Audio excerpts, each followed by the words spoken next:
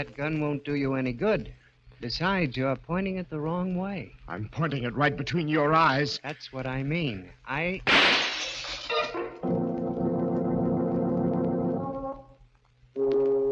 Midnight. The witching hour when the night is darkest. Our fears the strongest. And our strength at its lowest ebb. Midnight. When the graves gape open and death strikes. How? You'll learn the answer in just a minute in Wherever I Go.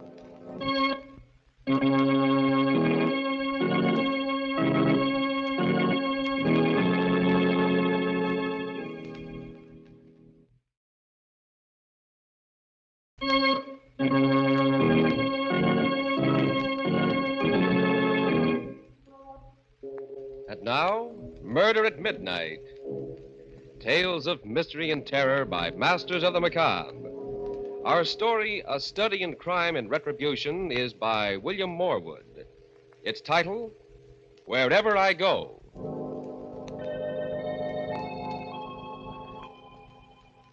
The music room of an old country mansion. Seated at the piano, playing with the skill of an accomplished musician, is Gordon Ormsby. Engrossed in what he is doing, he is not aware his wife, Ellen, has come in until... For goodness sakes, Gordon, when are you going to stop that pounding? What? Well, I thought you enjoyed music, my dear. I do when it's well played. Oh, don't be childish. You might have a little consideration for my headache. You and your headaches. There's nothing whatever wrong with you. The doctors have as good as told you that. It's all in your mind. The affectation of a silly, rich woman. Lucky for you, I am rich. Or where would you be now? Someplace where I'd amount to something. I had talents when I married you, Ellen. I could have been a great musician or a great painter or writer. You were what you are now, what you always will be. A dilettante, a dabbler. It's your money that ruined me, softened me up, robbed me of my ambition. If you hate my money so much, there's nothing to prevent you walking out on it. I will. Someday. Not if I know you. You'll stick around as long as I have a penny left. Oh, my head. Oh, you poor, poor darling. Oh, I don't expect sympathy from you, but, when I feel like this, I could kill myself. That would be too much to hope for. Wouldn't it be nice for you, Gordon? Little me out of the way, and all my wicked money to spend exactly as you pleased. But don't worry. I'll live to a ripe old age, just to spite you. I'd never thought of it before. Her dying. Never. But after that, I couldn't get it out of my head. There was so much I could do with her money. I could go abroad, study. But first, I had to get rid of her. It was dangerous even to think about, but I conceived a plan and developed it carefully, slowly, step by step. Ellen, we've got rats in the cellar. I saw signs of them today. How awful. We must do something about it. Ellen, have you done anything about those rats? I ordered some stuff from the drugstore. Well, there's only one thing that's any good, and you'll have to get a prescription for that. Arsenic. Let's eat home on Thursday, Ellen. Oh, but it's a servant's night out, and we always go to a restaurant. I know, but I want to try my hand at cooking up something. Well, it's sure to be poison, but... All right.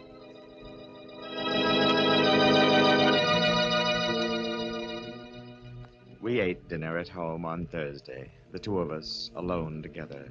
Afterwards, Ellen complained of a headache and went up to her room. I followed a little later. This is a surprise. I brought you a cup of cocoa, my dear, to help put you to sleep. That's suspiciously thoughtful of you, Gordon. I'm afraid it's still too hot to drink. I'll put it down here. What have you done to your hand? What? It's all bandaged up. Oh, I scalded it in the kitchen. It's a nuisance, too. I wanted to write tonight. What are you working on now, Shakespeare? Your memoirs? No, dear. I don't expect to die for a while yet. No, it's a story about a girl suffering from an incurable disease who commits suicide. Sounds morbid to me. Oh, but it's not. I'm making it very tender and beautiful. As a matter of fact, I did mean to write the death scene tonight. with this hand, I'm... Say, Ellen, Hmm? would you help me out? How? Well, I've got the girl's suicide note all set in my mind. I can't write with this. Would you write it down while I dictate it? Oh, do it yourself tomorrow. Oh, please. It'll only take a... Please. Oh, all right. Where's some paper? Here. But that's my very best stationery. I hate to waste it. It won't be wasted. Ready? Yes. Here goes. It's, I can't stand the pain any longer. Nobody knows how much I've suffered. Death will be peaceful compared to this. Wait a minute. What? What's wrong? You're going too fast. Oh, Death will be... What? peaceful compared to this. Forgive me for what I'm doing, but this is the only way out. Signed, Yes? Ellen. What? I named her that, dear, because she reminded me of you, so noble in her suffering. I thought you'd be pleased. Well, I'm not. You'll have to think of some other name. All right. Jane. Jane? You remember Jane Turner, the girl I was going with when I met you? I don't think she'd mind. But I would. There. It's signed... Ellen. Thank you, my dear. You don't know how much this means to me. Oh, my head's splitting. Oh, I'm sorry. Some cocoa? Drink it. That should end your headache. Drink it, Ellen. Tastes queer. Well, I couldn't find the sugar, so I sweetened it with maple syrup. Well, I don't suppose it'll kill me. Drink it all. Drink it all. There. Oh, What's the matter? that pain. Gordon, do something. Why are It won't be long now, Ellen. You mean That arsenic you bought for the rats. You're mad. They'll hang you for this. No, Ellen. Oh, no. You have left a note behind. It's a clear case of suicide. I was shaking all over, yet my nerves had to be steady for what lay ahead of me. My own life depended on it. Music, that would relax me. The piano. I raced downstairs for the music room, but before I reached it, I heard the playing. I pushed open the door. A man was sitting there. A man I'd never seen before, but who was somehow vaguely familiar. Hello. Who are you? Don't you know? Well, of course not. What are you doing here? There was nobody at the piano. I didn't think you'd mind. Well, I do mind. How'd you get in? The door's locked. Is it? I didn't notice. Breaking and entering, huh? I've got a good mind to call the police. I'm sorry you're so suspicious. Still, I realize the strain you must be under. What do you mean by that? I'm afraid I'm interrupting you in business vital to both of us. I'll call again some other time. No, wait. You can't leave like this. At least tell me your name. I have many different names. When the time comes, you can call me by any one of them. Goodbye. I put the stranger out of my mind. Too much depended on the telephone call I had to make.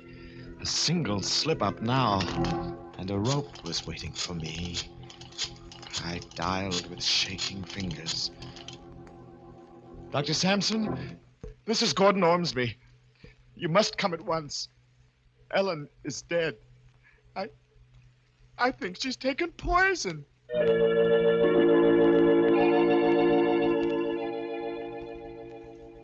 It worked out, just as I'd planned, just as I'd hoped it would. The doctor's visit, the police, the inquest, no false moves, no suspicions. I became the sole inheritor of a large estate and a free man. I moved out of the old house and into a hotel suite in town. I don't know when it started to happen, but I first knew that something was wrong when my fingers would no longer obey me at the piano. Nothing would come. Or rather, nothing but discords. I decided that my nerves were overstrained, that I needed a rest. I figured a trip somewhere would do me good. I went to the telephone to order my car brought around first thing in the morning, but before I picked up the receiver... Yes? I'm going with you, Gordon. Who is this? Your friend. I'll see you first thing in the morning. But... Number, please. Operator, you cut me off. I was making a very important call. There must be some mistake, sir. There was no call on your line.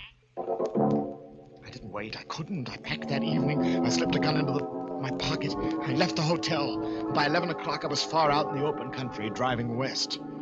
The night was pitch black, and every mile I burrowed further into the darkness. And then suddenly, a terrible conviction came over me.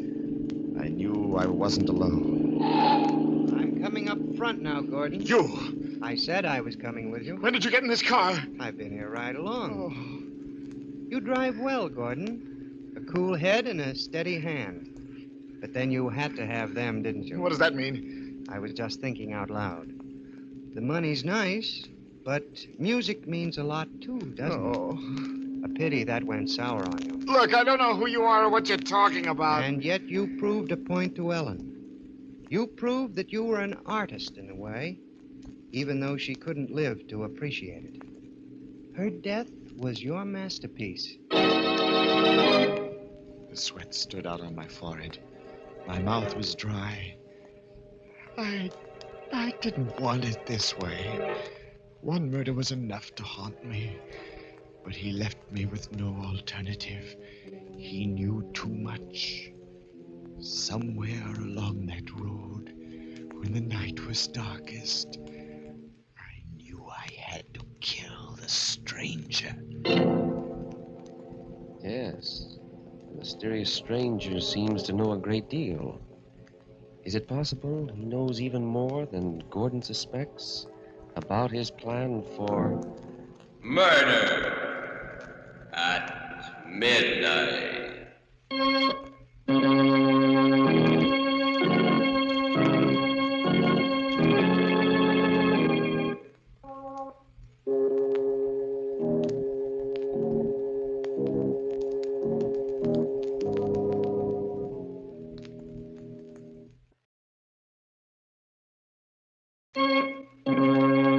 Here is Gordon Ormsby to continue our story.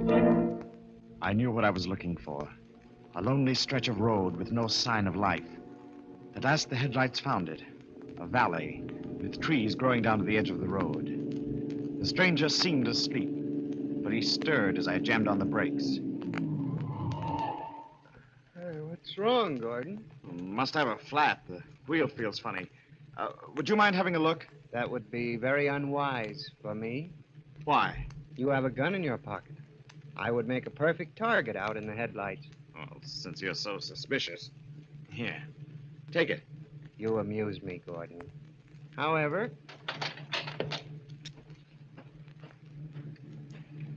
How do they look? All right on this side. I'm sure it's one of the front tires. I'll see the other side.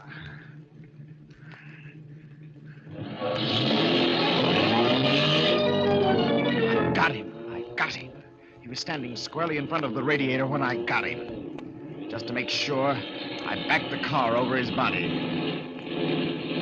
I dragged him across the ditch and into the woods. I dug a shallow grave with a tire iron, hacking in among the roots and the rocks. And then I covered him over. I got back into the car. I needed a drink. And when I came to a juke joint along the highway, I stopped.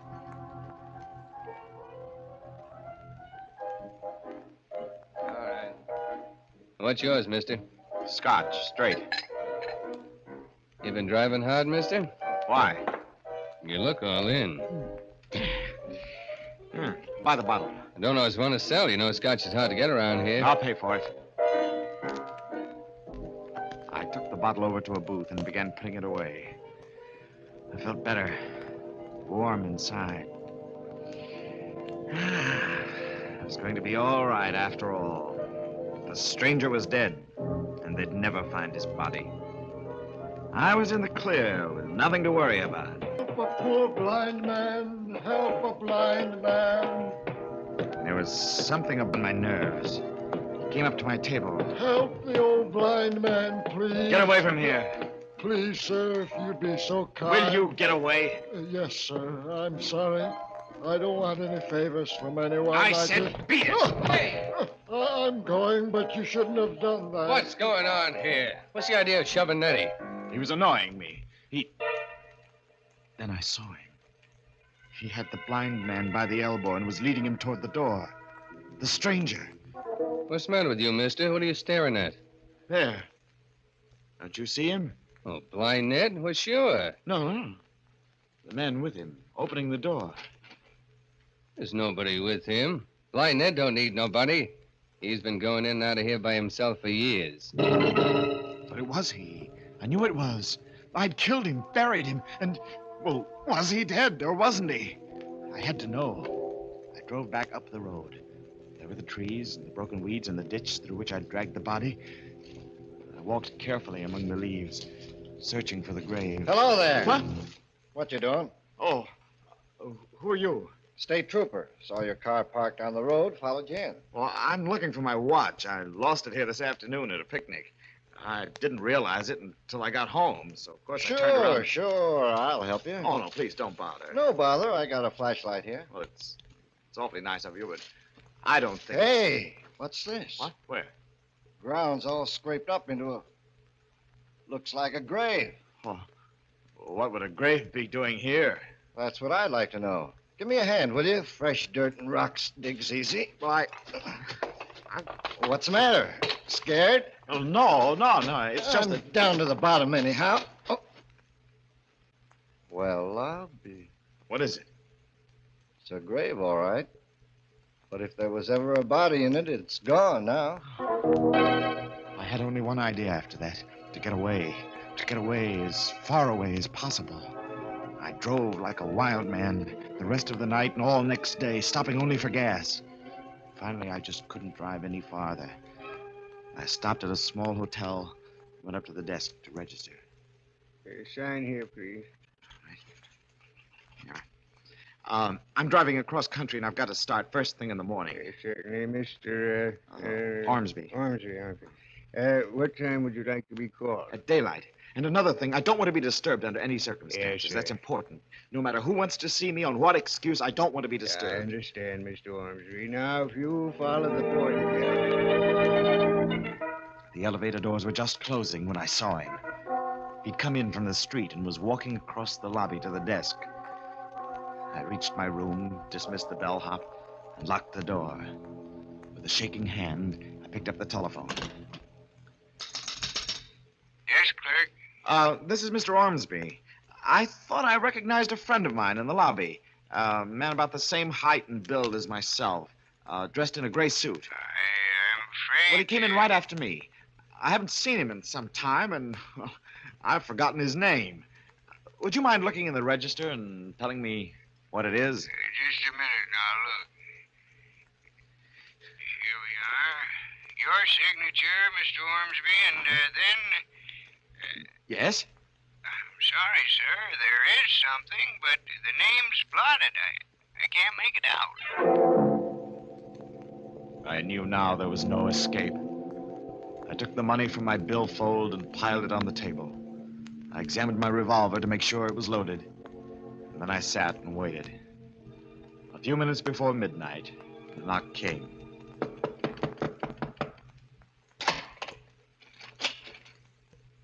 Come in. Hello. You act as if you were expecting me. I was. The only thing I'm not sure about is what you want. Or rather, how much. You should know. All the cash I've got's on the table. Nearly $500. Ellen left you a good deal more than that. All right, I'll write you out a check. Name the amount.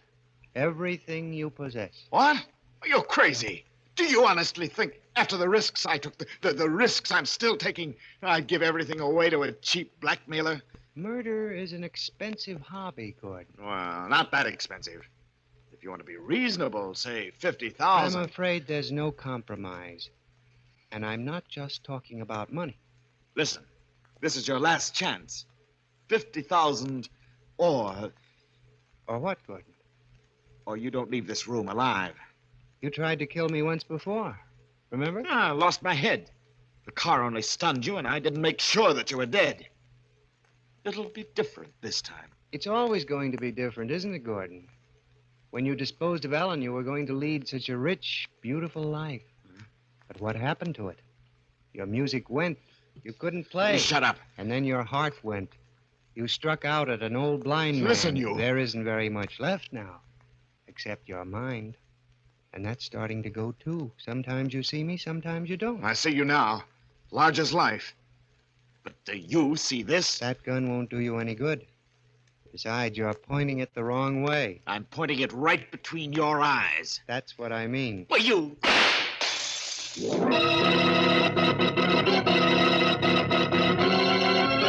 He was gone. Yes, gone. Nowhere in the room. Then I heard the rapping at the door.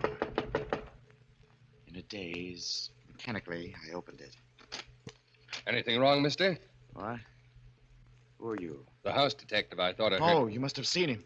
He must have run past you in the corridor. Who? The stranger, the man who was in my room. Oh, I did? Hey, be careful of that gun. Well, I had to shoot him. He was threatening me. He was standing over there when I let him have it. Oh, yeah? What did he look like? He's about my height and build, wearing a gray suit. Like the one you're wearing? Huh?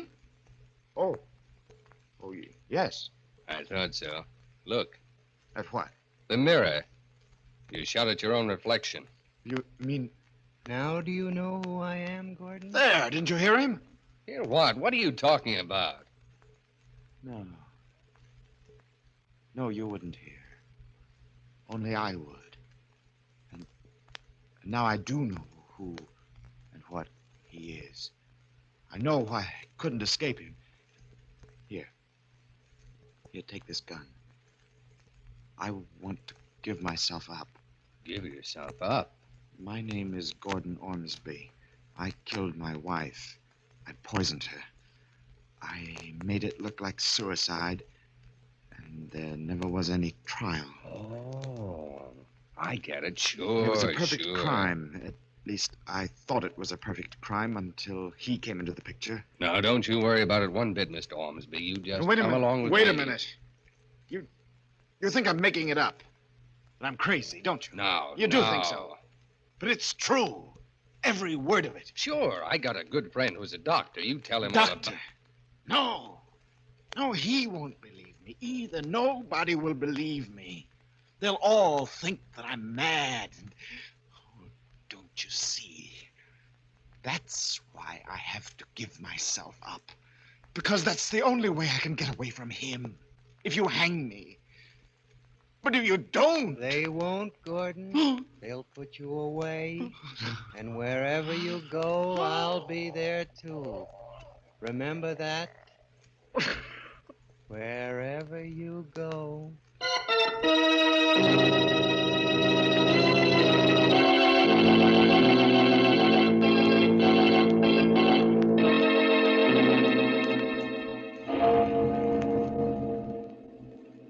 Taking him firmly by the arm, the detective leads the struggling Gordon out into the corridor. It's darker and darker until it is completely black. Somewhere in that blackness, a voice is whispering, until it is drowned by a clock striking 12 for...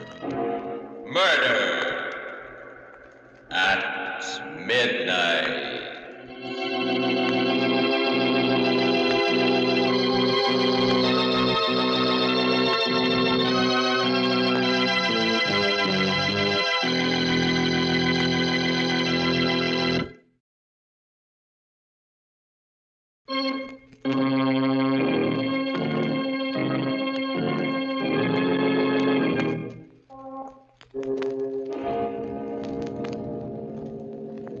Remember to be with us again when death whispers softly in the night and the clocks strike 12 for... Murder at midnight. The part part of Gordon Ormsby was played by Barry Kroger. With music by Charles Paul, Murder at Midnight was directed by Anton M. Leader.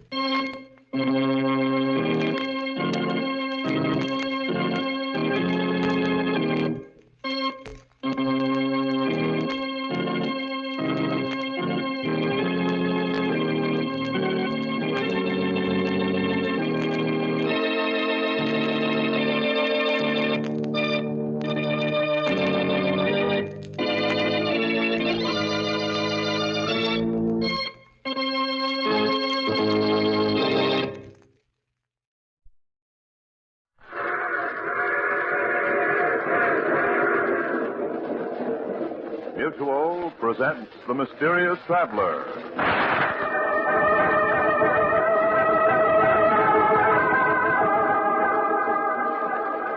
This is The Mysterious Traveler, inviting you to join me on another journey into the realm of the strange and the terrifying. I hope you will enjoy the trip, that it will thrill you a little and chill you a little. So settle back, get a good grip on your nerves, and be comfortable. If you can.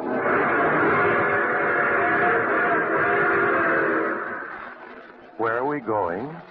Why, today we're going to venture into a fantastic and little-known field. The human mind. It's a story I call Mind Over Murder.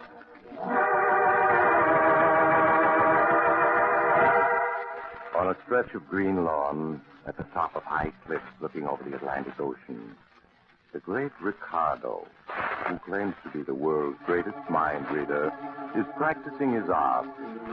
He's preparing for the vaudeville tour he's soon to begin. Assisting him are his friend, Carl Lagarda. That's it, Carl. Tie the handkerchief tightly over my eyes. Now, are you sure I can see nothing? Nothing whatever?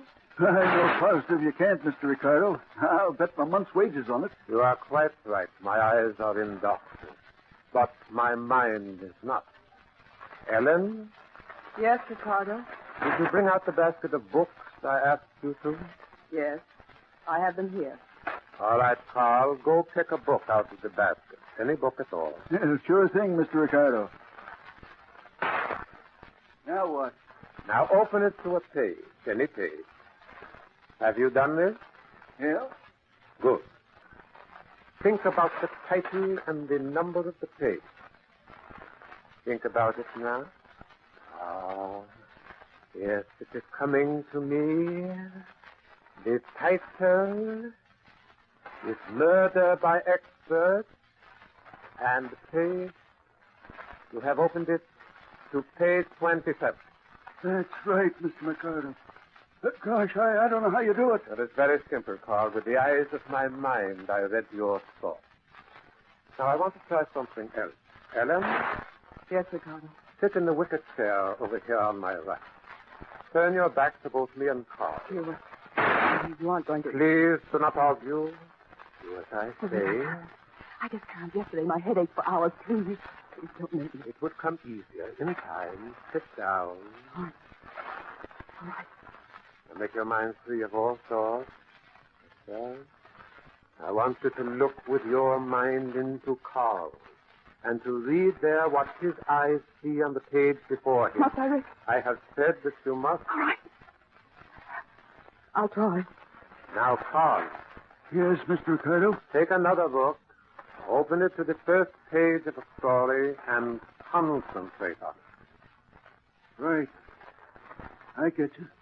Now, Ellen, read the page at which Carl is looking.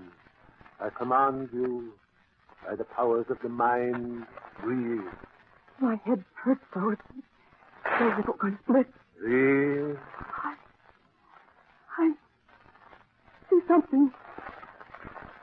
Words, title, vision, judgment, fire, H, G, O.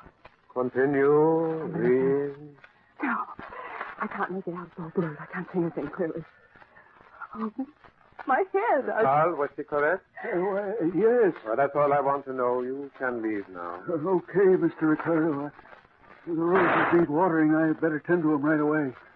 Yes, right away. That's the innocent. She's afraid of me. How do you feel, Ellen? My head hurts. There, my dear. It will quickly pass. And in no time you'll find the whole thing as easy as powder in your nose. Ricardo, I can't.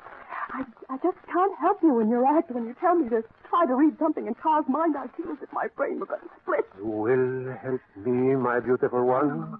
You will see. Now, I'm going into the house. You may sit here and look at the ocean until your head feels better. Oh, you will have company. I see my handsome young press agent coming forward. You must be nice to him, Ellen. He's really a very good press agent. Oh, there you are, Ricardo. I was looking for you. It's too bad your mind is one of the few I cannot penetrate, Tom, or I would have known that. Was it about something special? Oh, just about these advanced stories to go out to the Boston editors. I have them all written. Oh, excellent. I'm going up to the house now, and I'll read them right away. Stay and keep Ellen company, Tom. I'll see you both presently. All right, Ricardo. What's the matter, darling? What's he been doing? That's nothing, Tom. I just have a little headache. Been making you work with him in his act again, hasn't he? Please, Tom, I'm all right. Ellen, listen to me. You know things can't go on the way they are. You've got to leave Ricardo, do you hear? Leave him and divorce him. No, Tom, I can't. I just can't. You're scared to death of him, but there's no reason to be. He's just a phony mind reader. No, Tom. He's not phony. He can read minds. Sometimes he tells me just what I've been thinking. Oh, Tom, it's frightens me. I wish I could read it, but he won't let me. I tried and I just... No matter what I'm going to get you away from Ricardo. I'll kidnap you if necessary. I'll... Here he comes back. Oh, well, I'm glad to see you're feeling better, Helen. Is it Tom who has put that sparkle in your eye and that flush in your cheek? Of course not. I would not like it if I thought so. I should be very angry if my beloved had eyes for anyone but me. Of course, you haven't, have you, Ellen? No. No, of course not. For you love me devotedly, do you not? I love you devotedly. You always will in this world and in the next. I always will. In this world and the next. You see, Tom? You see why I dare leave my lovely Ellen alone with you? I have perfect faith in her. When we start our tour week after next, I will be quite busy much of the time, and I hope you won't mind keeping Ellen from being lonely. I'm sure the trip won't bore you. I expect it to be most entertaining.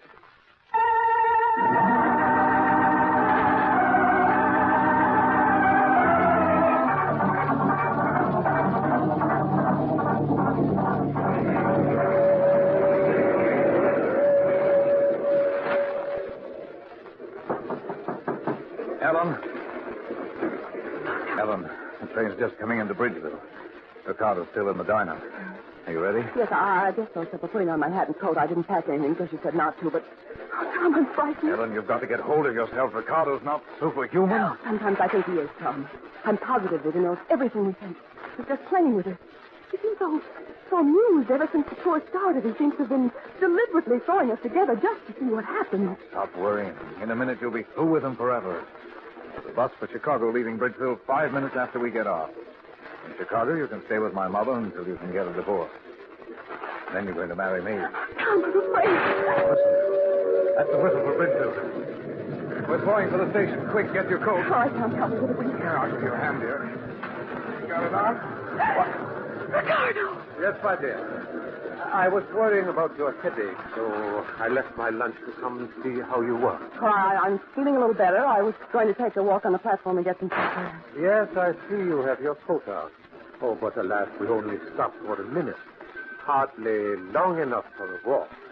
No, I suppose not. So this is Bridgeville. The pretty town. On the main bus route to Chicago, I understand. Is it? Someday I shall show you Chicago, Ellen. You'd like that, wouldn't you? Yes. I would like that. Ricardo, stop torturing. Torturing? Ellen? Why, Tom, what a curious idea. I would give my life for Ellen. And she for me, wouldn't you, darling? Yes. I'd give my life for you. To most people, that is an empty phrase, but Ellen means it. I will prove it to you, Tom. I'm not interested. Oh, but you are. Ellen, my love. Yes, Ricardo. Ellen, I'm taking a revolver from my pocket. Here, now you take it from me. Yes, Ricardo. What are you up to? Point the revolver at your heart, my dear, and pull the trigger. Yes, Ricardo. Ellen, stop! Stop! No, Tom. Let go of my wrist. You shall not interfere. Oh. Ellen, pull the trigger. Yes, I'll pull it. Ellen, you... Nothing happened. No, of course not. The gun was empty. But Ellen didn't know that, did you, my darling? No, I didn't know that. So she would have died just because I asked her to. Such devotion is very rare. It is the kind that lasts through all eternity, as ours will. For we shall always be together, Ellen and I, while we live and after we die. Nothing will ever separate us. Nothing whatever.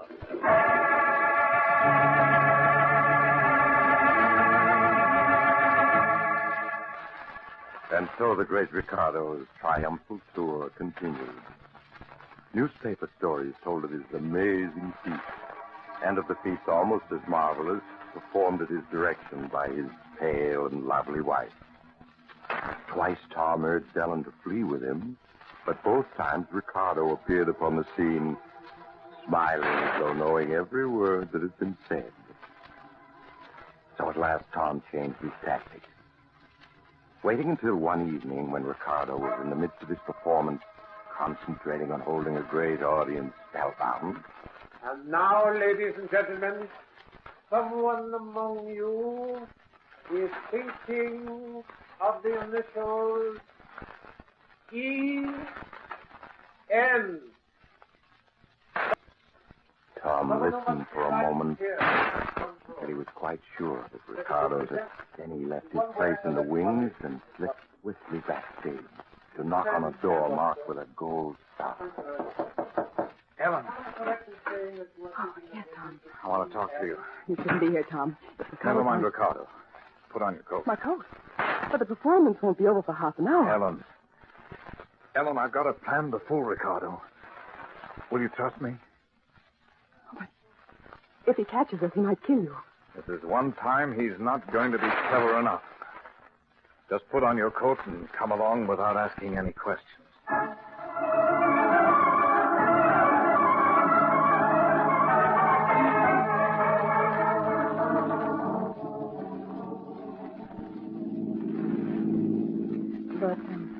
But where are we, Tom? We've been driving for an hour, turning this way and that, and I haven't any idea which way we've come. You're not supposed to have, Ellen.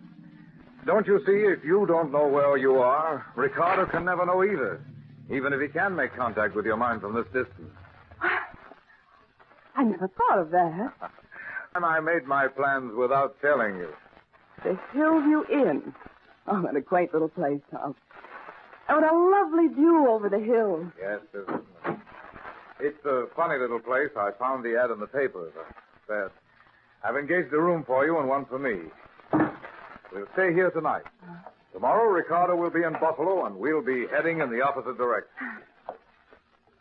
Tom, there's someone standing in the shadow beside the porch. That's probably the manager waiting for us. Is that you, Mr. Adams?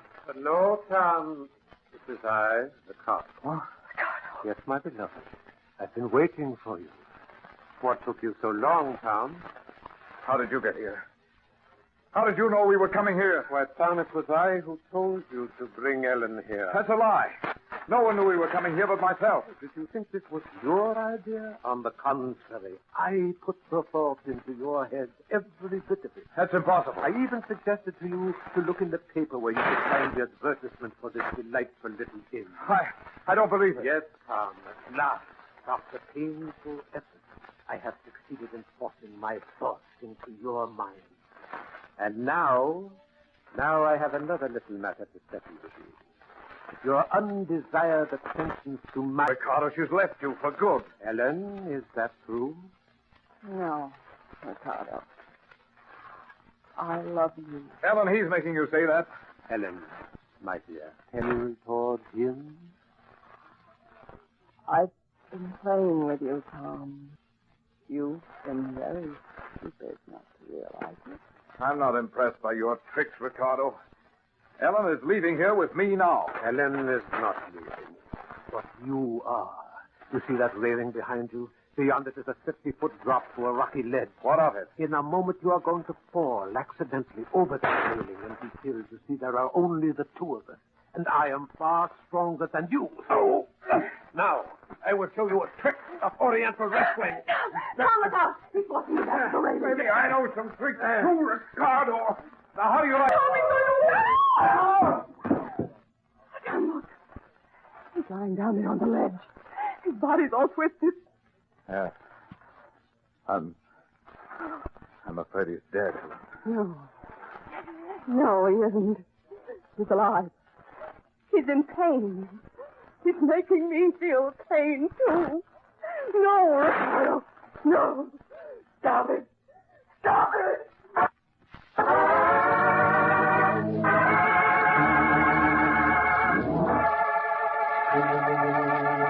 No, the great Ricardo, mind reader extraordinary, was not dead.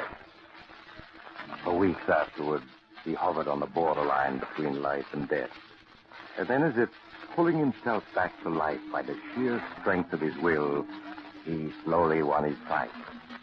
But though he lived, his fall had paralyzed his body, leaving only his mind. He lay in a hospital bed, still breathing, but unable to move, to speak, or even to open his eyes.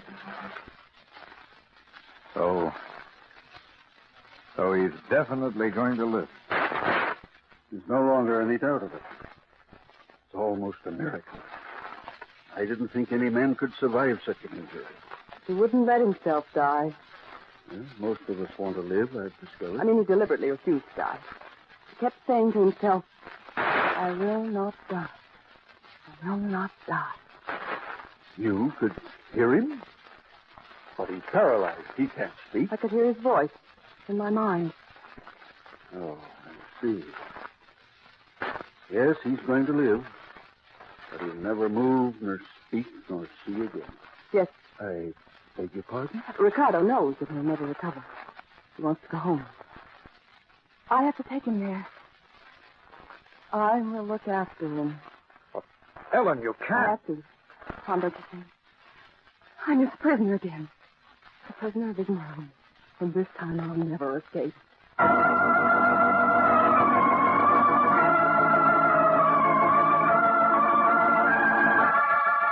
And so the great Ricardo returned home, a living dead man.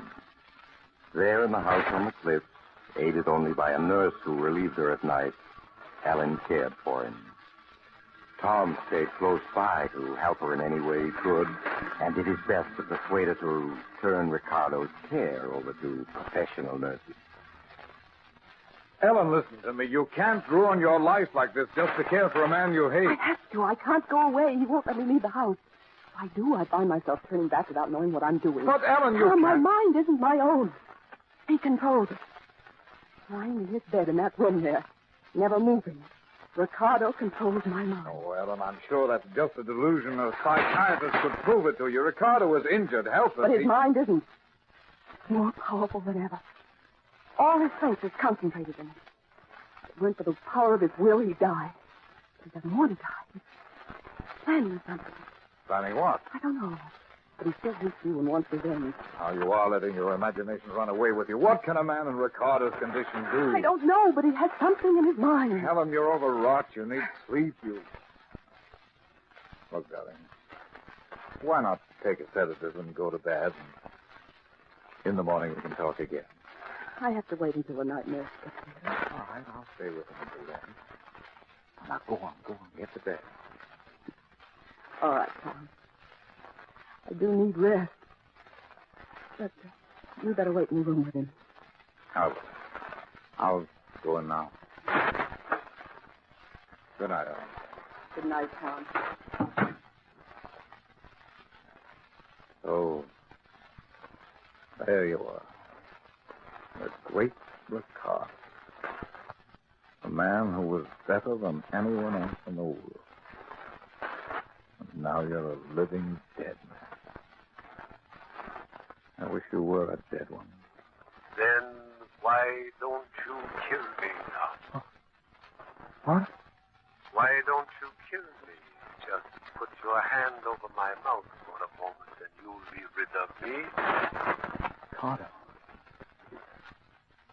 You can't be talking. You're paralyzed. I can speak to you, Tom. I speak with my mind, not with my voice. No, I don't believe it. You always were stubborn. Listen. Just now you were trying to get Ellen to leave me. But she never will. Ellen and I are joined together for all eternity. I'm going to free her from you somehow. Do you hear, Ricardo? Oh, now you're threatening me. That means you do believe my mind can speak to yours. Good. We'll have many interesting conversations in the days to come. Now, I'm going to rest. Good night, Tom. I shall see you tomorrow. You won't want to come, but you will.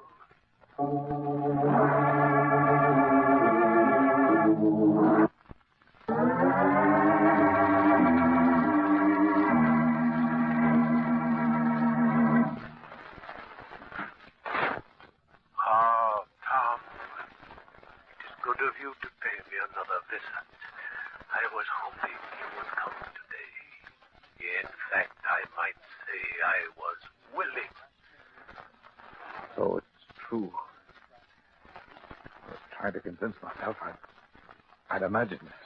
Stubborn, stupid Tom, always fighting against the inevitable. You tried to stay away today, didn't you? But you couldn't. No, I couldn't. And you're convinced now you're not suffering from a delusion. All right. Not a delusion. So what, Ricardo? I have some interesting information for you. But first, sit down. I think I'll stand. Sit down. I won't. You see, you are seated. Are you? Yes, I forced you to seat yourself because my mind has established control over your mind. So sit quietly and hear what I have to say. All right. What is this information of yours? I am dying. You don't think that makes me sorry, do you?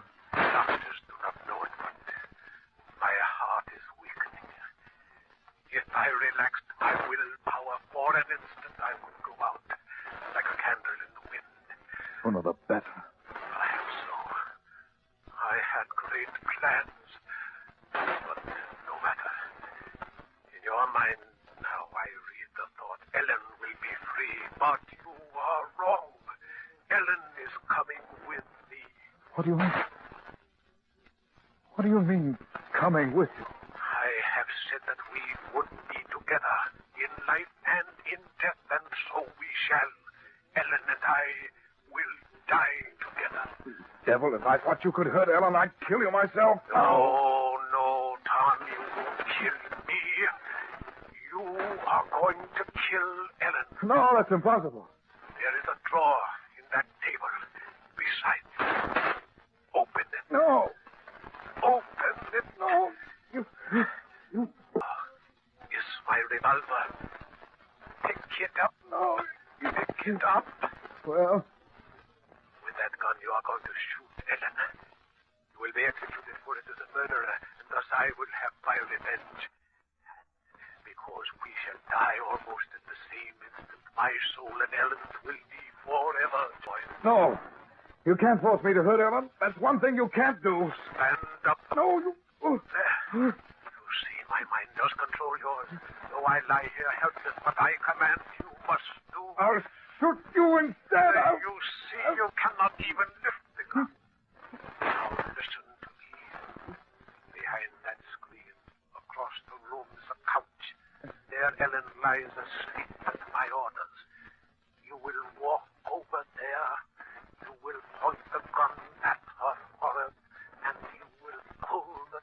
You can't make me do that. Walk, Tom. No, I... Keep on. Another step. There. Now, move the screen aside. No. Move the screen. Ellen! She's dreaming of you, Tom. Aim the gun well. Fire. No, Ellen, wake up. She will never wake again in this world. Pull the trigger. I won't. Pull the trigger. No. Ellen. Yes, her mind has gone blank. I can no longer sense it. You have killed her. Ellen, I tried not to do it. Ellen, speak to me. She is dead. And when the police come, they will arrest you, and you will die for her murder. I don't care. Now that Ellen's dead, I don't want to live. But first, I'll make sure that you die too, Ricardo. That is not necessary. I am going now of my own accord. I am relaxing. I will, letting myself slip into the dark silence of death, where Ellen is waiting for me. She's there. She's just across the threshold, waiting for me. She's eager for me. No, you've tricked me. I won't die.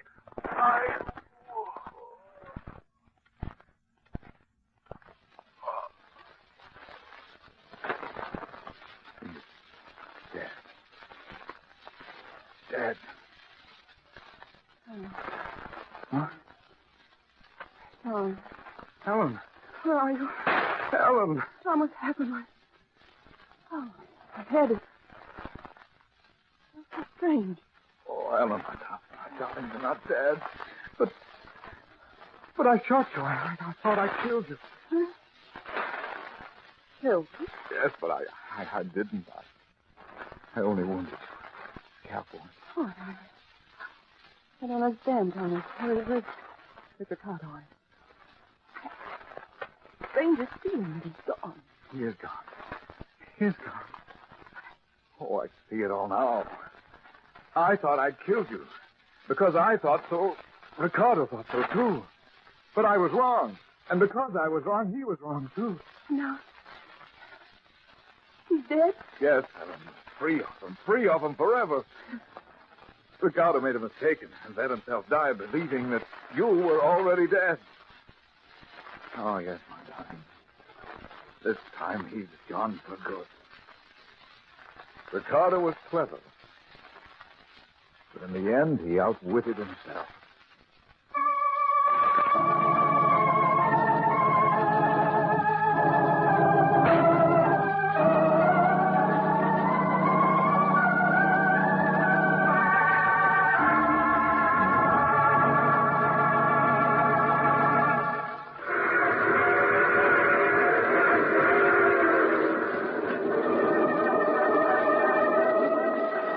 This is the mysterious traveler again.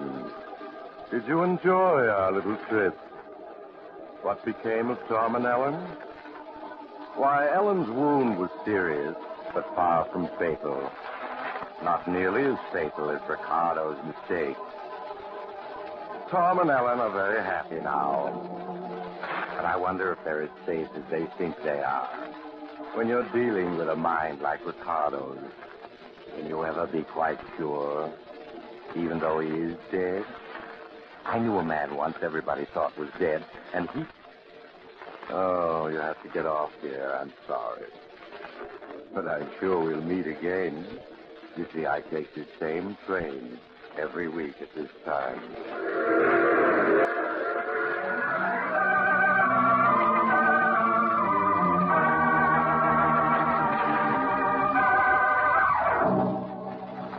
You've just heard The Mysterious Traveler, a series of dramas of the strange and terrifying. In today's cast were Maurice Tarplin, James Van Dyke, Jan Miner, Ian Martin, and Rod Hendrickson. Original music was played by Charles Paul. The Mysterious Traveler is written, produced, and directed by Bob Arthur and David Cogan.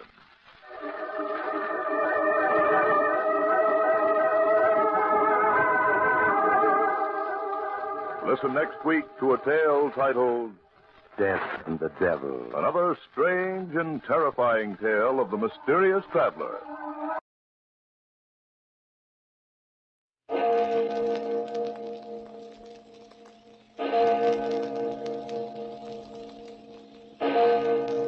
Murder at midnight. They'll hang me like a common criminal, and I didn't mean it. You know I didn't. Oh, stop whining, Gerald. Take your medicine like a man. What? All right, Harvey. I'll stop. You're responsible for the whole thing. You know you are. And since they can only hang me once, even for 2 murders... Midnight, the witching hour when the night is darkest, our fears the strongest, and our strength at its lowest ebb. Midnight, when the graves gape open and death strikes. How? You'll learn the answer in just a minute in Death's Goblet.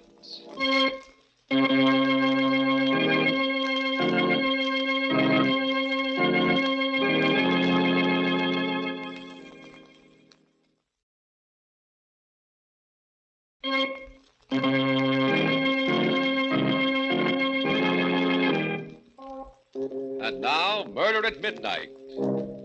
Tales of mystery and terror by radio's masters of the macabre. Our story by Sigmund Miller is Death's Goblet. It all began at one of Arthur Cunningham's parties. He always gave a party when he came back from one of his trips abroad. I went there with Gerald, my partner, and his wife, Susan. Beautiful Susan. Did I care for her? People used to say so. But she was too self-centered a woman for me. I like to look at her just as I like to look at anything that's lovely. That was all.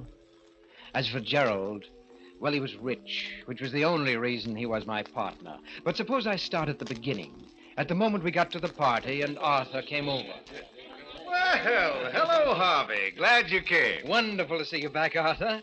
You know Gerald and his lovely wife, Susan. Of course. Hello, lovely wife, Gerald. It's nice to see you again, Arthur. Good trip, Arthur? Marvelous. And you're just in time for a drink. Let's get away from this mob. Come into the study. I've just opened my last bottle of Chateau Albert. Oh, nice. Here we are. Oh, someone get the glasses out of the cabinet, will I'll you? get them. Large parties make me very nervous. You know, I'm much traveling. Here we are. Yes. Hi.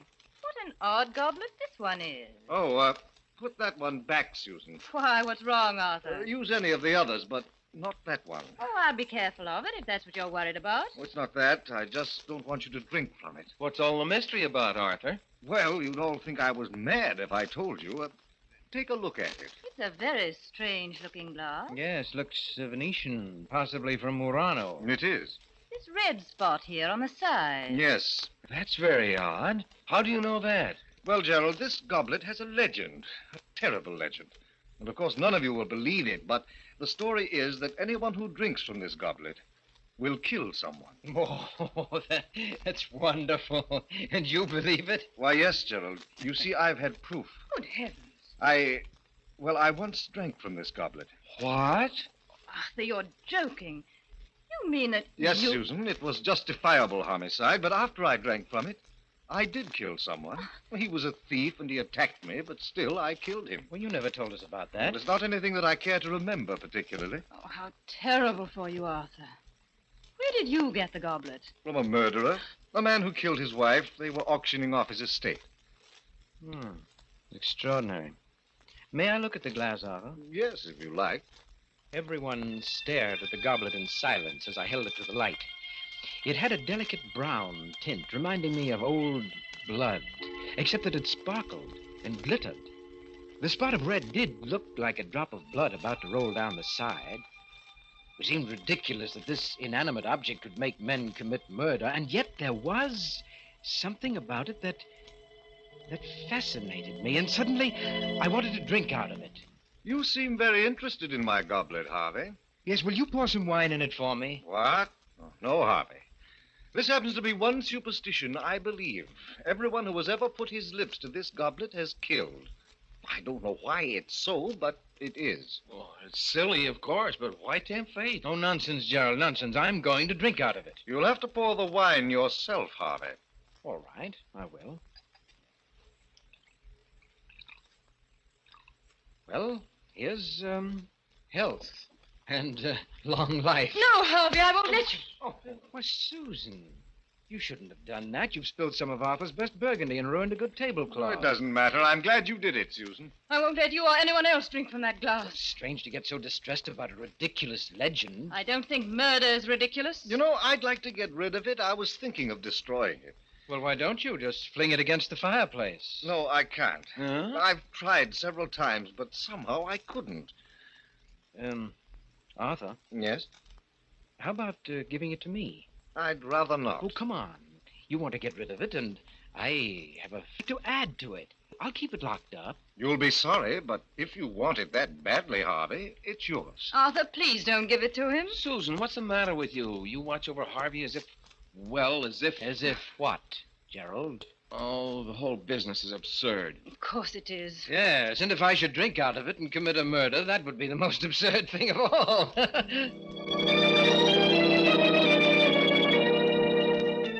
I kept where the lamplight made it glitter. It was not paint. It was ingrained in the glass cleverly. And one night, both Susan and Gerald were at my home. As we chatted, I got up, went to the mantelpiece, and idly toyed with the goblet. Goblet. It's the one Arthur gave. Yes, you remember. He gave it to me. Why don't you smash it, Harvey? Get rid of it. Ooh, it gives us all the creeps. Well, Gerald, you aren't really afraid of a piece of glass, are you? You don't believe Arthur's story at all, do you, Harvey? On the contrary, Susan, I do believe it. But not the way you think. What do you mean? Well, I mean to say murder is not in the goblet. It's in me, in you, even in Gerald. Oh, what a silly thing to say, Harvey. Oh, yes. You don't need a magic goblet to commit a murder. All you have to do is let yourself go. Let go of the civilized controls that tie you up. Why, Gerald, if you had cause, you could murder me or even your lovely wife. Oh, I couldn't kill a fly. Oh, but you could if the fly gave you enough trouble. Now, supposing that you discovered that Susan was really in love with me and only married you for your money. Harvey. Wouldn't that make you want to murder her, Gerald? Oh, you're crazy. That's not very funny, Harvey. Even you, Susan. What? Even though you have a lovely face and exquisite hands, even you could commit murder. Why, there must have been times when you hated Gerald, or only for a moment, of course. But in that moment, if you were not so civilized... Stop it, Harvey. Why, you could even put your lovely hands around my throat. Oh, stop it, Harvey. You're not that important to her. And then just why are we on this gruesome subject? That's Harvey's idea of humor.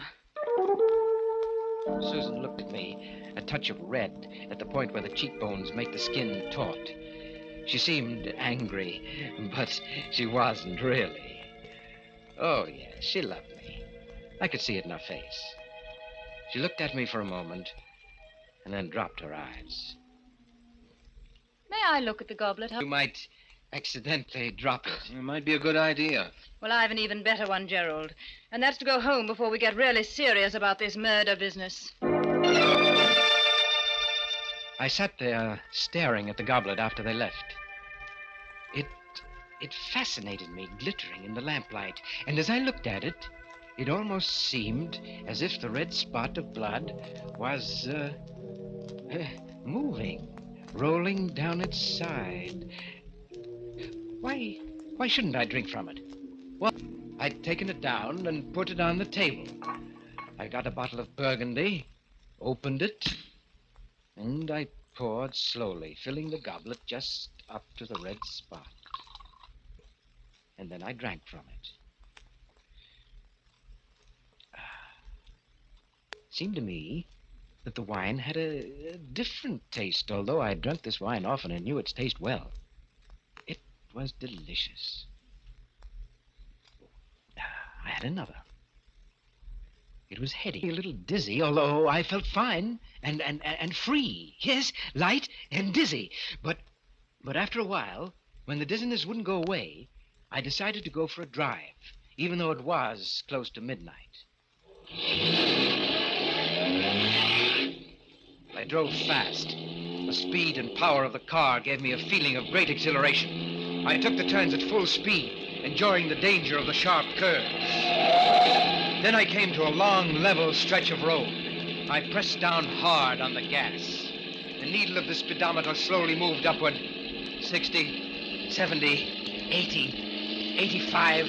The road, like a black ribbon, rolled up in front of me. And then I suddenly saw him, but it was too late. I struck him with my right fender. He never made a sound. The car swerved a little from the impact. My heart in my throat. I stopped. Then I backed up. Backed up. Backed up. Backed up to where the body was lying sprawled grotesquely on the edge of the road. One look was enough. He was dead. But no one had seen the accident. I stepped on the gas and drove off.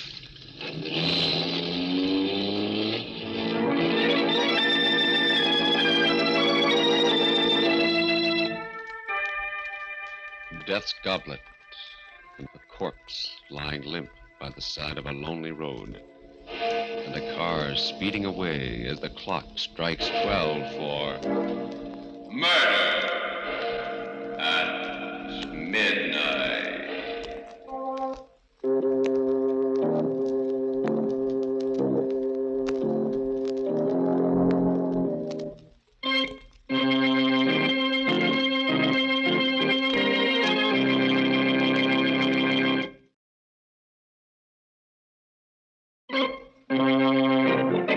Back to Murder at Midnight. Harvey challenged the curse of the goblet and found it true after drinking from it. Let's listen to him as he continues the story of Death's Goblet. I knew now that the story of the goblet wasn't a myth, and I also knew what I was going to do about it. The next night, I got Gerald to come to my house to do some work. Cost estimates, Harvey. Well, now, really, Gerald, it's very simple. Just concentrate. Why can't you take care of it like a good fellow? I'm awfully tired. Well, all right, let's stop for a couple of minutes. Have a drink? Oh, what are you doing, Harvey? The goblet. Why, you don't really believe that story of Arthur's, do you? Well, you're much too intelligent for that. Well, you only pretended in front of Susan, didn't you? Well, I... oh, yes. Had to pretend, you know, women. Well, of course. Basically, you're pretty reckless, aren't you? I used to be pretty wild when I was a young fella. On a motorcycle once, and... Yes, I know, yes. Well, let's drink up. Find me a victim, will you, Gerald? Huh? Well, you know, according to the legend, I've got to murder someone. Maybe even you. Harvey the murderer. Yes. Very nice wine. How about another? Right. Well, here's to your lovely wife. And how about switching glasses? Huh? Well, you might as well get a kick out of it, too. Okay. Here goes. I watched the fool swagger as he drank down the wine. In an hour, when he was alone, he'd be shivering with fright at what he'd done.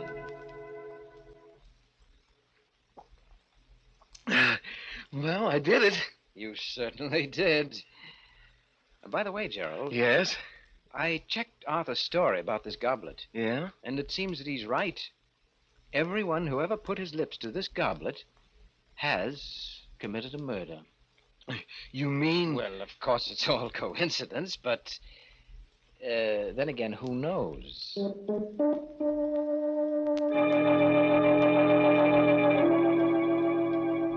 All the next week, I kept reminding Gerald about his drinking from the goblet. I wasn't really trying to get him to kill, but it was amusing to see him get upset and uneasy. And I noticed he was getting a little bolder, particularly with Susan, and had developed a temper. And one night, just as I was about to retire... Hello, is that you, Harvey? Yes, Susan, how are you? Oh, I'm fine. I'm just a little worried about Gerald. He usually gets home at about 6, and it's 11 o'clock might be. Why, he's having dinner with his sister. Sister? Yes, a tall, dark girl. She was in the office today and... Harvey, Gerald has no sisters. Oh, he hasn't? No. Oh, I guess I got him mixed up with someone else. Yes. It was Les Gordon who was meeting his sister. Yes, Gerald had some business to take care of over in Milford. You're not very good at covering up, Harvey. I'm coming right over. Please wait up for me. Good. Things were beginning to happen. It was becoming very interesting. Now we'd see. Harvey, I want you to tell me everything. I must know. Who is this girl? Take it easy. Oh, never mind that. What about Gerald? I don't know anything about Gerald's private life. And besides, you're not the one to talk. What on earth do you mean? You know perfectly well what I mean. You don't really care for Gerald. Actually, you're in love with me. Harvey. Well, you are, aren't you? Maybe. Oh, but you're too cold-blooded. I'd never be sure I could trust you. As a matter of fact, you'd like to get rid of Gerald. Why do you say that? Well, I'm just putting your thoughts into words.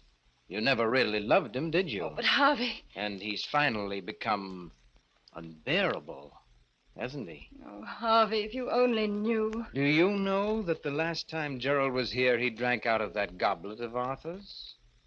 It's possible that he wants to get rid of you, too. Oh, stop it, you hear? Well, I'm just telling you what I think you ought to know. Oh, we'll see. I left word at home that Gerald was to meet me here. And if he does come... We sat and waited, not talking much. Susan's face was pale and agitated. It was most exciting. Susan, with all her charm and embellishments, was really a fierce animal underneath. I could almost hear her rage seething.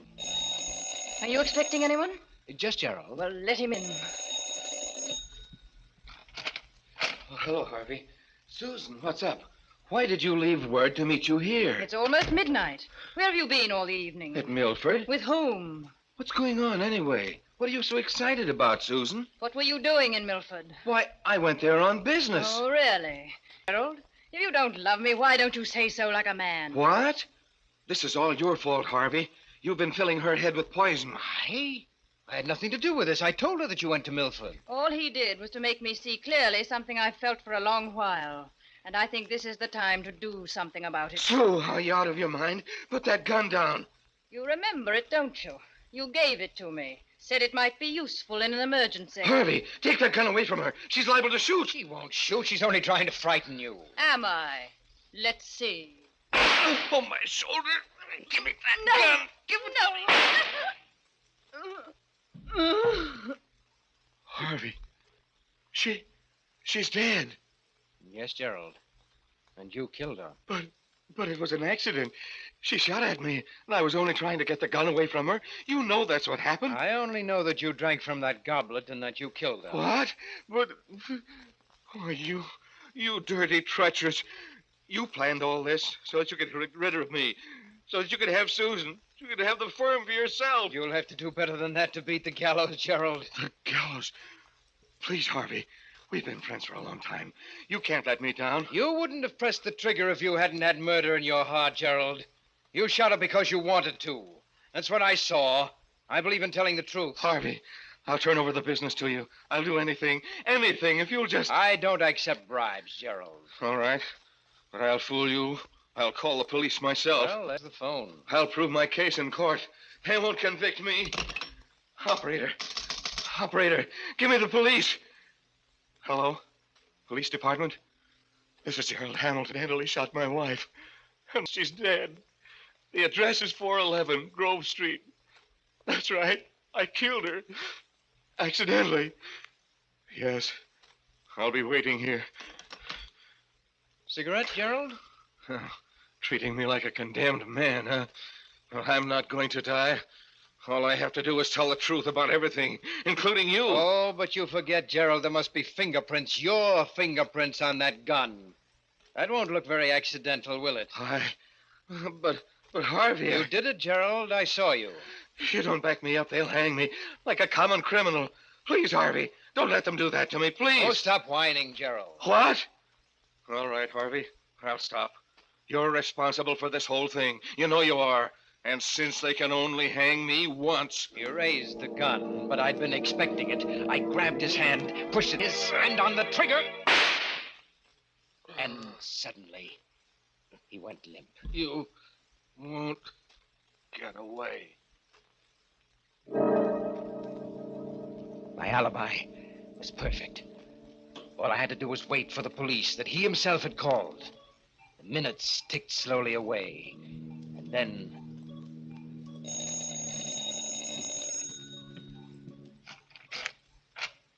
Hello, Harvey. Arthur. Glad I found you in.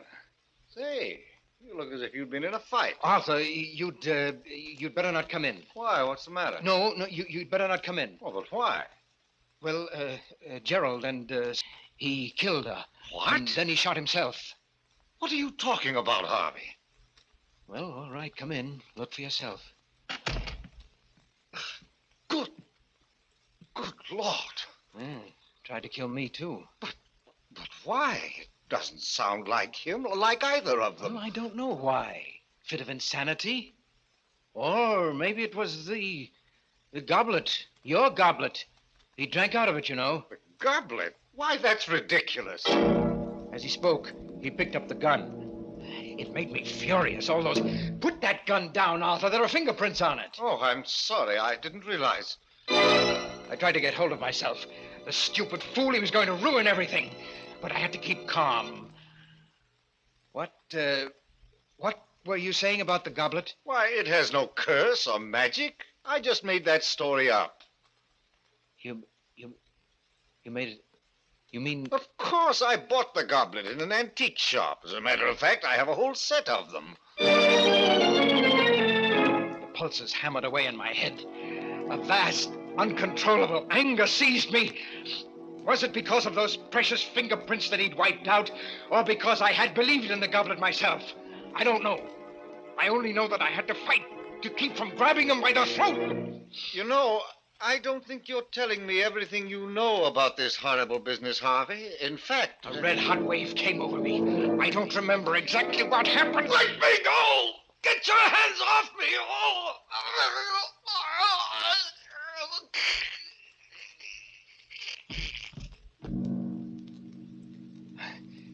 Arthur's body is lying there, too, now. Next to Susan's and Gerald's. But the police will be here any minute, so I have to hurry. First, the goblet. There. That's done. No. Some of the broken fragments still glitter in the lamplight. I've got to crush them, grind them to powder under my heel. But there are always other pieces that I can't find. They're hiding from me. They're afraid of me. But I'll find every piece. I'll find them. I'll find them. I'll find them.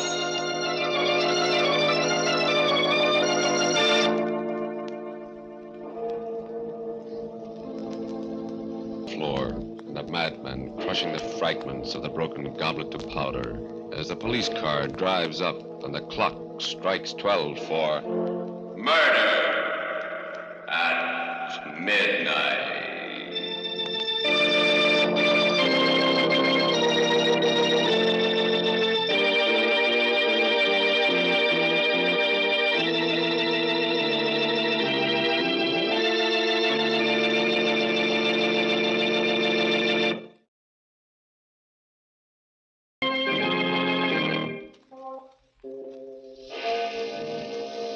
Remember to be with us again when death appears at the door, wearing the face of a friend, and the clocks strike 12 for murder at midnight. The part of Harvey was played by Eric Dressler. With music by Charles Paul, Murder at Midnight was directed by Anton M. Leader.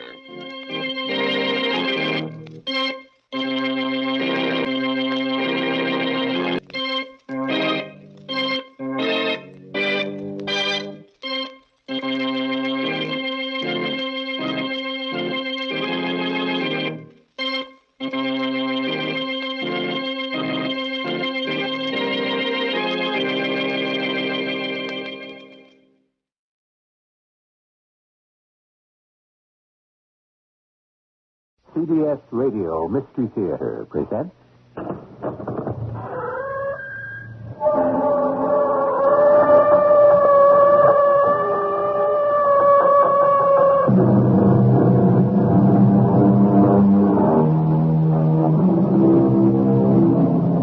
Come in. Welcome. I'm E.G. Marshall. Webster's definition of coincidence is, in part, a group of concurrent events remarkable from lack of apparent casual connection. That's quite a mouthful. Somehow it seems to me a simpler definition might be that coincidence makes half, at the very least, of the best stories in the world possible. This, then, is a story founded on people and the accident of coincidence. Sergeant Quinn, we've got to nab him soon before he meets some babe who won't go his route and he flips bad enough to wipe her out. Do you suppose, Lieutenant, his wife, if he's got one, knows what danger she's in? What I wonder is, does this guy know how sick he is?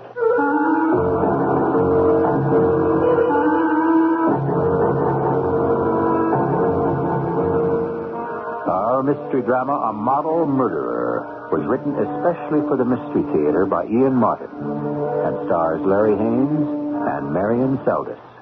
It is sponsored in part by Buick Motor Division and Contact, the 12-hour cold capsule. I'll be back shortly with Act One.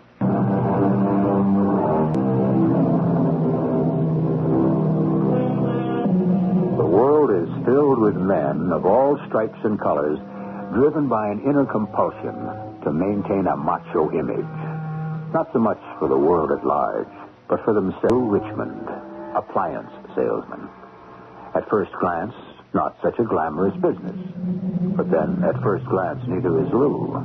Except that, for some inexplicable reason, this 40-odd-year-old man with a receding hairline and slightly paunching has his own special magic with women. And the luck of the devil getting away with it until... But that's the story, isn't it? Excuse me. But will you just permit me to say how exquisitely lovely you are? How can I stop you? You've already said it. You know, I've been watching you from the other side of the bar. It would have been hard not to be aware of it. Particularly since the bartender tells me you brought me this. Oh, the drink. You haven't tasted it yet. I don't usually accept drinks from strangers.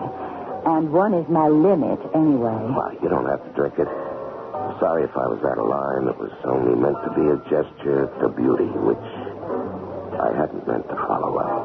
Forgive me. I should say thank you. I didn't mean to be ungracious. Oh, you couldn't be ungracious if you tried. You come on very strong, don't you? Well, I didn't mean to. It's just not by the exceptional. But I should leave you. You're obviously waiting for someone. Waiting is the right word. It's become a rather annoying avocation. Well, I just can't believe any man would stand you up. It wouldn't be the first time. I don't think I'm going to give him the chance again.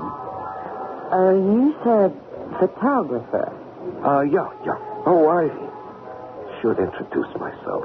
The Philip Eastman. Well, I guess so.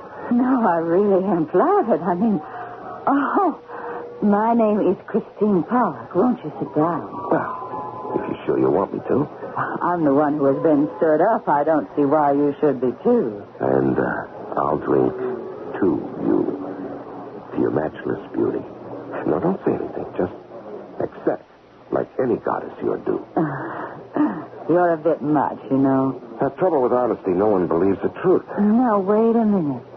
I've heard some expert lines in my time. No, it's no line, Miss Pollock. Except my lifeline. You know, without subjects to bring it to life, my camera is no more than an object. I risk anything to give it the opportunity to live. You think of me as a model? Oh, what else?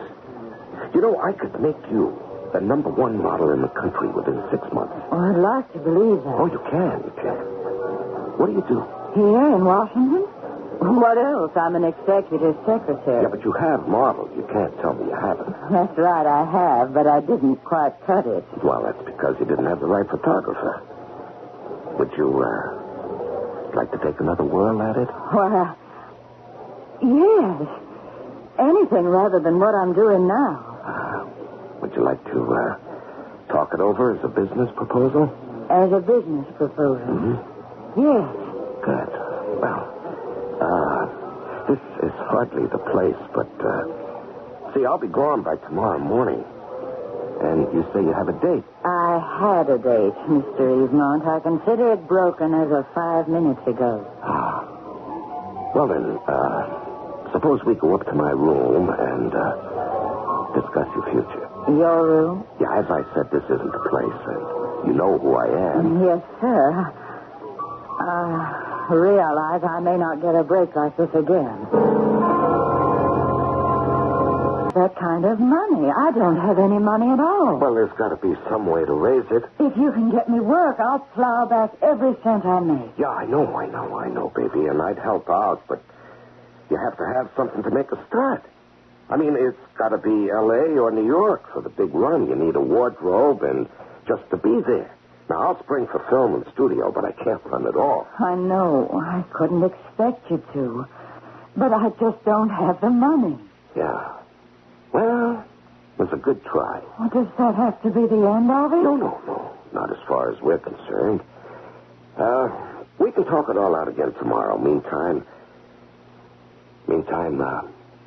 we can have a ball together and live it up, huh? Oh, not just a minute, Mr. Evemonte. Now, let's make it Philip, Let's huh? make it nothing. This was strictly a business proposition, you said. Yeah, that's right. Don't!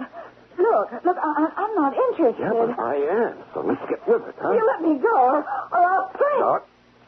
Better not try that, kid. I could mess you up. I could break your arm. What are you talking about? You and me, and why you're here.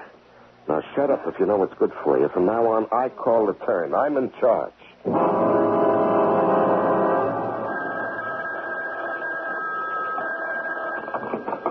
Yeah? Who? Oh, sure. Put him on. Hello. This is Lieutenant Matthews, 45th Precinct. Who's there? Detective Sergeant Bill Quinn, D.C. Police. I just wanted to cross-check with you in New York. It looks like we got Phil the Flash on the loose again down here. You sure, Sergeant? Well, Mike, it's his style of operating. How much did he take this babe for? Oh, nothing in cash, but she got beat up pretty bad. Now, he's got to be nailed before he goes for something big. Did you get any further make on him? Same description, nothing new. I'm sending up all the proof by telex for cross-reference. How do you figure him, Mike? You think he's some kind of a kinky sex fiend? Well, I'm not all that big in psychology, Bill, but I don't figure him that way at all. See, I see him married and henpecked. And something pegs him down at home, so he moves out to prove he's a man, not a mouse. What kind of weirdo you figure him married to? Oh, no, not so weird. Just strong. Too tough for him to crack. Strong? How? Who knows? Mentally, I doubt physically. Maybe she holds the purse strings. Well, so what's the answer? Just that we gotta nab him soon before he meets some babe and he flips bad enough to wipe her out completely. I wonder if his wife, if he's got one, knows what... Does this guy, whoever he is, know how sick he is?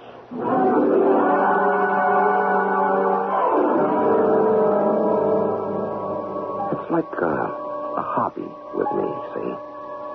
I mean, other guys go for antique cars or old stamps and like that. I go for women. Now, what's so bad about that? I mean, beautiful women. I always had them, even before Phoebe. Half the fun is the line, the technique, the way to break them down. They all go for my line. I never figure them not to. And I can use the dough. Phoebe sure keeps me on a short leash and demands the old paycheck right on the line. So a guy's got to have a little outside income somewhere, right? Sometimes I have to laugh. If she only knew. I mean, like, if she only knew how close she is from the truth. And how far. I thought you were supposed to be on the late shuttle last night, Lou. Well, you know how it is with business, Phoebe. Things came up. What things? You really want to hear? I really would, for once. If it was the truth. Now, that's what knocks me. What? Always a needle. You don't believe me. No. Huh? Well, that's that. Not quite. Let's lay it right on the line, Lou. I've had it up to here. I want a divorce. Oh, that's nice. You want me to give you one? That's right. You've lived off me for too long. Now, wait a minute, Phoebe. No, not even an instant. I've had it. You can go tomcatting around all you want. I don't care anymore. But you better take care. Because you're not going to have it so free and easy from now on, one way or another. I'm keeping tabs on you. All right, what does that mean? You better look out for your pickups. Because sooner or later I'll find you out and I'll stick you, my big macho butterfly. When we break up finally, you're going to take all the blame.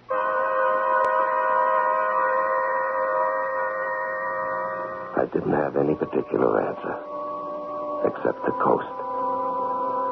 Phoebe is independently wealthy, and it's a wise man who knows which side his bread is buttered on. Except, who could have figured Athena? Oh, that was the thing that blew everything 6 ways from nowhere. Athena, the goddess of justice. But who knew she would weigh the scales on me? It started out just like usual. Excuse me.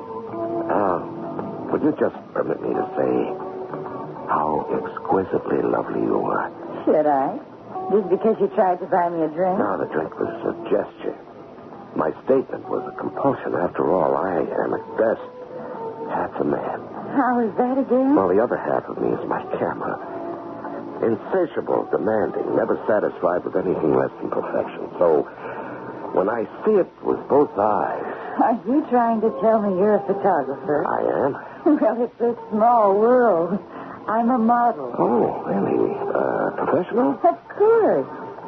Well, not quite yet. It's a little difficult in Youngstown to get started. That's why I came to New York. Perhaps I can help. May I introduce myself? He's gone this far. Why not? Well, my name is Philip Evelyn. Yours? Athena Blackwell. I mean, that's the name I'm going to use when I... Evelyn? Not the Philip Evelyn. Well, I suppose I'd have to say yes to that. But you're one of the most famous photographers in the world. Well, I've been very lucky. Because I know how to pick the right subjects to make me look good, to make me successful. Like you. You want to photograph me? No, not only to photograph, create you. Create me? Yeah. Well, that was a club. I want to evoke your personality so it shines with your beauty. I see you in ethereal creations, the sheerest of satins and silks, molding you and yet concealing you. Why? I mean, there's so much expense involved, isn't there? Well, would it be too much to pay to become the top model in the country? I could make you that in 6 months. The top model? Mm-hmm. Well, I'd have a little money saved up, but I don't think it would be enough. Yeah, how much? It's so expensive to live in New York. There isn't so much left. About $3,500. Where are you living now? Oh, I have a furnished room in Queens. It isn't the best place, but it's reasonable. Yeah, now, look, we've got to move you out of there right away. We'll check you into the Savoy Regent. Dress is very important. Now, we've got to start creating a wardrobe for you tomorrow, and I'll help you shop. And then we'll see about building you a portfolio. But look, this isn't a place to talk business, is it? Why don't we go up to my room? Oh, I don't know. This is moving awfully fast. Well, that's the way with success when you get a chance to grab it. How do I know that? I mean, I may have been alone at a bar, but I'm not a... Here. Or don't you want one? Yes. Well, let's forget any personal relationship, okay? Let's just consider how lucky it is we ran into each other and what a huge business success, if we handle it right, we can make together. Now, shall we go upstairs? Plan the future. I had her hooked. And obediently, she came upstairs. $3,500 was a nice little bundle. And for the 10 days I'd had to spend in New York, it would serve us very nicely. The fringe benefits would come soon enough. It's a nice little setup, I thought. How the devil could I know it was the beginning of disaster? Oh, what a tangled web we weave when first we practice to deceive, said Sir Walter Scott. He might have had this whole affair in mind, for what has happened so far is simple compared to what is to come. And with those further revelations, I shall return shortly to bring you Act 2.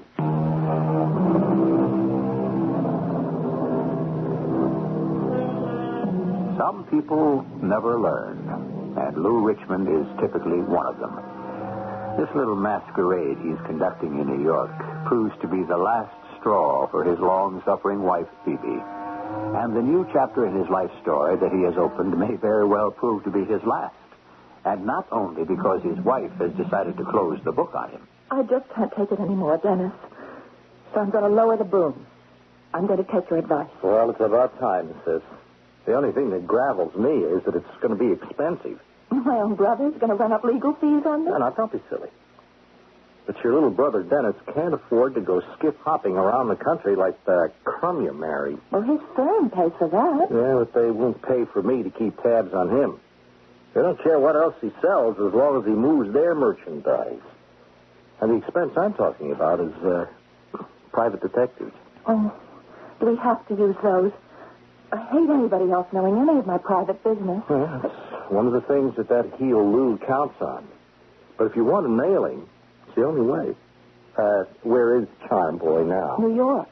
You know where he's staying? No, he's careful never to let me know. Well, you can find out from the company he works for. I doubt it. They're all very buddy-buddy there, and word seems to be out if any of the little women call, clam up. Anyway, it's too late to catch him on this trip. He's due back tomorrow. Well, when's his next one? I don't know. Well, let me know the moment you do, and I'll get a detective agency on his tail. Damn good thing I didn't know what was going on back home in Cleveland with my old lady, because I was sure having enough trouble on my hands with this babe Athena in New York. Like she acted dumb enough to have bells ringing in her head. The only trouble is, before she shelled out her dough, she wanted me to be listening to him, too. Plus, the entertainment tab was running up out of sight. And so far, that was all out of my pocket. Yes? Hilda? What? What's the matter with you? Don't you recognize your own name? Yeah, of course. My mind was somewhere else for the moment. Tell me something, Phil. If I can. It's a bit late to be asking, but are you married? Oh, you've got to be kidding. Oh, no, I'm not. Not one bit. Well, the answer is no, baby. And where do you live? Well, you know, a photographer's life on the go all the time. I got a pad in L.A., the hotel suite here in New York. In Europe, I sponge on friends who are happy to have me around. You know, Cannes, Antibes, London, Paris, wherever the smart people gravitate. You're so famous, I'm surprised that right here in New York, nobody yet has walked up to you and recognized you as the Philip Easton. Well, that's because I'm the man behind the camera. They see the women I've made the glamour queens, not me. Just as they'll remember you, not me. When I make your face known around the world. Phil? Yeah? You are going to make me a glamour queen, aren't you? Oh, you know it, Athena, honey. But when do we start making the pictures for my portfolio? Hey, first things first, huh? Now, we got to get you settled at the right address, and we got to build that wardrobe. The apartment deal's all set, and the couture place is holding all those clothes. When are we going to lock everything? Almost all I have. Is that all that worries you?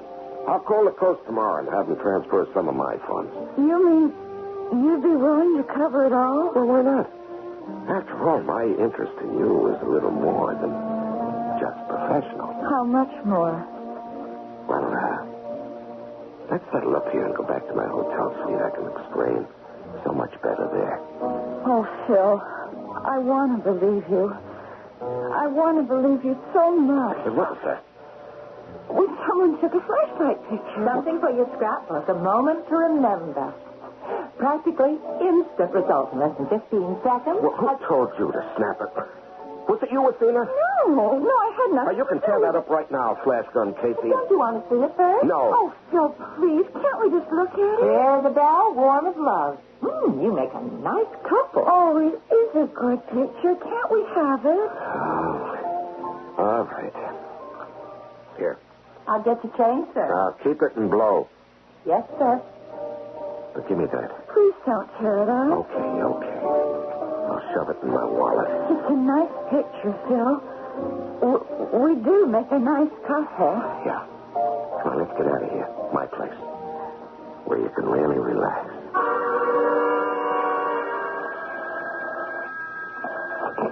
Lieutenant Matthews, 45th Precinct. Who? Sergeant Quinn? From Washington. Oh, yeah, sure. Put him on. What? Right outside in the squad room? Well, send him in. Send him in. Oh, how do you like that? Speak of the devil. Bill Quinn? That's me, Lieutenant Matthews. Well, it's Mike to you. Come on in. Thanks, Mike. What brings you to New York? Oh, I ran a prisoner up to turn over to your headquarters downtown. Figured as long as I was here, I'd drop in and meet you in person. Well, that's great. Here, grab yourself a seat. Prisoner? Not our boy. Phil the Flash?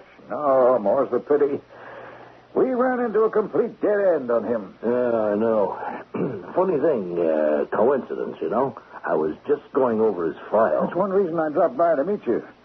That guy kind of niggles around in the back of my mind. You got anything new on him up here? No. He just seems to be laying low for a while. Maybe he ran out of gas or got the call. Oh, no, not this boy. He'll be back. He's like all of them. They get a good thing going, and they just got to run it into the ground. They never know when to quit. What's so good about it? He don't clean up that much. Well, he don't do so bad neither here. Let's see. We've collated everything we've been able to off the wires. Chicago 74, Iris Coliseo, $1,500, and aggravated assault. 75, Marion Shettle, $500, no other charges. Two ladies in 76, another couple of grand, and one assault charge. Washington, you know the story. Oh, here, 7 separate complaints, civil and criminal. Add it all up, 17 separate females, and maybe a total of 35 to 40 grand. And these are only the ones who try to turn him in.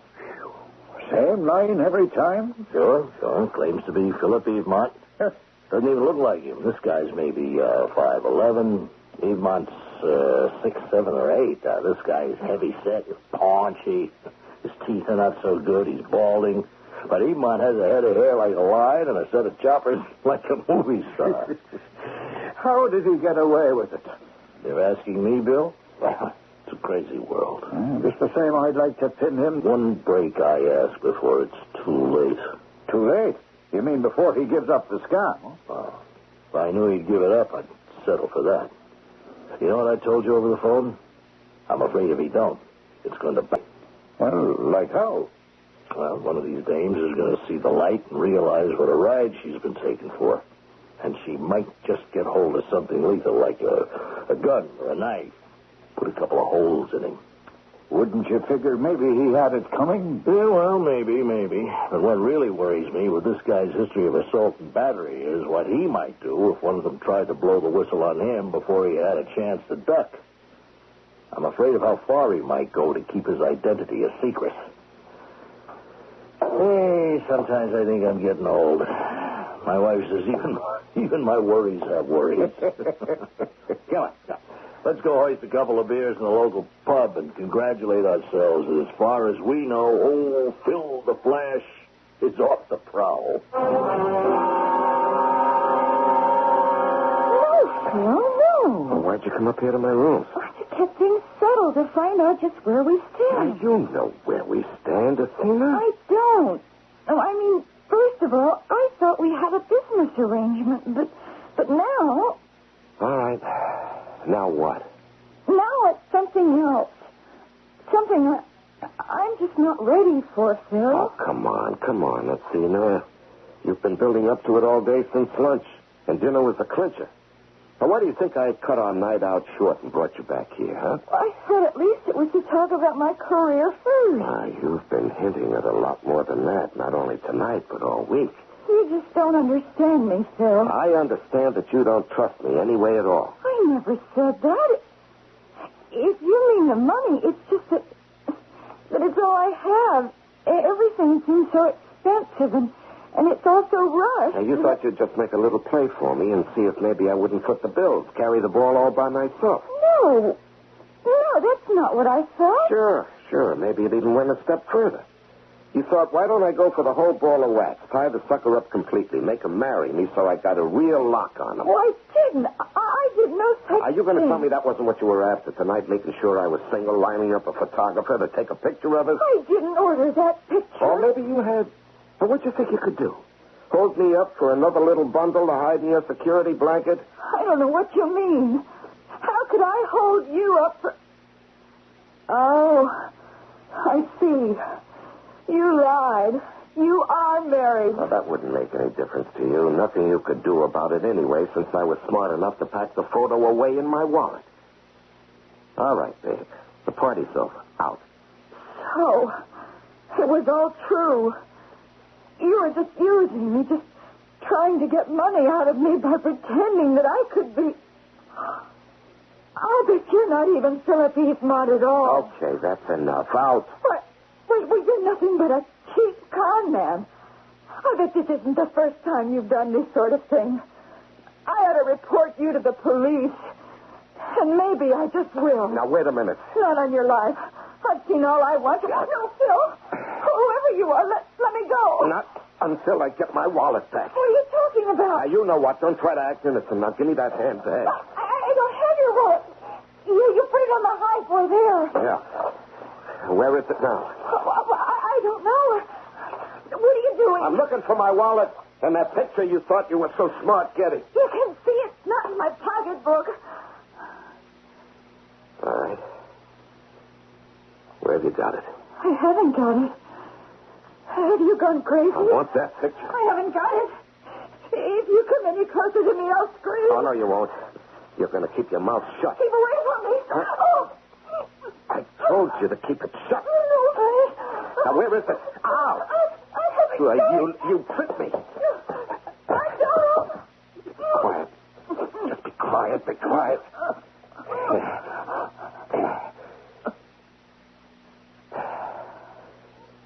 That's better. Okay, now, come on. Don't try to fool me. Come on, where is it? Where's my wallet? Athena? Athena? Oh, no. Oh, good Lord. I can't have. You can't be. You can't be dead.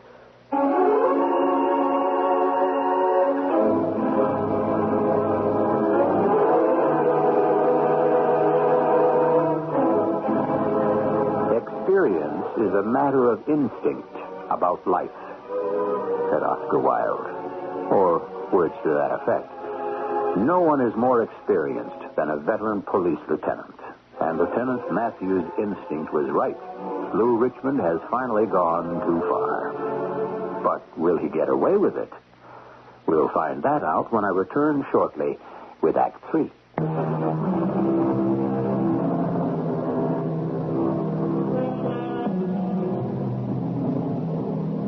At the climax of Gilbert and Sullivan's operetta, The Mikado, the three principals sum up the dramatic tension of the moment in these statements. Here's a howdy-do, here's a pretty mess, and here's a state of things. Now, I don't think Lou Richmond could be so polite and contained in his quandary. It is, after all, one thing to have an angry, disillusioned woman on your hands, but quite another to have a dead one. Oh, wait a minute. Is she really dead? We didn't stop quite long enough before to find out, did we? I never figured anything like this to happen. I just never figured it. I didn't choke her all that much. Maybe. Oh, what's the difference? She's dead. I gotta get out of here. No, wait a minute. No, the wallet. That picture. That's her only tie to me. I gotta find that first. Let's see. Where could it be? It's crazy. I had my wallet when I came in there. I put it on top of the high boy there. Not back, under, not anywhere. Now, what could have happened? Now, let me think now. We came out of the restaurant. I was putting my wallet in my pocket. Maybe I dropped it there. Or maybe in the cab. Or getting out. Yeah, getting out. That must have been it, getting out. That's what it must have been. It sure ain't anywhere in the suite or I'd have found it. Well, kiss your luck, Lou Richmond, and hightail it out of here fast.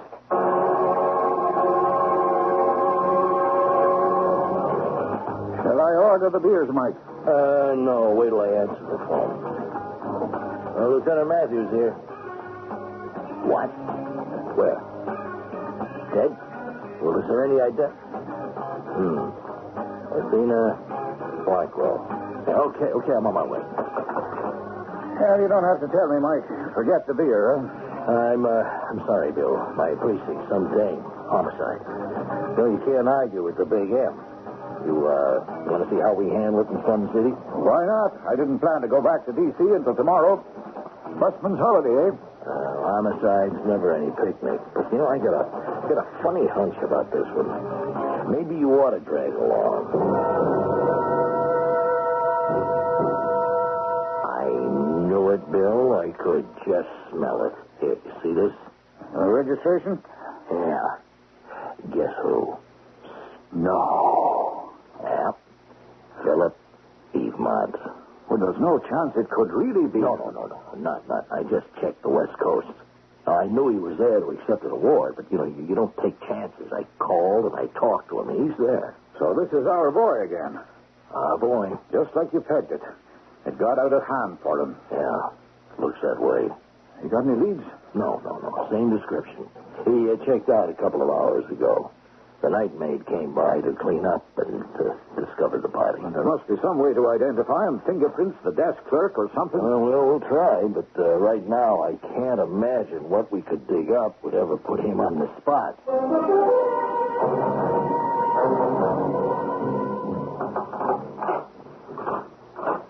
Who is it?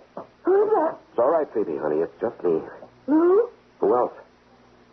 Why, I didn't expect you back until late tomorrow. Yeah, well, my plans got changed. My business was all finished, so I took the chance to get on home to you as fast as possible. What's the matter? One of your lady loves walk out on you? No, it wasn't like that. I just wanted to get back home. What? Well, that's a switch. Now, look, Phoebe, honey, I'm sorry. I'm tired and it's late. Let's not have any go-rounds, huh? Give me a break. A humble Lou Richmond. What happened in New York? Something go wrong? No. It's just, I've been thinking, honey. Maybe I do spend too much time away from home. Tomorrow, I'm going to tell the office I've had it with the road. It's time I stayed home more, mended a few fences. They don't need mending, Lou. They fell down a long time ago. Well, maybe it's time you and me started rebuilding them. It's a little late for that. Maybe it is. I guess we have to wait for tomorrow and the future to find out, huh? But tonight, I am so tired, honey. I'm good for nothing. I just want to hit the hay and maybe never wake up. I slept like I'd had knockout drops and woke up feeling not much better than if I had OJ and left for the office. But first, I headed for the out-of-town newspaper stand to pick up a news in the Times. The story was in both of them. Buried in the right-hand bottom of the Times' first page. Splashed all over the news with a picture of Athena they'd dug up somewhere. But only guesses about me. Nothing about the wallet. The next day it was inside the Times, but still on page 2 of the news. No mention of the wallet. By the end of the week, the Times had forgotten it, and the news had a small squib that police had no clues. The wallet was gone, disappeared. My prayer had been answered. It's just that You've been so good to me the last few months, Dennis. Oh, come on, Phoebe. Now, look, that crumb Lou Richmond never stopped operating a day in his life. You mean you're giving up the idea of any divorce action? There's just no way I could go ahead with it now. What do you mean now? Well, in 3 months, he hasn't made a road trip. He's working right here at the office in Cleveland.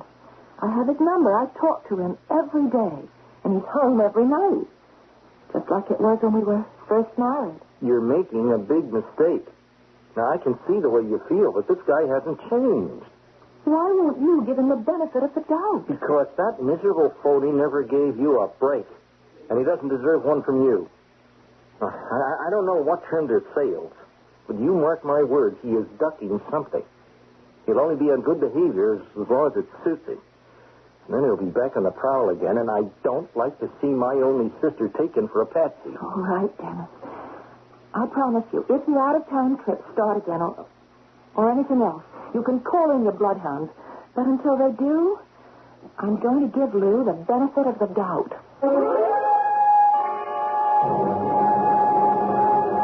The next month really drove me up the wall. The office routine had me grinding my teeth. And all the forbidden women around me with their skirts blowing in the wind really chimed my bells. What was worst of all was Phoebe suddenly making double my decision. It was safe now. I'd gotten away with it. It was time to take the act on the road again. Sergeant Gwynn? Yeah, speaking. Who's this? Your New York buddy, Lieutenant Matthews. Hey, hi, Mike. What's doing? Where you calling from? Where else? New York. Don't tell me you got a break on our old friend Phil the Flash. No such luck. Matter of fact, there's been no action for nearly 6 months. Now, I was just sitting here cleaning up the files, and I pulled his. Nothing new at all, huh? Not from here. You think killing that girl really brought him up short? Yeah, it seems that way. Anyway, we got too much else on the books to keep this active. Now, I'm going to have to bury our friend in the whole file. I hate to think of that bird getting away with murder. So do I. Well, what can I do without any evidence? If I can't find him, I can't move against him. You don't think sooner or later he'll pop up again? Between you and me, yes. Somewhere. Sometime. I just wish they hadn't ridden me off the case from upstairs, because my hunch is stronger than ever. What hunch? Remember I told you this boy was headed for big trouble to begin with? Well, now that he's committed murder and got away with it, one will get you 100. He's going to try it again. You're not going back on the road, Lou. I've got to. The office insists. Then quit your job. I can't do that. Why not? I have more than enough money for both of us. You've always half lived off me anyway. Well, I'll tell you one thing. It'll never be all the way. I'm not quitting, and I'm going back on the road. Dennis was right. You haven't changed. You just can't wait to get back to chasing again where it's safe. Well, you're not going to get away with it. Now, what are you talking about? You go back on the road, and I'm going to have a private detective on your heels wherever you go. You so much as look at any other woman, and he'll have the goods on you, and I'll divorce you so fast and clean, you'll be wiped out. So that was it. She meant every word she said. And I knew right at that moment that Phoebe had to go. I'd gotten away with it once. I could do it again. It was just a matter of figuring out how. But Phoebe was as good as dead. No way anyone could stop me. And that's when the roof fell in. Answer the door, will you? Who is it? How do I know? Police, open up. Police? Come on, open up. We know you're in there, Richmond. And don't try anything. The house is surrounded. What is it, Lou? What is it? Well, I don't know. I just don't know. Well, we better find out. No, don't. We've got to, Lou. Excuse me, madam. Detective Archer, Cleveland Police. No, don't you move, Richmond. We've got you covered. All right, put the cuffs on him. Handcuffs? What are you doing? Are you, Mrs. Richmond? Yes? I'm sorry, but we're arresting your husband. What's the charge? Suspicion of murder. Oh. How did you know? Lieutenant Matthews here from New York will tell you that.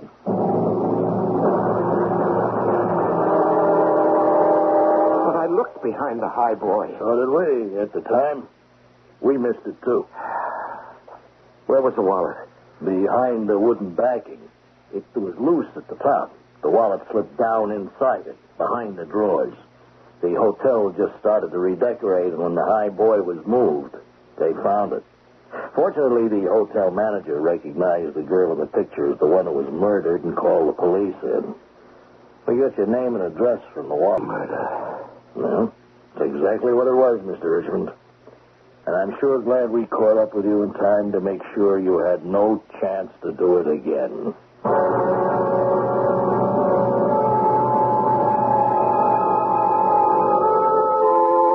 Coincidence. As I said in the beginning, if it weren't for coincidence, half the best stories in the world would never have happened. A picture taken at the wrong time, a damaged highboy, a lost wallet, and a hotel's decision to redecorate. If it hadn't been for all of them, Lou Richmond might have gotten away with murder as easily as he did with his impersonation of the famous photographer. I'll be back shortly.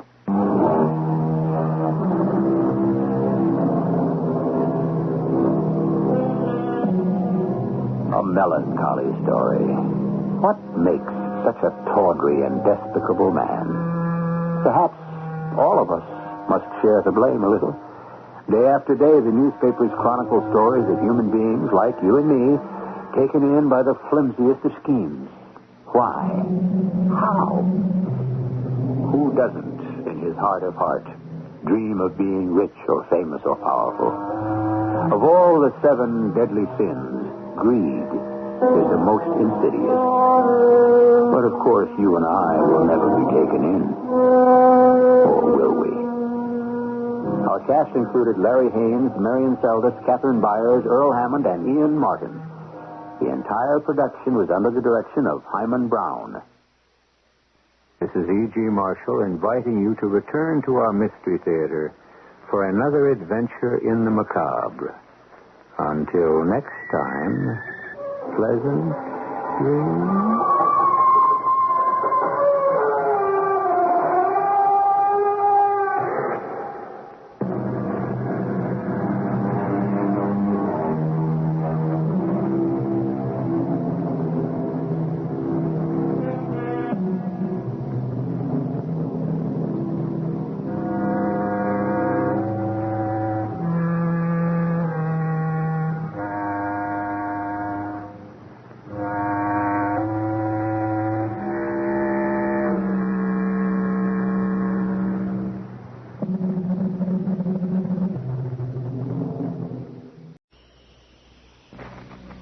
Rolling Cigarettes present Earl Stanley Gardner's A Life in Your Hand.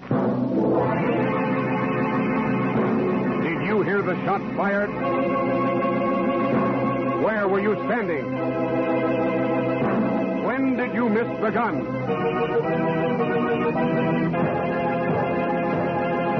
Listen while we place and...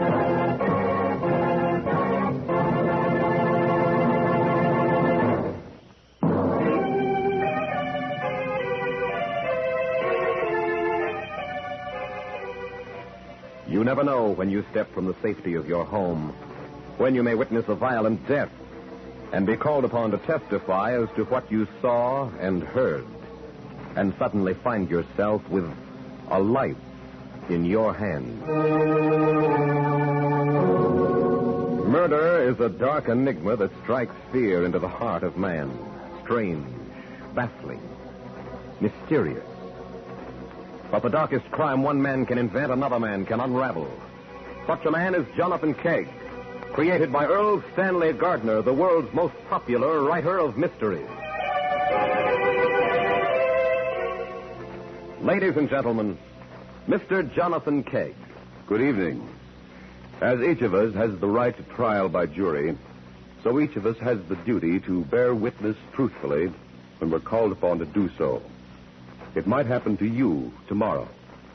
Does that sound far-fetched? Don't be too sure. For even now, somewhere in the city, there may be a crime in the making.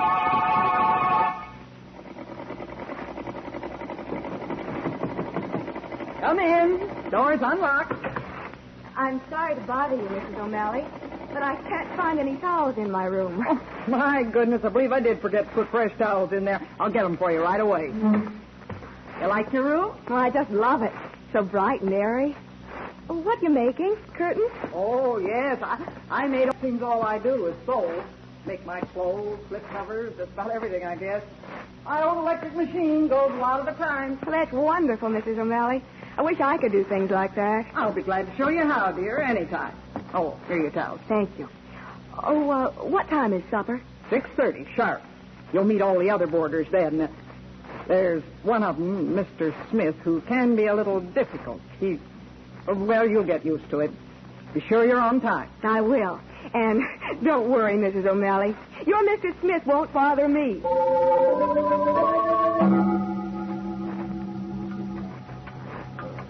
More potatoes, Mr. Cohen? Oh, no, thank you, Mrs. O'Malley. I couldn't eat another thing. Your supper, as usual, was delicious. Oh, thank you. You certainly know the way to a man's heart, Hilda.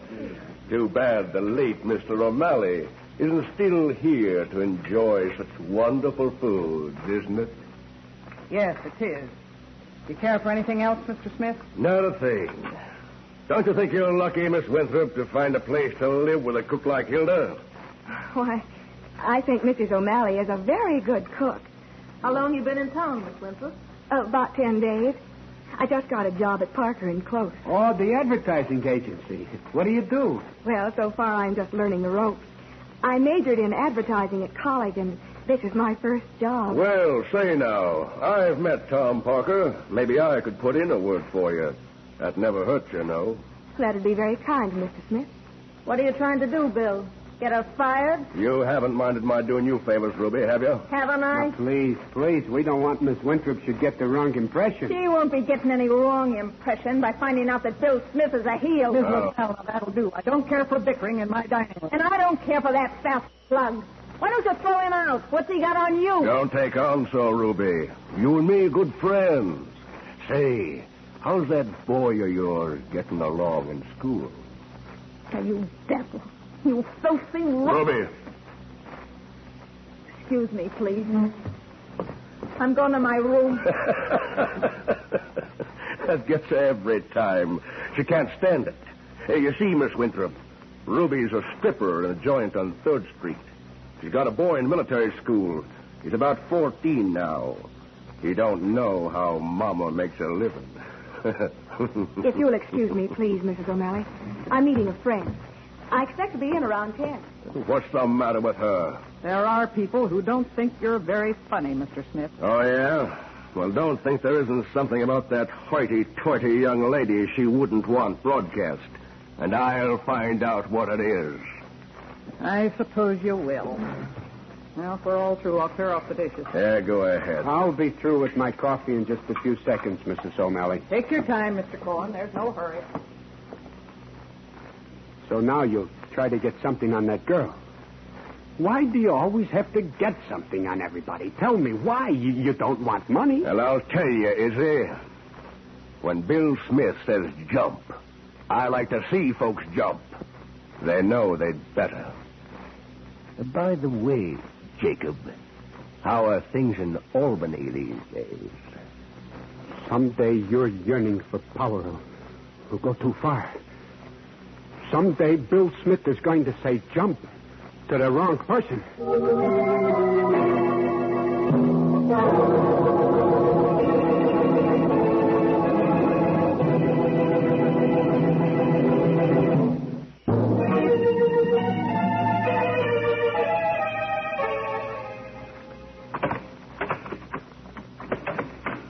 Why so quiet? It's only a little after 10. I don't want to make a bad impression on my landlady the first night. She's still up. I can hear the electric sewing machine going. If you never get in later than this, you'll be a star boarder. Say, how do you think you're going to like your new job? Give me a chance, Bruce. I've hardly started. Well, I know I'm going to like having you work there. Now, how could you know that? We only met day before yesterday. Don't worry, I know. Kiss? Oh, Bruce, no. Don't be like that. Come here. Wait. Did you hear something? All I hear is the music that sings in my ears when I'm with you. Oh, be serious. It sounded like a shot. Probably a car backfiring. Forget it. How about that kiss, baby? Now, stop it, Bruce. I hardly know you. Well, looks like you kids are having fun. Mrs. LaSalle, I didn't know you were here. Obviously. Don't mind me, kid. Well, what are you doing up this late? Late? I'm just going out to work. Hey, what's that? Murder! He's been shot! Izzy, what are you yelling about? What's going on out there? What's all the noise about? It's Smith. Call the police. Somebody killed him.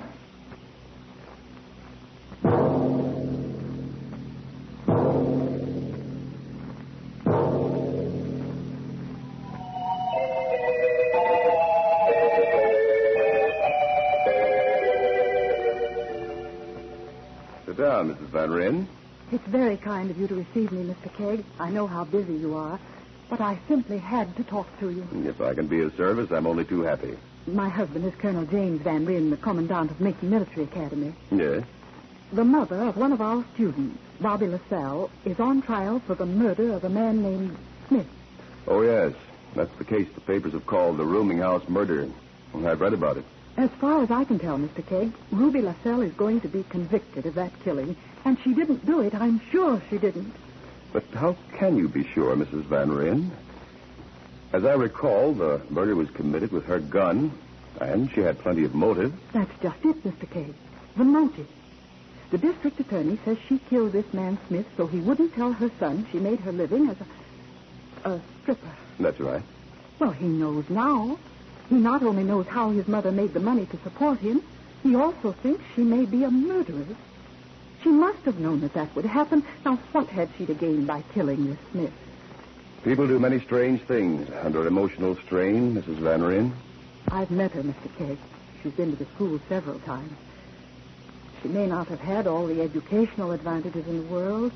She may not earn her living in the most conventional way, but I swear that she's a good woman, not a murderer. Please help her.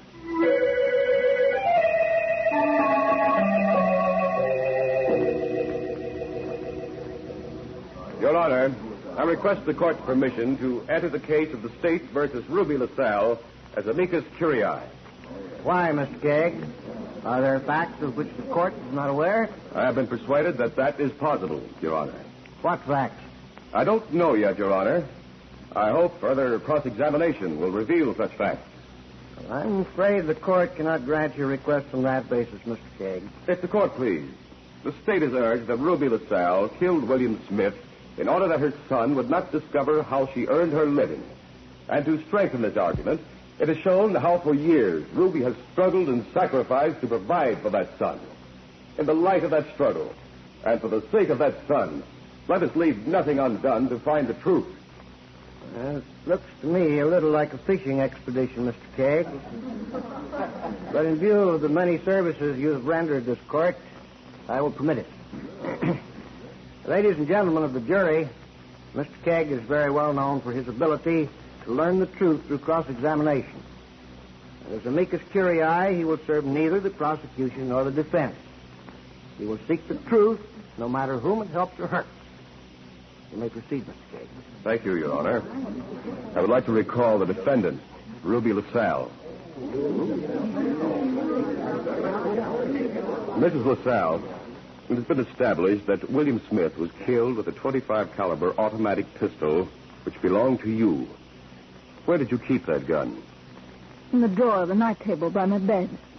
When was the last time you saw it? I'm not sure. A couple of weeks before the murder, I guess. When did you notice it was gone? I didn't. First I knew was when the cops found it by Bill's body.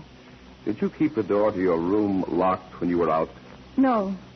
No, there are no locks in any of the rooms. In other words, anyone in the house could have gone into your room and taken that gun? Yeah, I suppose so.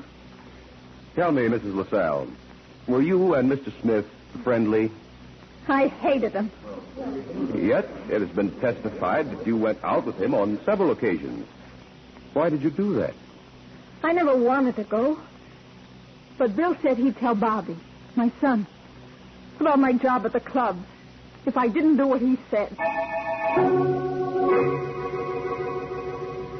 Mrs. O'Malley, how long had you known Mr. Smith? For over 30 years. Bill and my late husband used to travel for the same company. How long ago did he come to live at your boarding house? About 12 years ago. When Mr. O'Malley died, I took the insurance money and bought the house. Mr. Smith was my first boarder. Did you ever have any trouble with him? Well, not exactly trouble. He was loud and overbearing, and several people moved out rather than put up with him, but there was never any real trouble. Where were you when the shot was fired? I was in my room sewing. Did you hear the shot? No, the sewing machine was making a good deal of noise. The first thing I heard was Mr. Cohen shouting. Thank you, Mrs. O'Malley. That will be all. I should like to recall Mr. Isidore Cohen. Mr. Cohen, take the stand. Mr. Cohen, how long had you known Mr. Smith? About 3 years since I come to live at Mrs. O'Malley's. Was Mrs. LaSalle living there at the time? No, Ruby moved in about 6 months later. Did Smith and Mrs. LaSalle seem friendly? Well, at first they did, and then after a while I noticed he was needling her about the boy. Needling? Please explain what you mean, Mr. Cohen. Oh, he'd say stuff like, wouldn't Bobby be proud if he knew Mama was a stripper? You know the kind of thing. He did it to everyone. He needled everyone? Yeah, that's right. There was something queer about Smith. He couldn't be happy till he found out something about everyone and then needled them. He drove 5 boarders out of that house in the 3 years I lived there. That's very interesting, Mr. Cohen. Tell me, what do you do for a living? I'm a bookkeeper for the John Hill Company downtown. How long have you worked there? About 3 years. I see. Mr. Cohen, what did Bill Smith have on you? What did he needle you about? Me? What? Well, nothing at all. But you've just testified that Smith needled everyone. You've lived in that house for 3 years. Surely he needled you, too. What about? Bill Smith had nothing on me. Would you mind stepping down for just a moment, Mr. Cohen? I would like to recall Mrs. LaSalle for a few questions. Mrs. LaSalle, you've heard what Mr. Cohen has said about Smith's habit of needling people. In your opinion, is that the truth? That's right. Do you recall what particular remarks he would make to Mr. Cohen that seemed to upset him? Well, when Bill would get on his, he usually made some crack about Albany. Albany? Did he ever say anything else? Oh, I don't... Yeah, sometimes he called him Jacob. That'd really drive Cohen wild. Thank you, Mrs. LaSalle. That is all.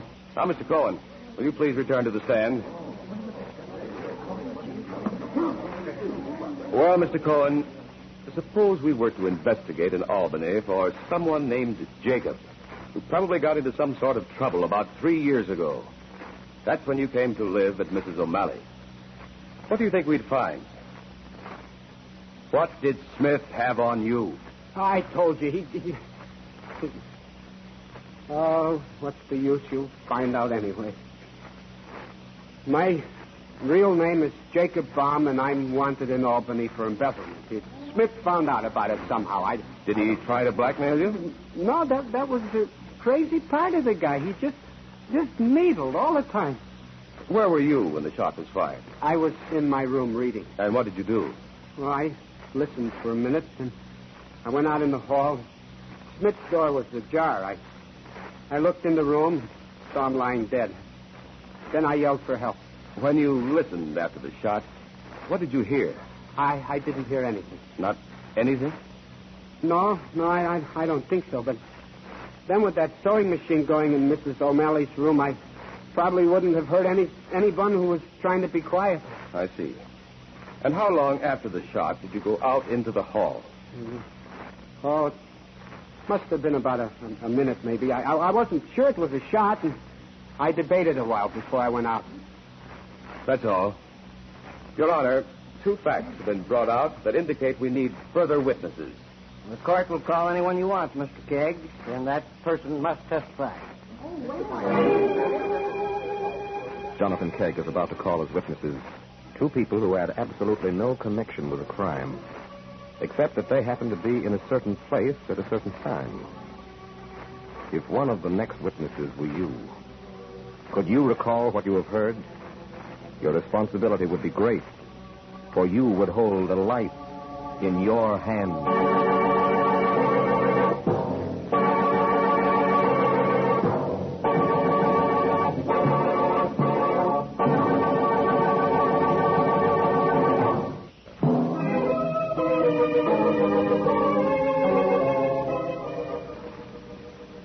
After a brief recess, during which Jonathan Kegg dispatched a marshal to bring a new exhibit to the courtroom, the court has reconvened and Betty Winthrop has been called to the stand. Miss Winthrop, where were you when the shot was fired? I was standing just inside the front door, talking to Bruce Foster. Did you hear the shot distinctly? Well, it was a little muffled, but I thought it came from inside the house. Then what happened? We were discussing it when Ruby LaSalle came up and spoke to us. Mrs. LaSalle was leaving the house? Yes, she said she was going to work. Tell me, Miss Winthrop, did much time elapse between the shot and when Ruby came to the front door? No, not a long time. Long enough for her to leave Smith's room and come downstairs so quietly you didn't hear her? I think it would have been possible. You see, the stairs are carpeted, and with the sewing machine going, I don't think we'd have heard her. Thank you, Miss Winthrop. That will be all for the moment. I'd like to call Mr. Bruce Foster to the stand. Mr. Foster, did you hear the shot? I didn't notice especially, no. You were standing talking to Miss Winthrop. She heard the shot and you didn't. Can you explain that? Frankly, I had my mind on something else. If you must know, Mr. Kegg, I was trying to get Betty to kiss me good night, and it wasn't going too well. Order. Order in the court. I think I understand. After Miss Winthrop heard the shot, did you stop talking and listen? I don't think so.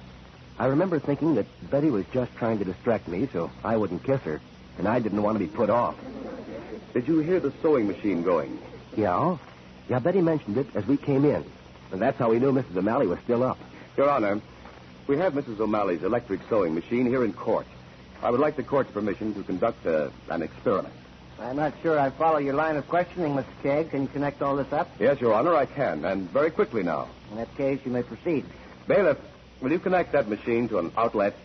And while that's going on, I'd like Mrs. O'Malley to identify this machine. Mrs. O'Malley, will you please step forward and identify the sewing machine? Well, I must say things have come to a pretty pass when people go and take your sewing machine right out of your room. Is that your machine, madam? Yes, it is. How do you operate the machine, Mrs. O'Malley? You press this lever here with your knee. See? Thank you, Mrs. O'Malley. You may sit down. Now, Mr. Foster, I want you to listen as I turn on this machine. Is that the sound you heard that night? Yeah, I think so. It was upstairs, of course, but that's what it sounded like. Now, did it go off and on like this?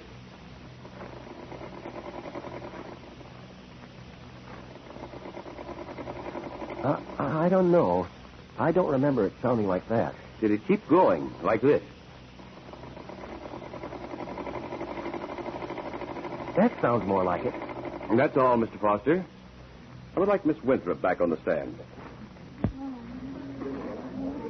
Miss Winthrop, you heard the sewing machine just now. Is that the sound you heard that night? Yes, Mr. Kegg. Do you remember the machine going off at all? Or did it run continuously? I hadn't thought of it before, but now I recall that it never stopped once until Mr. Cohen shouted. That's all, Miss Winthrop. I'd like to recall Hilda O'Malley.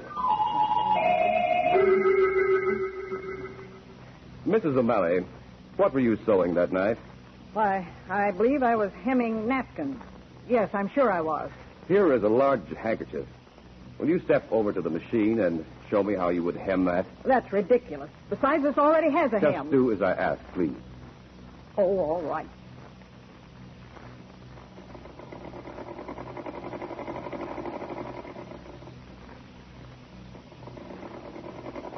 That's fine, Mrs. O'Malley.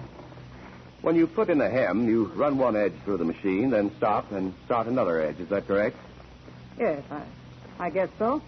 What sort of hem were you putting in a napkin that kept that machine going continuously for 5 minutes? It didn't go for 5 minutes. They're lying. We know Bill Smith had to have a club over everyone he knew. What did he have on you? He didn't have anything on me. How much rent did he pay? I don't remember. You don't remember because Bill Smith didn't pay any rent. He had a tremendous hold over you, Hilda O'Malley. So you tied that knee press back so the sewing machine would run and went into his room and shot him with the gun you stole from Ruby LaSalle. What did he have on you? I'm so confused. How did the late Mr. O'Malley die, Hilda?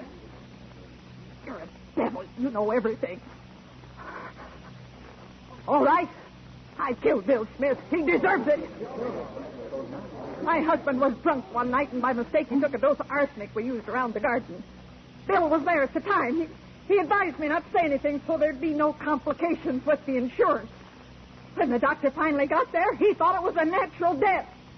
And Bill sponged off me, threatening to have the body exhumed. I'm glad I killed him. Order in the court. How you arrived at the truth. 3 people could have killed Smith, Your Honor. We knew the motives of Mrs. LaSalle and Mr. Cohen. Neither seemed strong enough to lead to murder. I didn't know if Hilda O'Malley had a motive, but I felt she must have had one. I'm not sure I follow you. Bill Smith made a point, almost a fetish, of knowing something about everyone with whom he was associated. Something they wanted to hide. It was almost a mathematical certainty that he knew something of that kind about Hilda. I see. Now, look at the timing. Smith came to live at Hilda's boarding house right after her husband died. It seemed possible that Hilda's guilty secret was connected with the death of her husband. If so, and Smith knew of it, it would give her a powerful reason to kill. But the sewing machine, Mr. Kegg, that seemed to give her a perfect alibi. Why was everyone in the house conscious of the sewing machine that night, Your Honor? They'd heard it so often, it must have been the most normal sound in the world to them. And yet, they were all strangely aware of it that one night. There had to be something abnormal about the way it ran. Once I knew that, then Hilda's alibi evaporated. Mr. Kegg, you've again proved the accuracy of your fine reputation. I should like to extend to you the court's sincere thanks and congratulations. Thank you, Your Honor.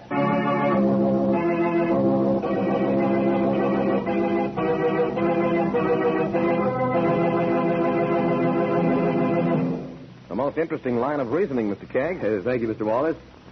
I'd like to call our listeners' attention to a most interesting event to be heard during this half hour next week.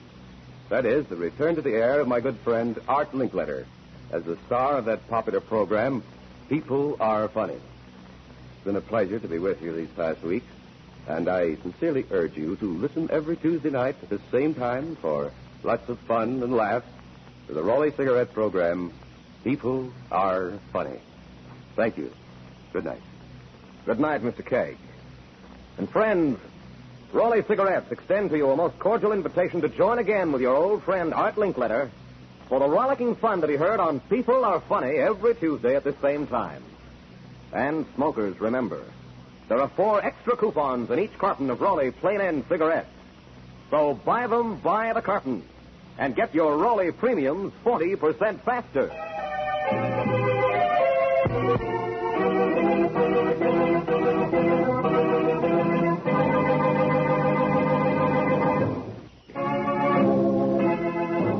A Life in Your Hands is created by Earl Stanley Gardner with script by Bob McKee.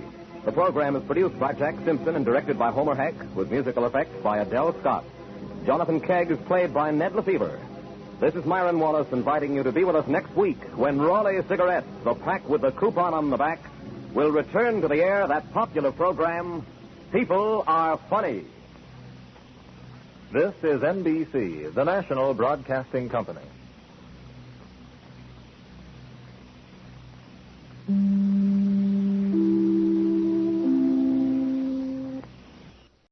Lux presents Hollywood.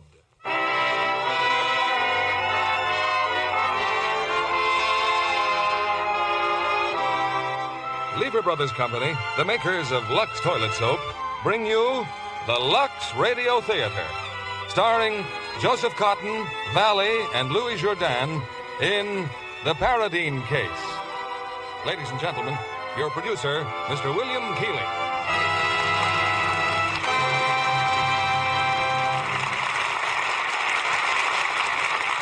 Greetings from Hollywood, ladies and gentlemen.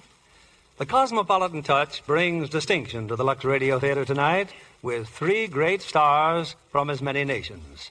First, there's one of our top American favorites, Joseph Cotton. And joining him are 2 of David O. Selznick's most important discoveries. the lovely and talented Valley from Italy, and from France, the accomplished Louis Jourdain. The play which stars these three together is Mr. Selznick's 10th dramatic hit of the current screen, The Paradine Case, which adds to the international flavor with its highly emotional setting of a London murder trial. And there's another international favorite involved in this production, too. That's Lux Toilet Soap. For wherever beautiful women are found, in Hollywood and all over the world, they've chosen Lux Soap Care to guard that beauty. It's curtain time now for The Paradine Case, and here's the first act, starring Joseph Cotton as Tony Keene, Valley as Mrs. Paradine, and Louis Jourdain as Latour.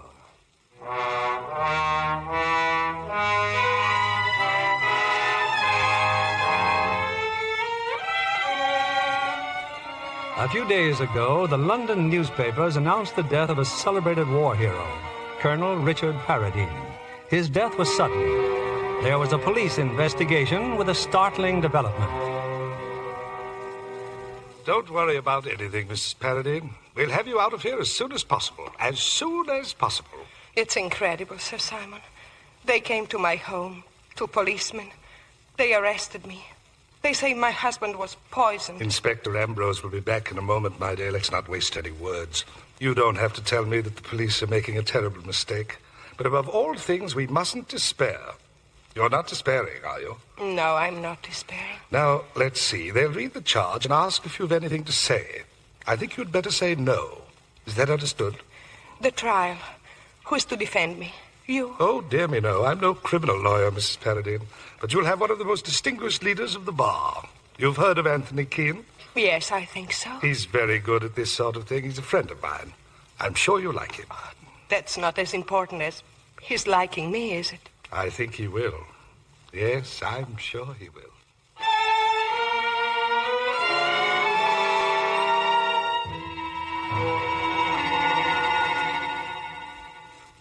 Tony, what's the matter, dear? You're miles away. Just been thinking, Gay. That case Simmy wants me to take Mrs. Paradine. I don't believe she did it, Tony.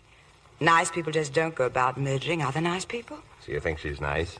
A photograph looks nice.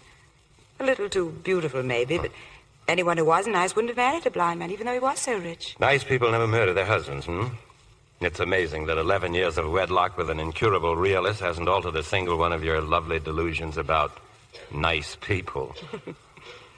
But you've changed, Tony. Have I? 11 years ago, you wouldn't have taken on this Paradine case. That's nonsense. I never turned down a thumping big fee then any more than now. You still love me, though. A little. Come here. I'm not really mental, you know, not entirely. But, darling, Simmy and Judy, they're coming for Now, dinner. who's the realist now? Tony, you are taking the case, aren't you? I suppose so. I'm meeting her tomorrow with Simmy. I'll wait.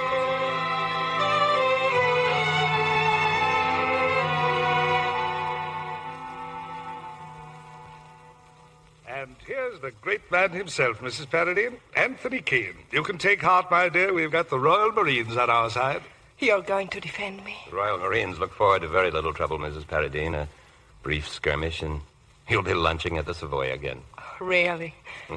I haven't been thinking about lunching at the Savoy. I keep hearing people all the time saying that I married a helpless blind man for his money and then kill him for his money. No. And what will they say of Richard? It makes him out such a fool for loving me. We'll have answers for whatever they say. You loved him, and he needed you. You know that? Weren't you his eyes? I was, of course. I had to be. Had to be, Mrs. Paradine? Had to be? You must mind your verbs, my dear. Sir Simon means that it was a voluntary service. You devoted your whole life to Richard Paradine freely, gladly. Yes. Yes, I see what you mean. I am sure it would be better to regard it in that light. Now, I don't know, Mrs. Paradine, whether or not Mr. Keene intends to put you in the witness box, but if he does... I don't think we need trouble, Mrs. Paradine, with all that just now, Simmy. When will I see you again? Just as soon as I've gone over the details with Sir Simon. You've told him everything we should know. Of course. Thank you deeply. Until next time, Mrs. Paradine.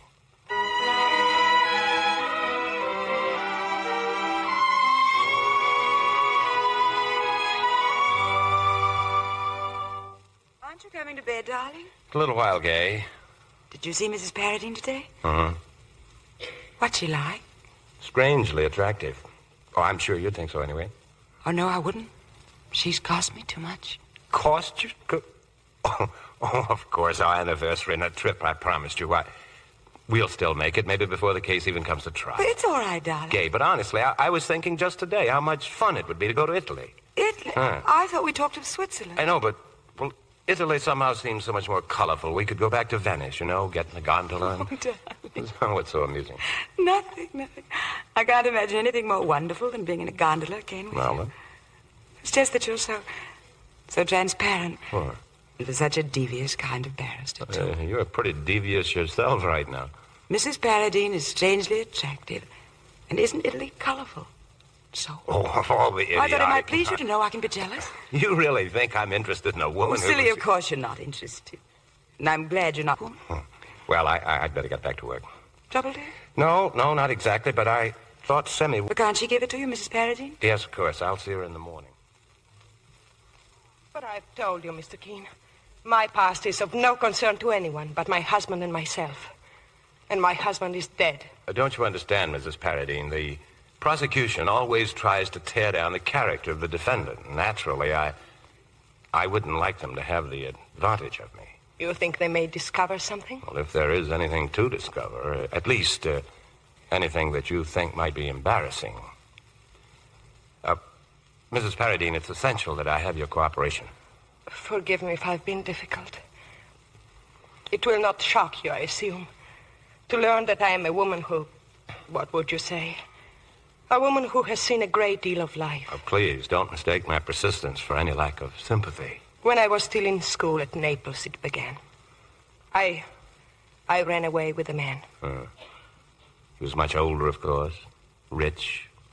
He took advantage of your youth. He was married, respected. I took advantage of him.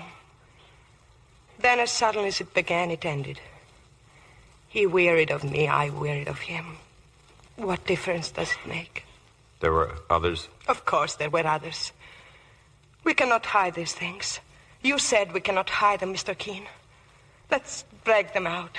Let them hang me for the past and be done with it. No, you mustn't feel like that. We won't permit them to make anything of it. My poor husband. How he would have hated all this. He gave me his name, his fine name. He depended upon me to protect it. Well, he knew about you? I kept nothing from him. He was so good.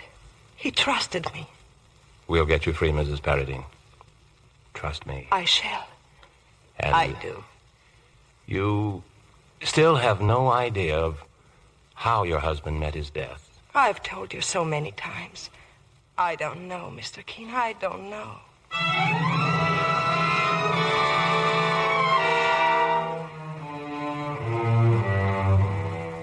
But I still say, Tony, why not let the Crown have the burden of proof? They say she poisoned her husband. We'll let them prove it. Semi, what possible objection could you have to our proving that Paradine committed suicide? He was ill, depressed. I just think it's dangerous. Blind men have committed suicide before. We have only to decide who helped Paradine to do it.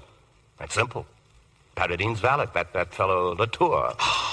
Latour worshipped him. He guided Paradine's every step like a mother hen. It's after midnight. Darling, I know it's after midnight, but I'm not sleepy and I've work to do. Well, Simi looks dead. Well, he isn't dead. Quite right, my dear. I only look dead. Judy just phoned. I told her you were still here. I wish that daughter of mine would let me manage my declining years by myself. I'll tell her tomorrow. We're having lunch, you know. Latour's our man, Simi. Who more likely to help Paradine out of his misery? I can't think of anyone less likely. A devoted, grateful servant and war companion who would do anything to help end his master's suffering. Well, it won't wash, Tony. Let's face it, Paradine was murdered.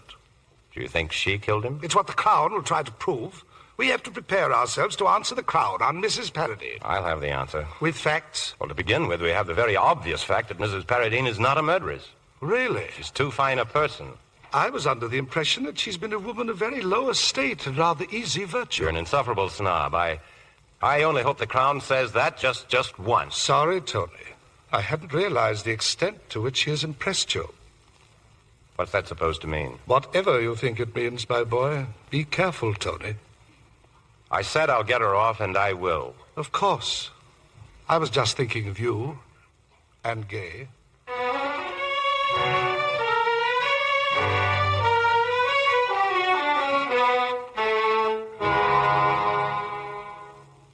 It's true, isn't it, Mrs. Paradine? Latour worshipped your husband. Yes, it's true. So if Colonel Paradine wanted to die, there was only one person he could turn to. Isn't that right? I wouldn't say that. Let Andre help him. Andre? You call him Andre, a valet? Excuse me, I'm not too well trained in the more subtle snobberies of your class. My class? I'm afraid you don't know me very well. I'm a bit confused, Mrs. Paradine. You seem very eager to protect Latour from even suspicion of being involved. Well, this is impossible. You spoke as my rescuer. Talked of a brief skirmish, and yes, so I did. Well, we'll drop Latour for the time being. And go on to what, Mr. Keene? I don't know exactly, but... Well, we've time yet before the trial. I'll keep you well advised, Mrs. Paradine. Now, look here, Judy. Daughter or not, you've no Oh, right to... stop it, darling. You know I'm right. Now, why has Tony dropped the suicide angle and the valet? I didn't say he dropped it. He just wasn't able to talk Mrs. Paradine into it. Has he got a substitute? I don't know. He's going to Cumberland to investigate Hindley Hall. That's the Paradine country house. But Paradine died in London. And why would Hindley Hall be open? Well, it's not really open. There's just the housekeeper and... Look here, Judy. Is that handsome young valet there? Of course he is. Tony's going up there because he thinks there was something between Mrs. Paradine and Latour. Oh, absurd. Is it? Well, why are you looking so funny? Or did you have the same idea? And he's jealous. Oh, my heavens, Tony's jealous of that valet. Judy, of all the... Have you ever known Tony to visit any other client so often in jail? Tony's in love with his wife, and you know it. If he lets Gay down after all these years... Oh, go on. Leave me alone. The best men always end up with the worst women.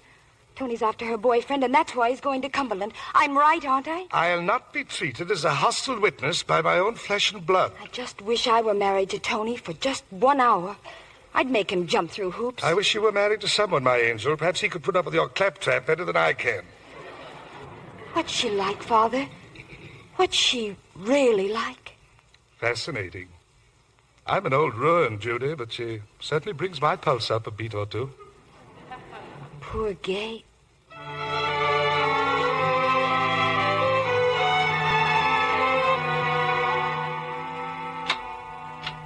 Still working, Tony? I just wanted to say goodnight. Sorry if I didn't seem quite myself this evening. It's because I have a headache. I'm a bit on the ragged side myself. Tony, could we get away just for a little while? You do need a rest. I've never seen you quite like this before. I'll be all right. Even if it's only for a few days. For our anniversary, you did promise. Really, darling, there are some things more important than anniversaries. You didn't used to think so. Matter of fact, I have to go away. Colonel Paradine had a country place up in Cumberland. I thought I might nose around a bit. Oh, but that sounds wonderful. You won't be busy all the time. Darling, it's only for a day or two, and it wouldn't be any fun for you. You see that, don't you? Yes, I see. Well, this is the place for you. Warm, cozy, protected. I want to keep all this ugly business away from you. But can you? Well, what do you mean? I'm to always? What are you afraid of? Need I say? Now, listen, darling. This settles it. Nothing is worth this kind of trouble between us. I won't go on with this case at all. Tony. I mean it. Simi can get someone else. But what will she say? What the devil does it matter what she says? We'll leave for Switzerland. Oh, Tony. What's the matter now? Nothing's the matter. Just thank you. I knew you couldn't have changed that much. What do you say, Lucernus Emirates? No, Tony, neither. You're going up to Cumberland, and then you're coming back and going into court. No, I am tired. That's what you said, and you're right. Not too tired, dear. And you're the only man who can save her. Oh, you've always had such big ideas about me. No, darling, I haven't. Besides, I wouldn't like a woman to be hanged. Any woman, just because my husband had a rendezvous with her in jail. Gay, you'll come to Cumberland with me. We can I'll be waiting here, Tony. Cozy, comfortable, and protected. Good night, darling.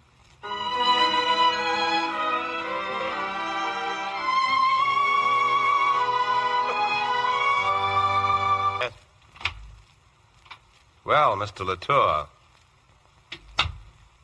Can I have a word with you, Mr. Keene? Well, don't they announce callers at this inn? How did you know this was my room? I saw you come up from the lakeshore, and then this light went on. Oh, you've been watching the inn for some time? Yes. I walked over from Hindley Hall. It came to my mind it would be well to see you. What is it you want with me? I beg your pardon, sir, but I thought it was you who wanted to see me. What caused you to think that? You came to the hall today. I didn't go to the hall to see you. I came to see the house. But when I met you at the gate, you asked my name. You said you wanted to speak to me later. I don't know. I think first... No, I don't want to talk to him. And then I think perhaps I'm wrong. Now, just remember this, Latour. You forced yourself on me. You're not one of my witnesses, and it would be most improper for me to try to establish contact with you. But you wanted to see me, You choose to say so. But it so happens that it's my business, my job, to save the life of your employer. I beg your pardon, sir. She's not my employer. I served Colonel Paradine. Have that your own way. What you're here for now. I know why you wanted to see me. She sent you. She? Mrs. Paradine doesn't even know that I'm here. She had nothing to do with my coming. It seems I'm wrong, then. Why would she send me? She'd have her reasons. Mr. Keene, you may not think it, but you're on the wrong side, sir, and I tell you so. You'd better make yourself clear. You have only known Mrs. Paradine since she is in prison, is it not so? Yes. Then how can you know her? If you did, I should need to tell you that only Almighty God, or the Black Devil himself, knows what's going on in that head of hers. I won't hear anything more against her. I know what I'm talking about. I know her. If ever there was an evil woman, she's one. Would you mind getting out of here? I said get out. Very good, sir, as you wish.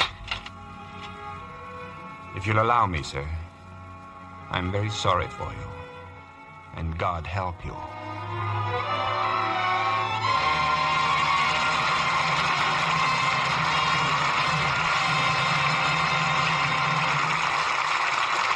After an intermission, we'll bring you Act 2 of the Paradine case. And now, our Hollywood reporter, Libby Collins. Who's in the limelight tonight, Libby? One of the best-known and best-liked stars in Hollywood, Mr. Keeley, Joan Crawford. You know, Libby, I always look forward to a Joan Crawford picture. You know, Joan makes any role she plays, well, convincing and dramatic. And in her latest picture, Warner Brothers' Flamingo Road, she plays a most demanding part with her usual finesse. Yes, it's certainly a picture full of tense situations, with Sidney Greenstreet outdoing himself as a ruthless villain. Oh, he is really frightening. I don't wonder he drives poor Zachary Scott to ruin in Flamingo Road. But in a harrowing climax, Joan comes out the winner. And there's a lighter side, too. As a carnival dancer, Joan really earns your admiration. Yes, indeed. She wears some handsome costumes, too. And she's beautiful in the close-ups. The modeling of her face is perfect from any angle. Add that quality to a lovely Lux complexion, Libby. And you have the cameraman's dream girl, John. Well, Joan Crawford has been a Lux Soap fan for years. I guess that proves it's a complexion care that works. Yes. Joan tells me she's really grateful for the special care Lux Soap facials give her skin. Those facials give a $1 million complexion just the gentle, protecting care it needs. Skin specialists have proved it, too. Tests showed in 3 out of 4 cases, skin became softer and smoother in a short time. No wonder this fragrant white soap with the delicate perfume is Hollywood's own beauty soap. So be sure to get some Lux toilet soap tomorrow. It's another fine product of Lever Brothers Company. Now, our producer, Mr. William Keeley. Act 2 of the Paradine case, starring Joseph Cotton as Tony Keene, Valley as Mrs. Paradine, and Louis Jourdain as Latour.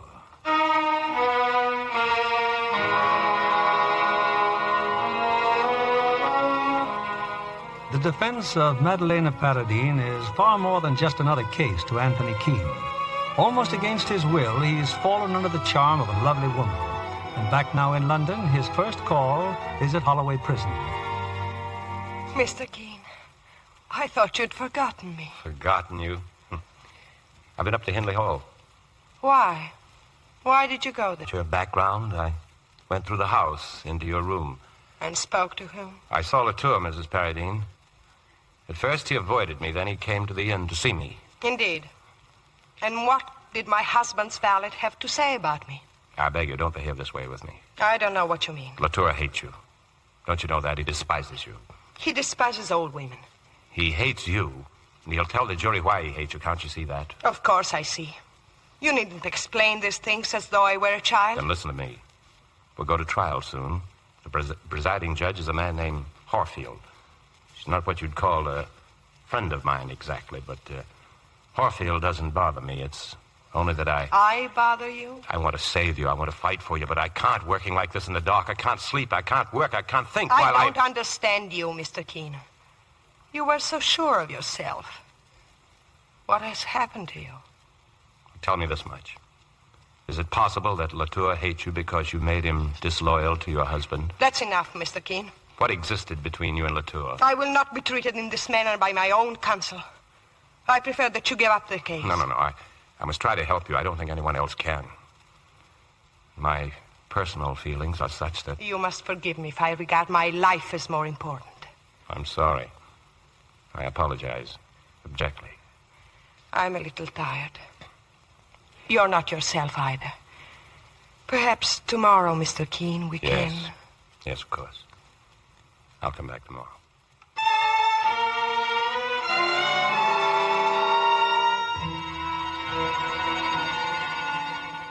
Tony? In here, dear. You're just in time for tea. Hello, darling. How was the journey? Oh, not very interesting. Tremendous estate. Rather what you'd expect, you know. The Lake District. Would you rather I didn't talk? What is it you want to know about Gay? Oh, you've been reading the newspaper. Mrs. Paradine's counsel visits her in jail. It's a good picture of you, darling. I suppose you hate her, don't you? I won't deny there have been moments these past weeks when I've wished the worst for her. It's not easy to face the thought of losing you. Gay, must Let you me make finish, dear. I've come to a conclusion. Conclusion? I want her to live. I hope she goes free. Free to kill, or to take other women's husbands, or to do anything else that comes into that beautiful head of hers. You can't really care what happens to her. But I do. Oh, not for any noble reasons, but because I want all this business over and done with. An end to your being all mixed up, part lawyer, part lover. Oh, what nonsense, All right, frustrated lover, then. Yes. And part husband still. Because you're not finished with me, Tony. You wouldn't have come back here if you were. I know the depth of your feeling for me. Okay, I'm counting on your feeling for me. All I ask is that she lives, so the fight can be an even one. Because if she dies, you're lost to me forever. You'll go on thinking you love. But you don't love her, Tony. No, you don't. There are lots of things I don't know, but there's one thing I know better than anyone else. I know you. I want you to win this case, Tony. I want you to get her free. I've made my speech. It's what comes with being married to a lawyer. I'll go up and change. I may win this case or lose it sooner than we thought. Oh? Trial has been moved up. But are you ready? Yes, I'm ready. We go to court the day after tomorrow.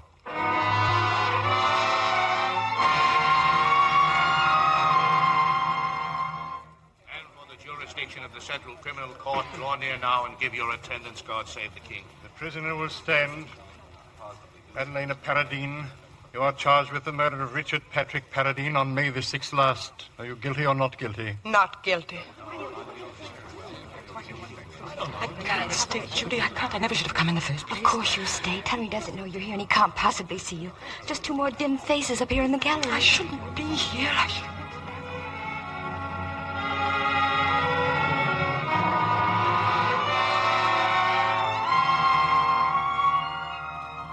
Prosecution will proceed. Thank you, Milord. It is a simple statement of fact that on the night of May 6th, Richard Paradine, a blind man, died as the result of a murderous dose of poison. We also know that earlier in the evening, a quarrel took place in which the participants were Mrs. Paradine, Colonel Paradine, and his faithful servant and comrade-in-arms, André Latour. Gentlemen of the jury, you are all probably aware of the Colonel's heroic character. One looks back upon his life with humility and pride. Suddenly, in the service of his country, he's doomed to darkness and the life of an invalid. It was then that he met and married the defendant. Outwardly, this woman was a model of patience. Heaven only knows what sultry fires were banked within, but she had patience. She could bide her time. This is indeed no ordinary woman.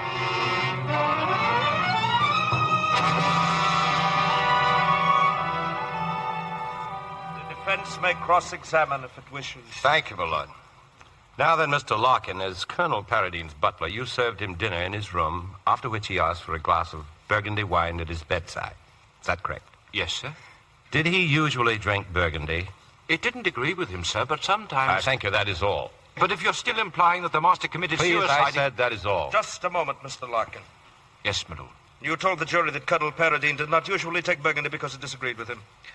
Did he dislike Burgundy? Oh, no, my lord. On the contrary. He was very fond of Burgundy, but seldom dared take it. Yes, my lord. That is correct. Thank you. Well, Judge Horfield just killed Tony. Something so unusual about his drinking Burgundy. You will pardon me, Mr. Keene. I was anxious that the point should be clear. Thank you, my lord. I'm obliged to your lordship. Has the Crown any questions? No questions, my lord. Will the clerk call Andre Latour, please? Take the testament in your right hand, Mr. Latour, and repeat the oath. I swear by Almighty God that the evidence I shall give shall be the truth, the whole truth, and nothing but the truth. Your name? Andre Latour. You were born in Canada and served in the war with Colonel Paradine? Yes, sir. You won the Distinguished Conduct Medal and Bar for gallantry in the field? That is so, sir. At the time of Colonel Paradine's death, you were employed as his valet and confidential companion. You were very much attached to Colonel Paradine, were you not? He was the finest man I ever knew. Mr. Latour, at about 8 o'clock on the night of May 6th, you heard the service bell ringing. You went to the Colonel's room. You saw the Colonel and Mrs. Paradine facing each other. Is that correct? It is, sir. What happened then, Latour? Colonel Paradine was very angry with me. His exact words, if you please. He said, "Do I understand you're going to leave me now, when I need you the most?" So I asked him who told him such a thing. He said, "She did, Miss Paradine." Leaving him? No, sir. She just wanted to get rid of me. Did you remain in the room? No, sir. The Colonel ordered me to leave. Did you return to the room? Yes, sir. About an hour later. Now, listen carefully. Was Mrs. Paradine still in the room? She was in the hallway, outside. You're certain of that? I am. Is it your impression that the lady was passing directly from Colonel Paradine's bedroom to her own? Yes, sir. Your witness, Mr. Keene? Mr. Latour, just a point or two about the years you spent in Canada. I'm sorry, Mr. Keene, but the hour's getting late. We will adjourn until tomorrow morning at 10 o'clock. My lord, I should like to examine the witness. Mr. Keene, we shall have all the time you wish in the morning. Very well, my lord.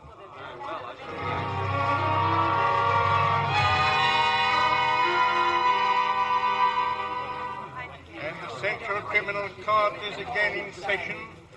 What's the judge got against Tony, Gay? I don't know. Well, maybe he had a better breakfast this morning. Look, that's Latour down there. He lied like mad yesterday. Or else he's keeping something back. I'm glad I'm not in his shoes right now. Watch Tony tear him apart. Just you watch. Now then, Mr. Latour, does the name Margaret Wells convey anything to you? Yes, sir. Well, what does it convey to you? No answer? Well, let me try to help your memory. I claim that some years ago in Canada, you were engaged to one Margaret Wells and that on your wedding day she rode off with a farmer named Albert Troop. That is finished. That is in the past. Your point may be relevant, Mr. Keene.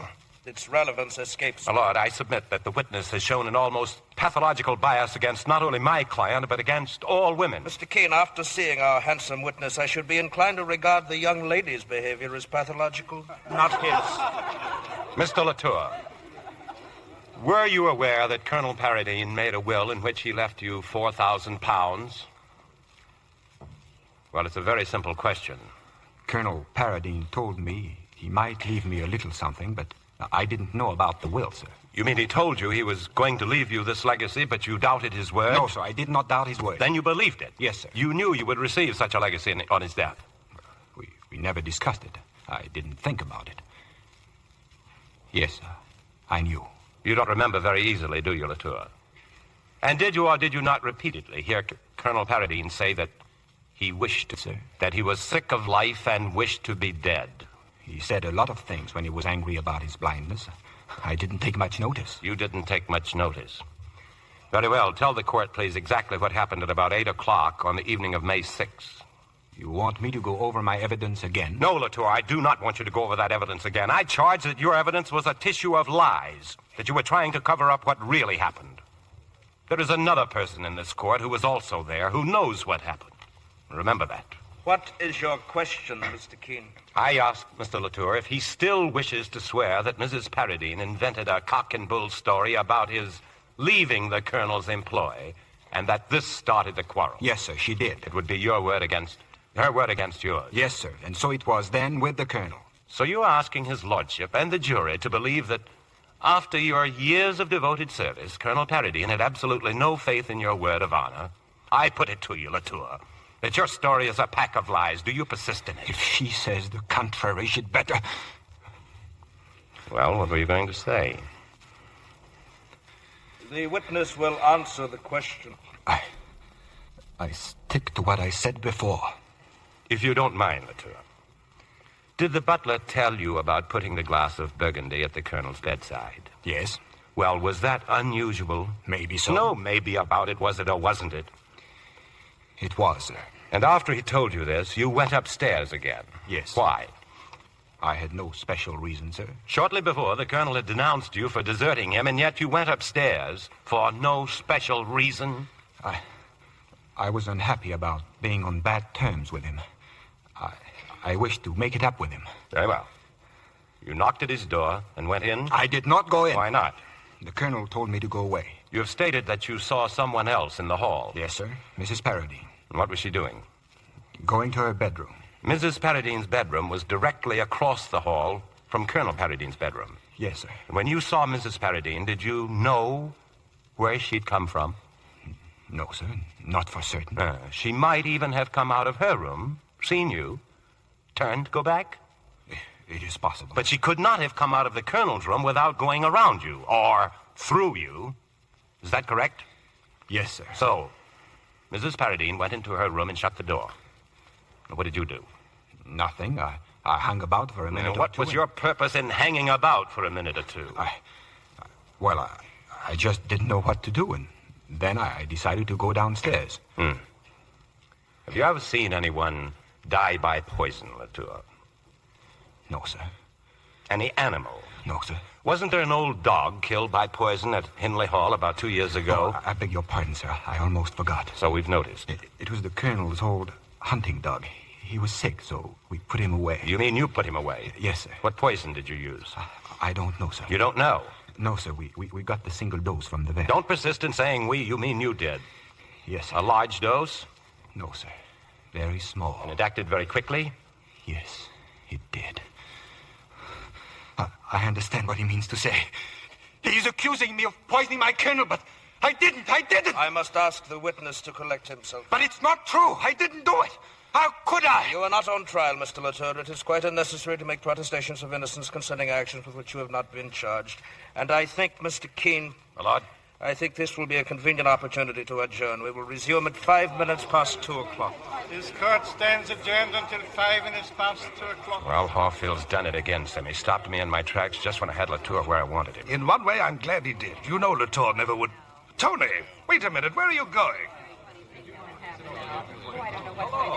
Well, this is Tony's morning, all right. It was terrible, Judy. Oh, but, darling, it's his job. Oh, come along, Gay. Let's get a bite to eat.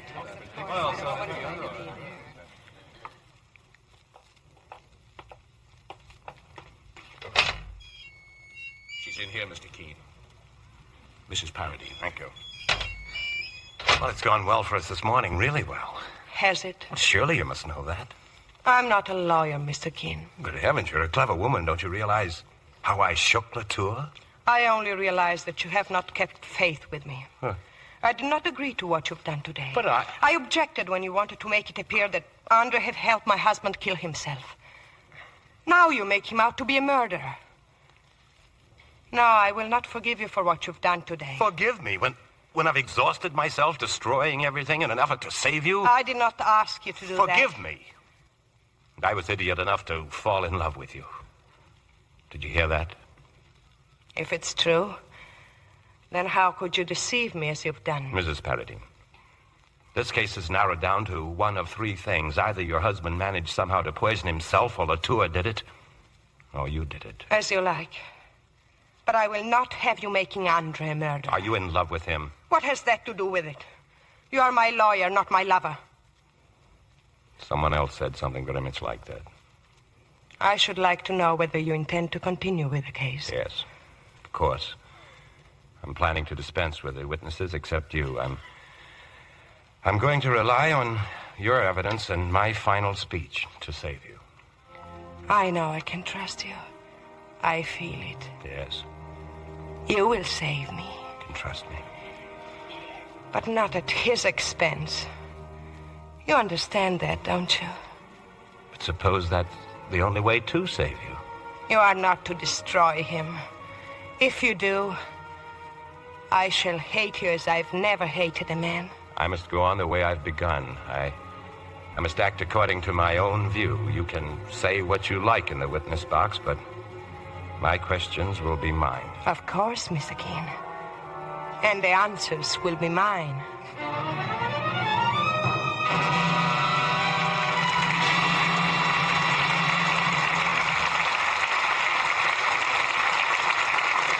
We pause now for station identification.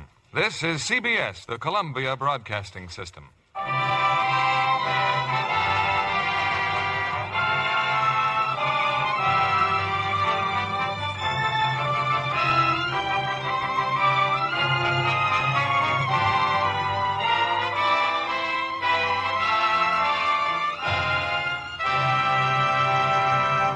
In a few moments, we'll continue with the third act of the Paradine case. Our guest this evening is Miss Joyce Mackenzie, young 20th Century Fox player. Has studio life turned out to be all you expected, Joyce? Every bit and more, Mr. Keeley. There's always something new and interesting going on. I'll never forget the fun it was to see Betty Grable doing her new picture, The Beautiful Blonde from Bashful Ben. The screen's #1 box office blonde. You know, it's Betty in a new kind of role. Yes, the picture's a riotous takeoff on a typical Western. Betty turns out to be a clever comedienne as the trigger-happy heroine of The Beautiful Blonde from Bashful Ben. With Rudy Valley and Cesar Romero as a pair of timid heroes. It's a grand piece of entertainment. You know, Mr. Keeley, I'd always admired Betty Grable's beauty on the screen. When I actually saw her, I was more impressed than ever. What do you think, Mr. Kennedy? Well, I felt the same way, Joyce, when Betty Grable was on our program 2 weeks ago. She's a winner, all right. And, I'm proud to say, one of our most enthusiastic Lux girls. I know, Mr. Kennedy. Betty Grable depends on Lux soap facials regularly for that delicate skin of hers. Betty told us when she was here that both her little daughters are Lux girls, too. What better recommendation for this gentle complexion soap? Personally, I find Lux toilet soap a wonderful beauty care. It really works. Thank you, Miss Joyce Mackenzie, for coming tonight. There's a reason, you know, why this fragrant white soap is the choice of 9 out of 10 screen stars. And that's why you should begin Lux Soap Beauty Care tomorrow. Here's our producer, William Keeley. The curtain rises on the third act of the Paradine case, starring Joseph Cotton as Tony Keene, Valley as Mrs. Paradine, and Louis Jourdain as Latour.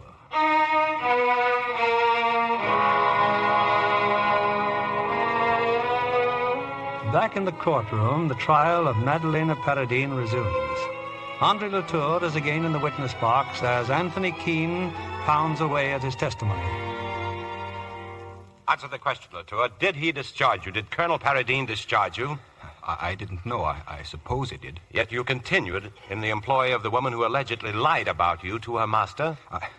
I think I wanted to help take care of the Colonel's estate, and there was nowhere else to go.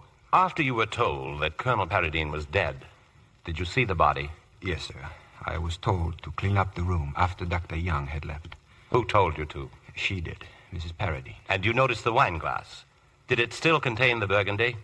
Only a few drops. Oh, there were a few drops, Latour. If you were told that the doctor had examined the glass and found it to be clean, that it had been washed and dried, would you still claim you saw a few drops remaining in the glass? Yes, I would. I would still say what I saw. When did you wash and dry that glass, Latour? I never touched the glass. I never touched it. Really, my lord, I must insist that the counsel for defense keep within bounds. I quite agree, Mr. Farrell, but I've been reluctant to interfere. knowing how Mr. Keene resents interruptions? May I continue, my lord? Please do, Mr. Keene. You are aware, Latour, of the penalty for perjury? I've told the truth. The truth. Was it at Hindley Hall or here in London that you first gave Mrs. Paradine occasion to complain about your attentions? Not true. She never did. And was she not at last forced to go to her husband and beg him to dismiss you from his service? I won't listen to these lies. Colonel knew, didn't he? Knew, because she told him. I will not answer.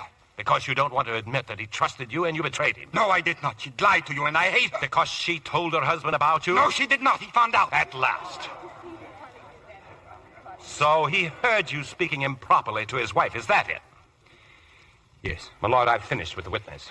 I didn't want to tell about it. I didn't want to hurt his good name. I said I was finished, Latour. It was she who dragged us both down. I hated every moment with her, but God forgive me.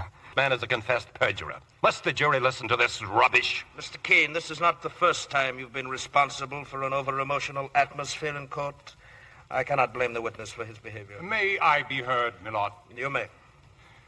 Latour, in testifying as to what was overheard by Colonel Paradine, are you implying that you engaged in improper conduct with Mrs. Paradine? Yes. You know now what I did. I cannot live with the memory of what I've done. Did you avoid the truth because of your feelings about this woman? I lied because I didn't want the world to know what she was. His wife. My colonel's wife. That is all, Latour.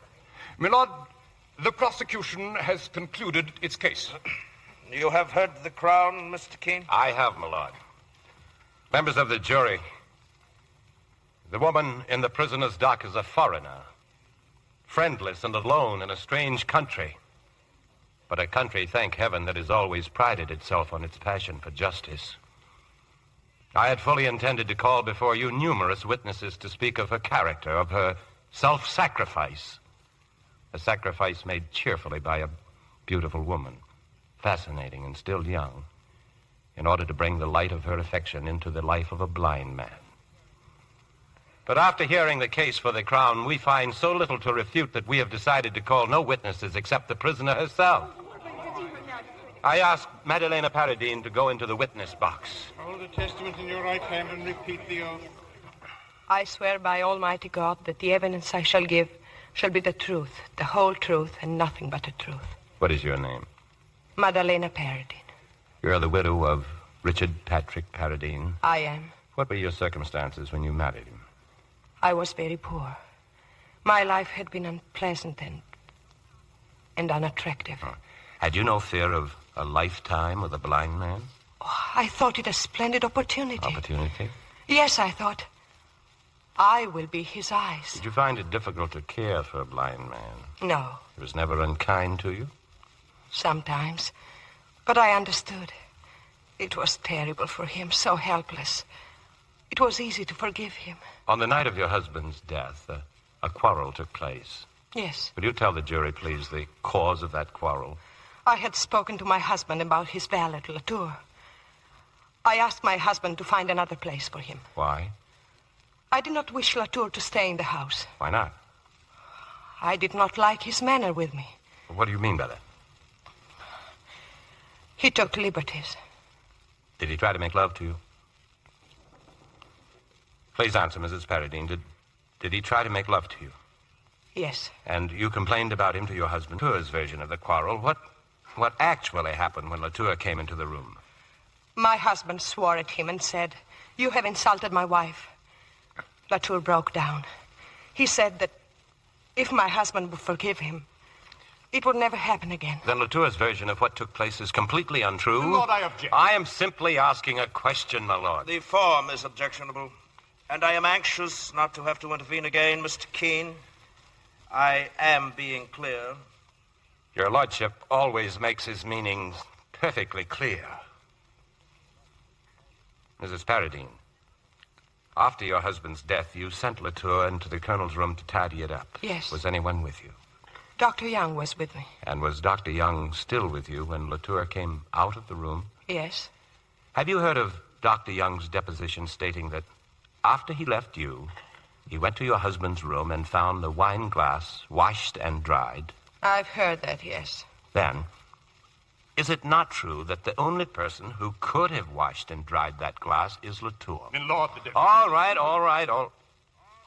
Could anyone else have washed and dried it? I know what you're trying to make me say. You're trying to make people think that Andre Latour killed my husband. Anyone else could have washed and dried the glass? Yes. What do you mean by yes? I did. It is my duty to warn you, Mrs. Paradine, that you've made a very serious admission. Would you like to make some explanation of it to the jury? My lord, with the utmost respect, I would like to request time to consider this turn of events. This evidence is entirely new to me. I feel... Very well, Mr. Keene. We will adjourn until 10:30 tomorrow morning.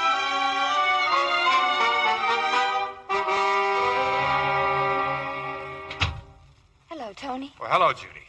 Well, what are you looking... I was there today in court. Was Gay with you? Yes. Was that your idea? Yes. Stairs, Tony. Before you go up... Well? If Mrs. Paradine washed that wine If glass... she did wash that glass, it's because she knew that Latour killed Paradine, and if I had access to her while she's a witness, I'd make her say so tonight. And Latour's motive? He was in love with her. What about your motive, Tony? What do you mean? Well, you know, and I know, and Gay knows why it is that you think Latour's the murderer.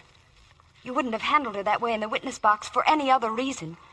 You treated her as though you were cross-examining a witness for the prosecution. Look here, Judy, I'll handle it. Oh, Tony, it's true. It's terribly true. Somebody's got to show you. You've got to save this woman for Gay's sake. If you'll let me alone, perhaps I still can. If you're left to your own devices, I'll bet you one thing. Mrs. Paradine will be done for, and your career along with it.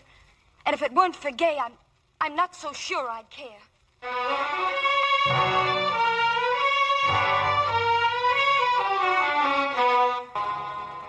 Well, Mr. Keene, the defendant is in the witness box. You may resume where you left off yesterday. My lord, I have no further questions. I have finished with the witness. Does the Crown wish to cross-examine? We do, my lord. Mrs. Paradine, for his part, had gone on for you delayed telling your husband. I was ashamed. Ashamed? Why? Was it your fault? Of course not. Then why be ashamed? Mrs. Paradine, did you not refrain from complaining about Latour because you were madly in love with him? Madly in love with him? And yet I went to my husband and asked him to send Latour away? Is that what you think? And did you not finally succeed in your objective and induce this unfortunate man who worshipped his master to betray him? I deny that. Mrs. Paradine, is it not a fact that as soon as you discovered that Latour took no interest in you, you resolved to overcome that indifference? No. Weren't you in love with Latour all the time he lived at Hanby Hall? No. Were you not madly in love with him all the time? Just a moment, please. My lord, I'm simply trying It's this message. I've just been handed a message from the police. Andre Latour committed suicide an hour ago. Andre... My lord, I would like to have an opportunity to consider what bearing this new tragedy has on the case. I submit that it is great bearing, my lord. It is perfectly obvious why the witness committed suicide. Oh, no, I don't think so. Latour himself said he couldn't live with the knowledge of having betrayed Colonel Paradine. I suggest that both counsel remember where they are. Mr. Farrell, do you wish to apply for an adjournment? Adjourn? No, my lord. Then proceed with your case. Very well. Mrs. Paradine, you admitted yesterday that you deliberately washed the glass that contained the poison which killed your husband. Why did you wash that glass? Answer my question. Why did you wash that glass? You must answer the question, Mrs. Paradine. I'm sorry. I didn't hear it. Counsel has already repeated it. What does it matter now? Andre is dead. The man I love is dead. I thought about it day and night, but I didn't know how. I wanted to do it so that we could be free, so that Andre and I could be free. But Andre wouldn't help me.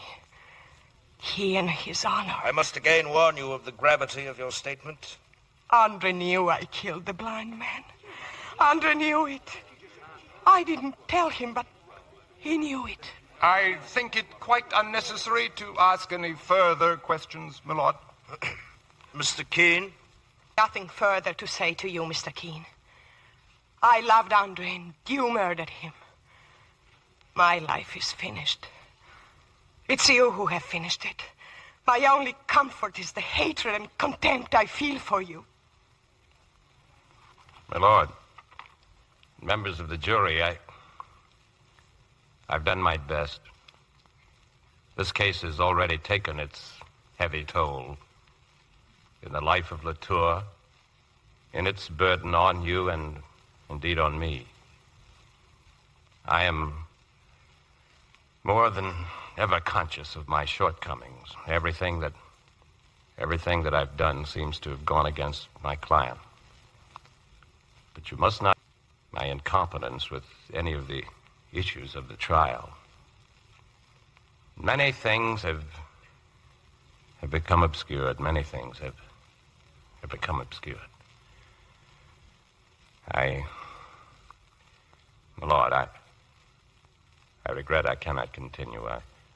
I request your lordship's indulgence to let my friend, Sir Simon Flacker, take over the case.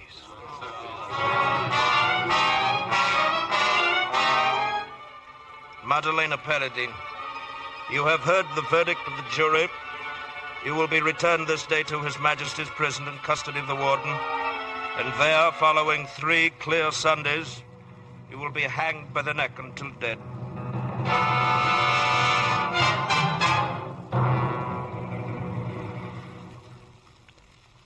Simeon, I'm sorry I hadn't noticed the time. It's almost morning. I wonder what the newspapers will say about our day in court. Yeah, they'll probably suggest that next time you place your confidence with more discretion. They'll be right. I just don't know what happened to me today when she turned on me, when she said that, well, it doesn't matter now. I'll run along. Where are you going at this hour? Sit down, Tony. I do wish you'd at least telephone Gay. She must be worried to death. Worried for fear that I'll come home, you mean? No. At least I can do for Gay is to spare her the boring job of standing by me. Now listen, Tony, you're not as wise about everything as you may think. No. And you mustn't despair. If there's one thing I can't abide, it's despairing. What would you have me do after this? Hope for a high court judgeship? Oh, all this talk about giving up the law, poppycock. If I know anything about Gay, there's nothing at all she wants at this moment but Father? just... Judy, I thought you were asleep hours ago. Come here, dear. I wish you wouldn't constantly butt into matters that... Oh. There he is, my dear. Hello, Tony. Kay. What about having some breakfast? Thanks, but... Well, as a matter of fact, I was just about leaving. Tony, you really shouldn't have worried me like this. I suppose I should have known you'd be here with Simi. Tony, I was proud of you today. Proud? Yes, I was. Darling, it won't be easy. There'll be those who laugh at you. I don't think the newspapers were very kind. The worst of all is what I've done to you. Tony, the most important moment in your life wasn't when you discovered what she was. It wasn't even when you had the courage to stand up there before the whole world and confess your mistakes. The most important moment... Look at me, Tony. The most important moment in your life is now. My husband is the most brilliant man I've ever known. You can throw away your career and become a beachcomber if that's what you want. Maybe that's not such a bad idea. Oh, darling, don't you understand? I want you back on the job just as fast as ever you can. And I hope you have a tough case. Very tough. So that it will take the best you have. Oh, darling. All your fancy ideas about me. I'll try, Kay. I'll try.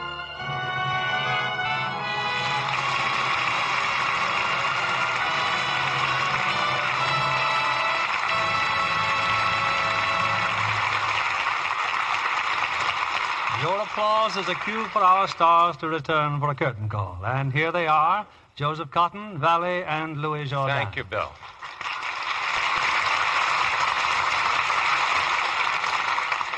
It's a great pleasure to be back. Oh, Joe, you must have seen some exciting things while... There's sort of an international hotspot right now. Did you have a chance to visit your home in Italy, Miss Valley? Yes, and of course, that was the biggest thrill of the trip for me.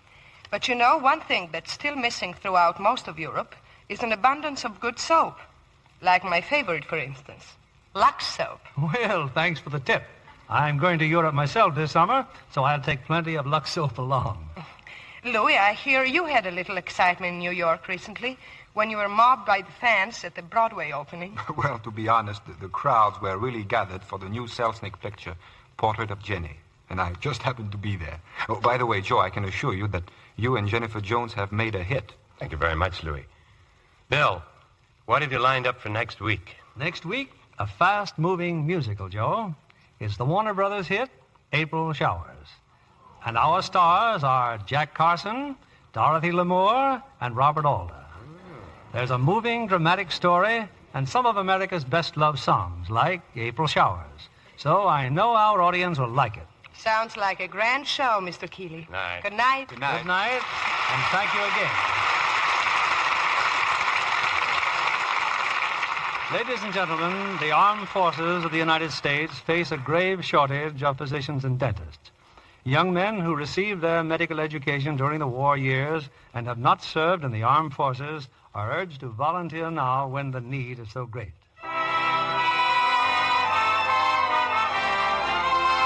Lever Brothers Company, the makers of Lux Toilet Soap, join me in inviting you to be with us again next Monday evening when the Lux Radio Theater presents Jack Carson, Dorothy Lamour, and Robert Alder in April Showers. This is William Keeley saying good night to you.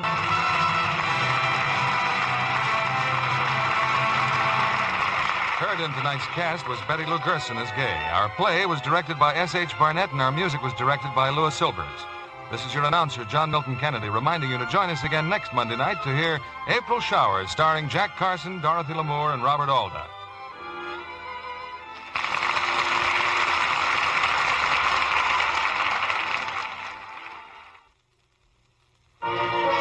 If you have trouble with your nice things, change to Lux Flakes, and they will bubble your troubles away. Keep nice things lovely longer, keep undies and stockings stronger. Let Lux bubble your troubles away. Be sure to listen next Monday night to the Lux Radio Theater presentation of April Showers, starring Jack Carson, Dorothy Lamour, and Robert Alder. Stay tuned for My Friend Irma, which follows over these same stations. This is CBS, the Columbia Broadcasting System.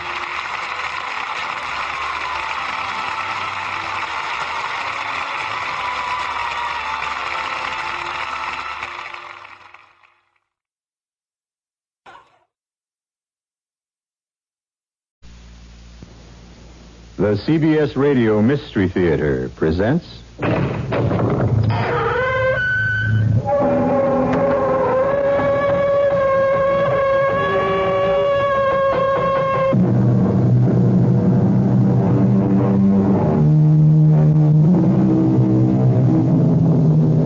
Come in. Welcome. I'm E.G. Marshall. Right this way, folks. Hurry. Step right up. Yes, welcome this night to a dazzled clash of color and sound. Hiding and murder. Right this way, the freak show, ladies and gentlemen. See nature's mistakes. Step right up. It's opening night at Prince's Carnival outside St. Louis. But no fortune teller sees in cards or crystal ball the dark events that will happen here. I loathe everything you are. The sight of you sickens me. I'll... You'll what? Beat me? Break me? Yes. Try it. Every man in the carny knows you're here, knows what you are. Giant, strong man, grips, barkers, they're all standing by. If I call, they'll tear you apart. Oh, give me reason to call. I'd love it. Go on.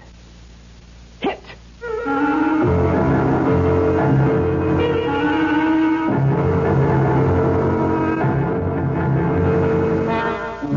Our suspense drama, Tattooed for Murder, was written especially for the Mystery Theater by Nancy Moore and stars Terry Keane and Stefan Schnabel. It is sponsored in part by Anheuser-Busch Incorporated, Brewers of Budweiser, and Buick Motor Division. I'll be back shortly with Act One. There's nothing wrong with drinking Budweiser sip by sip, is there? Well, the brewers of Budweiser think there's a better way. Sipping's fine if you're drinking wine. But Bud is the king of beers, a hearty drink. Look, rinse a 10 or 12-ounce glass with cold water. Then open a can or bottle of Bud and pour it right down the middle so it kicks up a good head of foam. Now, take a big drink and then swallow big. No sips. That's how it should be done. More taste, more beer drinking enjoyment. Thanks to exclusive Beechwood aging, Budweiser has a smoothness that lets it go down especially easy. Sure, it's an expensive way to brew beer, but brewing beer right does make a difference. Budweiser, you've said it all. Anheuser-Busch, St. Louis. When you invite guests, you won't want to spend all your time in the kitchen. Frank Lieber here with some help from True Value hardware stores who have kitchen appliances that'll do the pot watching for you. There's Sunbeam's high dome multi-cooker fry pan, for instance. Cooks large roasts or fowl, the automatic thermostat assures even heat. Has a hard coat Teflon cooking surface, so you can use metal utensils, and foods won't stick, so cleanup chores will be easier. That's the Sunbeam high dome cooker fry pan. True Value hardware stores also have Sunbeam's new high dome Teflon crocker fry pan. Has a removable ceramic vessel that turns the fry pan into a slow cooker. And because it's heat resistant, the crocker is safe for oven use too. Both the crocker and fry pan remove from the base for easy, complete cleaning. Sunbeam's crocker fry pan and multi-cooker fry pan are just two of the values at participating True Value.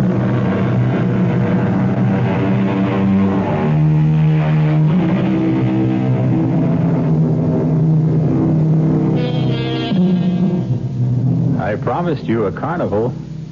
I'll keep that promise. But be warned that I do not promise a spun sugar candy time. On the contrary. First, we must go back 3 years.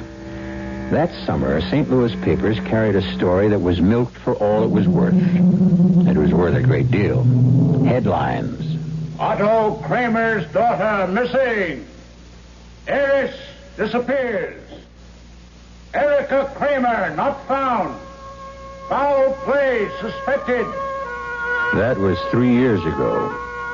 Today, a mansion outside the city has a bronze plaque fixed to iron gates. Otto Kramer, no admittance. Due to this house, no one is welcomed beyond its gates. Inside alone on this fateful morning, another daughter, Catherine, age 16, a few minutes ago said goodbye to her father as he left for his bank. She now starts upstairs to clean. In spite of his wealth, Kramer keeps no servants, obeying his own dictate, no admittance. Suddenly, Catherine is startled by a frightening sound. Only the doorbell. But no one comes here unless her father is present, and seldom then. Would Papa want her to answer? Catherine thinks not, is certain not. The ringing persists. But suddenly the sound no longer seems frightening. Instead, a merry summons. The world at her door. She flies down the stairs, but as her hand turns the doorknob, hope vanishes. No one has come to see her. No one ever will. Papa forbids it. Papa's word is law, is iron. Catherine. Oh, don't you know me, Kate? Erica. Oh, Erica. Oh, little sister. I can't believe it. I thought you were dead. No, I'm real. I'm here. I'm back, and I'm certainly not dead. Oh, I've dreamed of this 1,000 times. Oh, so have I, little Kate. Dreamed and planned. But come in, Tom. Hurry. I don't want to be seen. Oh, does that mean you'll go away again? Oh, Erica, don't. Please don't. We'll talk about that in a minute. First, I have to look at this house, this prison I broke out of. Nothing's changed. Cold and ugly. No, I don't want to look at it. Let me look at my little Kate. Erica, where have you been? Oh, you are so pretty now, you sweet, sweet 16. It doesn't matter about me. Tell me where you've been all these 3 years. You matter more than anything. Oh, does Papa ever let you out of this house? Well, sometimes he takes me driving, and sometimes to church. Papa, in church? Oh. And the rest of the time, what do you do? Have you forgotten what it's like here? Oh, Kate, how could I? But then there were two of us. We could at least talk to each other. Who do you talk to now? No one. No tutor anymore? Not since I was 16. Not one single friend? No fun at all? Never mind. I know the answer. Papa's made you into this pitiful little mouse. Oh, please don't talk about me anymore. Tell me where you went. Guess. Oh, but we did guess. Papa and I and the police. Oh, and the smartest private detective in all of St. Louis. All that money squandered for nothing. Where were you? Why won't you tell me? All right, little one. Hang on tight. I was in the last place on earth Papa would dream a daughter of his could be. Where? In a carnival. You're teasing. It's a joke. Yes, a beautiful, wonderful joke. But the joke's on Papa. A Kramer daughter, part of a carny. Remember the summer I disappeared, the carnival 2 miles away? Uh-huh. Remember how we could hear the music sometimes? Oh, yes, I do remember. You said it was a merry-go-round. One afternoon I sneaked off to see it. I couldn't tell you, honey. I was 19 and grown, but you were only 13. It would have scared you. Papa would know it. He would sense it, and he'd pry the story out of you. No. Yes, baby. All right. Well, maybe then. But not now. Not anymore. So, after I saw everything at the carny, bold as brass, I went to see the owner, Jody Prince. I told him about this concentration camp. I said I wanted to be in his carnival. He liked my looks. He said he could use me in one of his shows, and he signed me on. The next week, when Prince's carnival left St. Louis, I left with it. Out of this house of death into a carnival that was life. My sister? In a carnival? What do you do in a place like that? You'll know soon enough. Now, come on. Let's pack your bag. I'm taking you with me, and you'll never come back to this jail again. Taking... Never come... Me? Why else would I be here? Take this chance. Baby, did you think I'd forgotten you? But you never wrote. You never phoned. Katie, you must have known I didn't dare. Papa would have all mail forwarded to the bank, have the phone tapped, or what friends did we have to send a message by? I had to wait till the carny came back to St. Louis. But all these years I have planned for this day. The day Papa would lose you, too. So come on, let's pack your bag. I can't go. I can't do that. Kate, please don't be afraid. You'll be as safe in the carny as I've been. He won't look for you there any more than he looked for me. Anyway, you will stay out of sight until we leave town. No, you don't understand. I have to take care of Papa. He's getting old. He has a very bad heart condition. Kate, you have given him 16 years of your life, and what has he given you? He's locked you in this prison, made you a servant, beat you. He hasn't beaten me once since you went away. I don't believe that. It's true, never. Well, then you never crossed him. I did. Mama did. And we both paid for it, Kate. Mama died of it. I ran away from it. And you're so beaten down he doesn't even need to use that walking stick. Papa and I get along. Maybe not like other people, but we've made a life. The only life I know. Why did you have to come and bring another? Go away so I can forget you every day. Oh, all right, Katie. Katie, please. Look, this is too sudden. This is too new. Papa owns you, owns every thought. You need time for thoughts of your own. Now, I'll go away until tomorrow. Today and tonight, think about the carny with me. I will go everywhere, see everything. It's like merry-go-round music, honey. Think of it like that. Merry-go-round? Mm-hmm. And you won't tell Papa I was here. Oh, no. Katie, promise. Nothing in the whole world could make me tell him. Tomorrow morning I'll come again. And by then you'll change your mind. Tomorrow my little sister and I will go back to the Carney together.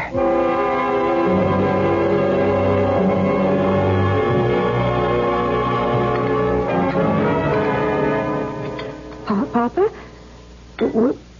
Would you like some more meat? No. Wasn't the roast the way you like it? Papa? Will you have anything else at all? No. Then, if it's all right with you, I'll do the dishes. Excuse me. Don't have. Oh. Sit down. You have not my permission to leave. Yes, sir. You will answer a question, Catherine, and you will answer with care. What is wrong with you tonight? Nothing's wrong, Papa. Nothing is wrong. I see. Or do you think perhaps you can fool your father? Yes, Catherine? Please, I'm not trying to fool you. There is a difference here. Something has happened. Now you will inform me what it is. What could possibly happen? That is what I intend to learn. Did you leave this house? No, sir. Someone was here? No, sir. You lie. No, Papa, no. Then why did your hands tremble when you passed my food? Why is your face flushed like an apple? Huh? Why? It's just... Well, I just don't feel very well. All day you hide something. Tonight you lie. I will have the truth, Catherine. One way or another, I will have it. I did tell you a lie, Papa. I went out. Out where, my child? To the grocery store. And how did you go to the grocery store? The bus. And what did you want at the store? To buy apples. I do not see any apples. Oh, but they didn't have any. A pity. Since you so much wanted apples that you left the house, you are not allowed to leave. But we are very fond of apples. Are we not, Katrine? Yes, Papa. Why can't you look at me, Katrine? I am, Papa. Yes, now you are. Why do you stammer, huh, little one? Your pleasant outing today has made you nervous, yes? Answer me! Answer, what ails you? I told you, I don't feel good. Your health is poor. I had forgotten. You will forgive me my lapse of memory. I'll go up and lie down if you don't need me anymore. No, I cannot spare you. There's something I want you to get for me. My walking stick. But it's there by your chair, Papa. Yes, so it is, yes. But it is my whim that you hand it to me. I walk around the table, pick it up, place it in my hand. Come on! Good. I put great store by obedience. You know that, do you not, Katrine? Yes, sir. Your stick, Papa. On second thought, you will hold it yourself, and we will observe it. The gold carving on the top. Describe it, please. It's a crown. A crown signifying authority. My walking stick once belonged to the Emperor Napoleon. His hand held it. Now yours, soon mine. One more question, child. Why do I always carry it? I don't know. As the symbol of my authority. And when that authority is questioned, is in doubt, the walking stick of Napoleon. You follow me? Yes, sir. Alas, your sister's disobedience in the past compelled me to use it. But not on you, never. And I trust I never will. Shall we, I don't know what you mean, Papa. I think you do. Who was here today, my little Katrine? No one, Papa. No one was here. Only me all day, except when I went for the apples. No one. All right. Hand me the stick. Thank you. A fine instrument for changing lives. Soon it will persuade you to talk. And not about apples. Who was here today? Now will you answer? Yes. Ah, splendid. Who was here with my little girl? Who? Erica. 1 hour later, Otto Kramer stalks down the thronging chaos of the carnival midway. Fury mounts to the bursting point as again and again he asks the same question. Where is Erica Kramer? And receives the same answer. Never heard of no Erica Kramer, mister. Carney personnel banded together to protect one of their own. Step right up, folks. Right this way.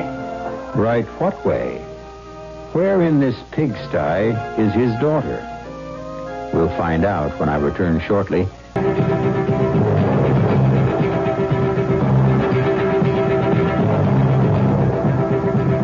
There's a fresh new spirit sweeping the land. A spirit of honesty and integrity. A free spirit. A spirit that demands products which fill your utilitarian needs while satisfying your good taste and your desire for economy. We at Buick have felt the spirit and are dedicated to your sense of freedom. Our crisply designed, solidly built 1975 Buicks will bring joy even to the most demanding of free spirits. The 1975 Buick Electra, LeSabre, Riviera, Century, Skylark, Apollo, and the gutsy new Buick Skyhawk are dedicated to the free spirit in just about everyone. Hey, there's an exciting new attitude at Buick. Take advantage of it at your local Buick dealer.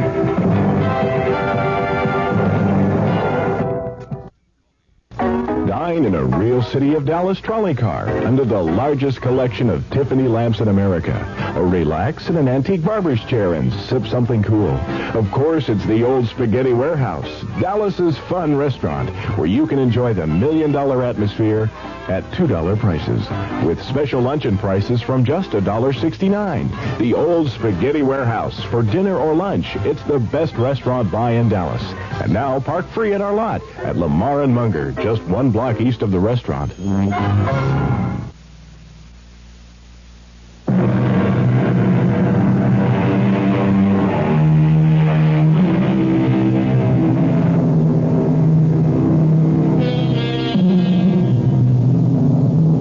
Kramer glares with revulsion at the freak tent barker ballying the treasures within. See them all, folks. 25 cents. Only 2 bits. 1/4 of $1. Kramer looks above the bally stand at the garish canvases picturing the freaks. Larger than life. More terrible than life. His eyes rivet on the painting of a nearly naked woman. Her body ornamented with hearts, flags, stars, flowers, sunsets, peacocks, snakes. Then, lips locked white, he buys a ticket and enters the tent. On the 5th platform stands the tattooed princess, her body debauched by the colored needle, her beautiful face unmarred, smiling at her admirers. Kramer halts by the 1st platform, stares. And when he has seen enough of his daughter's depravity, he turns and quits the tent. Erica, Princess, He's coming. I'm ready. Stay back of my wagon, Jody. Stay out of sight. I ought to be in here with you. Your father's got a heavy walking stick. Of course he has. He always has. Go on, Jody. I'm not afraid of him anymore. I can take care of Papa. All right. Holler if you need me, sweetheart. I will. Go on. Oh, hurry, Papa. Hurry, hurry, hurry. Show about to begin. Oh, and how I'll relish it. I let the midget tell you where my living. Hadn't no one in the carny would give me away. You think I didn't see you in the freak top? And the look on your face when you saw my body? Now it's covered with a cape. To spare you, Papa? Oh, no. To play a game. And my game will outsmart yours, Papa. Hurry up. The stakes are high. Oh, hurry, damn you. Greetings, Papa. Freak! My daughter, a freak! Would you care to come in? Or would a carnival living wagon contaminate the distinguished Otto Kramer? I will come. The Princess Frederica is highly honored. Princess Frederica. Aren't you pleased I didn't use the name you gave me? I am revolted by everything you are. Oh, dear, I'm so sorry.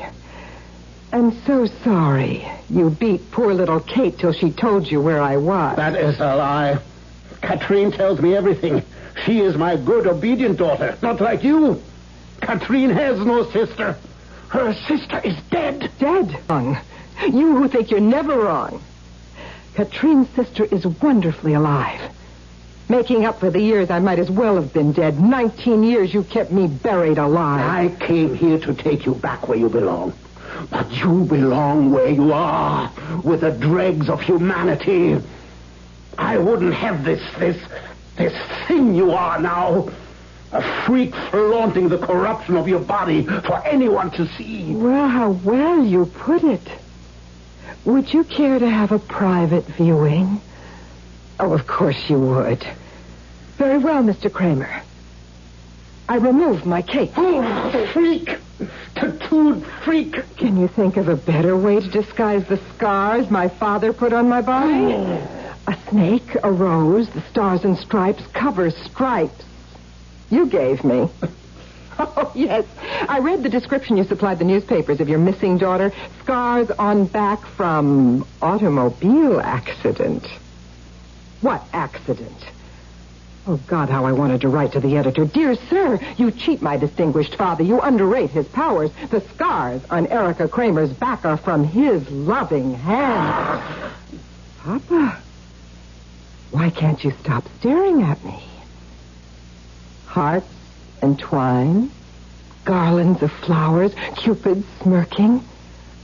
How strange you find them beautiful. No, they are loathsome, vile. I'll... You're what? Beat me? Break me? Yes! I wouldn't raise that walking stick if I were you. Everyone in the carny knows you're here, knows what you are, and they are standing by. If I call, they'll tear you apart. Go on. Hit! Give me reason to call. They'll come, every man on the lot. Big Lou, the giant, Herman, the strong man, the grips, the concessionaires, and the man... What kind of man would marry a freak? Lie with a woman covered with cartoons? Only another freak. Jody Prince owns this carnival, and he's like his name. He's a prince. Now get the hell out of here before I have him throw you out. Ah, with pleasure I go. The sound and sight of you sickens me. You freak. My body's tattooed, but your soul is. You're the freak. And you stay away from my Katrine. That's one order I'll take from you, old man. This morning I thought my sister was worth saving. Well, she's not. She went crying to you about me. Kate's lost. She's all yours. Take her and welcome. Now get out! Oh. You think that's all, Papa? You think I'm through with you? That was only a teaser. The best is yet to come. Jody? Are you out there? Right here, honey. I just wanted the old man out of sight. If I met him face to face, I might kill him. Did you hear it all? Every word. Till you threw him out. I was right here by the door. Beautiful. Oh, it took me 22 years to win, but I have won, Jody. I have won. Yes. But there's something I don't understand. You said you were through with Kate. I lied. I had to. I had to make him think I wouldn't try to see her again. If he thought I'd be back, he'd have Kate guarded and I couldn't get to her tomorrow. Oh, baby, he's no dummy. He probably knows you lied and why. Anyhow, he won't take a chance. She'll be guarded, all right? Count on it. Then I'll get to her another way. How? I've got it all figured. I'm enough of my father's daughter, so nothing can stop me now.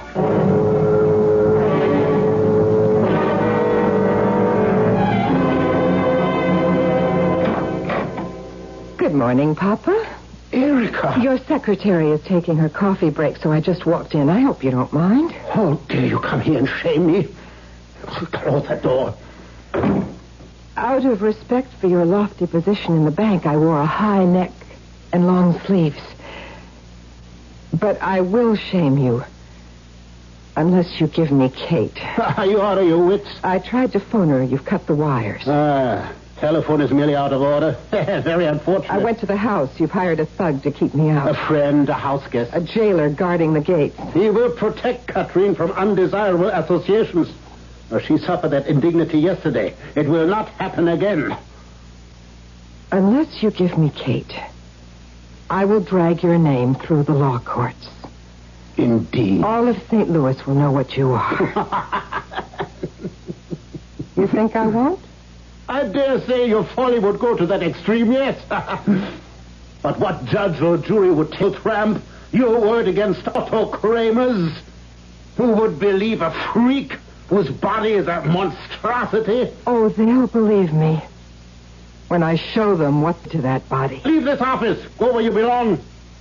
To freak tent.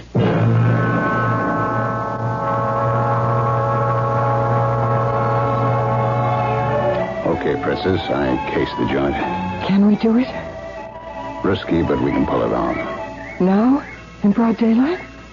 When you're afraid your old man will yank Kate out of town, or at least hide her somewhere. It's now or never. How do we do it? Well, if your house wasn't in the country, we couldn't. Sure, the place is locked and barred, but what we do is get a rope ladder up to Katrine's windowsill. What about the guard? How do we get through the gates? I'll take care of him. He's a cinch. You'll stay out of sight while I rap with our friend. I'll be a drunk looking for a shot of booze to cure a hangover. Oh, Jody. Listen, it'll be a great act. I'll be falling down drunk, see? I get close to the guy, he's off guard. Whammo, I knock him out. You go up the ladder and persuade Kate to come down it. Can I persuade her? Oh, sure you can. You hold all the cards, sweetheart. That plan you've worked out for her is a winner. Come on, let's go. Papa will come after me. He'll bring me back. He'll come all right, but not bring you back, I promise, honey. But how can you say that? You know he will. Because I've got a plan to stop him. Marvelous plan. I fooled him when I joined the Carney, and I can again. No one can fool him. Last night when I tried to lie, he knew. He always knows. And last night, what did he do to you, Kate? I don't want to talk about it. Kate, we have to. Now listen to me. He has started and he can't stop. The least thing you do to displease him, he'll use that stick. And nothing will please him except pain. Yours. Don't. That's what you'll say to him. Don't, Papa, don't. And it won't do any good, Katie. Can't you see you don't dare stay here anymore? I don't dare go. When you went to the carnival, he didn't know where you were. He couldn't bring you back. With me, he'll know, and he will bring me back. Little sister, please trust me. I tell you, my plan will work, but we need all day to get ready. Now stop crying. Listen to the plan.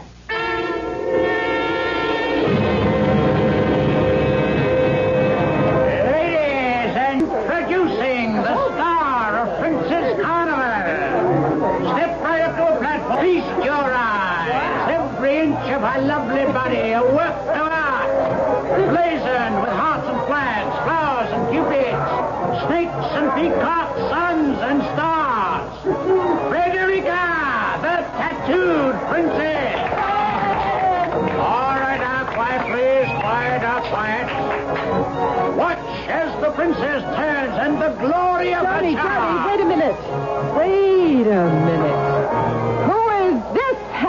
and gentleman who honors our little show tonight. Mr. Otto Kramer, isn't it? Why, ladies and gentlemen, I do believe the foremost banker of St. Louis is an admirer of the tattooed princess. Well, move along, all you lovely people. Come back to see me later. Right now, dear Mr. Kramer wants to talk privately to his princess. And bankers always get their money's worth. All right, across the tent, ladies and gentlemen. Teeny the midget craves your company. All right, step lively. Right this way, right this way. Good evening, Papa. How generous of you to patronize the freak show a second time. Where is Katrine? And how clever of you to know that she's with me. What have you done with her? I've taken her out of bondage. Answer me! I answered. I'll ruin you for this. I'll have this carnival blasted off the map. Just how do you propose to do that, Mr. Kramer? Now show me a carnival that isn't breaking the law. Underage performers, harboring criminals, white slavery, and now kidnapping. Katrine left of her own free will. She is 16, out of age. That is kidnapping. Oh, dear, dear. I never thought of that. So why haven't you called the police? What, and humiliate her? Make this vileness public? Now, I call them after I take her away from here tonight. Now, where is she? You think you can keep her from me? I've no intention of keeping her from you. You can see her at midnight, after the last show. I'll see her now. You'll see her when I say you can see her. Midnight. 4 hours from now. Right here in this tent. Don't try to find her. She's hidden and protected. Until then, I recommend the House of Horrors. You'll feel right at home.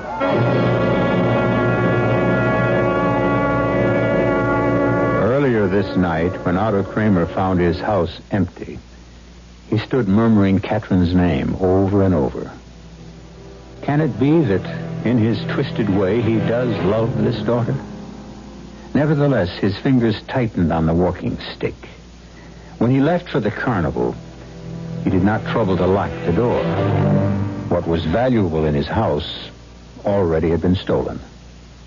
No admittance. Anyone who disobeys Otto Kramer must be punished. We'll witness someone's punishment when I return shortly with Act 3. I want that sinus medicine. Headache tablets? No, sinus medicine. Sinus tablets. Helps the headache under pressure. Oh, you mean sign-off. Exactly. Headache pain is one thing. A sinus headache is something else. Sometimes your whole face can seem to throb with pain. You want relief. Take Sign-Off tablets. SINEOFF. The sinus medicine that gives you a full dose of pure aspirin plus a sinus drainer. Sign-Off. The sinus medicine that helps relieve sinus pain while you drain. And Sign-Off doesn't stop there. Have you tried Sign-Off Sinus Spray, the fastest known form of sinus congestion relief? It works in seconds. That's Sign-Off Sinus Spray. When sinus flares up, use Sign-Off tablets and spray only as directed. SINEOFF. Sign-Off. Exactly. Sign-Off. The sinus medicines in the bright red box. Midnight in Madrid. We walk down the ancient street of the knife makers, Calle de Cuchilleros. We open the carved wooden doors of Botín.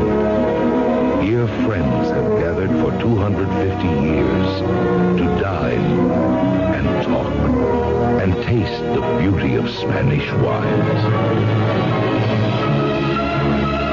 Now, in another age, Mistala is here. Mistala, the light, natural rosé wine created in Spain to capture a legendary flavor. Mistala, imported rosé, born of vines that once bore the wines of a fabulous era. Mistala. Taste it. The talk will be good, and so will the memories. Mistala. Mistala, Spanish Rosé.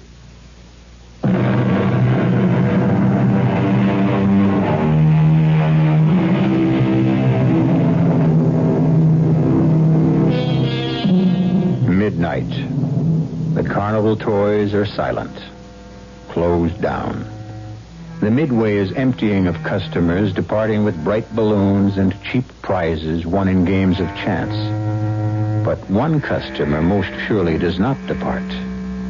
And another game of chance is about to begin. Otto Kramer paces the dimly lighted freak tent, a walking stick gripped in his hand.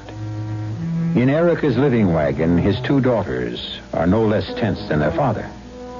Both wear long satin capes winking with sequins. Erica's purple, Catherine's red. You two beautiful dolls ready? Oh, Jody, will it work? Easy, Princess, easy. It'll work. It can't. Oh, I never should have come. Oh, now quit it, both of you. If Papa takes Kate back. It'll be worse than it was before. Will you cut it out? All those promises I made her. What was I thinking of? You know, I never saw you like this before. My girl has a nerve of 10 people, ain't scared of nothing. That's when I take chances for myself. This is for Kate. Maybe I'll hurt her instead of help. And maybe you'll give her the world by the tail. Erica, why didn't you ask the fortune teller if we should do this? Oh, for Pete's sake. Carlotta can't even predict that the sun will rise. And we can't predict Papa. Oh, I wish I hadn't come. Now, you won't say that when it's all over, honey. Like spinning the wheel of fortune. Will it stop on Kate's number? The odds are terrible against her, Jody. I'll give you big odds. One gets you 20, the wheel spins her number. It won't. I know it won't. Oh, now, damn it. We spent all day getting ready for this caper. Here it is time for the big performance. You're both a mess. All right, you want to call it off? Let your old man win hands down? Is that what you want? No. No, never. Just the sound of the words makes me sick. Thank you for saying them. Put my head back together. All right, Kate. I promise you all over again. Papa won't want you anymore. He won't take you back. Now believe it. I will. I have to. Now, can we please just get it over with? That's more like it. All right, you all set, Kate? Remember everything you're supposed to do and say now. Every single thing we rehearsed. If I can just go through with it. My money's on you, kid. You're your sister's sister. Oh, I hope I can remember the part about the wings. I like that part. Let's just run over a couple of things. Princess, when you go into that tent alone, you keep the old man standing right by the entrance. Don't let him too near Kate, huh? I know. If he moves toward her, step in between if you have to. Don't worry. Kate waits about 2 minutes, then makes her entrance. Oh, it'll be the longest 2 minutes in the world. Well, that's why you wait till I say when. I don't want you jumping the gun. And remember, you're the one that stays close to the entrance. I will. And all the time, I'll be right outside. Ready or not, Papa, here we come. Hurry, hurry, hurry. Show about to begin. Hey, and what a show.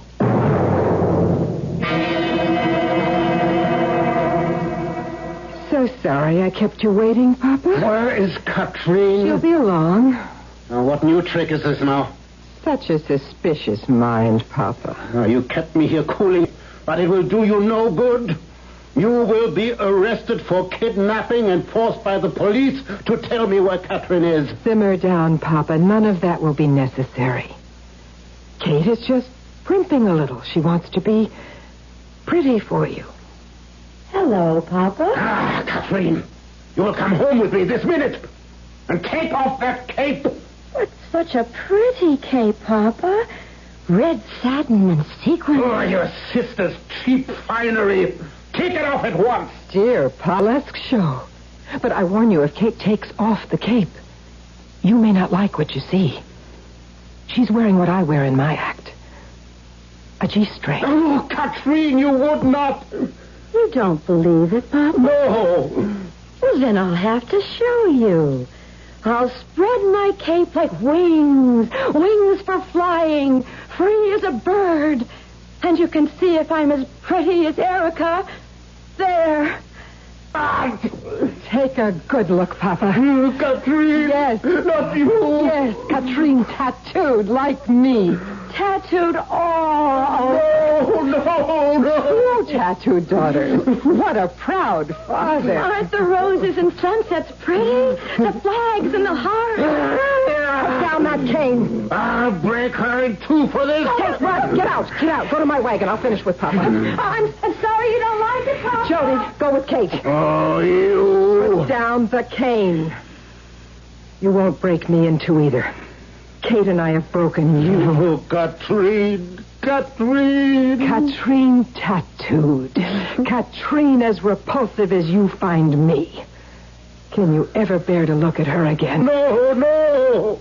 Since you don't want her anymore, then she can live with me. So that is your game.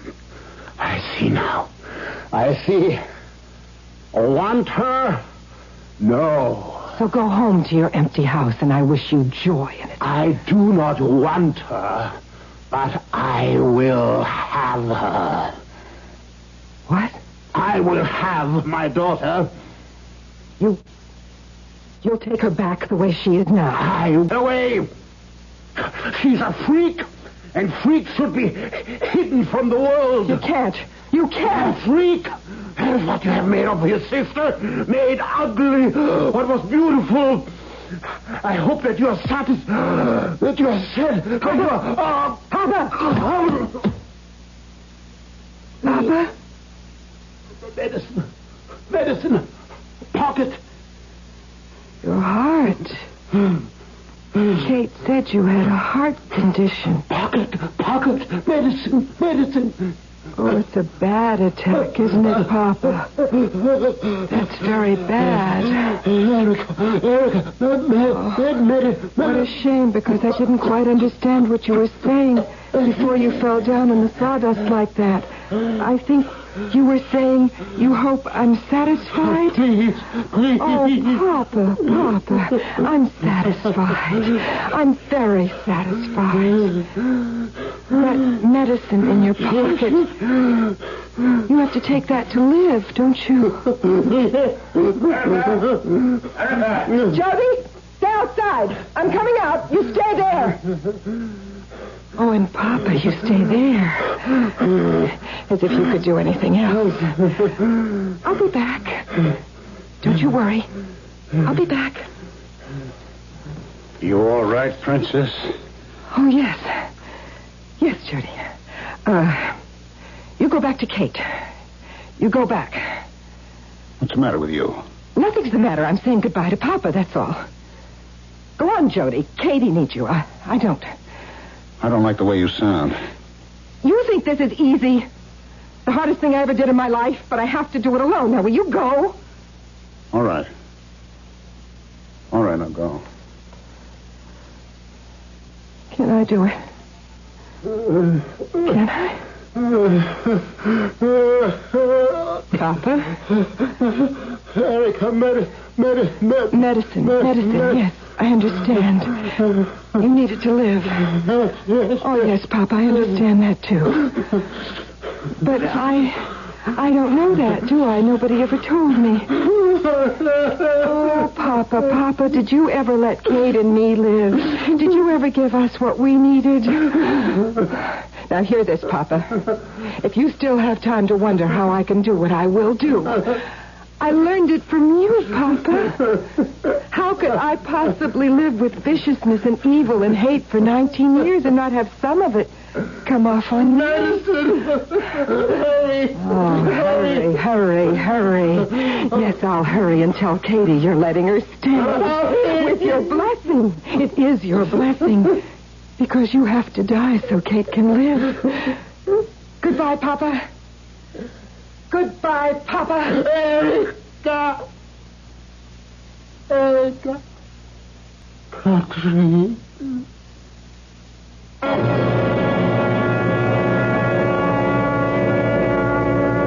Tell me again.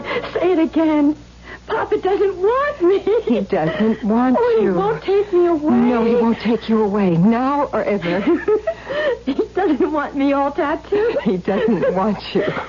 And you're sure he's gone? Yes. He is gone. Poor Papa. He didn't like my sunsets and flags and roses and hearts. Or truth, or decency, or kindness. Erica, what's the matter with you? You don't sound a bit happy. I am. Of course I am, little Kate. It's just that I don't like sunsets and flags and roses either. Not on you.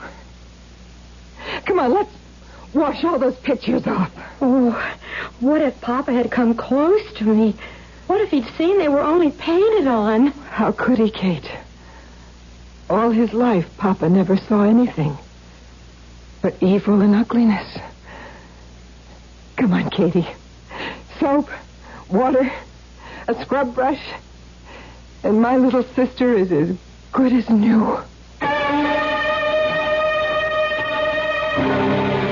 By now you know it is not Mike, but allow me, just this once. Thank you. The moral is this. Erica spoke a profound truth. You cannot live with viciousness and evil and hate and not have some of it come off on you. I'll be back shortly. There's a fresh new spirit sweeping the land. A free spirit that demands good products. Products that satisfy your sense of good taste and desire for economy. But above all, products that perform. Buick has been touched by this spirit. And this year, our crisply designed, solidly built Buicks will bring joy even to the most demanding of free spirits. The 1975 Buicks, dedicated to the free spirit in just about everyone. Stanley Myron Handleton. Did you know you can have a college grad's career without 4 years of college? All you need is a year or two of technical education to work in fields like engineering, health service, automotive design, and forestry. The facts are in a free booklet called 25 Technical Careers in 2 years or less. Just write, Careers, Washington, D.C., 20202. A public service message of this station and the Advertising Council.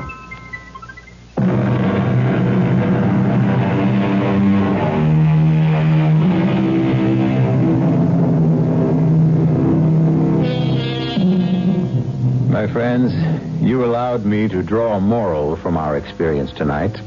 A rather depressing moral, I'm afraid. So let's look at the other side of the coin, the bright side.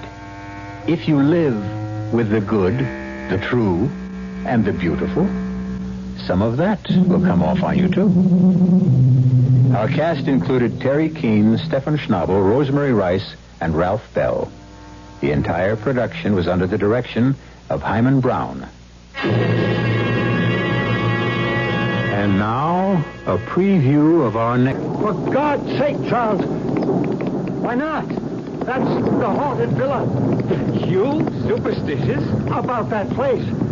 Anyway, it's boarded up. Has been for years. Oh, there's the house now. Maybe we can find some shelter. Oh, the statue nearest the house. The lightning hit it. I can't look. It's as bright as molten steel. It's gone.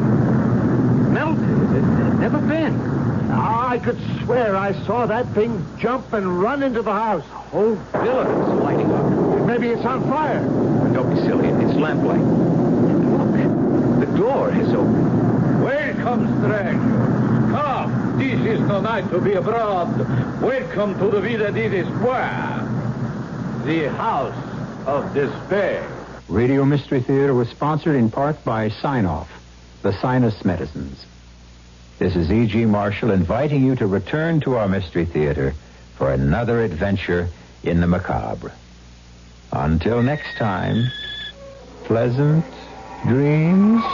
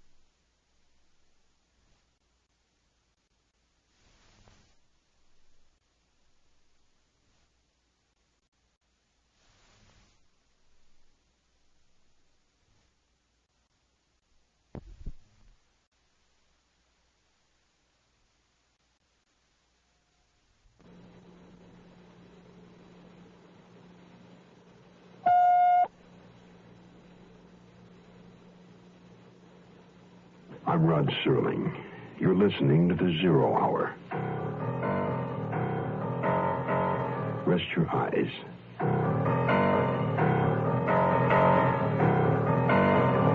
Exercise your imagination. This week, Kim Platt's Gymkhana foul play. The Princess Stakes Murder. Starring Howard Duff, Julie Adams,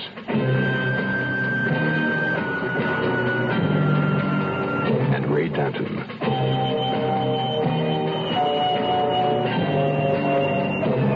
In Elliot Lewis's production of The Zero Hour.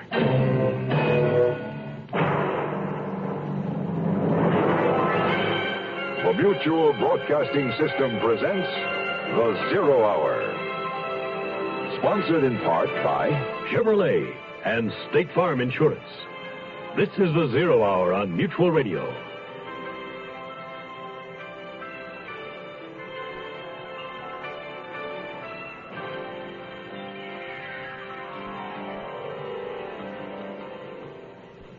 This week's story takes us into the fascinating realm of horses, jockeys, big money, big passions, the racetrack.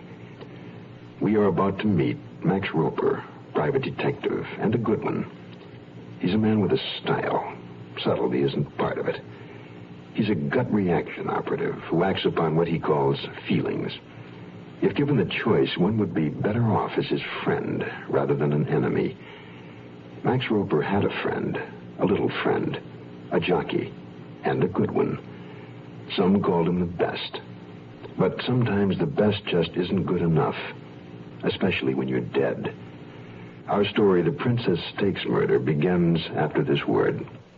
Ma'am, we're asking people what they know about different organizations. Oh, good. Ask me anything about that. All right. What's the ISAZP? It's the International Society of Austrian Zither Players. Right. Not many people know that one. Give me another. What does the Supreme Order of Federated Alliances do? Oh, the same stuff as the Benevolent American. I never heard of that group. I just made it up. Oh, all right. Now, here's a serious one. Name two things the American Cancer Society is involved in besides cancer research. Wow, they're into so many things, like educating the public to the warning signals of cancer and professional education for doctors and nurses and dentists and service for patients. Right, and lots more. And that's why the American Cancer Society needs financial support to continue its drive to wipe out cancer in our lifetime. Well, I certainly support them. Good. Now, here's one for you. What's the LLTA? I give up. The League of Lady Tattoo Artists. You made that up. No, remember. How'd you like a picture of Miller Fillmore tattooed on your elbow? It's taken already. Oh.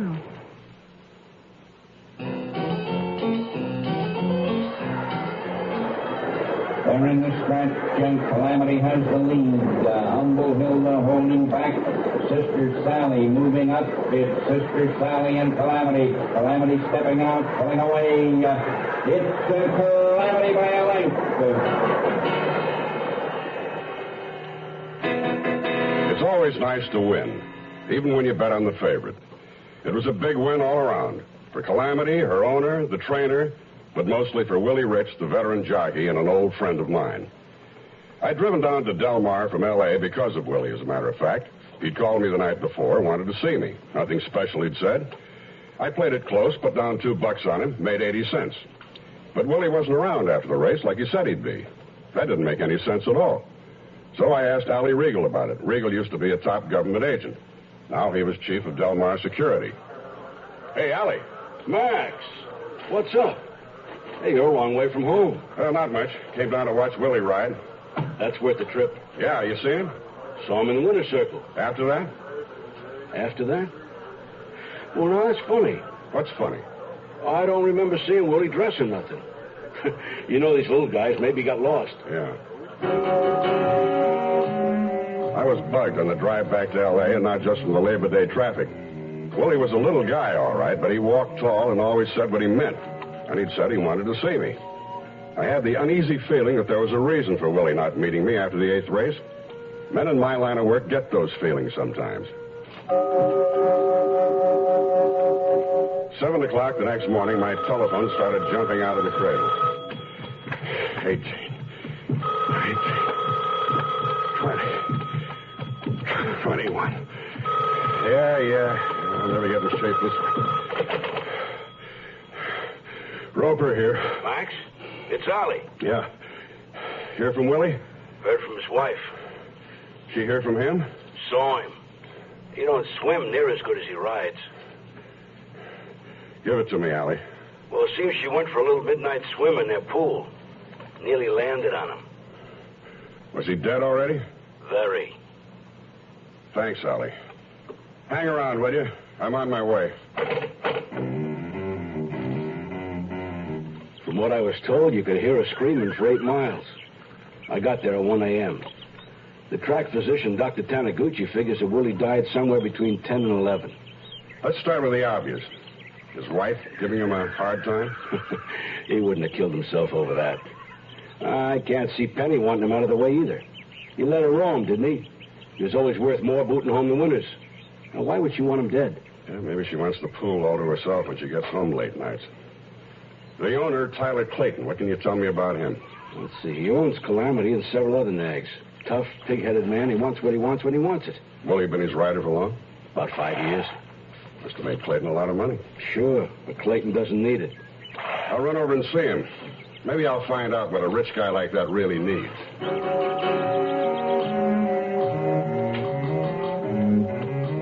Instead of going right to the Claytons, I decided to start with Willie Rich's widow, Penny. Willie's spread was at the end of a humpback dirt and gravel lane. It was expensive. Willie had booted home a lot of winners in his time and could afford the layout. The flashy little blonde at the far end of the pool, wearing very little of a strawberry bikini, looked like the most expensive bit of landscaping. She was wearing enormous sunglasses, smoking a joint. Mrs. Rich, my name is Max Roper. Maybe Willie mentioned my name. We were friends. Everybody that calls says he was a friend of Willie's. Oh, he was a popular guy. Can you tell me anything about it? What's to tell? He's dead, drowned in his own swimming pool. Well, I'm trying to find out who had it in for Willie. Who are you? Private investigator. I'm here because Willie was a friend of mine. I want to find out who knocked him off. That's a crock. For all anybody knows, Willie did it himself. Well, why would he do that? Ask him. We didn't talk much. A man doesn't kill himself just because his marriage isn't worth it. Why don't you get lost? Maybe somebody was trying to pressure him into something, you know. Maybe they were worrying him. They? Who's they? I was hoping you'd tell me, Mrs. Rich. Go to hell and don't bother to come back. I'll drop in again sometime when you're over your grief. As I approached my car, a man was just getting out of his. Husky, dark-haired, pallid, a clothes horse. His features rough and crude, but not anywhere near his own real personality. We'd never been formally introduced, but I was well acquainted with his reputation. Johnny Cascio, a reliable enforcer for the mob. We brushed shoulders as he walked by, and he flipped his hand in salute. I half expected there'd be a knife in it. If he was a friend of the widow Rich, he was moving in too fast for my taste. I sat in my car for a minute just thinking.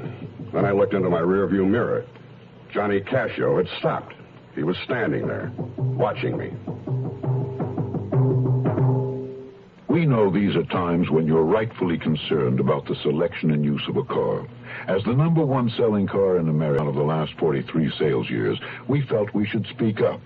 And one of the things to be said is Chevrolet makes sense for America, especially now. We've always built our cars in response to your needs.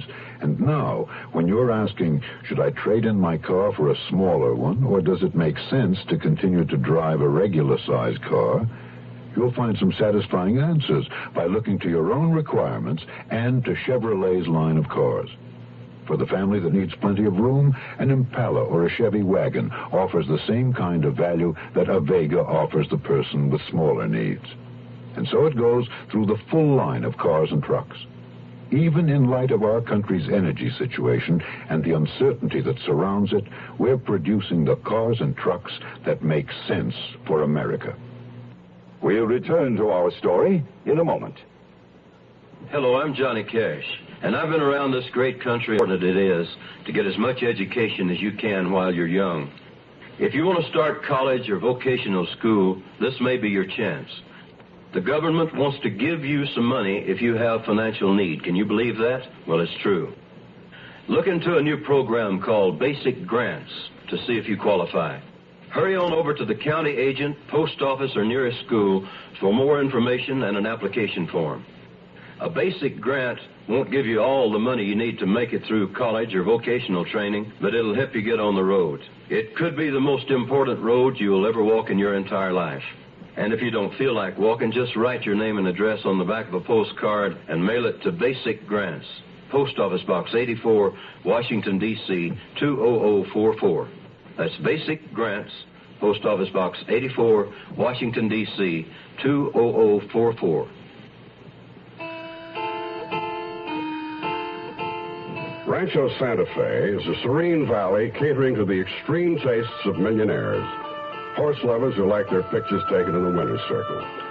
Tyler C. Clayton was the millionaire I wanted to see. He stood an easy 6'5" or 6, went about 250. The man was a real big daddy. I liked Willie, Mr. Roper. Liked having him work for me. Damn good jockey. What do you drink? Bourbon. You think Willie drowned himself, Mr. Clayton? Hell no. Why would he do that? Big money-winning rider, good for a lot of years. Maybe you can give me a line on Willie's enemies. Enemies? He didn't have a one. Everybody liked Willie. Here you go. Thank you. Somebody didn't. Drowning a guy isn't exactly a demonstration of friendship. Sure wish I could help you. Clayton's eyes strayed past me. I turned my head and saw why. A woman had appeared in the open doorway. A strawberry blonde in her late 30s, quite beautiful, wearing expensive casual threads. As she acknowledged the introduction to me, she put her hand gracefully to her throat. A small gesture that triggered something in my memory. Oh, dear, perhaps we should speak to Mr. Roper. Mr. Regal recommended him. No, Monica, I don't think there's any need to... Please, Tyler. All right. If you have to, spill it. Mr. Roper, we have a problem. It's Tyler's daughter, Pamela. She's been missing since yesterday. I'm sorry to hear that. How old is the girl? 22. That makes her old enough. Old enough for what? To leave home. She had a beauty appointment, a health spa in Poway called the Gilded Cuckoo. But she never got there. Have you notified the police? No. Any particular reason why not, Mr. Clayton? I mean... I'm sorry to hear that. How old is the girl? 22.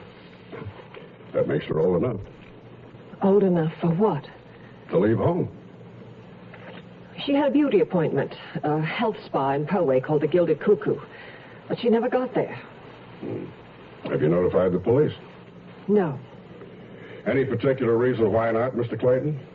I mean, your daughter disappearing the same day Willie Rich was murdered? What are you implying? Well, I'm not trying to worry you, but that's the line the police would take. Are you suggesting that Pamela's been kidnapped? No, but, well, somebody could have tried to coerce you about a horse and got even because you wouldn't give in. Just you find her and stop asking so damn many fool questions. I don't believe a damn word you're saying, and that's the last time... that's the last you're going to get out of me. I'm sorry, Mr. Roper. No, it's all right. You have a picture of the girl, Mrs. Clayton? Right over there, in the silver frame. By the way, was that your mare, Sister Sally, that got beaten by Calamity, your husband's filly? Calamity didn't beat her. Willie Rich did. Would you say that would be reason enough for you to kill Willie, Mrs. Clayton? No, Mr. Roper, I wouldn't. The Gilded Cuckoo in Poway only proved that business in Narcissism was booming. These out-of-town spas were good for kicking habits with drugs and booze high up on the list, followed by weight and body conditioning for cosmetic vanity. I was leafing through folders that listed available courses without the humdrum detail of prices when the director pranced in. Oh, Mr. Roper, I'm George Glendon. I direct the activities of our little sanctuary. Now, how might we help you? Well, I like to eat, drink, and I sit around a lot. How long would it take to put me in shape? Well, that all depends on your cooperation. See, with our program, your muscles may scream and tell you that you're being tortured.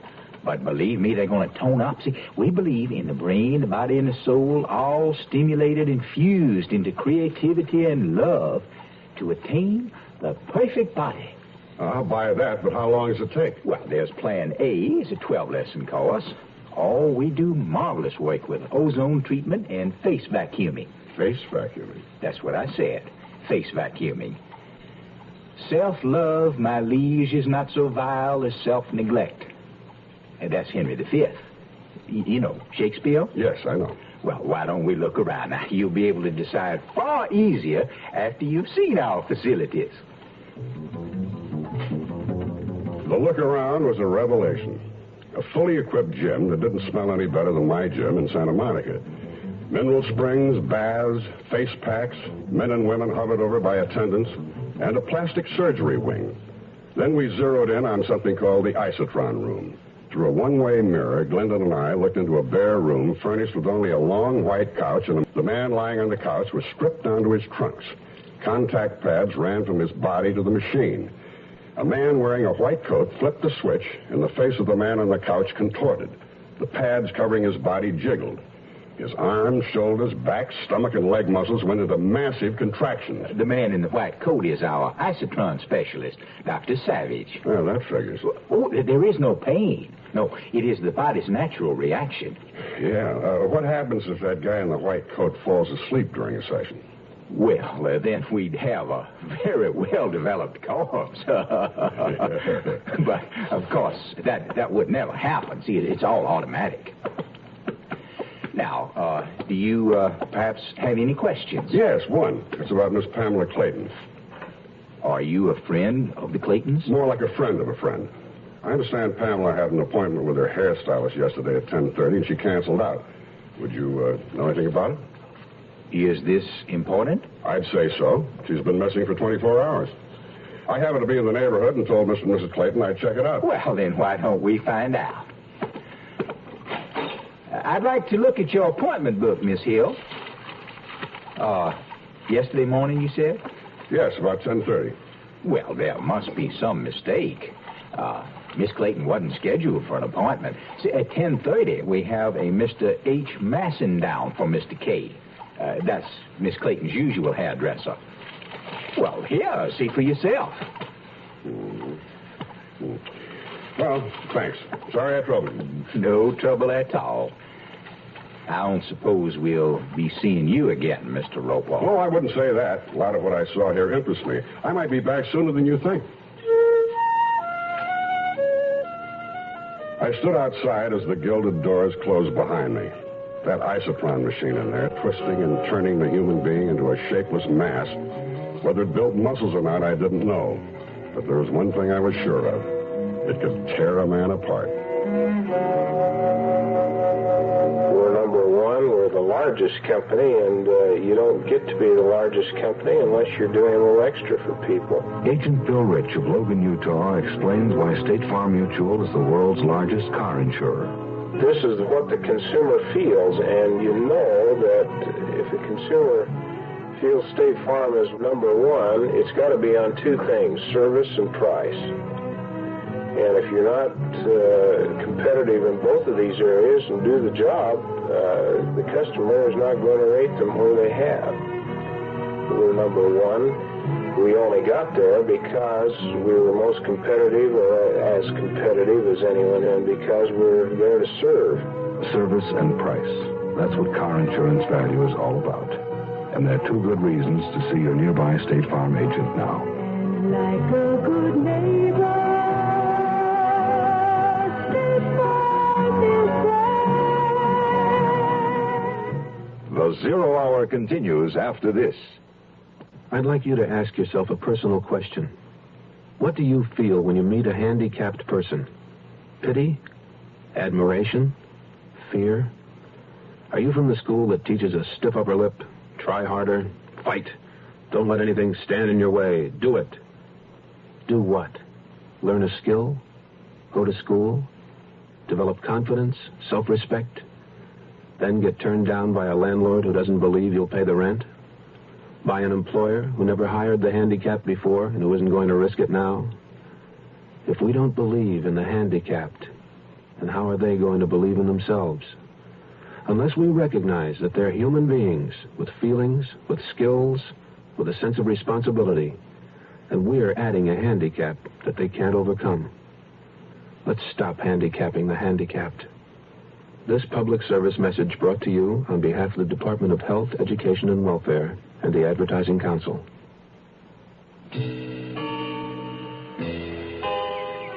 The sun warmed my back. Horses stomped lazily in their stalls. I was looking for Joey Zale, a jockey that had been thrown only once, and that one time enough to end his career. I found Joey Zale cleaning a stall. I noticed his hands as he lit a cigarette. They were huge. Above the waist, Zale was a middleweight. Only his crippled legs were pipe-stem thin. His face and body carried a twisted snarl. You Joey Zale? Yeah. What are you, the heat? Private Dick. Willie Rich was a friend of mine. Too bad it didn't do him any good. Can we talk? Talk. Do you think Willie killed himself? If he did, he could have done it right here. He didn't need no pool. He hated water. Could he swim? It's hard if somebody's holding your head under. Good point, Joey. Who did it to him? I heard of you, Roper. I know you're seen. Hell, if you don't know who did it to Willie, we all got trouble. I need a lead, Joey. Anything. Anybody. You got one already. Willie's wife? I don't think so. You've been to Clayton's, haven't you? You mean the daughter, Pam? Now you're cooking. Only don't ask me why, because I don't know. Were they close? Willie and Pam Clayton? That's your business. Find out. Joey Zale was right. It was my business. I started out by trying to find the H. Masson who had Pam Clayton's 10:30 appointment at the Gilded Cuckoo. No dice, no listing, no nothing. I called the Claytons. They were out, and the Scandinavian maid told me Pam hadn't come back. I was going in a circle, so I decided to get home and start over again. When I walked into my apartment in Santa Monica, the phone was ringing.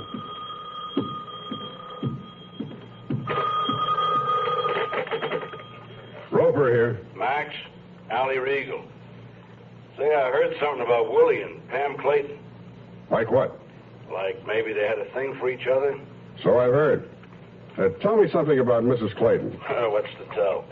A lot of money, doesn't like a stepdaughter. Yeah. Something else, Allie. I got the strangest feeling I know her. Of course you do. It's Monica Moore.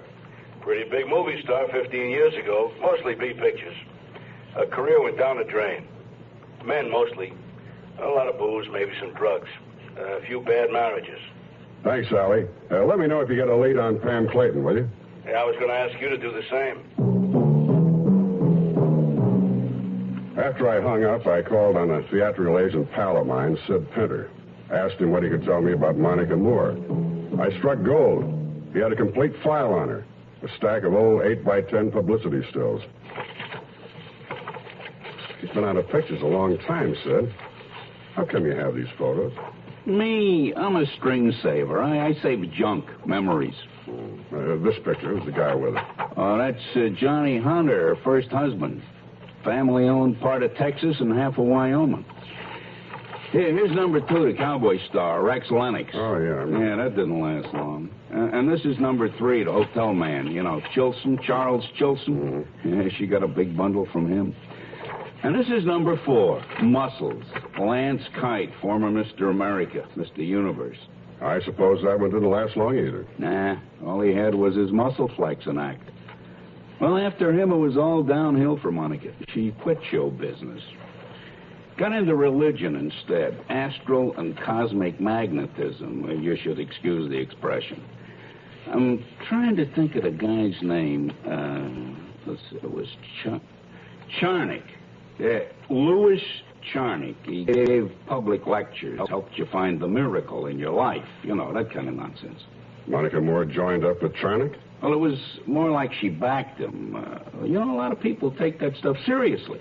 Anyway, that's about all I know. I haven't heard a word from or about her since. She's in Clover, Sid. Big oil man, number 5, Tyler Clayton. Oh, well, I'm glad. She was a beautiful kid. They racked her up good in this town. You know, the scandal nearly ruined her. What scandal? Her first husband killed himself. Johnny Hunter? Yeah, sleeping pills, overdosed. Is this Charnick character still operating? I see his name in the paper time to time. Thanks, Sid. See you around. Yeah, well, don't thank me. Every time you come here for some cockamamie information, somebody jumps you and knocks your head in. Not this time. I'm investigating the death of Willie Rich. The jockey? What's Monica Moore got to do with that? I don't know. Maybe nothing. It's just that Monica's stepdaughter disappeared the same day Willie Rich was murdered. I'm trying to find out who killed Willie and locate the girl. You should live so long. I was nursing a beer in my digs a little later, and I was flipping through the entertainment section of the local sheet, wondering how I was going to kill the evening when I came across the ad. Charnock, tonight, Wilshire Playhouse, 8 o'clock. There was a picture of Charnock on the wall in the Playhouse lobby. He looked young, tall, dark, and handsome. The lights dimmed, and a chunky, broad-shouldered man dressed in white came out of the wings and sat down at the organ. Then the spotlight came on, and Charnock appeared. He wasn't young like the picture in the lobby, around 50. His eyes were dark, intense, his voice mellifluous, and he knew how to use it. Didn't waste a word. He knew where the money was. The large audience was still and attentive. When the lecture was over, I got out as fast as I could. I waited near the alley where I could watch the back entrance. A big black limousine was parked there, a burly, tough-looking driver behind the wheel. In a few minutes, Charnock came out, got into the car, and it started forward. As it slowly passed by, I saw there was a passenger in the back seat, a female passenger, none other than Monica Clayton. So, Charnock and Monica, and Willie Rich and Pam Clayton. Two here. I was getting another one of those feelings. Didn't like it much. It felt like murder, with more to come. You are listening to Mutual's presentation of The Zero Hour.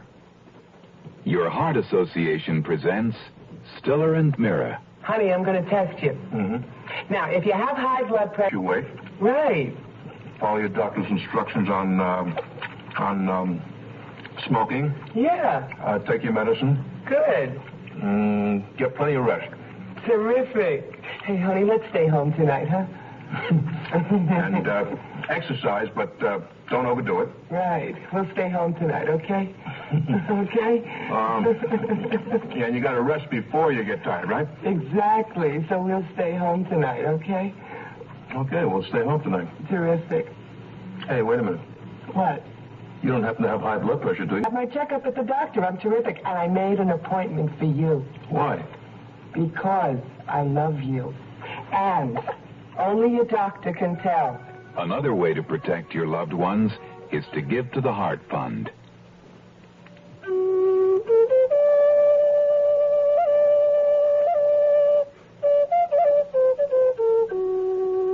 There was a time when the rivers, the earth, and the sky of America were pure. A time when the only American was the Indian. Today, America is suffering from pollution. But the problem isn't hopeless. We can protect the natural beauty of America if you get involved.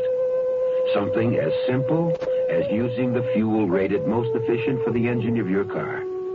Or planting trees to help purify the air and prevent soil erosion. Or starting a compost heap instead of burning leaves or trash. People start pollution. People can stop it.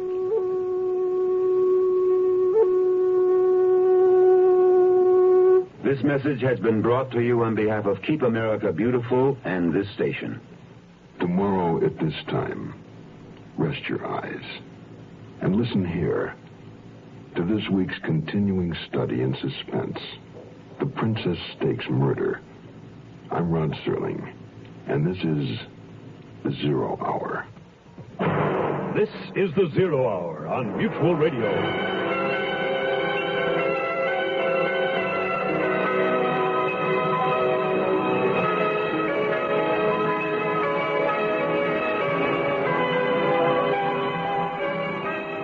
Been listening to The Zero Hour, a presentation of the Mutual Broadcasting System in association with Hollywood Radio Theater, heard every weekday at this time. Rod Serling is your host. Zero Hour is produced and directed by Elliot Lewis. The Hollywood Radio Theater theme was played by Ferranti and Teicher and is now available on United Artists Records and Tapes. Hugh Douglas speaking. Tune in tomorrow, and once again, Rest your eyes and listen here to the Zero Hour.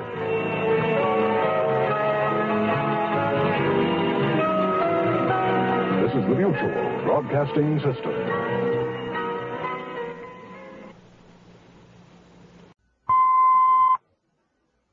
I'm Rod Serling. You're listening to the Zero Hour. Rest your eyes.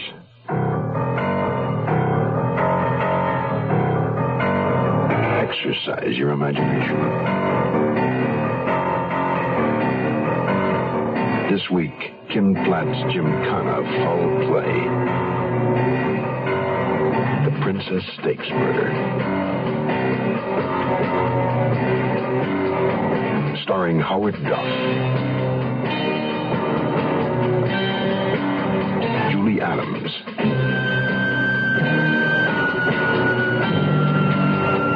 And Ray Danton.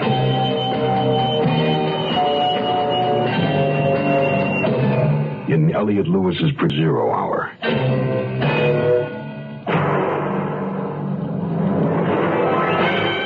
The Mutual Broadcasting System presents The Zero Hour. Sponsored in part by the makers of Quaker State Motor Oil and the Ford Motor Company. This is The Zero Hour on Mutual Radio.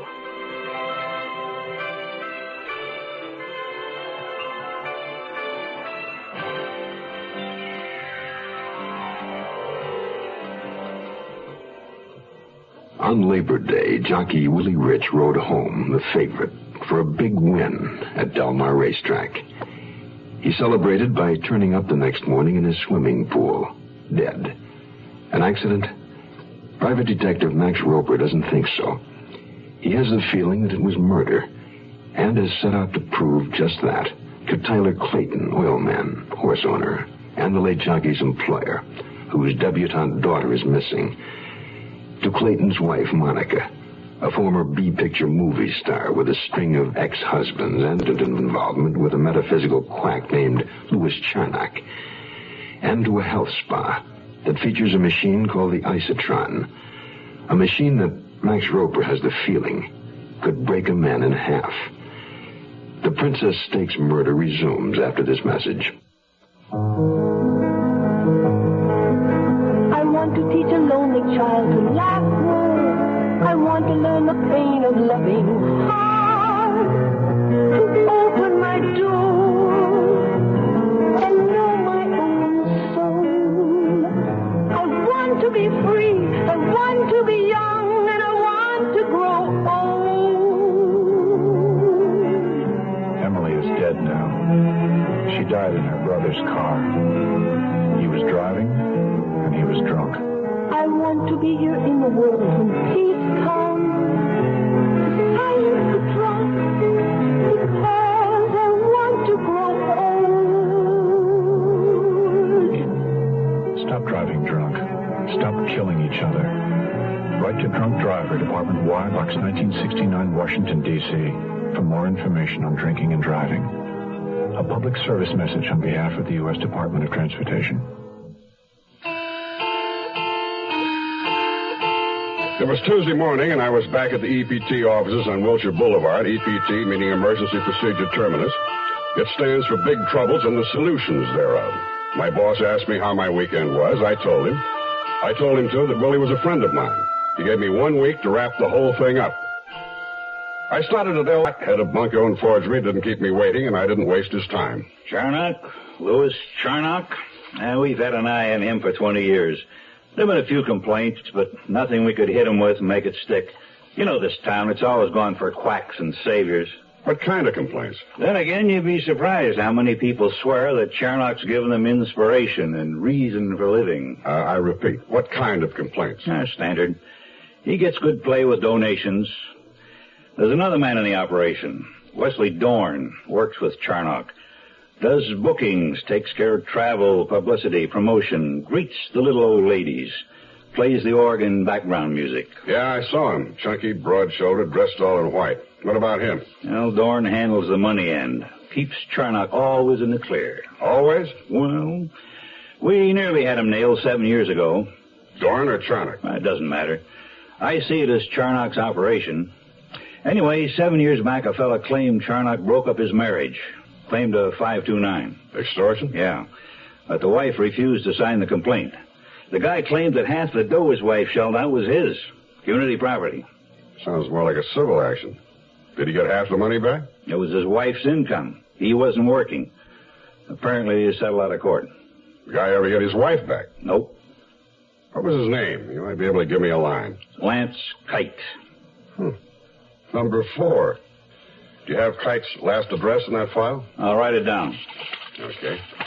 Now to get back to Willie Rich. I checked with homicide. So far, his death is listed as an accidental drowning. I'm trying to prove otherwise. And I got another problem. Pam Clayton, missing heiress. Here's her picture and statistics. Girl that pretty ought to be right up your alley, Roper. Shouldn't take you more than a few days. How do you figure? I haven't got much to go on. Sure you have. Incentive. Lance Kite had moved from the address he'd given the bunco squad. He was now living in an apartment house in a ratty section of West Los Angeles with a good view of the city storm drain. Whatever Monica's out-of-court settlement had been, it was no windfall. Yeah. I'd seen his picture and knew he was ex-Mr. Universe, but still I was not prepared for his bulk. My height, but a 50-inch chest. Life had got to him, though, and booze. I could see it in his face and smell it on his breath. He was still big, but soft and flabby now, maybe 10, 20 pounds over his best. He needed to shave, his eyes were red, and he wasn't cheerful. What do you want? Lance Kite? What about it? Mind if I ask a few questions? It's private business. Can we talk inside? I talk good right here. I'm trying to get some information about Louis Charnock. I believe you registered a complaint against him with the bunco squad. You were married to Monica Moore at the time. Who are you? Name's Roper, private investigator. I understand she left you for Charnock. I'm trying to find out if he's on the level of running a racket. I'd like to nail him. You wouldn't mind that, would you? I'd have to think about it. Okay, no hurry. I heard you dropped your complaint suddenly. Mind telling me why? Sure. It's none of your business. Is that clear enough? Fine, first rate. Thanks for your time. Now, hold it.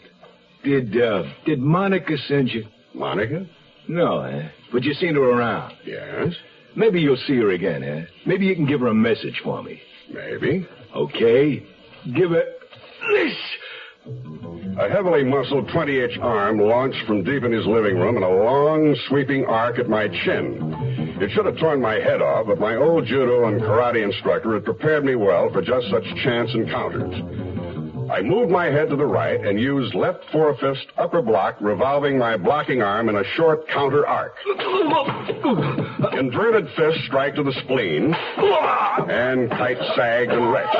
I caught all the fumes from his morning's worth of beer.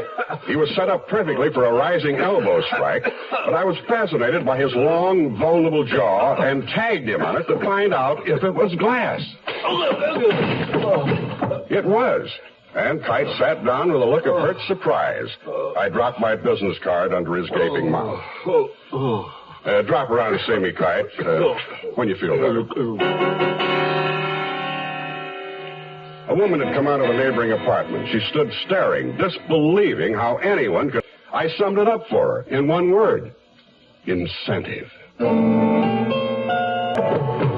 plus, you got a solid car. Torino is a solid car. To the mountains, to the sea, for transportation to exciting places. Look close. It's the solid Ford Torino for $74. This is the spirited midsize car, restyled with a new front end, opera windows, and luxurious new interiors. So get in, slam the door, and go.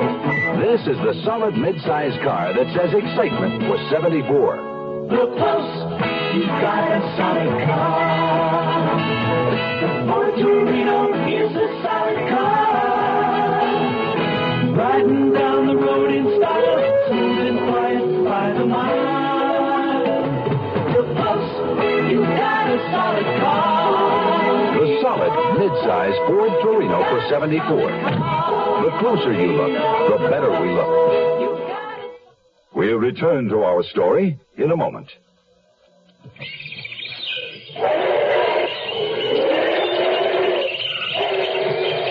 Adam, where are you? Up here, Eve, and I'm very busy inventing things. Big deal. I invented something, too. What? Shoes. What are shoes? Watch this. I just slipped them on, and they keep my hands warm. Hey, that's great. Want to see what I invented today? Not that fire bit again. Don't worry. Now I know what fire is for. What are you putting in your mouth? You remember that paper stuff I invented? Well, it's wrapped around some chopped up leaves I call tobacco. You're weird, Adam. I set fire to the tobacco thing and puffing the smoke.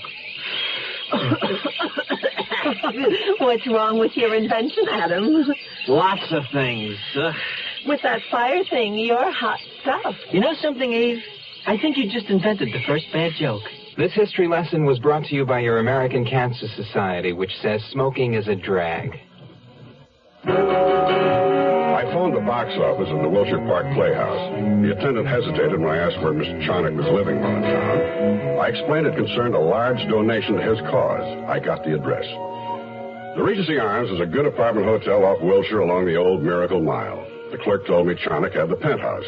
A small self-service elevator worked its way to the top. The suite had double doors.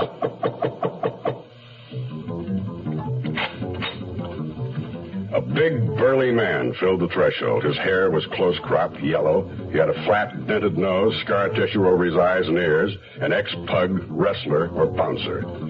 I recognized him as the man driving the limousine the night I saw Monica Clayton and Chonick in the car after his lecture.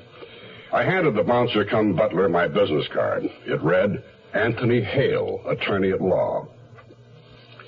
Tell Mr. Chonick about a donation Mrs. Casper may have called. It concerns her estate. I'll wait. The big bruiser didn't say a word. Just walked across the sitting room to a closed door at the far end, knocked, and entered. While I waited, I studied the brochures on psychic power and cosmic thoughts and was deep in reading how to create my own good luck when the door opened. The bruiser summoned me by tilting his anvil-shaped head. Mr. Hale, it's difficult for me to see people without an appointment. My time is limited. There are so many in need. I understand, Mr. Chonick, but the matter of Mrs. Casper's estate concerns you. I have with me an affidavit signed by Mrs. Casper. Mrs. Casper, I don't believe I've seen her name in our guest book. The matter of her will is sensitive, and I'm sure you understand. There's the utmost need for discretion. You say that Mrs. Casper has come to my lecture? Many times, but she's never given her correct name. Family, you understand? Yes, but why all this caution? Very well. Quite bluntly, Mrs. Casper does not have long to live. Her death is not only predictable, but imminent. Her bequest to you must be anonymous because the present heirs would not welcome this dispersal of the estate they somehow conceive of being their rightful inheritance. Well, that presents no problem. But there was a good deal of notoriety about that other woman once, wasn't there? Let's see. Her name was, Monica Moore, yes, the former movie star. The matter of her husband's contesting the disposal of her monies. Remember, it was all in the papers, Mr. Charnock. One moment, please. Our cosmic thoughts are not in tune. Let me concentrate a moment.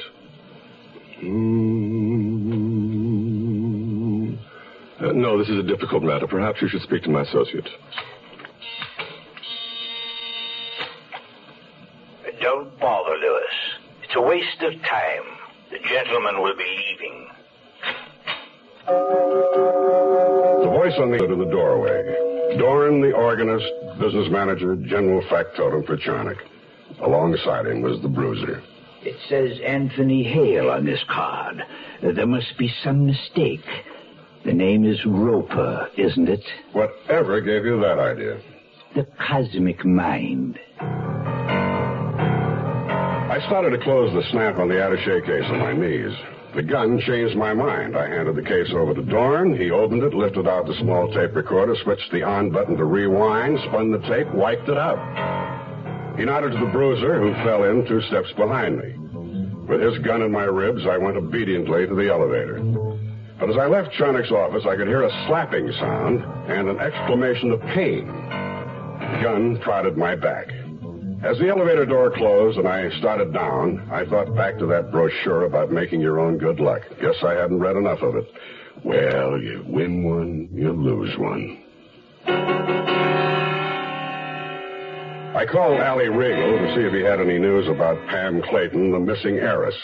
She's still missing, unless you managed to find her. Well, they told me at the Gilded Cuckoo she never kept her beauty appointment Monday morning, that in fact she didn't even have one. Incidentally, is that spa legit? Yeah, as far as I know. Allie, I'm batting zero. Come up with something, anything. Well, Penny Rich has complained that their house had been broken into and ransacked again. Again? Well, when did it happen before? A few nights before Willie was knocked off. 2 break-ins? Sounds like Willie had something somebody wanted and still wants. If he knew about it and didn't let on, then he had a pat hand and was sitting tight. Maybe we finally have something, Allie. Motive. I hung up and wondered if the first ransacking of Willie's house had been the reason for his calling me. It was a new element to consider. I thought about that and suddenly thought about something else I should have thought about and hadn't. I called the Gilded Cuckoo, but the regular receptionist wasn't there.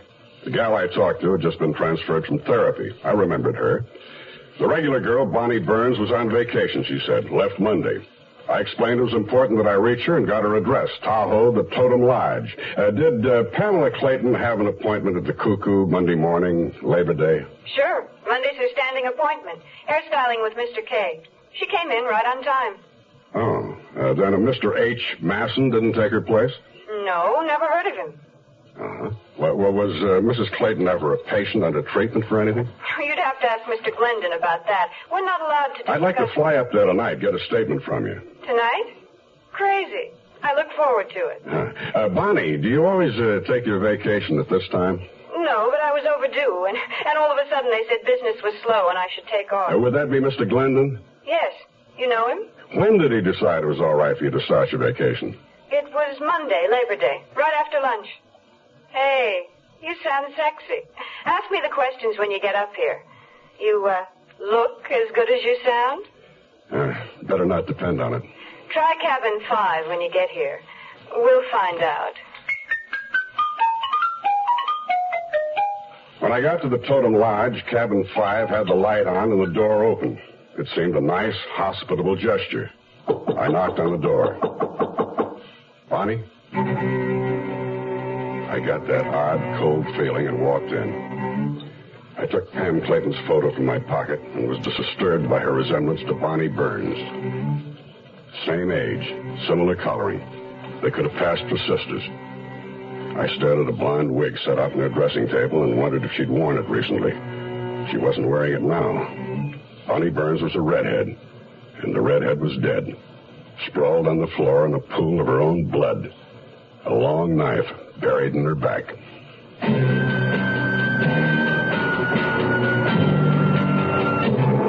There's a little town in western Pennsylvania called Oil City where they make peace of mind. They put it up in quart-sized green and white cans and ship millions of them all over the land to people who don't want to worry about their cars. This peace of mind for car owners is called Quaker State Motor Oil. The folks who make it are experts, men who really know motor oil, because that's been Quaker State's specialty for over 50 years. Quaker State starts with the finest natural petroleum the earth provides, 100% pure Pennsylvania-grade crude oil. Then they put it through step after step of refining and fortify it to fight heat and rust and dirt and wear and give your engine the protection it needs. Quaker State Motor Oil. Who said buy peace of mind? Quaker State your car to keep it running, yeah, to keep it running. The Zero Hour continues after this.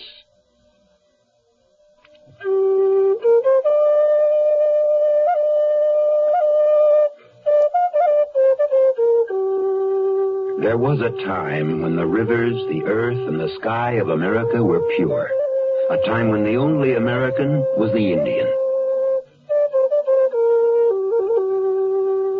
Today, America is suffering from pollution, but the problem isn't hopeless. We can protect the natural beauty of America if you get involved. Something as simple as using the fuel rated most efficient for the engine of your car, or planting trees to help purify the air and prevent soil erosion, or starting a compost heap instead of burning leaves or trash. People start pollution. People can stop it.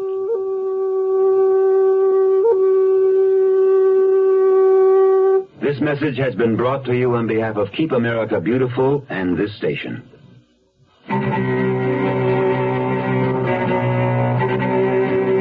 The local sheriff's office said they'd get a man out. I flushed a cab to the airport and learned there'd been earlier flights out to Reno, San Francisco, and Vegas. The killer needn't have waited around for me, but the killer would be on my flight back to L.A. The plane was fueling up on the runway. 6 other passengers boarded the plane, 2 women, 4 men. One of the women had the seat next to her piled high with bags, baskets, containers of all sorts. I put her down as a grandmother visiting a newly married daughter with a lot of groceries for the family. The second woman was dark and bulky, her face half covered with a scarf and wearing a thick, high-collared coat. She constantly hummed and talked to herself as she stared out the seat window. She had a big ball of wool in the seat and knitting needles, scissors, and magazines. Another nut going to join the relatives. I spoke to the men, an elderly reverend gentleman, long retired from the cloth, he said, out of Tahoe City. The second was a chubby salesman of electric lighting fixtures who had negotiated a big deal on animated neons with the large casinos. The third, a ranger from Sequoia National Park, quitting the service after 20 years. The fourth was a Saturnine dental surgeon from San Diego who said he was dying of cancer at 43. He looked older. I was the 7th passenger, the only one aboard who looked like a murderer. Well, sometimes those feelings are wrong. I knew I had the feeling, but maybe this was one of those times.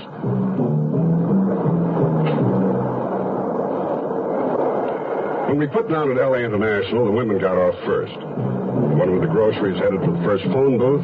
The humming eccentric with the knitting needles went to the ladies' room. The retired reverend and the ranger picked up their luggage from the spinning drop in the baggage room. To the bar. The dental surgeon and I went directly to the exit and cab stands. I let him have the first one that came along because he was dying and in more of a hurry.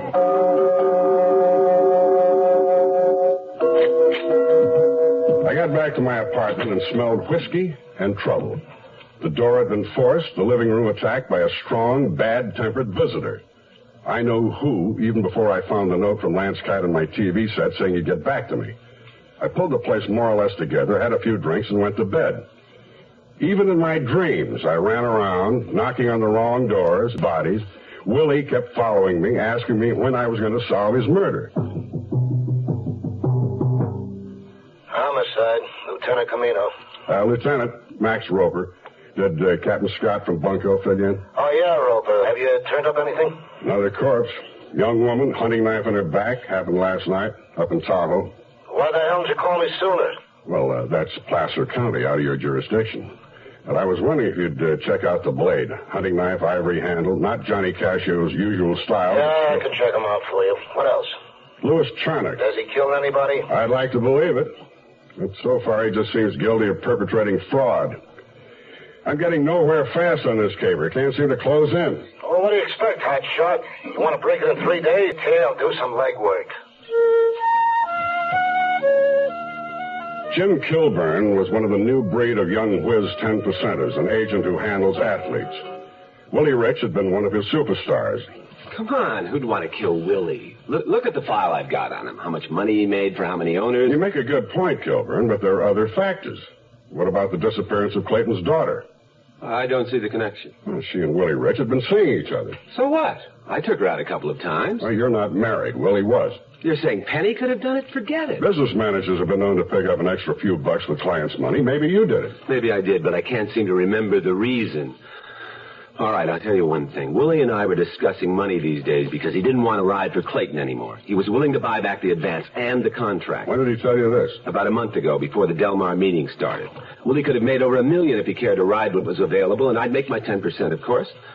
I think he was bored, been riding too long. Why would I kill him? I made money off of him. Did anybody else know Willie didn't want to ride anymore? No, and not to my knowledge, not even Clayton. Where were you on Labor Day, Kilburn? Not killing Willie. I was in San Francisco negotiating a deal. All day? All night? What hours are you interested in? I understand he was killed at 10. I was in L.A. International at 8:05. That left me just enough time to fly down to Escondido and knock Willie off in his pool. Possible. I know you fly your own plane, but I guess you didn't because you had a previous engagement, Correct.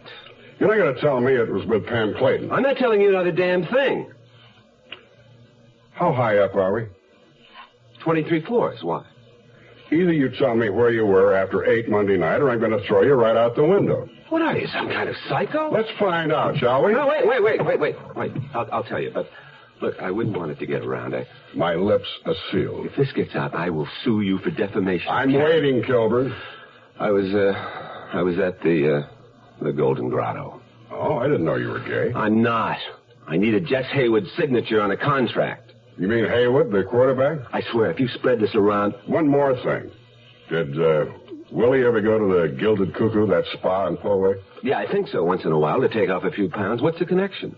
Maybe Bonnie Burns, a receptionist.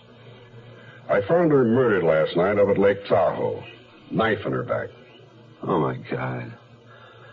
Look, I wish I could help you. I really do. Here, take this list. People Willie worked for, wins, losses. Kilburn was the color of wet chalk. I left him frantically mopping his brow. There are a lot of owners and trainers on the list he gave me with better records than Tyler Clayton, but Clayton was the only one whose daughter vanished the same day that Willie drowned, and that fact sent me back to the Clayton estate. I eased into the... I ducked low, ran around a thick hedge toward the sound of shots. Tyler Clayton stood facing a small outdoor shooting range, firing at a full front dummy. I watched his face. He enjoyed it. I got the impression, the feeling, that Tyler Clayton could kill with no trouble at all. You are listening to Mutual's presentation of The Zero Hour. Where does today's girl learn to be tomorrow's woman? At the movies? On television? Helen, darling, your floors are so shiny. Yes, John. I used Brandex polish just this morning. Brandex. Helen, will you marry me? Somewhere between the super sex symbol of today's commercialism and TV's Brandex image, impending womanhood is alive and well. And where is that somewhere? Wherever there are campfire girls.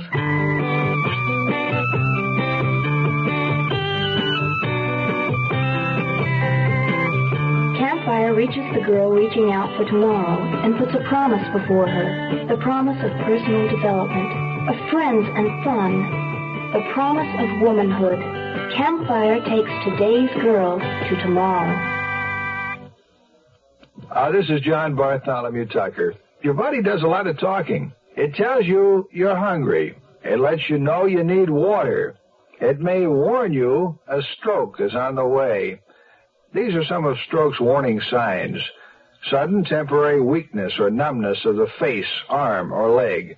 Temporary difficulty or loss of speech. Sudden temporary dimness or loss of vision, particularly in one eye. An episode of double vision.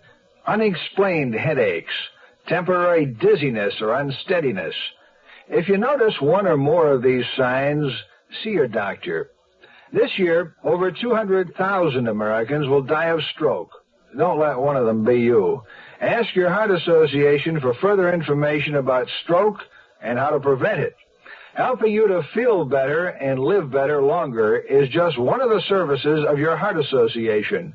Give to your heart fund. Tomorrow at this time, rest your eyes and listen here to this week's continuing study in suspense, The Princess Stakes Murder. I'm Rod Serling, and this is The Zero Hour. This is The Zero Hour on Mutual Radio.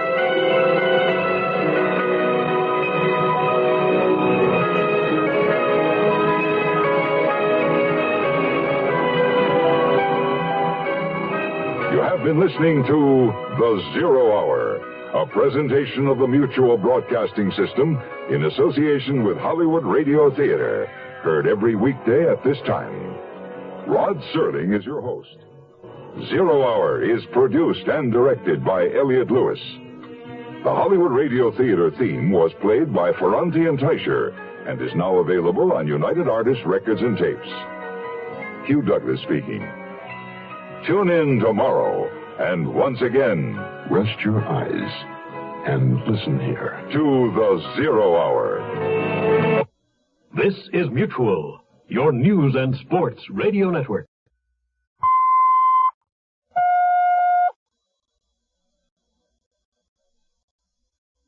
I'm Rod Serling. You're listening to the 0 Hour.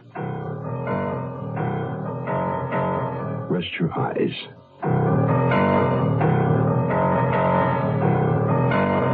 Exercise your imagination.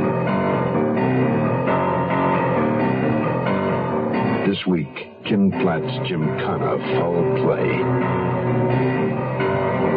The Princess Stakes Murder. Starring Howard Duff, Julie Adams,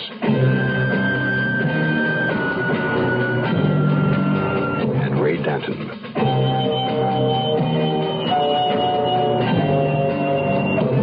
In Elliot Lewis's production of The 0 Hour.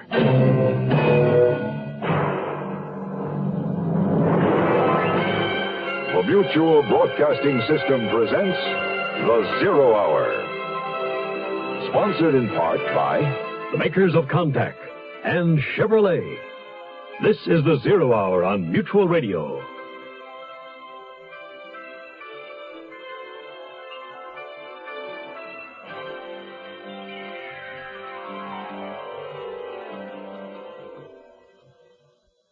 Private Detective Max Roper went to Delmar at the request of a friend to watch the running of the Princess Stakes. His friend, jockey Willie Rich, scored a win, but placed out of the money. He showed up a day later, dead. And in his quest to find out why, Max Roper has met a most peculiar array of characters. Among them, 2 bunco artists, a former Mr. Universe, and a hostile athlete's agent. And he arranged to meet a young girl in Lake Tahoe, who he had known only as a voice on the telephone. But she'd nothing to say, because she was dead. Max Roper has his work cut out for him.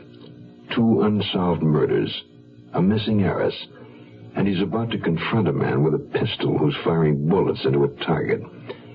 The target is the full front figure of a man. The Princess Stakes Murder will continue after this.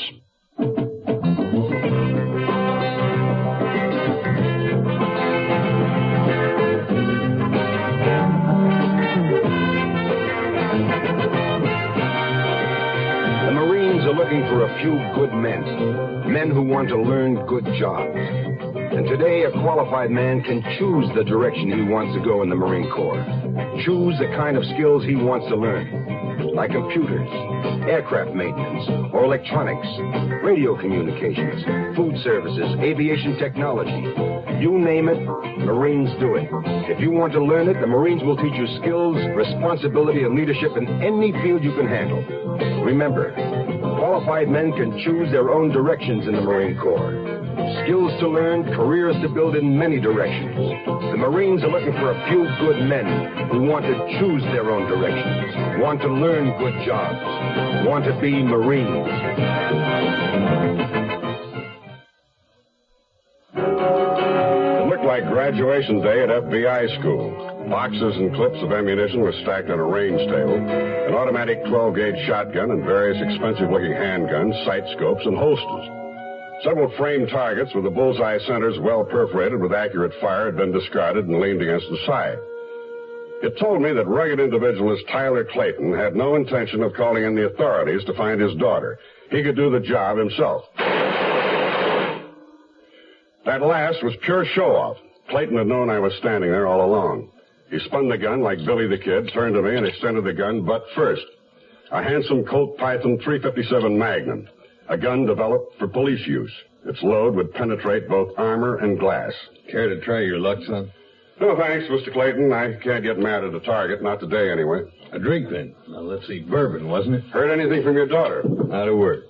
Nothing? You got it right, son. Nothing.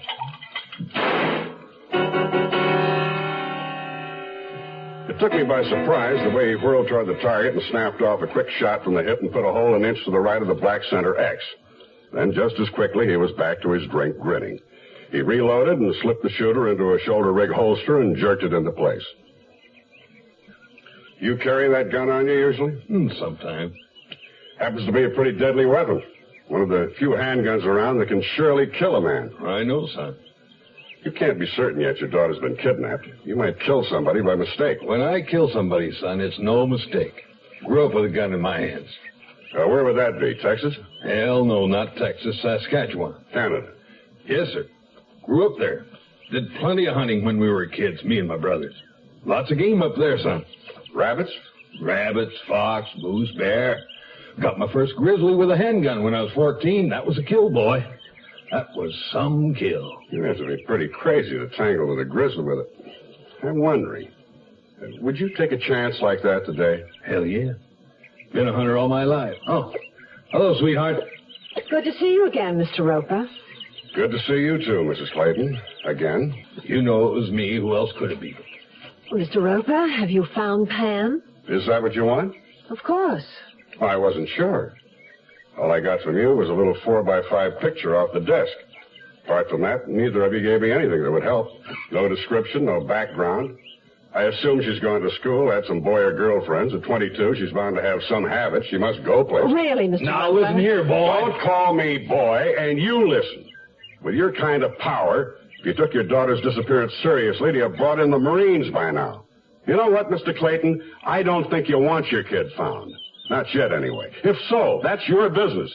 But you're playing a dangerous game, like hunting. Now, I told you I wanted her found, and I want her found. Just because you've been dragging your heels don't mean you can turn on me. What's holding you up, money? Monica, get my checkbook. Don't bother. Let me tell you how I spent last evening. Finding a murdered girl up in Tahoe. She wasn't your daughter, but she could have been. So your money is no guarantee your kid will be found alive. I don't feel well. You'll feel worse when I tell you the dead girl lived around here. Worked at your favorite spa, the Gilded Cuckoo. Know her, Mrs. Clayton? The receptionist, Bonnie Burns? Bonnie? Dead? Was she drowned? Like Willie Rich? No, she never made it to the lake. The knife in her back slowed her down. Now, look what you've done. You've upset my wife. Now, maybe this Bonnie did work at the spa, so what? What the hell are you driving at anyway? She could have been murdered by mistake. About the same age as your daughter. Looks some like her, too, judging from the picture I have. The thing that puzzles me, although she was a natural redhead, Bonnie Burns had a blonde wig. And there are other things that don't ring right. She left the Gilded Cuckoo on her vacation Monday afternoon about the same time your daughter was supposed to be there. I don't know why she wore the blonde wig. Maybe the killer didn't know either. Maybe he thought she was your daughter when he put the knife into her back. Oh, why don't you go inside, Monica? You're looking mighty pale. Clayton, make Mr. Roper understand that Pam never did get to the spa for her hair appointment. They told me she hadn't been there at all on Monday, didn't even have an appointment. She lied to me when she said that's where she was going. Couple things we ought to clear up, Mrs. Clayton. Your stepdaughter had a standing appointment at the spa. How did you... And Bonnie Burns was at her reception desk at the Gilded Cuckoo that morning. If Pam came in and did keep her appointment, Bonnie saw her. If somebody there wanted that kept a secret, they've made sure of it. Bonnie can't tell anybody now whether your daughter was there or not. I left the Claytons, the beautiful people. He stood there tall, wearing his invincible look, arm around his wife. I felt the whole scene we just played had been just that, a scene, not a shred of truth in it. Clayton couldn't see his wife's face, but I could. It was pressed tight against his chest, and on it was a familiar look. The same tense, frightened expression I'd seen outside the Wilshire Playhouse in the back seat of the car she was sharing with Louis Charnock.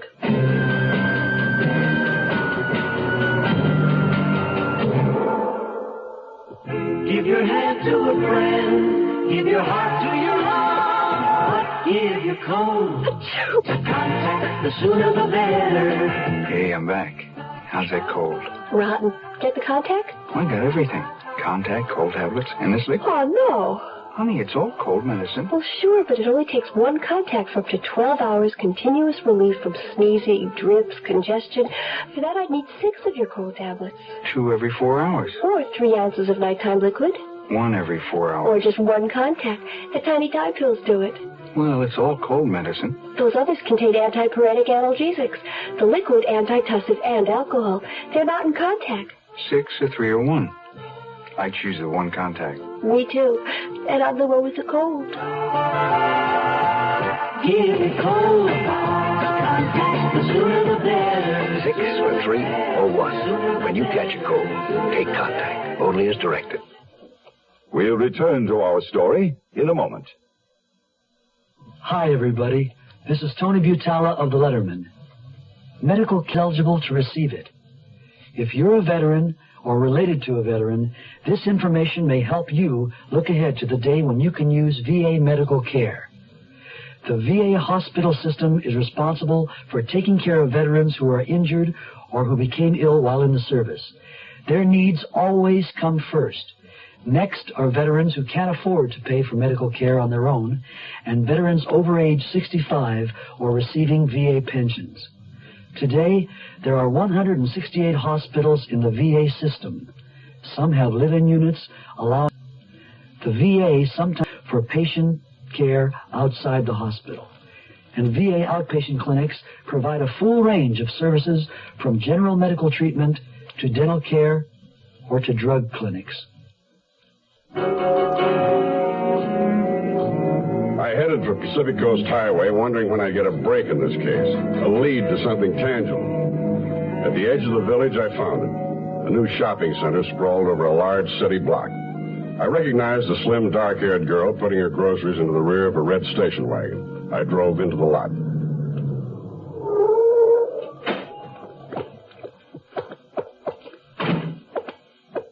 Hello.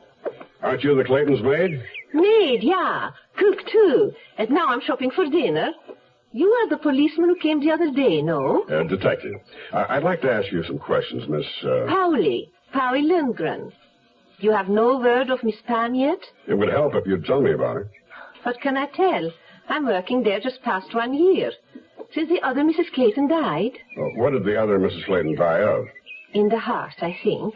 You were there when she died? Yes, the last month. So I know about being a nurse. I helped out, and Miss Pam liked me, and I liked her, and so I stayed on.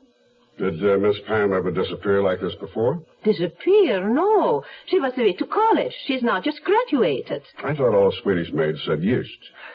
They are the ones from Denmark. I see. How did Pam get along with her new mother? It is not right I should talk about the people I work for. I'm trying to help Pam, don't you see? If I can't learn something about her, I have no way to find her. Help me, Polly. Well, I try. Good. Was she unhappy since her father remarried? Not right away, but yes, in a few months. They did not talk to each other so much. Like strangers, I think.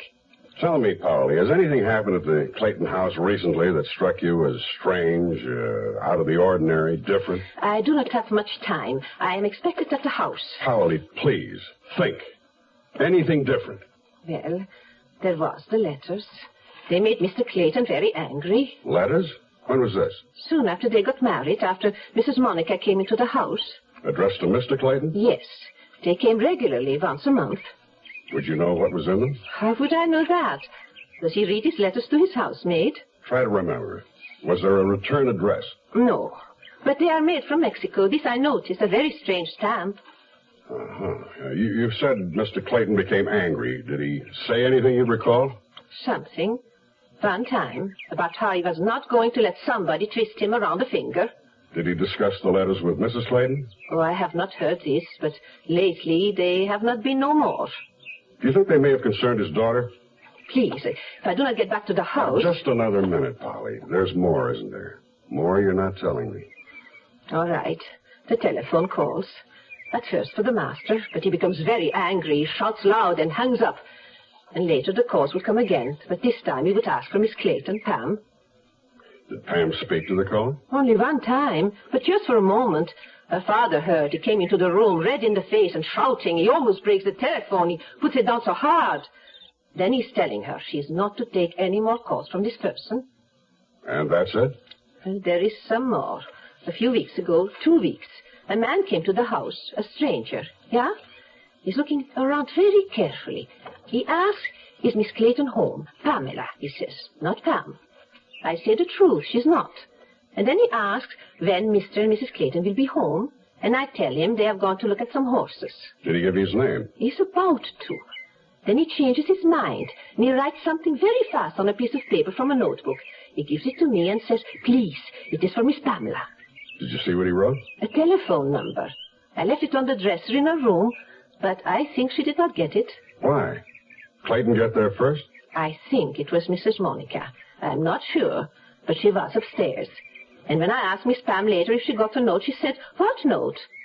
And then she becomes very pale, very quiet. Can you tell me what this stranger looked like? A big man, like you, but more thin in the stomach. You seem to concur with the diagnosis of the gilded cuckoo. I beg pardon? Never mind.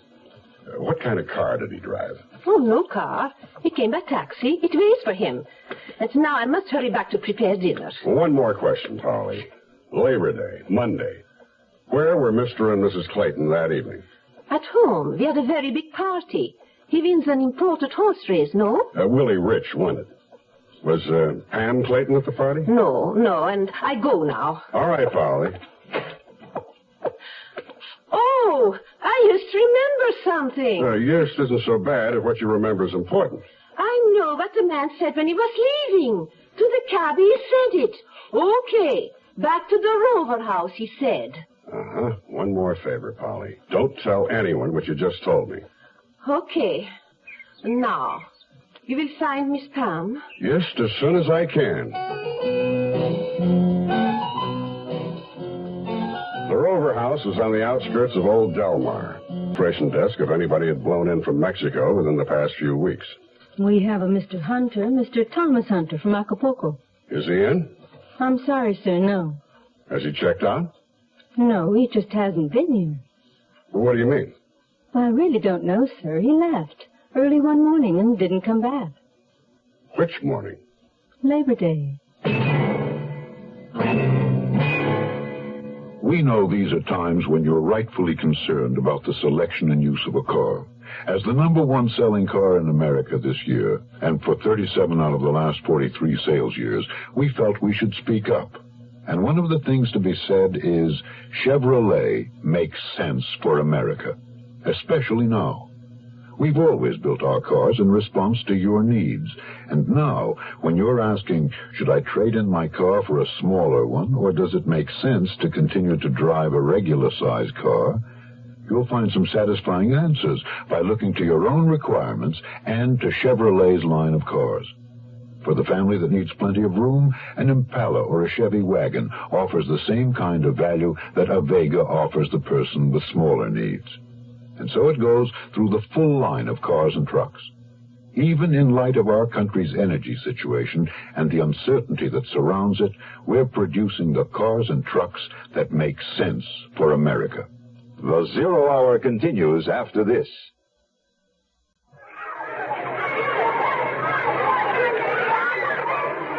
Leukemia is a disease of the blood-forming organs. It takes the lives of more children than any other disease known to man. It afflicts even more adults than children. At present, there is no cure. However, a great deal of progress has been made in the treatment of leukemia, and many doctors believe that if we can find a cure through research, it could well open the door to the cure for cancer. I'm Shirley Jones, National Chairman of a program to raise funds for leukemia research through radio broadcasting. If we can find a cure to this dread disease, we can stop the deaths of 15,000 victims each year and help in the search for the cure to cancer. Today, radio stations across the country are fighting leukemia. Please help. Make your check payable to LSA for Leukemia Society of America and send it to LSA Hollywood 28, California. That's LSA Hollywood 28, California. This one's a real lady. Never tries to kick me. Can we talk, Joey? Sure. Come on outside. Let's have a cigarette. How's it going? Getting anywhere? If I am, I don't know about it. Tell me, did Pam Clayton spend much time down here? Yeah, quite a bit. We got that filly of hers, Mary Jane. Good 2-year-old. How did she act? Throw her weight around or anything? Nah, that kid never made waves. You'd never know she was worth a zillion on the hoof. Nobody... She'll turn up. It's only been 3 days. I found one last night that only took 12 hours. A stiff? Kid from around here. Shiving her back. All right, Joey, let's have it. You've been holding out. You're punchy. What would I know? I understand the stranger's blown into town. Been trying to contact Clayton's daughter. I figure a smart operator would track her down here once he found out horses are her hobby. There's more, Joey. This dude came straight from Mexico. He checked in at the Rover House. He's been trying to see Pam. He's also been missing since Labor Day morning. All right. Anytime you're ready, Joey. Willie set it up. I don't think the dude's exactly a stranger. I think Willie knew him from way back. Willie set what up? The guy came down here a couple of weeks ago. I'm not sure if he met Clayton's kid here or not. All I know about is Labor Day, and I know about that because Willie told me. Well, clear it up for me. It's still muddy. Well, the Clayton kid had a morning appointment at the Gilded Cuckoo Spa out in Poway. Willie must have set it up for the dude to meet her here and forgot about her beauty parlor bit. So Willie drops over here early that morning to give me a message to forward to the guy that she wasn't stiffing him on purpose, but that she had this other operation going, see? Was the guy's name Hunter? Yeah, I guess so. Seems old man Clayton wasn't keen about them getting together. So, like I said, Willie set it up. Hunter shows up here a little after 10. He looks put out when the kid isn't here. So I told him what Willie said. He took off right away. With the Gilded Cuckoo? To meet her there? He didn't say. He just split. She's been missing since. Hunter, too. You think they went off together? Beats the hell out of me. He was old enough to be her old man. Maybe he was an uncle or something. I'd acted like one. The other Mrs. Clayton's brother? If you ask me, he looked more like Clayton. Describe him. Tall man, thin, big hands, in his 50s. Tough looking. Could have been a fighter. Knife scar on his cheek. His nose is broke. Kind of quiet, though. Didn't talk much. You sized him up pretty good. Funny you didn't mention him before. Well, you know how it is. No, I don't, but go on. You're saying Willie set it up. Now, what I have to know is, did Clayton's kid want to meet him? Did she ever meet him? I can't give you that, pal, but I figure Willie was straight. If he said it was okay, then it was okay. It's good to hear you speaking well of Willie, after he took away a pretty good record you once rang up. Records. You know what's not in the books? When I was all busted up, Willie paid the hospital bills. Willie got me the job here. Maybe it don't look like much, but horses are my life. And I still got one mark up. Willie would have taken it for sure, but he's gone now. I still got that, whatever good it does me. Does you a lot of good, Joey, if you didn't knock off Willie. Which reminds me, you were supposed to be working on that one. But you're spending all your time looking for Clayton's kid. Maybe you're being faked out on that play. Maybe. Tell me, did Pam Clayton ever come here with a girl about her age named Bonnie Burns? Redhead? Not that I remember. Why? She's the one somebody knifed up in Tahoe last night. She worked at the Gilded Cuckoo. Then what are you doing here? Business hadn't slowed noticeably at the Gilded Cuckoo, judging from the number of cars lining the parking lot. I was becoming irritated with the missing girl, with the Clayton's unorthodox approach toward handling it, and with myself for becoming involved with a case that didn't make any sense. I took my light traveling bag out of my car and walked through the heavy gilded doors again. The leggy, gray-eyed Miss Hill, whom I'd seen at the reception desk before, was gone. In her place was another of the same mold, young, cute, and friendly. Hello. Where's Bonnie? Bonnie? Bonnie Burns. She used to work here. Oh, I couldn't tell you. I'm new here. What about Miss Hill? She around? I think she went back to therapy. Do you have an appointment? A standing one. He'll be right out, Mr. Roper. Why don't you sit over there? Thank you. Oh, Mr. Roper. Now, do I understand correctly that you are serious this time? Well, I was serious the other time, but I had to make sure I could take a holiday from my outfit. I understand. I don't believe you told me what business you were in. Insurance. The company doctor told me I was 10 pounds overweight. That's when I decided to do something about it. Well, I don't think you have much of a problem. Ernie, take Mr. Roper's bag. Through this door, Mr. Roper. We'll get you settled. Oh, by the way, that girl you asked about last time, Miss, I suppose she's returned home by now. I imagine so. I've been so busy I haven't had a chance to check. Well, there you are. It never pays to get excited over these things. Probably all a little misunderstanding. Probably. Well, here we are. It's a small room, but more than adequate. Bars at the window? Oh, you'd be surprised how desperate these dipsos get for a drink. They'll try any means of escape. Now, Mr. Roper, if you just take off your clothes and put on these pajamas. At this time of day? Well, your clothing will be returned to you. You understand, of course, that we must remove all incentives for you to leave if the going gets tough. With that, he walked out, leaving me with Ernie, who could have passed for King Kong's twin brother. Ernie was very helpful, I'll say that for him. He put all my clothes into the closet and locked it. Standing barefoot in just a pair of pajamas in a barred room doesn't give a man a feeling of confidence. I was looking at those very real bars when I realized Glendon had come back into the room. He had a shot glass in his hand. Yeah, drink hearty. Go on, it's our own secret little brew. Believe me, it'll take away your desire for liquor for at least 24 hours. It was a cloudy mixture with the fragrance of steamed cauliflower. I took a deep breath, tilted my head, tossed it down, and handed the glass to Ernie, and felt my knees buckle at the same time. I felt suddenly very hot, and the room seemed to rock under my feet. On Glendon's face was an expression of purely benign curiosity. Another one of my feelings was coming on, but slowly, very slowly. I found myself tilting forward, and as the last red rocket blasted off inside my skull, I knew that I was in for trouble. Big trouble. You are listening to Mutual's presentation of The Zero Hour. It was last summer when I was 18. I was in love with a girl named Kathy. Kathy was 18, too. It was the happiest summer of my life. I had never been that happy before. I know I'll never be that happy again. It was warm and beautiful, and so we bought a few bottles of wine and drove into the country. We drank the wine and held each other, laughed. It must have been the stars and the wine and the warm wind.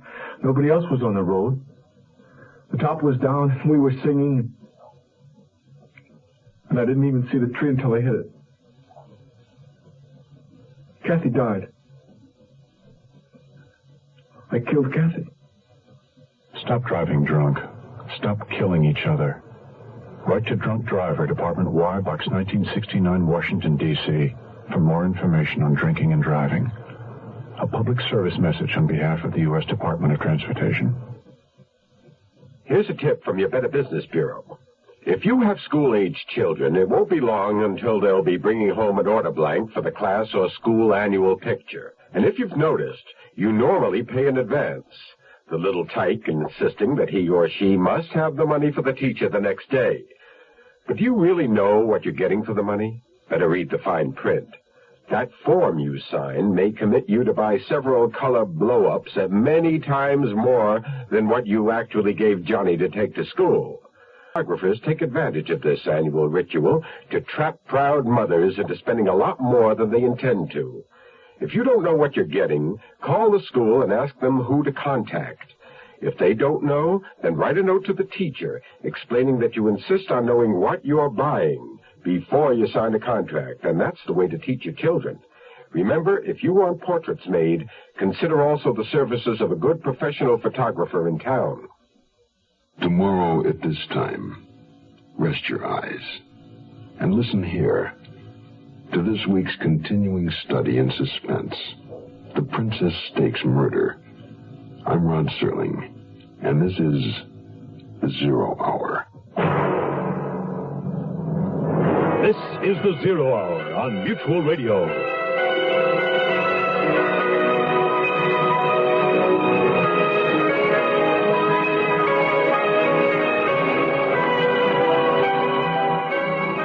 You have been listening to The Zero Hour, a presentation of the Mutual Broadcasting System in association with Hollywood Radio Theater, heard every weekday at this time. Rod Serling is your host. Zero Hour is produced and directed by Elliott Lewis. The Hollywood Radio Theater theme was played by Ferranti and Teicher and is now available on United Artists Records and Tapes. Hugh Douglas speaking. Tune in tomorrow, and once again, rest your eyes and listen here to The Zero Hour. This is Mutual, your news and sports radio network.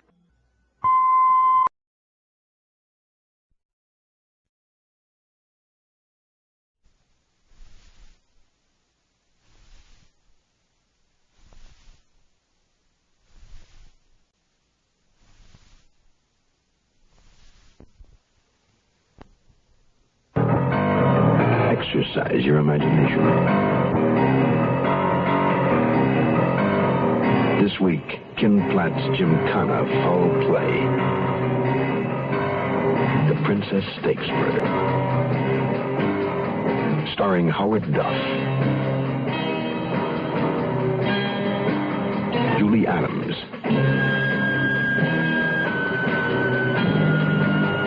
And Ray Danton.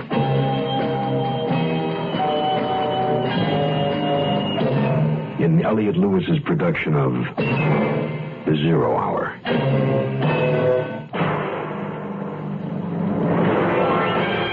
The Mutual Broadcasting System presents The Zero Hour. Sponsored in part by the United States Brewers Association and the Ford Motor Company. This is The Zero Hour on Mutual Radio.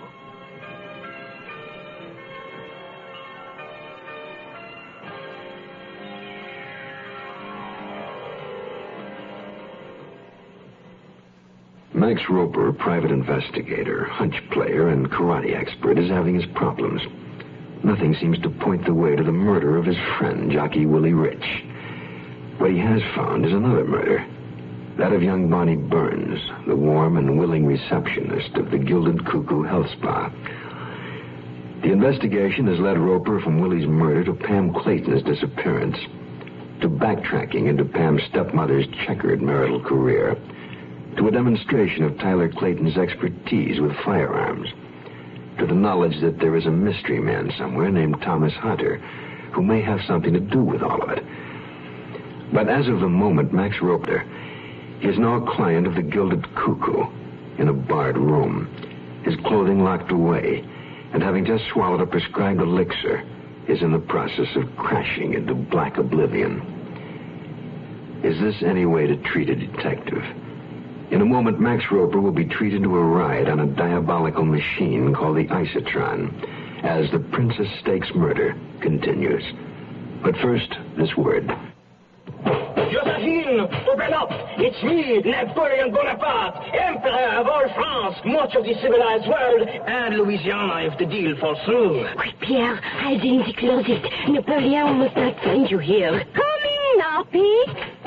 Ah, Josephine, I had to see you. Napoleon, my dearest heart, what are you doing here? I thought you were at Waterloo. I was, but it ended early. What is that? I smell cigarette smoke. You know I hate you to smoke. I didn't. I don't. I started again. Aha! The smoke coming from that closet. That of you is having a family. I guess you'd say that two is a family. Even one when you've learned to live alone. Well, what are you looking at? You. Your eyes. You've opened them for me again. In many ways, you've opened mine. Oh, you won't have to wear those glasses anymore. Oh, wonderful. That is, after dark. In that case, I'll take a fresh new look at the moon tonight. I haven't taken a good look at the moon in years. Oh, you don't seem to be quite that old, Dr. Halleck. Now that you remind me, I'm not. Look, I've got a wonderful idea. I'll take you over to the hotel, and then, by way of celebrating your recovery, I could come back later on and have dinner with you. No? I'd love to. Well, have dinner with you. No? I'd love to. Well, how's 8 o'clock? How's 8 o'clock? 8 o'clock sounds fine, Dr. Halleck. Thank you. 8 o'clock sounds fine, Dr. Halleck. Thank you.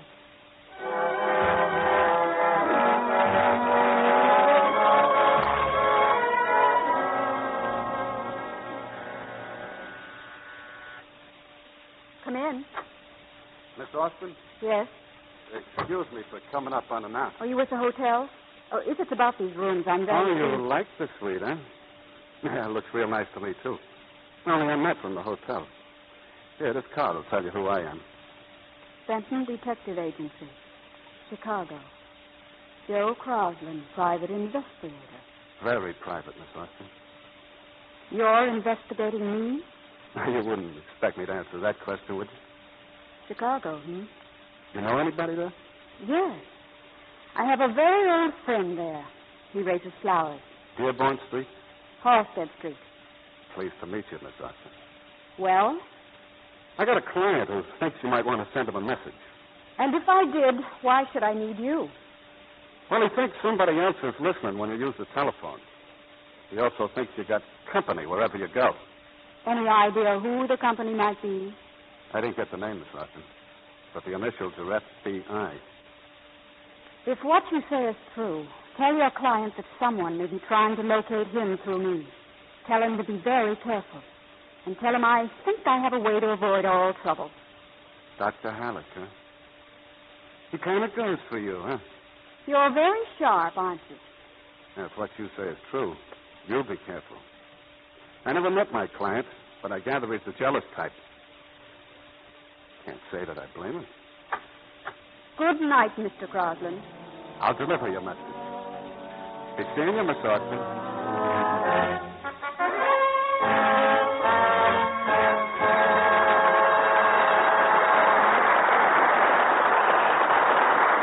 In just a moment, we will continue with Act Two of the Hollywood Radio Theater.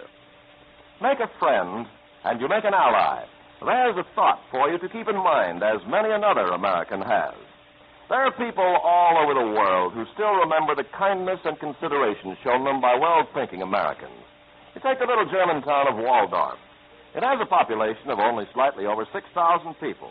But none of them has ever forgotten the memory of a great American philanthropist who was born in their town, a man named John Jacob Astor, just as he never forgot his birthplace. It was Mr. Astor who combined his own name with that of his birthplace when the famous Waldorf Astoria Hotel in New York was christened. Mr. Astor did much for the little German town during his lifetime, and when he died, he bequeathed it a considerable amount of money to build the Astor House to care for the old, the feeble, and the helpless of Waldorf. In 1948, on the 100th anniversary of his death, the grateful town erected a 12-foot monument in the town square to honor his memory. And one of the speakers at the ceremony said, "Mr. Astor has done more for Germany than any 100 of its inhabitants." By remembering the little German town where he was born, John Jacob Astor, American philanthropist, had made a few more friends for America. He'd shown his fellow Americans that by helping others, you help your country. Now our producer, Mr. Cummings. Act Two of This Woman is Dangerous, starring Dennis Morgan as Ben Halleck and Virginia Mayo as Beth Austin, with Leif Erikson as Matt.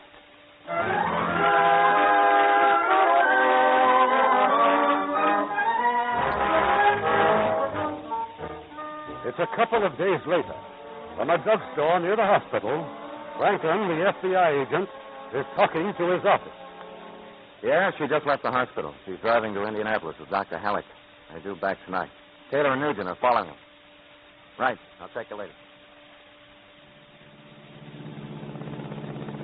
So you see, I do take an afternoon off once in a while. Anyway, this is by way of trying to make up for that lunch we missed. Oh, I hope you won't mind just one stop on the way. And you just said you had the afternoon off. Well, practically. The call came in just as we left. Well, as long as I'll have time to do my shopping. That's a promise. Just remember to take it easy when we get into town. My first big day out, huh? Meanwhile, you see those buildings over there? Buildings? Over there, off the road, the foot of the hill. Well, that's the stop I've got to make. But it looks like a prison. That's what it is. Women's Division, state prison. But why? Why are we going there? Because there's someone in the hospital I have to see. I hate prisons. I hate the sight of them. Oh, this one isn't so bad. The rooms are clean, food's good. You can learn an honest trade. Secretary, practical nurse, duty operator. Anything that suits you. Yes, just name it. And they put you in the laundry and steam you out. How do you know? Well, I don't. Not really. I must have read it somewhere. You won't be long, will you? No, I don't imagine so. You can wait in the car inside the gate.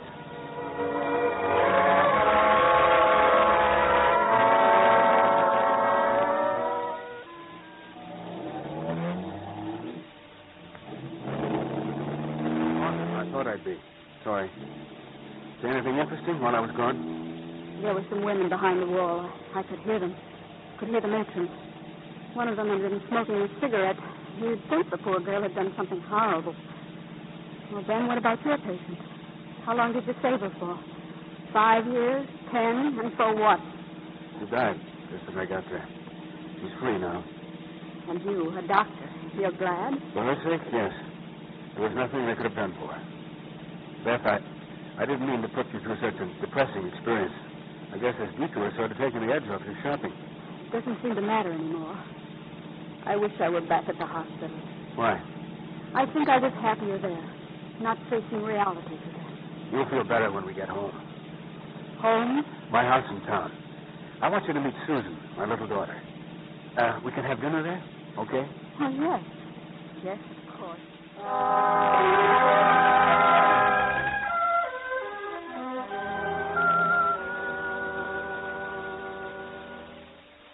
Ben, it's getting late. Hadn't we better start driving back to the hospital? In a little while. You see, I always promise Susan never to leave until I know she's fast asleep. It won't take her long. But first, she has to tell the housekeeper all about you. I wonder what she's saying. Kids are very honest, you know. She's telling her you're beautiful and wonderful and not like anyone else she's ever met before. What are you thinking of? Of Susan and you and this room. You all go together. I used to think you lived in a sterile cabinet somewhere. Everyone leaving a prison should first walk through a room like this. Comfortable, secure, and good. You belong here, Beth. You belong in this room, too. Do I? Or do I just remind you of someone else who once lived here? Susan's mother? If she'd really belonged, she would have stayed. But a child can be very demanding, and a doctor doesn't have much time to spend at home. She gave up all this. It's not easy to understand. Beth, tell me about yourself. Can't you figure me out? I'd rather you tell me. That's a long, dull story. Let's not spoil a nice evening. What is it you don't want to tell me? Is it about Matt? What about Matt? You mentioned his name several times coming out of the anesthetic. What else did I say? Nothing, really. Just a jumble. Then, please, what else did I say? I told you. Nothing. I want to leave town, Ben. When may I? Tomorrow? The next day? As a patient, you could have left a few days ago. Why didn't you tell me? I couldn't let you go until I was sure. Sure about what? I want you to stay here always. But you're so wrong about me. I don't belong here. I never will. But why? Why won't you tell me? Please don't ask me anything more. I'm going out to the car, Ben. I'll wait there. When you're ready to take me back to the hotel.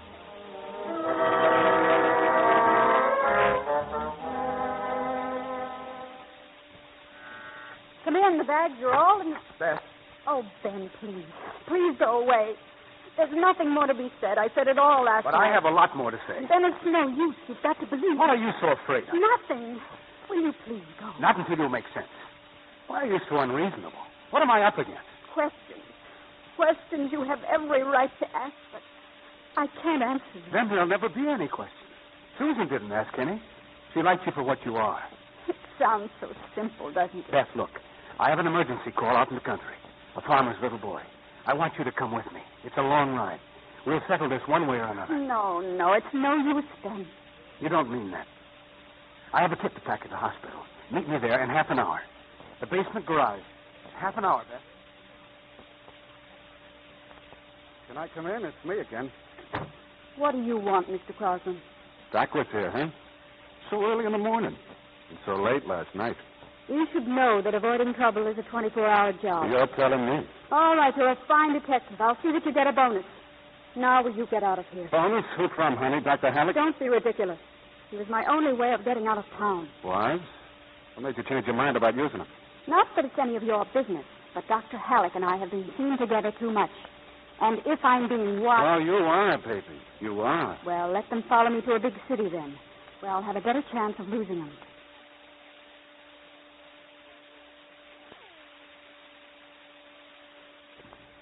You know, Miss Austin, sometimes I hate these jobs.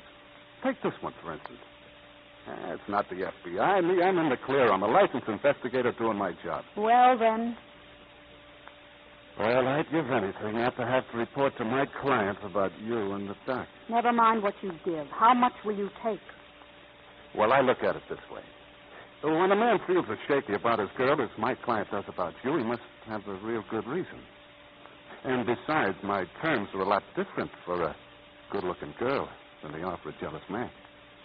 Put that down as your first installment. That slap was a big mistake, honey. I don't take that from dames like you. You'll take whatever I give you. And your client will get a full report of your little shakedown try. And if you're stupid enough to go back to that florist in Chicago, be sure and order yourself a wreath. I got a different idea. Just as soon as I tell this little love story to our florist friend, and just as soon as he repeats it to my client, I'll order a couple of wreaths. One for you and one for Dr. Halleck. So long, Miss Buck.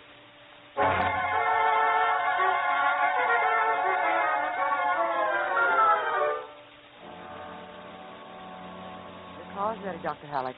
Oh, and the garage says that Miss Austin's waiting for you down there. Then she did come. I beg your pardon? Nothing, Maggie. Well, I've got to hurry. I probably won't be back for hours. Oh, before you go, Doctor, there's a man waiting to see you, Mr. Franklin. You know I can't see anyone now. He said he's from the FBI. He's waiting across the hall. FBI? Okay, I'll talk to him on the way out. I know you're in a great hurry, Doctor, but this won't take long. What's it all about, Mr. Franklin? I'm sorry I had to bring you in on this. Have you ever heard of the Jackson brothers, Matt and Will Jackson? Yes. Who hasn't? Well, Matt's pretty high up on our list. He's wanted for murder, armed robbery, like the counts in several states. What does that to do with me? Your patient, Beth Austin. She's been working with him. I suppose you know what you're talking about.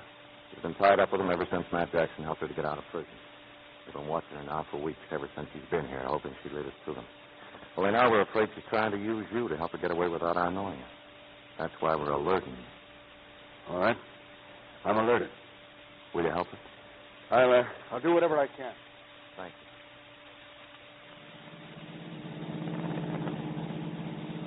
you. Ben, what's wrong? You've hardly said a word. Those questions still on your mind? I told you there wouldn't be any more questions. Then why are you so quiet? Maybe I'm trying to figure out a solution. Tell me what it really is, please. Just preoccupied, I guess. I'm thinking about that kid at the farm. Oh, I'm sorry. I should have known.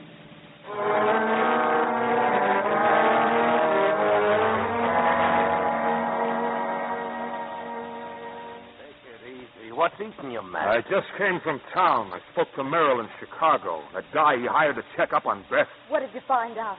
Her eyes, Matt. Can't you see again? Yeah. So can the FBI. They're watching her. Who says so? The tail says so. I'm leaving. I'm going there. I'm going to get her out of there. Sit down, will you? Cool off. How crazy can you get? We're so hot from that state trooper we're smoking. You go after that dame, the FBI will blow your head off. Oh, it's my head they'll blow off. Oh, wait a minute. There's another guy, isn't there? Shut up. Will! Oh, it's okay, baby. That's okay. Maybe now you'll keep out of my business. Oh, sure I will. Go on, Matt. Go look for Beth. Show them how tough you are before they scrape you off the street and drop you in a basket. Well, what are you waiting for? All right, so I shouldn't have slugged you. But there is another guy. Now lay off and get out of my way.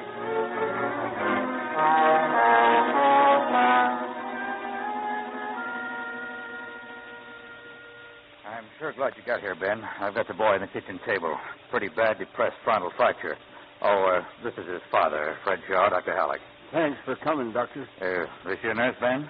Oh, I'm sorry, Beth. This is Dr. Ryan and Mr. Shaw. How do you do? How do you do? No, she's not a nurse.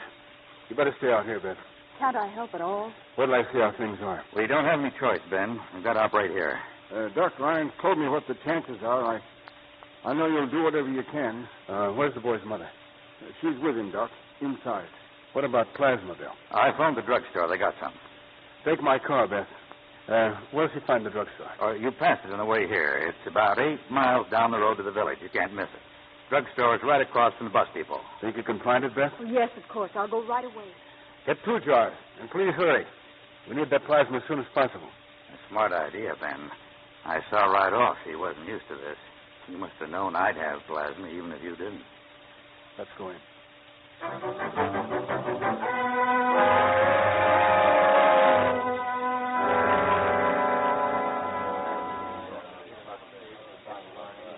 Now, you're sure you know where it is? The Shaw Farm. Don't worry, ma'am. I know the place. We'll get that plasma out there in no time. But how soon? It's an emergency. Delivery boy's just down the street. He'll be here in a minute. Thank you. Oh, could I have some change, please? I want a telephone. Nickels and dimes? Quarters would be better. I have to call Chicago. Hello? Merrill's flower shop. Merrill, Yeah, this is Beth Austin. Can you hear me? I hear you. Where you phoning from? It doesn't matter. When did you last speak to Matt? Oh, about an hour ago. Oh?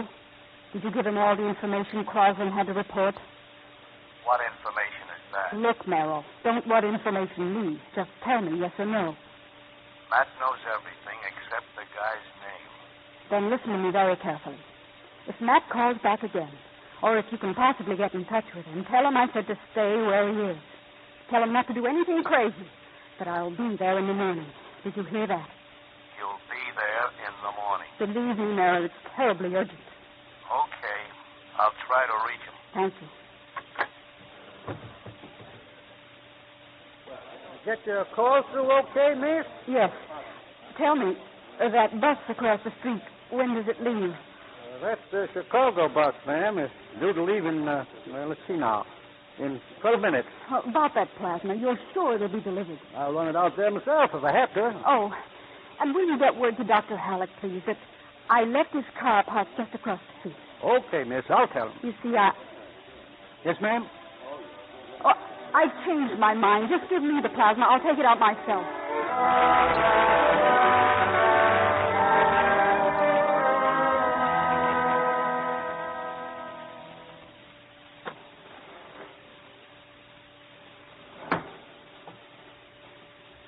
Mr. Shaw, Yes, Doc?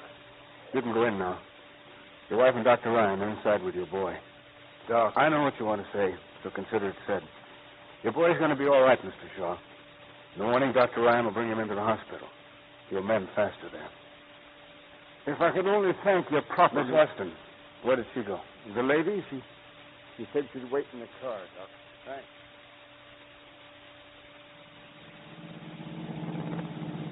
You're still worried, aren't you, Ben? But you said the boy'd be all right. You can never be sure. People look at you, trust in you, believe in you, and you let them believe. Oh, you're tired and it's dark. That makes everything look dark. Ben, we're reaching the village. I want you to let me out when we get there. Why? There's a bus station. I'm leaving. Just run out without saying anything? There's nothing to say. Not even when I tell you I know all about you? You knew when I came back with the plasma, didn't you? It doesn't make sense. I gave you a chance to get away and you came back. I should have gone then. I'm not going to let you go. I want to help you. Who's going to help Matt? He's too far gone for anyone else to help him. Let the law take care of him. You not only don't know all about me, you don't know anything about me. I'm going back to Matt. Just tell me that you love him. Answer me. Do you love him? Well, it was... Oh, it doesn't matter what it was. It was a long time ago. I was desperate, and Matt helped me. I can't forget You that. still didn't answer me. Do you love him? Yes, I love him. I don't believe that. You're lying. I don't care what you believe. I'm going back to Matt because that's what I want to do. And if I ever meant anything to you, Well? don't try to find me again.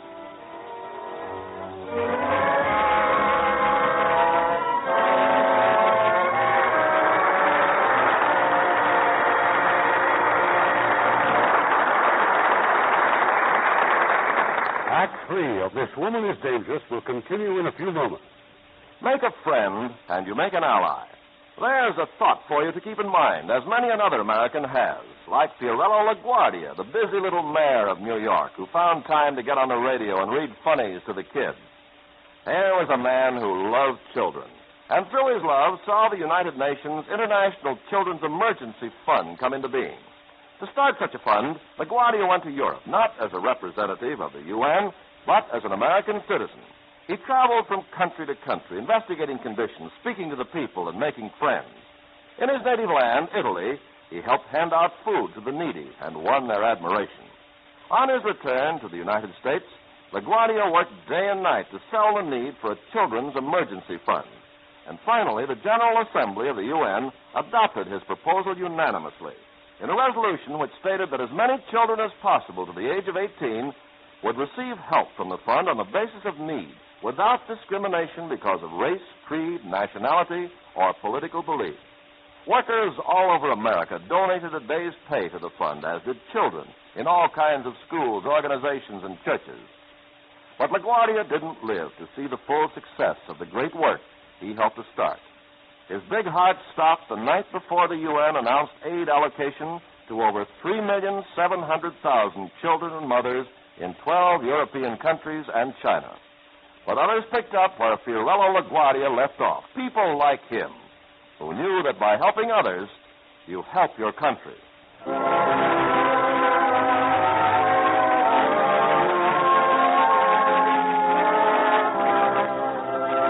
pause now for station identification.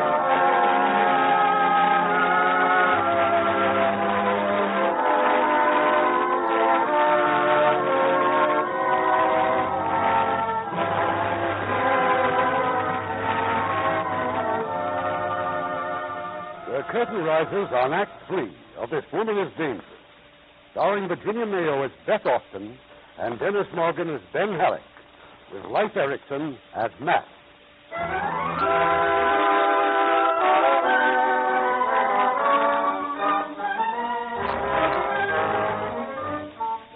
Several hours have gone by, and Joe Crossland, private investigator, is a very uneasy guest in Indianapolis headquarters of the FBI. But I told you a dozen times, the only questions I ever asked Merrill was how much and when do I get it, not who and where to rent. Why don't you talk to him? Merrill's flower shop, Holster Street. Maybe we tried and got nowhere. So why pick on me? I'm just trying to make a living. Here, keep this card. You may want to get in touch with us sometime. Just remember, Crossland, it doesn't take much for fellows like you to lose their licenses. Now get out of here. Yes, sir. And if you have nothing else to do, you might like to think about how much the Jackson brothers are worth on the hook. It's quite a reward. You got that teletype ready? Let me hear it. Yeah. To all points. Beth Austin left on St. Louisville bus last night. Purchased car in Centerwood. Taylor and Nugent following. We'll report progress. Okay. Send it out.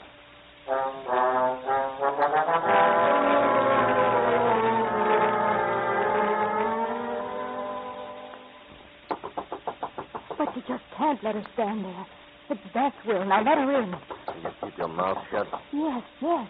Go ahead, open the door. Hello, Anne. There. Not even glasses. Oh, you all right now? Perfectly all right. It's good to see you, Anne. Hello, Will. Yeah. I see you're in your usual good humor. Where's Matt? Out. When will he be back? Didn't say. We'll be leaving as soon as he does. We'll get out of the country. Mexico, maybe. Someplace far away. We'll want you to come with us, Anne, you and Will. No more hiding out, huh?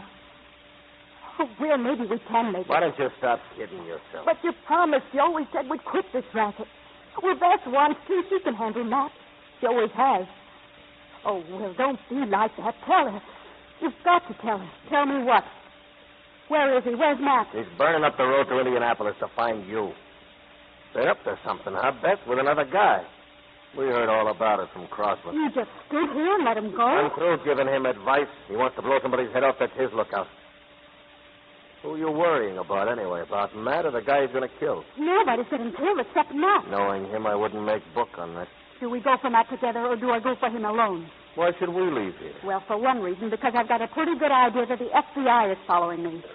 I shook them off last night, but sooner or later... Will, Matt's going to look for Crossland first. Okay, so we'll phone Crossland on our way out of here. There's a store in the village. And get your things and then get in the car.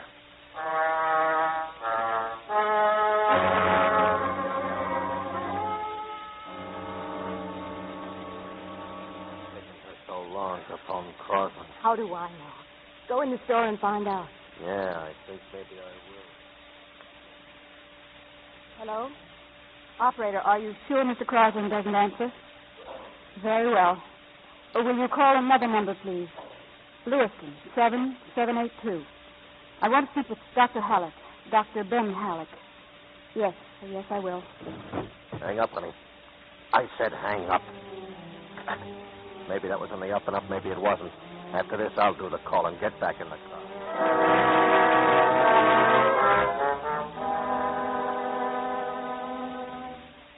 you once again, Crosland. I want to know what you saw. Why don't you let me answer the phone just now? What right have you got I'm Matt Jackson. I said I want to know what you saw. Then pay off, buddy. Pay off. I made a deal with Merrill, but I wasn't figuring on the FBI, so either you pay off or I don't talk. You'll talk. Now, who is he? The guy who took her out of town and stashed away can count up to $1,000, maybe even more. Who is he? Cut it out, Jackson. You rough me up and I'll... Who is he? What's his name? Where do I find him? Take it easy. His name's Halleck. Dr. Halleck. He'll tell you all about him at the hospital. Anybody watching that hospital? No, no more. They're out beating the bushes for her. I don't know any more, honest. Playing both ends against the middle, huh? That's for amateurs, Crosland. Maybe now you'll remember. Give me the FBI. Indianapolis, 5505. Okay, I'll hold that. No. No, Matt.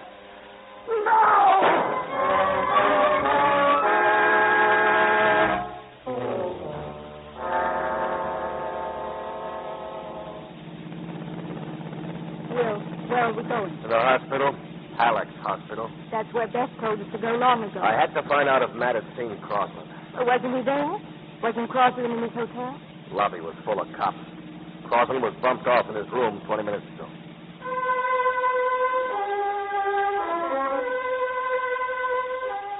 Can I help you, sir? Dr. Halleck. Is he around? He's in surgery. Is there anything I can do? Surgery? No, I just wanted to pay him for what he did for a friend of mine. Well, it's after hours. The accounting department won't be open till morning. Would you care to leave your name? No, never mind.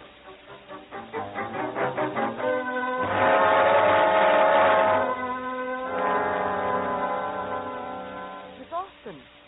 Oh, what's the matter? You look as if Dr. Halleck, Maggie, where is he? Why, he's up in surgery. Is there anything Maggie, has there been anyone here looking for him? A man? Anyone in the last half hour? Well, yes, just a few minutes ago, but he went out. Are you sure he went out? Well, I don't know for sure. I had to leave the desk to answer the door. Well, call the FBI, Maggie. Tell them to get over here right away. There's a man and a woman outside waiting for me. If they come in, tell them I'm looking for Matt. I thought you'd show up, baby. Wherever Halleck is, that's where I figured I'd find you. Matt, please. Will and Ann, they're waiting for us. Look at them down there. Those doctors, they're operating, see? Almost finished. You get a first-class view from up here, huh? Amphitheater, it said on the door. Surgery amphitheater. Just like the bleachers at a ball game. Look at it. Matt, you're all wrong. I went to the cottage first. Will and Ann will tell you that. I only came here to find you. Don't give me that. I know all about you and Halleck. Then if you do, you must know there's nothing between us. Come on, Matt, please. After I've finished what I've come here to do. Come across the hall, look out the window. You'll believe me when you see Will's car. Dark outside. How would I know for sure who's... You tipped them off. You told them I was here. Please, we've got to get out of here. You've got the whole country looking for you. You're not worried about me, honey. You're worried about what's going to happen to him down there. I came back to you. Doesn't that mean anything to you? I'll never leave you again. I don't believe you. I came to do a job, and I'm going to do it. Now. All right, hold it down there. One of you doctors is Halleck. Which one? Take those masks off your faces. What kind of a joke is this? A joke, huh? This gun's got 6 bullets, enough for all of you. Let's see your faces or I start in. I'm Halleck. Matt, no. Down on the floor, Miss Austin. There's no way out, Jackson. We got men at every exit. Drop the gun. No way out, huh? Tell that to Halleck.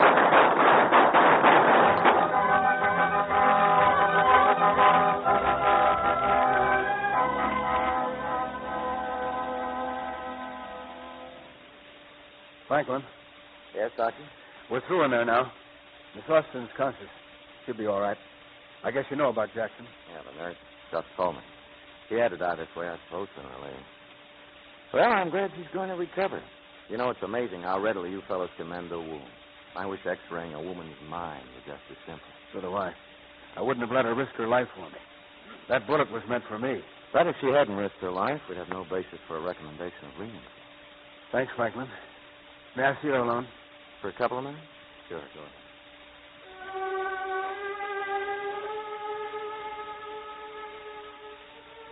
Beth.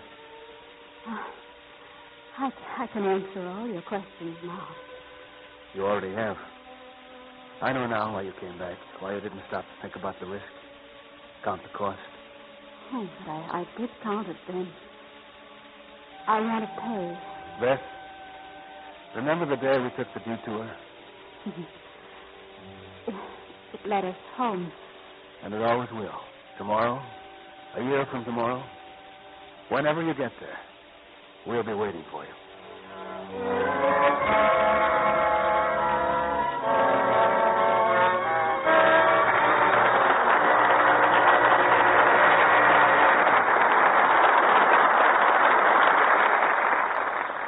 In a moment, our stars will return.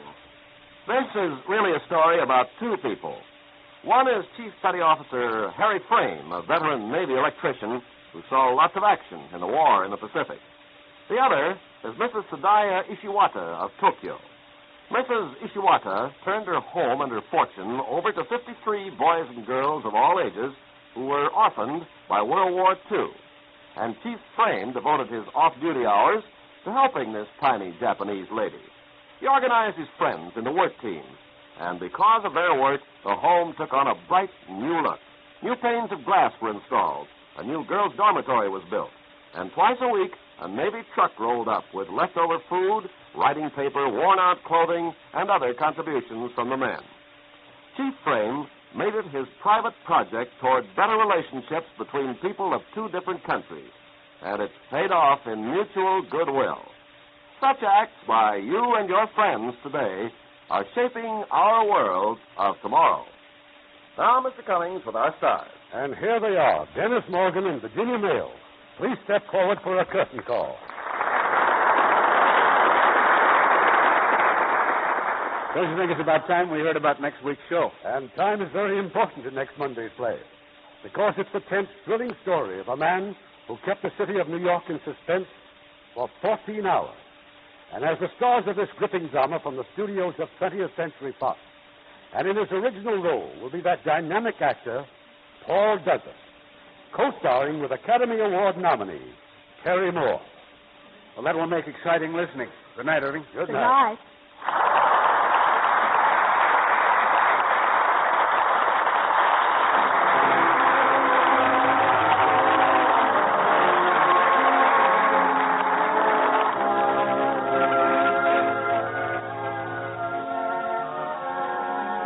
Radio Theater is produced by Mr. Irving Cummings. Our orchestra is under the direction of Rudy Schrager.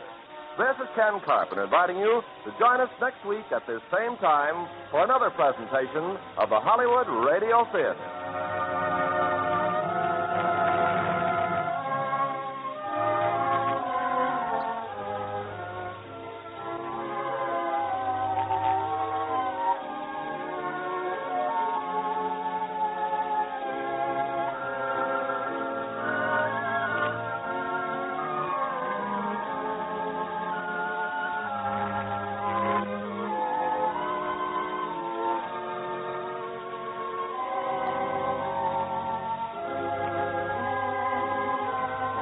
Hollywood Radio Theater is a presentation of the United States Armed Forces Radio Service.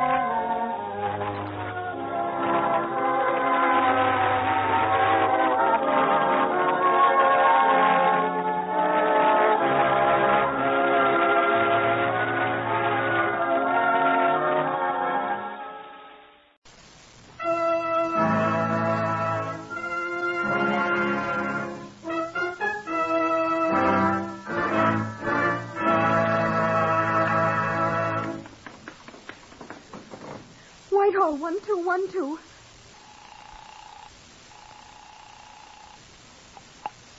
This is Scotland Yard.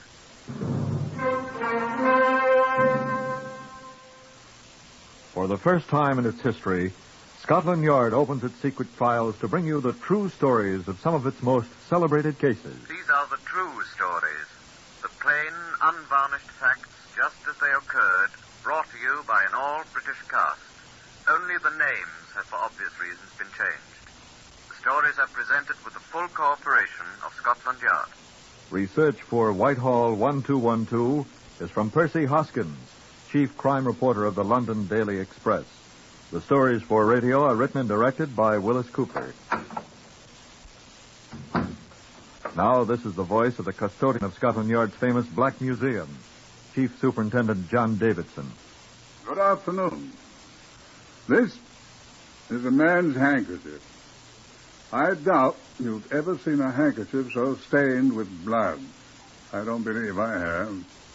I just like to touch it. They should really wash these things, shouldn't they? If the young man who owned it had washed it, he wouldn't be where he is now. No, I don't know exactly where he is, but I've been led to believe it's an unpleasant place. His body is buried, as Mr. Justice Coburn said, within the precincts of the prison in which he had been confined. That was Pentonville Prison, where a great many murderers are buried. Now, here is Chief Inspector Godfrey Allen Rouse, who had most to do with the case number H42426.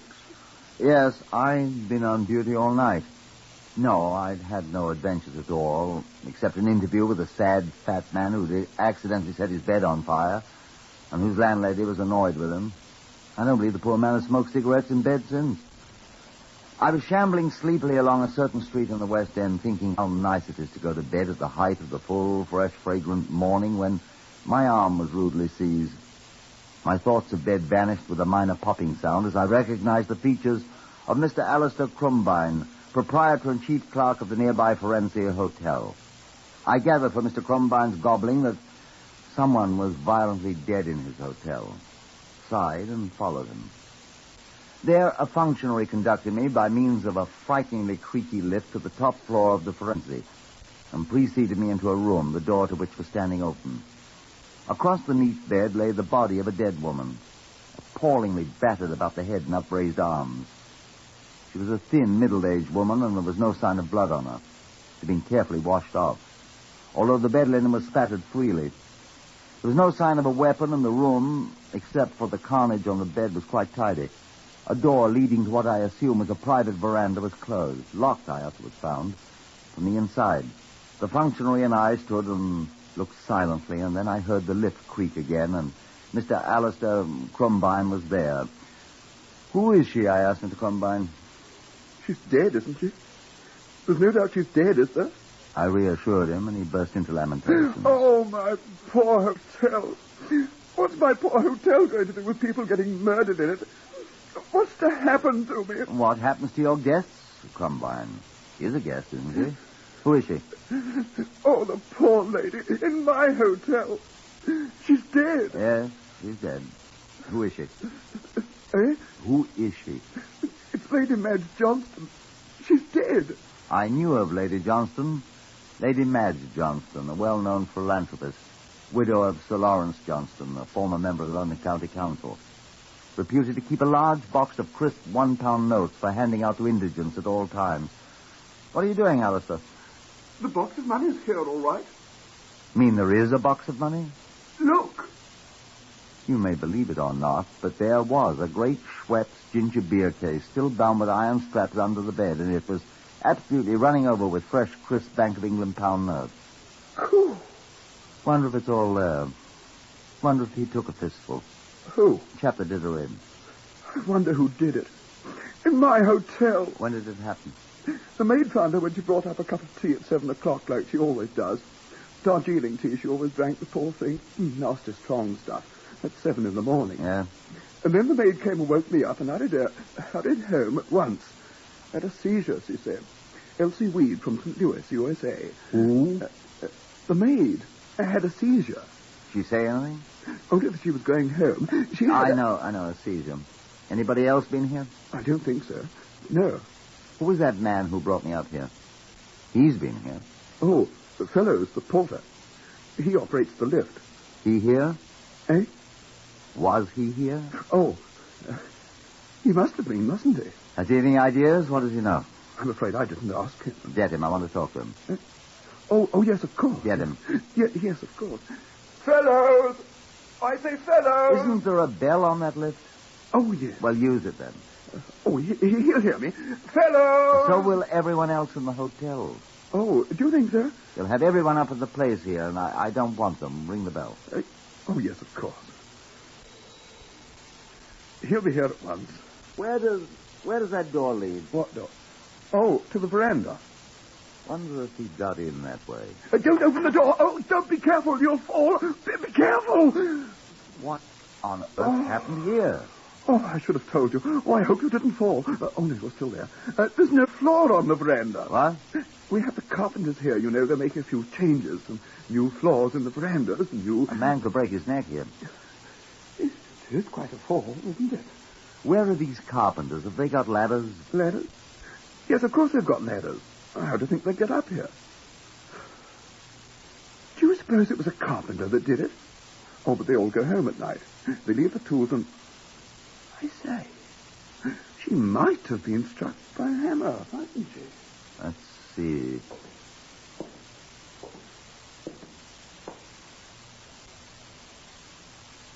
Might very well have been.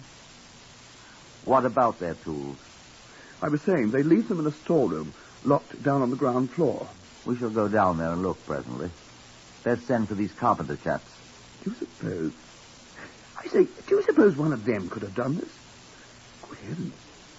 They do use hammers, don't they? We shall see. I think we should have them here at any rate. Oh, by all means, old boy. Oh, here's the lift. I'll tell Fellows to ring up the carpenter foreman and have him... Oh, Fellows, would you... Oh, it isn't Fellows, is it? Oh, good morning, Sepperly. Where's Fellows? Good morning, sir. He went home. His time was up. I'm on duty now, sir. I'm here. Oh. Oh, dear. Who is it? Sipperly, sir. I'm the day man. Fellows went home. Get him back here at once. Yes, sir. But I don't know where he lives, sir. In Southend, I think, sir. Or Hammersmith?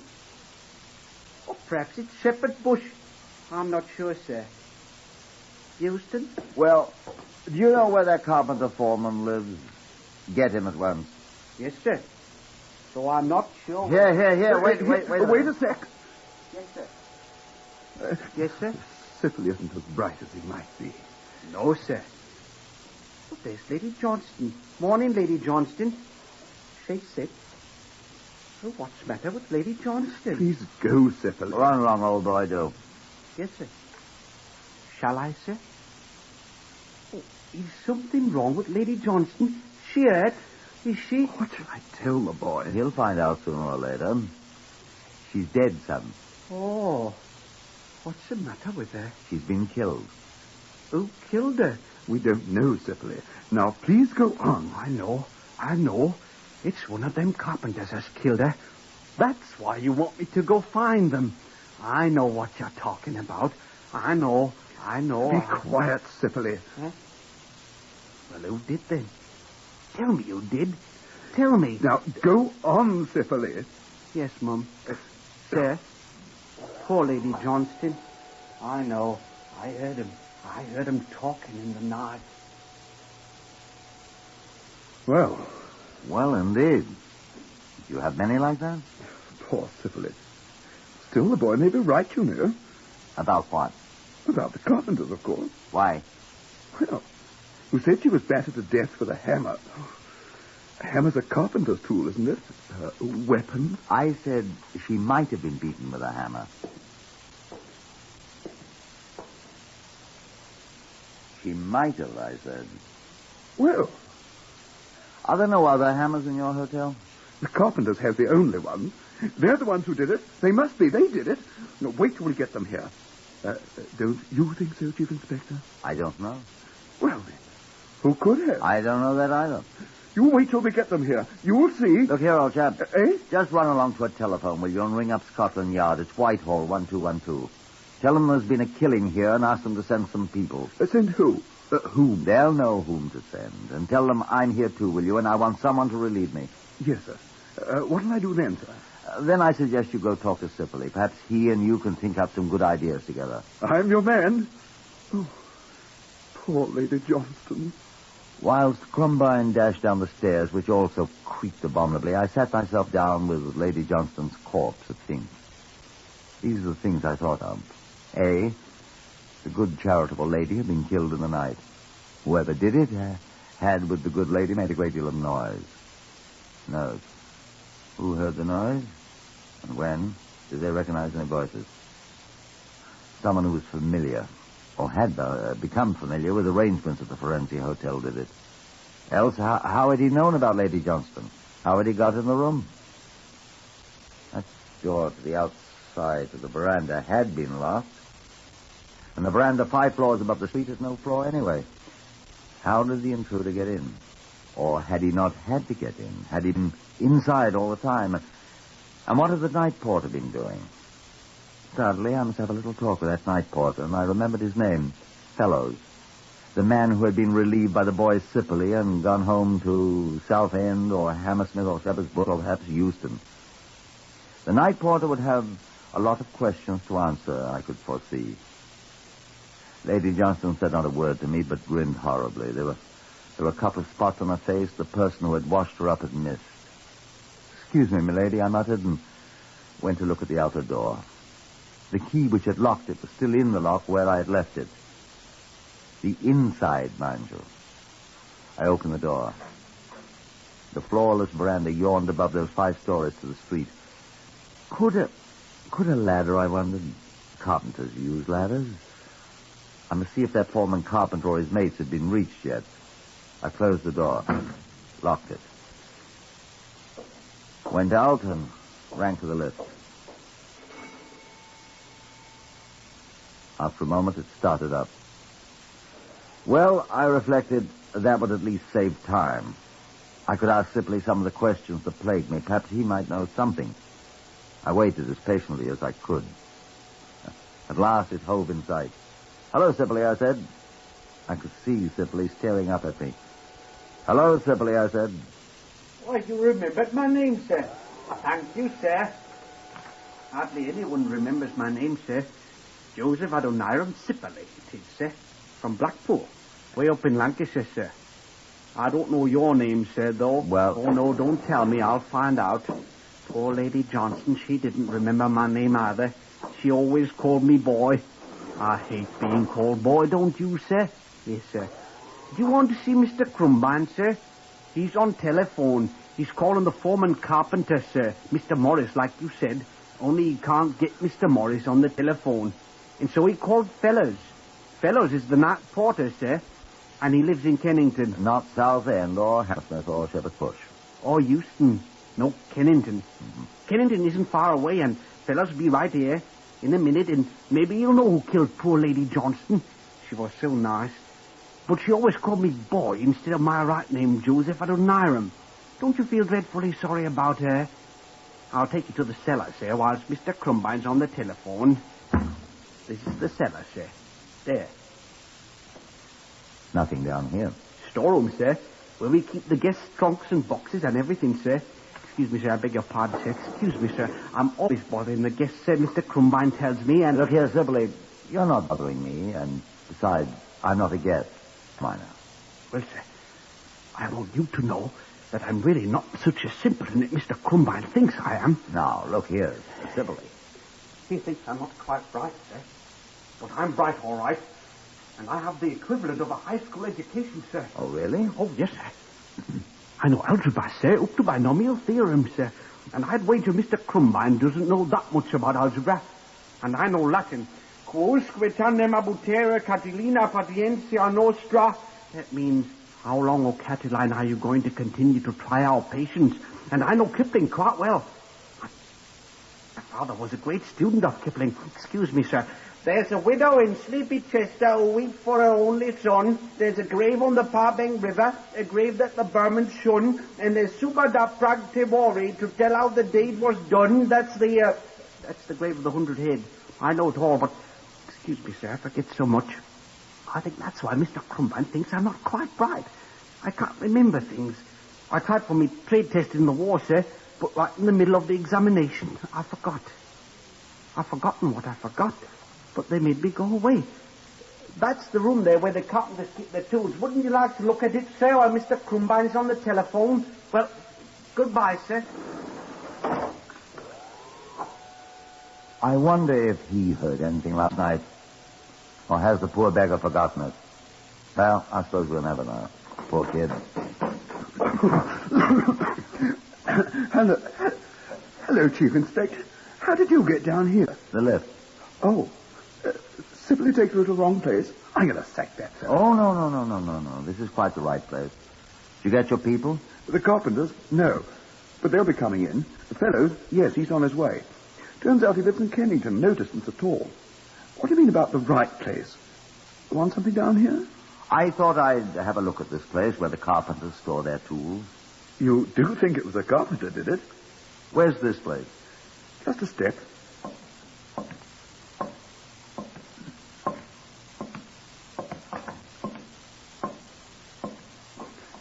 Here. Not locked up? Well, they go in and out all day. Come on, I'll show you. Here they are. The carpenters? No, chap. The tools. Let's have a look. Saws. Whatever these things are. Planes. Levels, drill braces. Miter boxes. Hammers. I say, let's have a look at these. Suspicious, eh? Suspicious, eh? Yes. Well, let's have a look. Looks all right. So it's this one. There's only 3. 3 what? Hammers. Hammers. Matter. This one's clean. Beautiful. These carpenter chaps. I mean it's clean. Oh. You mean... Like the old lady was. Carpenters don't usually wash their hammers, do they? Well, I don't know. I'll tell you, they don't. Look at the others. See? Sawdust, rust here, paint. I see, but I know. Maybe it's new. I don't know. But I don't think so. Well, have you found the murder weapon, gentlemen?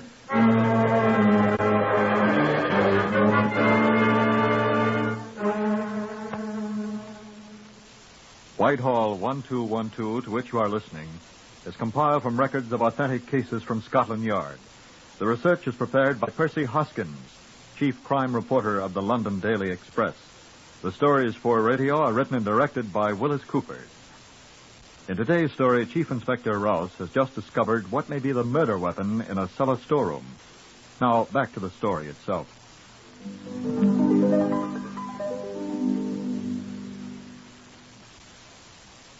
The people from Scotland Yard for whom I had asked, photographers, fingerprint men, all the rest, including a relief for me, had now arrived, and I sent an earnest young constable back to the yard with the extraordinarily clean hammer, with instructions to take it to the forensic laboratory people for a thorough examination.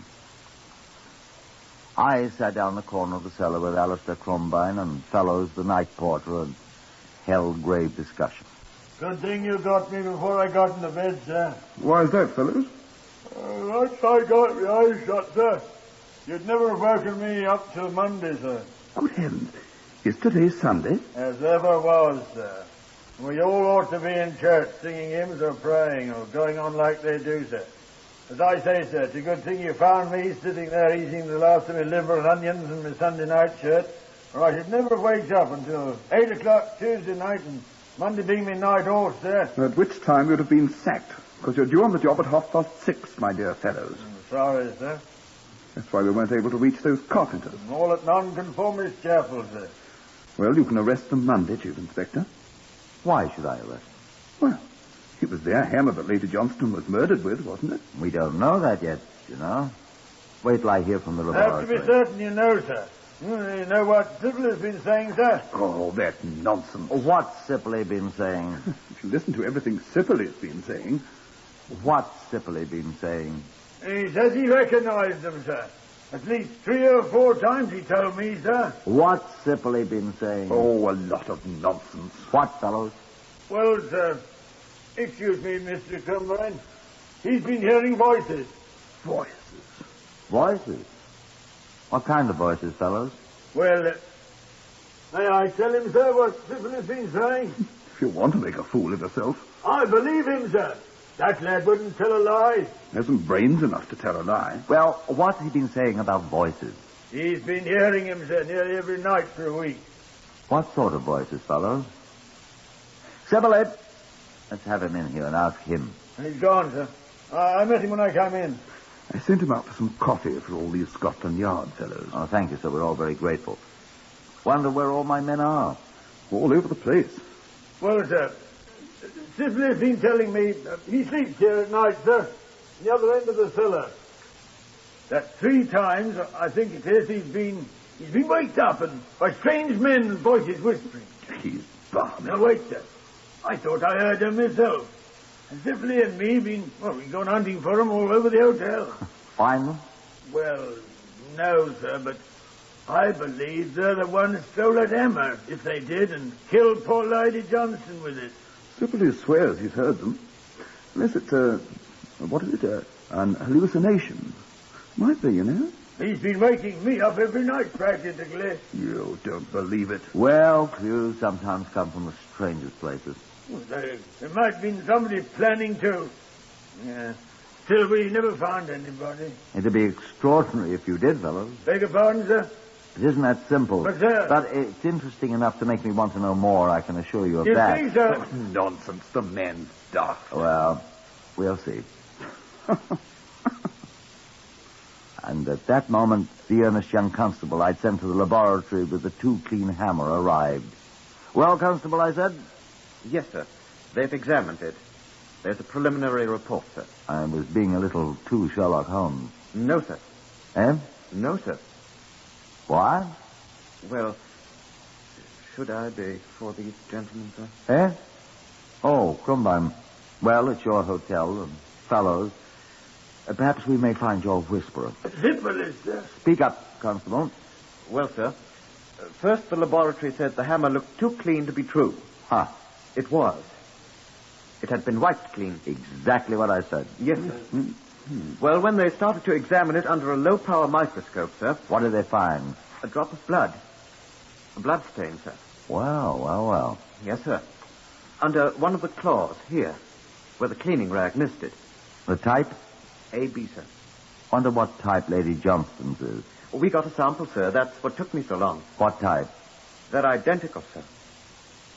This is the weapon she was killed with. Constable... There's something else, sir. What's that, Constable? Well, sir... Will you gentlemen excuse me for a moment, please? Oh, yes, of course. Well, Constable? I stopped by the CRO, sir. The Criminal Records Office, Well, that's quite right. There should be a check made of every person concerned and every crime investigated, of course. I had some checks, sir. Good. Here. Both these people? Yes, sir. Let's see. Better turn your back to them, sir. Yes. Combine and Alistair. No record. Well, I'm glad of that. Yes, sir. Read the other. Fellows George, no record.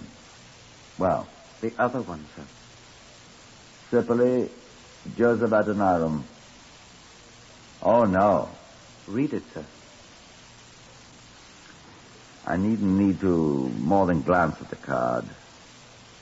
Sippley, Joseph Adoniram, had been convicted twice. Once for robbery, once for causing grievous bodily harm. Both felonies. He was not quite right.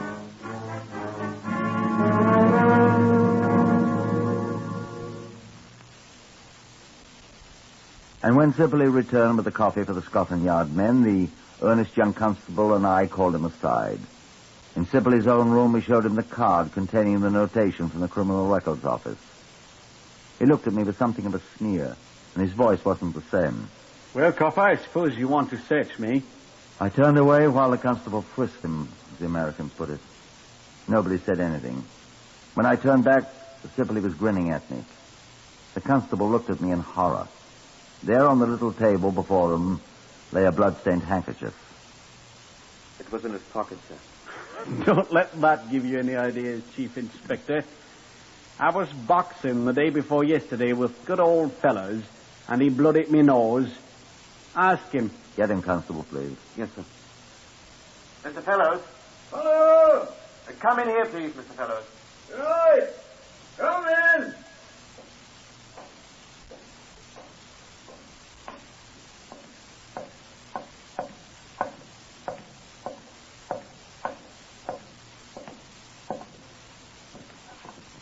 Ask him.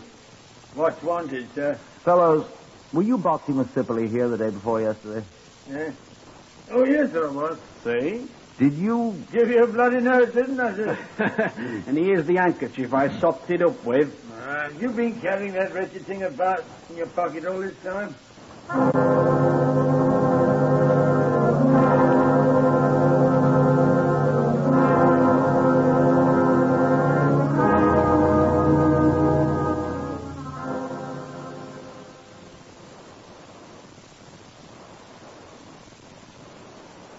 But when we sent the blood-stained handkerchief to the laboratory, they found the blood on it was not type A, Sibley's own, but type AB, which was Lady Johnston's. Confronted with this anomaly, Sibley made a statement. Yes, it's her blood.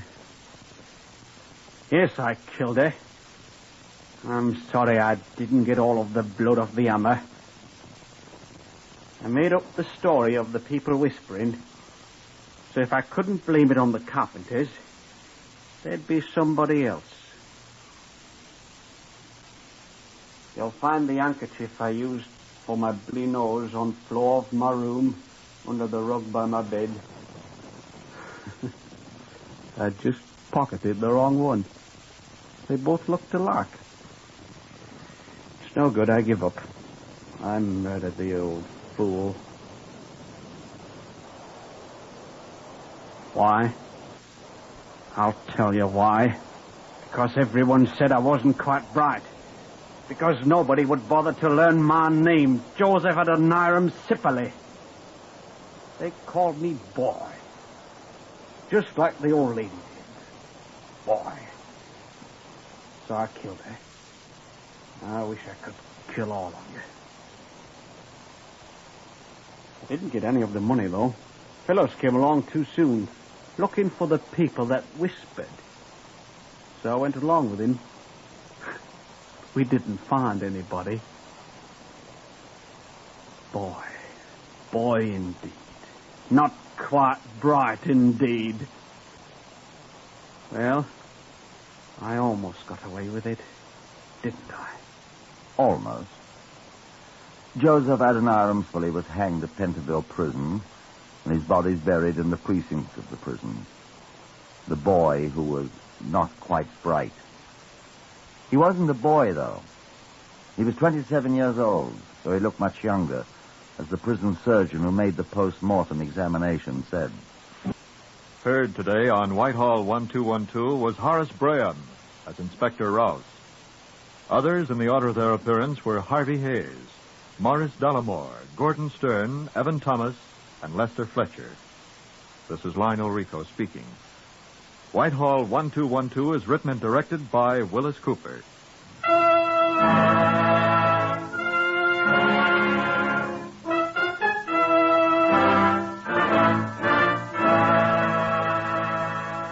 This is NBC, the National Broadcasting Company.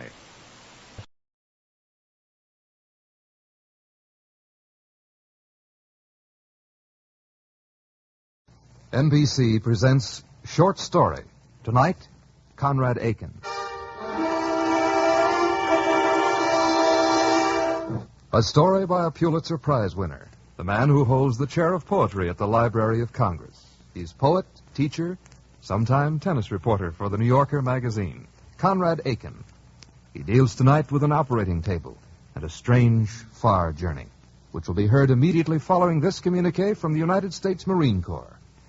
Literally translated, esprit de corps means spirit of the Corps, and in this country, the expression is most often used in referring to the United States Marine Corps. The United States Marines have an esprit de corps based on pride of outfit, confidence in fellow Marines, and respect for Marine Corps tradition, all vital ingredients in an outstanding military organization. Certainly one of the most distinctive characteristics of every Marine is this feeling of pride, and a natural outgrowth of pride is confidence. When men have confidence in themselves, their comrades, and their leaders, they become welded together into an unbeatable team. The United States Marines owe much of their success to their esprit de corps. Here now, Mr. Arcularis by Conrad Aiken. Hello, John. Oh, there you are, Kurt. Nearly let your seat go. Thought you weren't coming. Oh, I didn't intend to. Not till I heard old man Venner's going to tackle an advanced mitral today. What? Mm-hmm. Advanced mitral?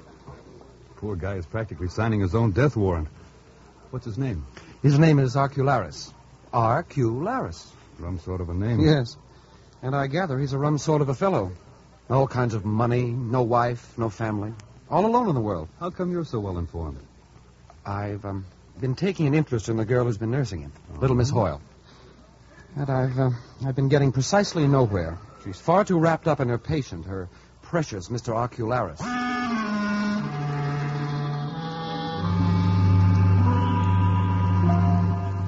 There, Mr. Arcularis. You'll feel better in a moment when the injection begins to take effect.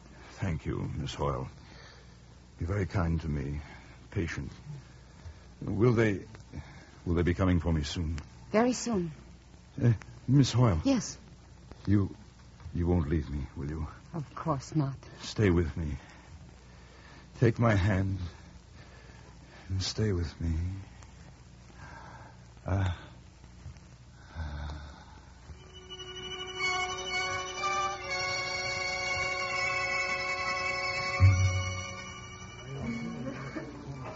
Your attention, please. Today we're going to have the privilege of watching Dr. Venner operate on a case of advanced disease of the mitral valve of the heart.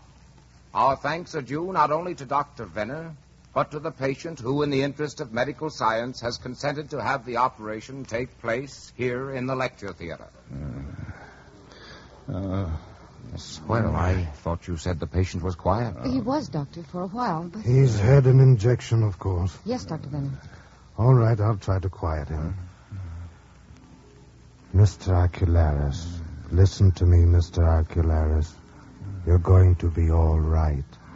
You're going to be perfectly all right. So don't worry. Don't worry. Check him, please, Mitchell. Seems all right. Pulse? 90. Blood pressure? 140 over 83. All right. Let's begin.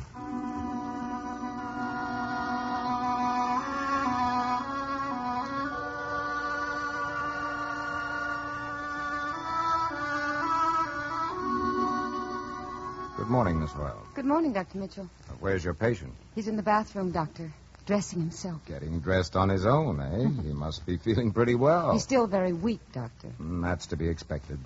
Rather a pity he has to set off on this trip alone. I wish I were going with him. Oh, good morning, Doctor. Good morning, Mr. Arcularis. And how are we feeling today? Oh, not too bad, considering. Trifle unsteady on my pins and a bit fuzzy in the head, but Perhaps I'd better drive down to the dock with you. Oh, thank you. It won't be necessary. An old friend is going to take me down in his car and see me safely aboard. Good, but don't forget, you must take it easy. Oh, I will. Goodbye, Doctor. Goodbye, Mr. Arcularis, and bon voyage.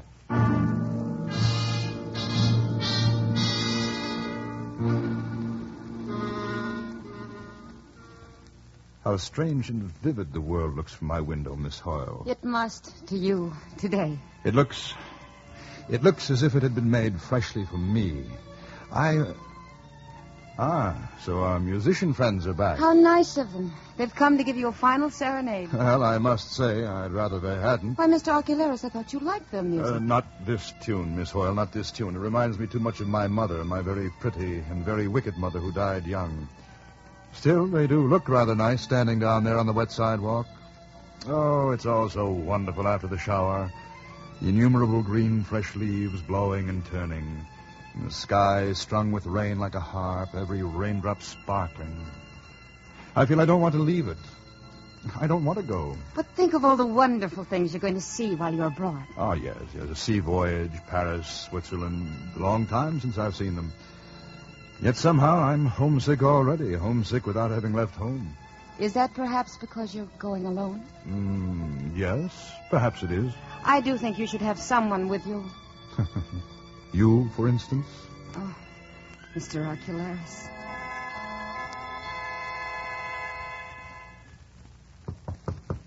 There, that must be your friend. I'll let him in. Harry. Well, if it isn't the same good old Art. How are you, fella? You look swell. Oh, fine, thanks, Harry. It's good of you to come. Well, how does it feel to be back on your feet again, you old sinner? Wonderful, Harry. Simply wonderful. The same good old Art.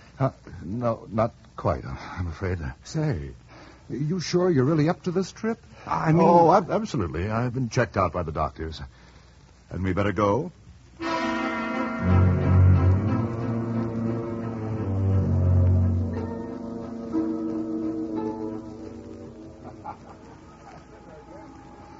Steward!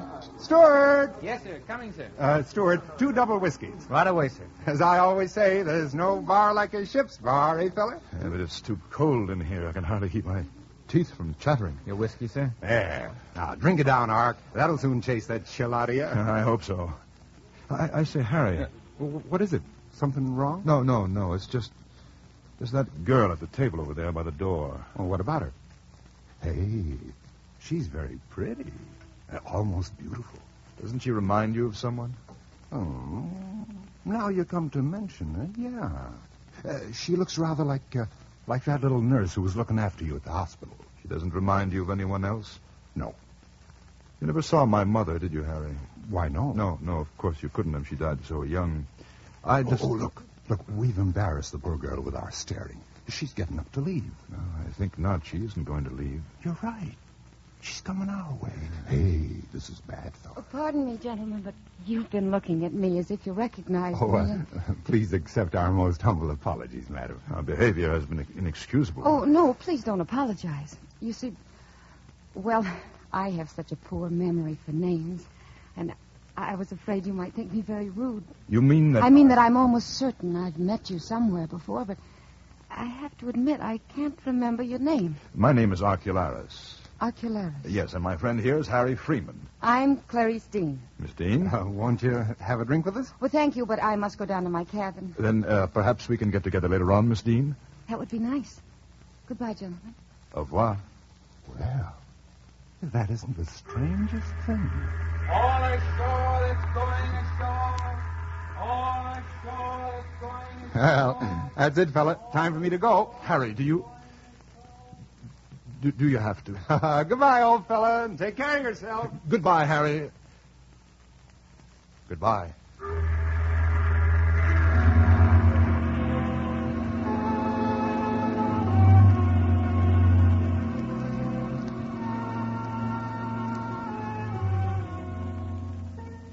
So we meet again, Miss Dean? Yes, Mr. Archelaus, we meet again. Well, it was thoughtful of them to seat us together, wasn't it? Yes.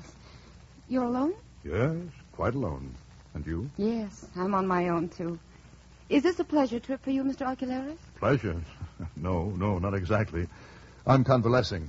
You see, I'm just out of the hospital after an operation. I was given up for dead. For 6 months, I've given myself up for dead. If you've ever been seriously ill, you'll know the feeling. That sort of, posthumous feeling. You don't look like an invalid. Oh? You mean that? Really? Of course. Your soup, sir? Thank you. Thanks, Steward. Do you think we'll have a good voyage, Steward? Well, madam, I don't like to be a Jeremiah, but... What do you mean? Well, you see, madam, maybe I shouldn't say it. There's a corpse on board, and I never yet knew a voyage with a corpse aboard that we didn't have bad weather. Oh, Steward, you're just superstitious. Oh, no. That's very ancient superstition, Miss Dean. Maybe it's true. With the corpse in the hold, perhaps some disaster may befall us. We may run into fog and icebergs. Remember the Titanic with the band playing Nearer, My God, to Thee on the afterdeck while she went down? Mr. Ocularis, please. And the Empress of Ireland with all those people trapped in the smoking room with only one door between themselves and life, and that door locked for the night by the deck steward, and the deck steward missing. Oh, there please, are so many. You'll have to excuse me. I must go now. Oh, I'm sorry. I bored you with my silly talk. No, it's not that. Well, then, I'll see you in the lounge later on, perhaps? Of course. Mr.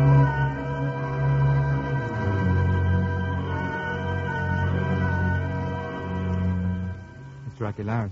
Mr. Ocularis. Yes. Yeah, what? Where am I? Safe in bed in your cabins. Oh. It's morning. I brought you your tea. Oh, thank you. Thank you, steward. By the way, sir, I suppose you haven't come across a bunch of keys here in your cabin.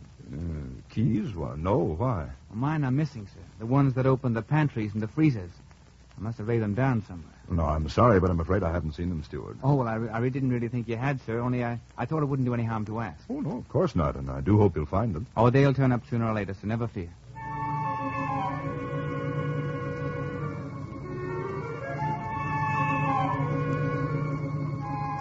Have you ever done any sleepwalking, Miss Dean? No, I never have. That's the funny part of it. I never had either until last night, never in my life. I hardly ever even dreamed. So this really rather frightened me. Tell me about it, Mr. Ocularis. I dreamed at first that I was walking alone in a wide plain covered with snow. It was growing dark. It was very cold. My feet were frozen and numb, and I was lost. I came then to a signpost. At first it seemed there was nothing on it, nothing but ice. Just before it grew finally dark, however, I made out on it the one word, Polaris. The pole star. Yes, and it gave me, in the dream, I mean, an awful feeling of despair. And then the dream changed. I dreamed I was standing outside my stateroom in the little dark corridor and trying to find the door handle to let myself in. I was in my pajamas, and again I was very cold. And at that point I woke up. Yes. The extraordinary thing is, that's exactly where I was. And now the question is, where had I been? It's very singular. Certainly, yes. Do you think, Mr. Ocularis, that we might go into the lounge now? I find the darkness here on deck a little depressing. Of course, Miss Dean. We'll go in and listen to the ship's orchestra. We'll listen to the orchestra in the lounge.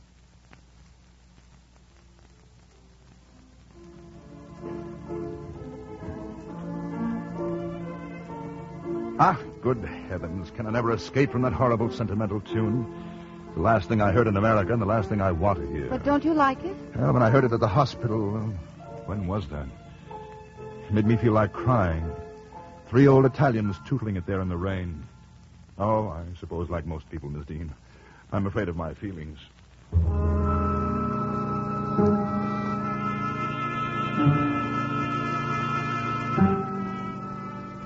I'm only a ship's doctor, Mr. Ocularis, and I don't pretend to know much about the workings of the human mind. But if you'll tell me about your dream, I think it may help to relieve your anxiety.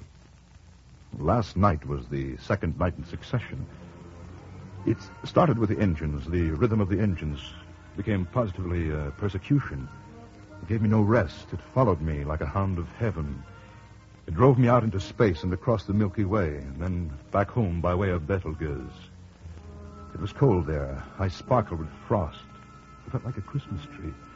I was barefoot. There were icicles on my fingers and toes. Snowflakes and tinsel blew past me, and always the perpetual throbbing. The iteration of sound was like a pain. Those circles and repetitions of light. The feeling as of everything coiling inward to a center of misery. Go on, Mr. Ocularis. Suddenly, it was dark and I was lost. I was groping. I touched the cold, white, slippery woodwork with my fingernails, hunting for the electric light switch. The throbbing was again the throbbing of the ship's engines. And I was almost home. Almost home. Another corner to round, a door to be opened, and there I'd be, safe and sound. Safe in my father's home. And that was the end of your dream?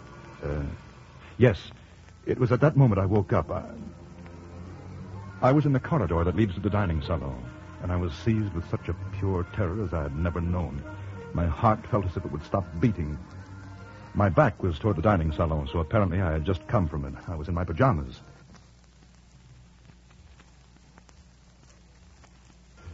corridor was dim. Thank heavens it was deserted. Not a soul.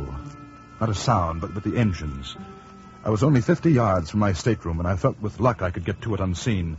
And I did.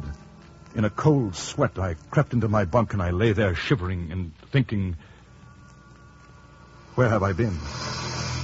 A nasty experience, no doubt, Mr. Ocularis. You don't think it's anything serious, do you? No. I'm sure it's nothing serious, Mr. Ocularis.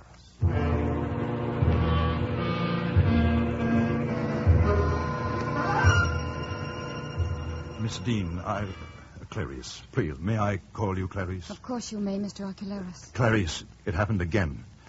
It happened again last night. I know. What? Well, how do you know? Who told you? No one told me. Then I saw you myself. You? Saw me? Yes. You see, last night I was worried about you. I waited in the shadow near the door of your cabin. I saw you come back safely, and I thought it better not to interfere. I heard it's dangerous to interfere with sleepwalkers. Oh, Clarice, if you could understand how it felt at that moment. When you'd gone back into your cabin, I waited for a while and then came away. Just as I came to the corner of the corridor near the stairs, I noticed something on the floor. It seemed to me that you had dropped it. What was it you found? I have it here. Look. A bunch of keys. No. No. No!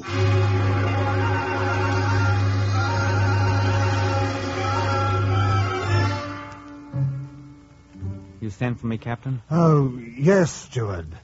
I understand you've lost some keys. That's right, Captain. I've mislaid them somewhere. I've reason to believe they're being used to no good purpose. Any idea who might have got hold of them? Well, sir, I did think I might have laid them down in one of the staterooms, 27 on E deck, Mr. Ocularis. Oh, I see. He's been very ill, sir. Yes. I think it might be a good idea for you to keep an eye on that stateroom tonight.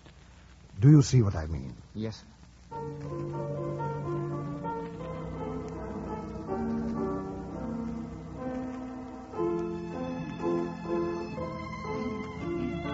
They're playing that thing again, Clarice. How can they do it to me? As if I hadn't enough to bear with my sleepwalking and the cold and the keys. Hush, Mr. Ocularis. You really shouldn't let your mind dwell on your troubles, you know. Well, how can I help it when every time I look at you, I think of her? Of whom? Of whom do I remind you? Of my mother. My very pretty and very wicked mother who died young. That's why I can't bear this tune. It brings back all the dreadful misery of those days. She's been dead a long time? Yes. I was 9 when she died. And she was unhappy? She was unhappy? Now, what on earth made you say that? Why shouldn't I? Is there anything very extraordinary about it? Yes, because somehow that had never occurred to me before, that she was unhappy. I've always thought of it the other way around, that she made us so unhappy, Father and me. Oh, I see. She and my Uncle David, my father's younger brother. You see, I found out about them as children do. I was 9 that summer. One hot July morning, he came to her through the rose garden. I saw and heard everything. He had come to take her out on the yacht for the day. When she heard him, she came out on the balcony and they spoke words of love. And then Uncle David saw my head peeking out from behind the bush. They went off together on the yacht, but Uncle David was certain that sooner or later I would tell.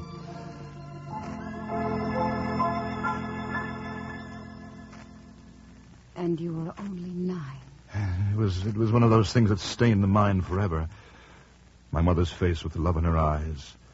The scene in the garden. The hurricane which followed. All my life I've been trying to make some sense of it. Poor Mr. Ocularis. It's queer how things get twisted. It's almost as if I were to blame, as if I were guilty. The sin was hers and his. The Furies pursue me. But you're not to blame. Don't you see? It's simply because you loved her. Oh, how wonderfully understanding you are. Who but you would have thought she was unhappy? You know, Clarice, I'm years older than you, centuries older. But is it possible that we are falling in love? Yes, I think it is, Mr. Ocularis. Take my hand, Clarice. Feel how cold it is. Yes, poor thing. Warm it. Warm it before I leave you. It's been to Polaris and back, you know. And tonight it may have to go again. No.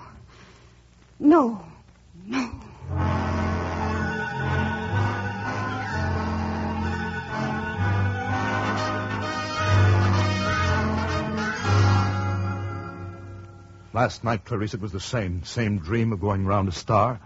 Polaris, Betelgeuse, the same terrible coldness and helplessness. That awful whistling curve. And when you woke up, where were you when you woke up?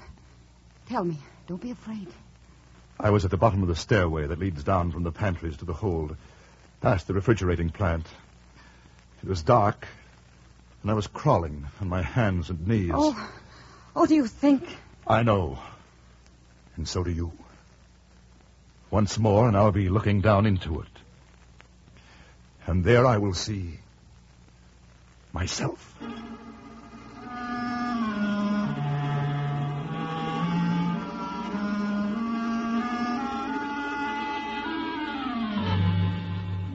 Just a minute, Steward. Let me get this straight.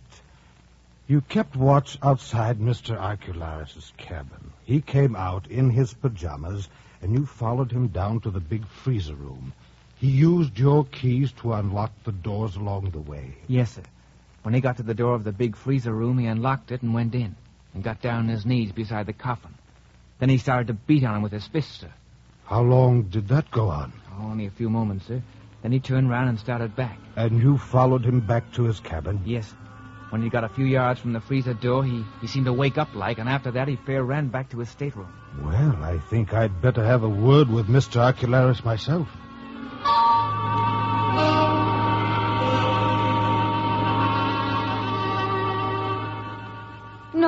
No, it can't be. It is, Clarice, it is. But how do you know? How do you know where the... Don't be afraid to say it, my dear. You mean the coffin. How could you know where it is? I don't need to know, I suppose. You see, I'm already almost there.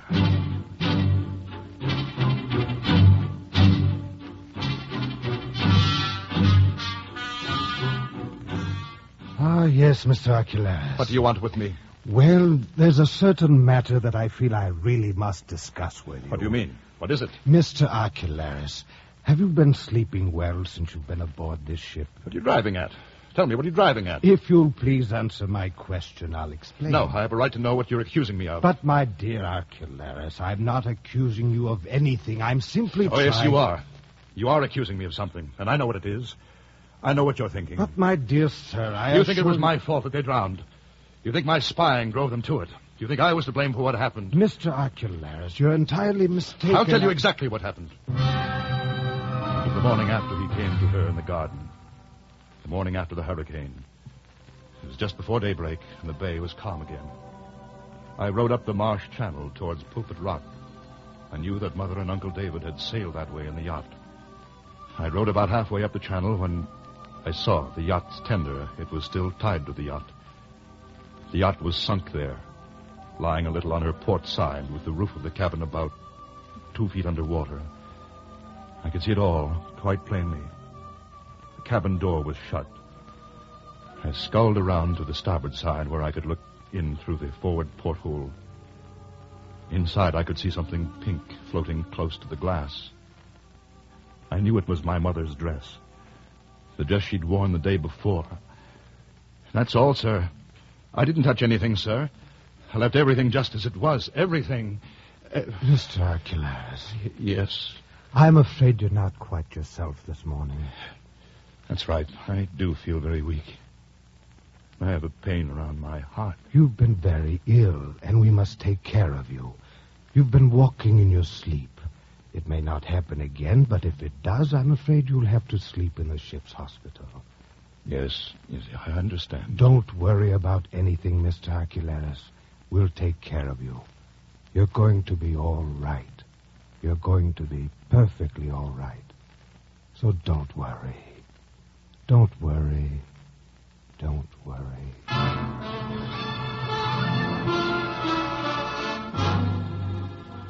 He told me not to worry, Clarice. I'm sure he was right. There's nothing to worry about. Oh. Nothing at all. Of course. We must be gay, Clarice. What would you say to some champagne? That would be wonderful. Steward! Champagne! Bring us champagne. Oh, perhaps even now, my dear, it will all turn out to be nothing more than a nightmare from which we'll both awake. If only that could be so. The same as before. Just the same. The long, magnificent, delirious swoop of dizziness. the great circle, the swift pathway to Arcturus, all as before. But now infinitely more rapid. Never have I had such speed. Beyond the moon, we passed the North Star in a twinkling, swooping in a long, bright curve round Pleiades. Hello there, old Betelgeuse. I'm off to the little blue star that points the way to the unknown, forward into the untrodden. Courage, old man. In no time, we'll be back to Clarice, back to Mother. Oh, if only I don't wake. If only I don't wake in that time and space, somewhere and nowhere, cold and dark, and music sobbing among the palms of a lonely... If only the coffers of the poor... No, not coffers, but light, delight, supreme white and brightness, and above all, whirling lightness above all, and freezing.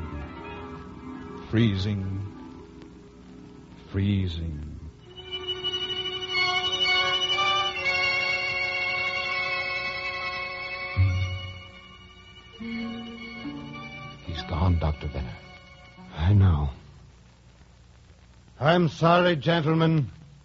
The patient is dead.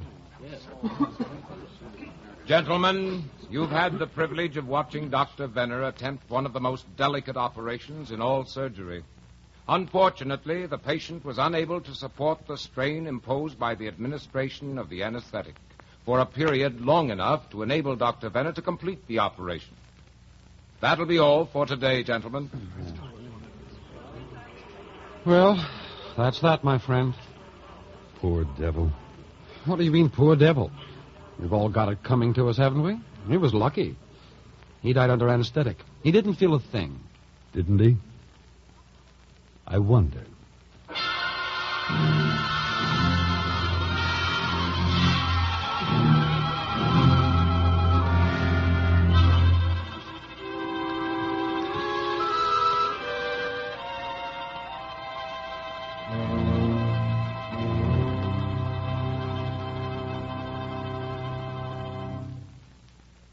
You have heard Mr. Arcularis by Conrad Aiken. The second broadcast in a new dramatic series, NBC presents Short Story. The adaptation was by Gerald Noxon. In tonight's cast, Arcularis was John Daner. Georgia Ellis was heard in the dual role of Miss Hoyle and Clarice Dean, Donald Woods as Dr. Mitchell and ship's doctor, and Jan Arvin as the captain and Dr. Venner. Kurt was Lee Millar, John was Tom McKee, Harry was Don Randolph, and the steward was Charles Davis. Your announcer, Don Stanley. The director of NBC Presents Short Story is Andrew C. Love.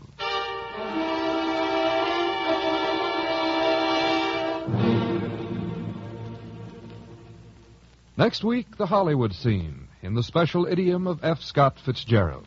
Mr. Fitzgerald's story, Crazy Sunday. Hear it next week. Meanwhile, bear in mind this message from the United States Marine Corps. The history of the United States Marine Corps is more than a glorious record of heroic deeds of valor. The history of the Marines is a history of men whose faithful devotion to the ideals of their country and corps have caused them to be honored and respected throughout the world. The proud traditions which set the Corps apart become a coveted heritage to every man who wears the globe and anchor. And the Marine motto, Semper Fidelis, always faithful, becomes a lasting creed. You'll find leaders in government, industry, education, in every walk of life who proudly bear the mark of the United States Marines. There's something about the Corps which fosters leadership, self-reliance, and confidence among its members. In the final analysis, these are the qualities that make a good Marine and a good American.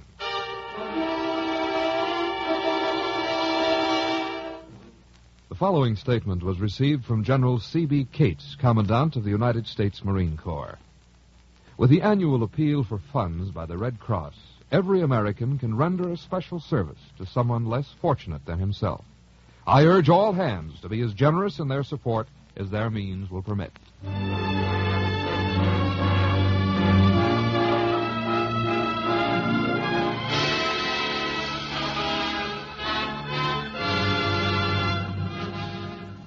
This program came to you from Hollywood. This is NBC, the National Broadcasting Company.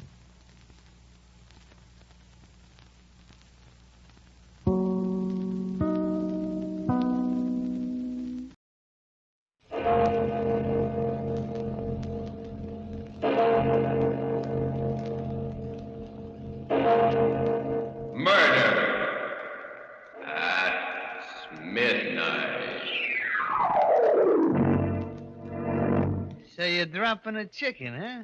Hey, guys. Yeah? What do you know? Chicken's turning out to be a rooster all of a sudden. Cock-a-doodle-doo. Cock-a-doodle. In case anybody here is interested, from here on in, the name is just plain Charlie Nix.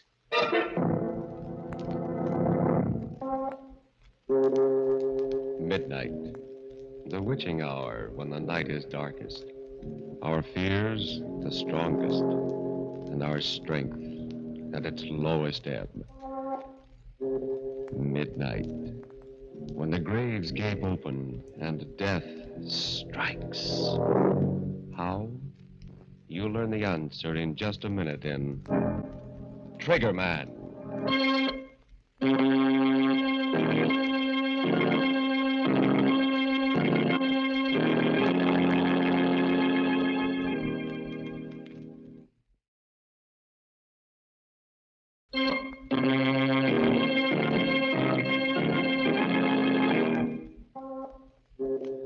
And now, Murder at Midnight.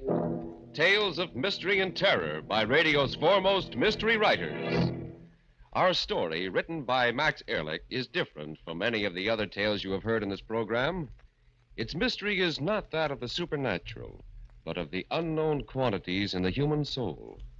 And so, because it has suspense and complete credibility, we give you Trigger Man.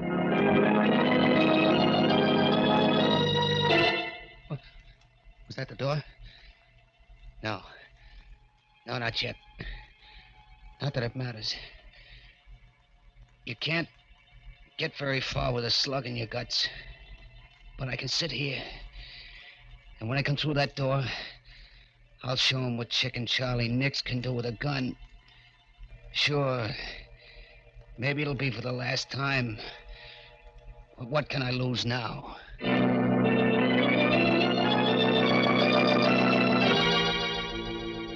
It's funny how it all comes back to you in the end. Just a year and a half ago that it all started.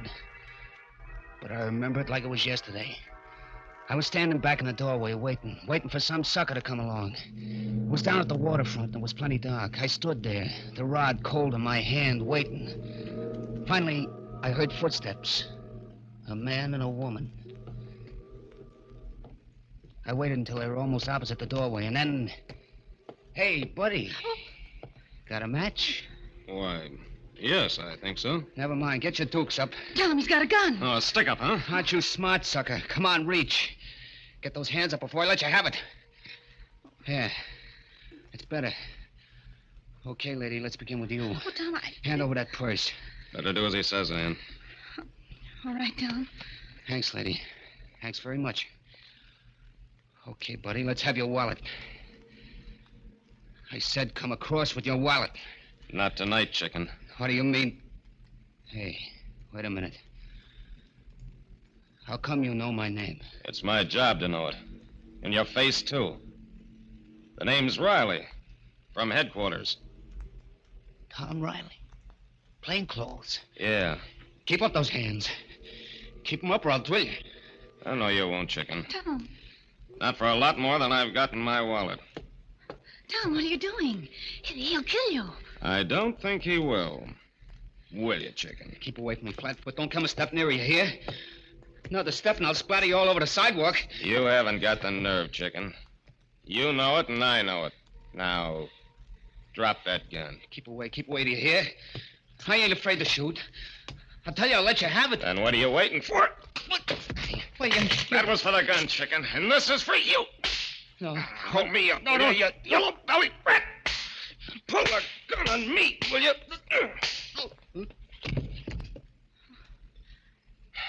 Oh, Tom. It's okay, Ann. It's all over. You could have been killed. Walking straight into a hold-up man and knocking the gun out of his hand. Well, I knew he wouldn't shoot, Ann. You knew? But how? His name is Charlie Nix. Chicken Charlie. Well, He carries a gun, yeah, but he's not a gunman. Because he's never used it and he never will. Just plain chicken-hearted. Yellow. That's why they call him Chicken. Still, you took an awful chance, Tom. There's always the first time. Not for Chicken Charlie. Now, then, you see if you can find a phone, honey, and call headquarters Okay. while I keep an eye on this yellow skunk here.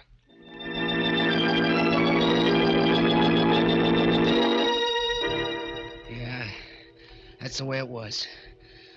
I just didn't have the nerve to put the blast on anyone. Sometimes in my room, I'd put my gun on the table and just look at it. I'd keep thinking, if I only had the nerve, I'd be one of Angelo Donnelly's triggermen instead of his errand boy. The rest of the mob would respect me instead of slapping me around and calling me Chicken. That's what got me more than anything else, the way they laughed and called me Chicken. It wasn't that I didn't try.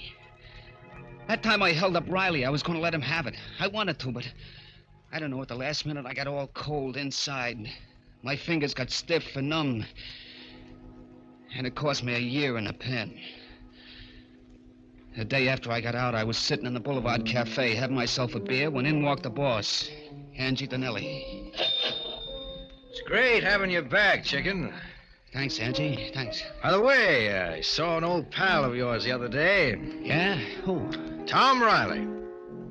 Riley, huh? Yeah, it's too bad you didn't knock him off that night, Chicken. Yeah. But one of these days, Angie, I'm going to meet him, and then I'll... Sure, kid, I know how you feel. After all, when a guy takes your gun away, it makes you look like a chump. Yeah, he made me look like a chump, all right. But I'm different now, Angie. That year in a clink, well, I got a different kind of nerve now. Wait and see. Sure, I'm gonna... sure, but take it easy, kid. There's plenty of time, plenty. You just got out of stir, and you got yourself to worry about. What do you mean, Angie? I did my time, didn't I? I'm in the clear? Sure, Chicken, sure. But if you ask me, the pen didn't do you any good. You look kind of all in. You don't feel so good, do you? What makes you say that, Angie? Oh, I don't know. Your face ain't got any color, and you're breathing hard all the time. Well, I feel okay. Sure. I ain't saying anything's wrong with you, Chicken. But you never can tell until a good doc checks you over, huh? Yeah. Maybe you're right, Angie. Maybe I ought to see a doctor, huh? Now you're talking sense, kid. Tell you what I'll do. I'll take you to my own doctor, Dr. Leonard. He's a big specialist, and he'll give you the once-over right. Yeah, but he probably comes high, and Forget it, Chicken, forget it. I'll take care of it. Won't cost you a dime. Hey, that's pretty white of you, Angie. Think nothing of it, kid. After all, you're one of my boys, ain't you? Yeah. Yeah, I am. Well, if there's one thing Angie Donnelly does, it's to take care of his boys.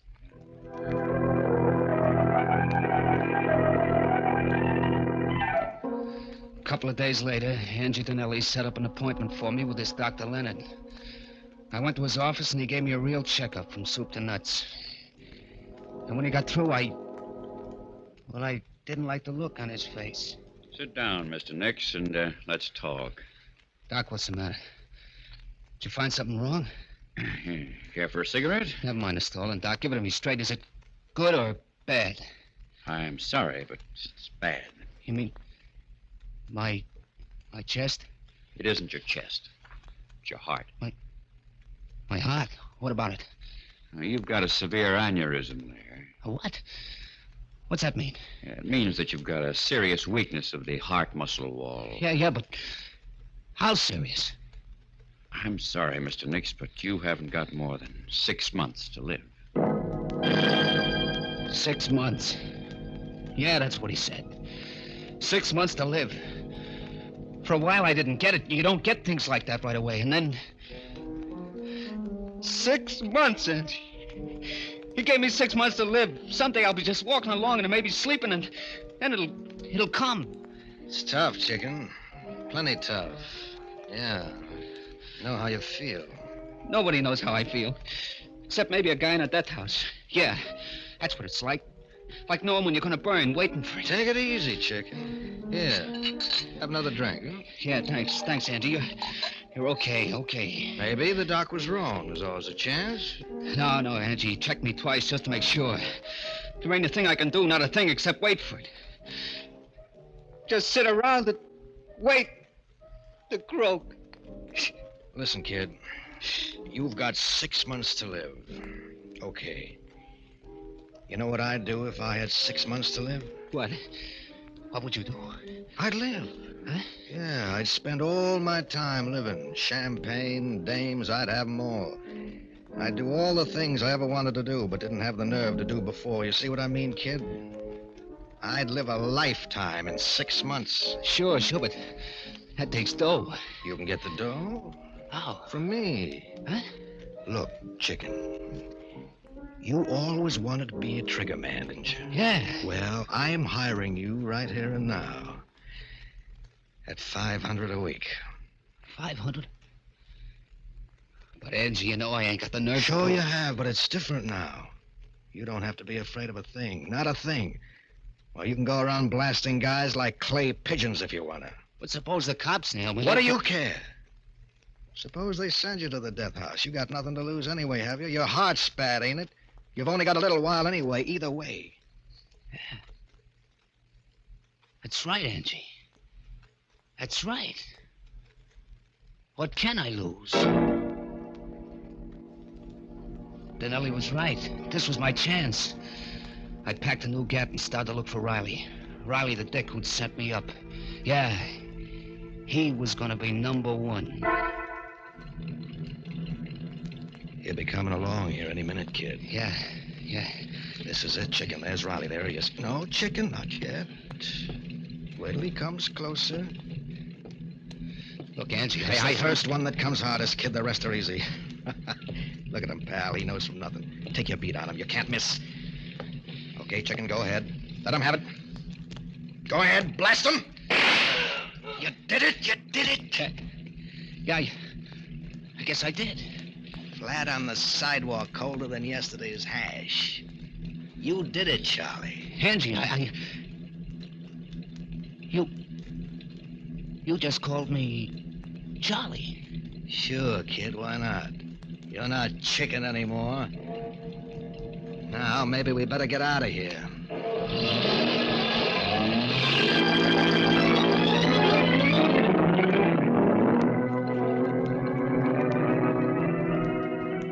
A car roars away up the street, leaving the body lying there in a pool of blood.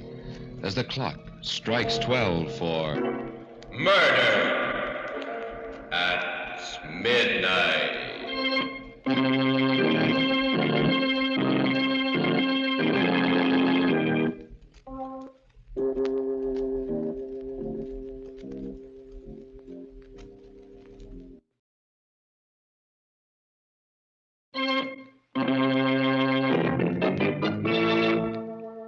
And now, back to Murder at Midnight, to the story of Trigger Man. Where are they, anyway? Getting kind of anxious to see them. Even with a slug in my gut, I'll be able to give them quite a reception. Funny how a guy can change. How different it's all been since I put the blast on Riley. That was my first and the toughest one. After that, it was easy. There were plenty of guys in Angie Denelli's way, and I aimed to please. Whenever I watched one of them fold up with that funny expression on his face, well, it kind of helped. It helped me to forget how it was with me. It was like a champagne drunk. But then the hangover would come, and I'd remember that I had less than 6 months to live myself. Yeah, I was a different guy, all right. Take what happened a couple of days after I got Riley. We was having a meeting up at the Hideaway on a new job when a character named Bummy Devine started shooting his mouth off. Hey, chicken. Still carrying around that pop gun of yours? What did you call me? Chicken. Ain't that your name? The name is Charlie. Charlie Nix. Hey, guys. Yeah.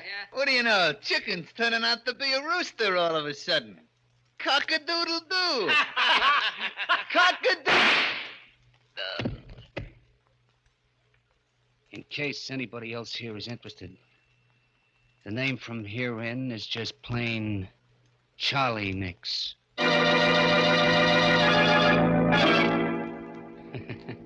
They didn't laugh after that. No one did again, ever. I was it. I took chances where no other trigger man would. Why not? What'd I have to lose? In a few months, I'd be through anyway. What was the difference? Meanwhile, I lived. I painted the town red, bought myself tailored suits, hit the clubs every night, the gambling joints. And the dames, why, I had to fight them off. You can do a lot with $500 a week. Sure, I was hot, plenty hot. The cops couldn't figure out at the beginning who was doing all the fancy gun work, but they were getting warm, and they were getting close. I had to watch myself. And then one night, we were knocking off a fur warehouse. I was in the lookout car out front when suddenly... Hey, Charlie, a prowl car. Yeah, come on, Mike. Let's get out of here.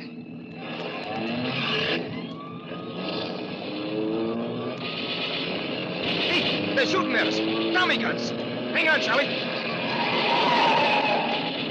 Here they come right after us. Hold it steady, Mike. I'm going to try to nail a tire. Oh! Hey, Charlie. Charlie, what's the matter? I'm hit. Keep going, Mike. Gotta ditch him.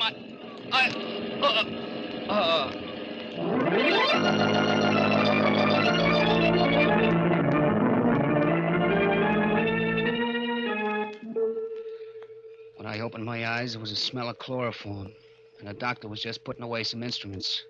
Mike was there, too, with a gat in his hand, making sure that the doc would cooperate. Hello, Charlie. How do you feel? I don't know. What happened? The doc here just dug a slug out of your chest. Oh. How am I doing, Doc? You'll be all right. Lucky you've got a good heart. Otherwise, you'd never have made it. What? Did you say my heart was good? That's right. But I don't get it. I thought I had a bad ticker. They told me I didn't have more than a few months to live. With that heart, my friend, you can live to be 100. That is, if the police don't interfere.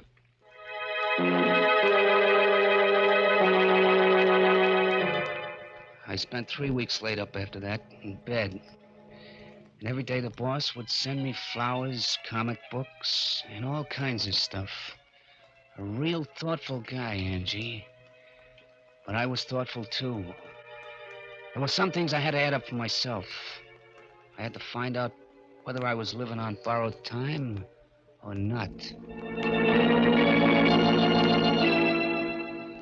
As soon as I could walk, I made a beeline for Angie Donnelly's specialist, Doc Leonard. But I found out right away that Doc Leonard didn't live there anymore. A dentist was in the office instead. Then I looked up the superintendent. Yes, I'm in charge here. What can I do for you? If it's about It isn't. I'm looking for Dr. Leonard. Dr. Leonard?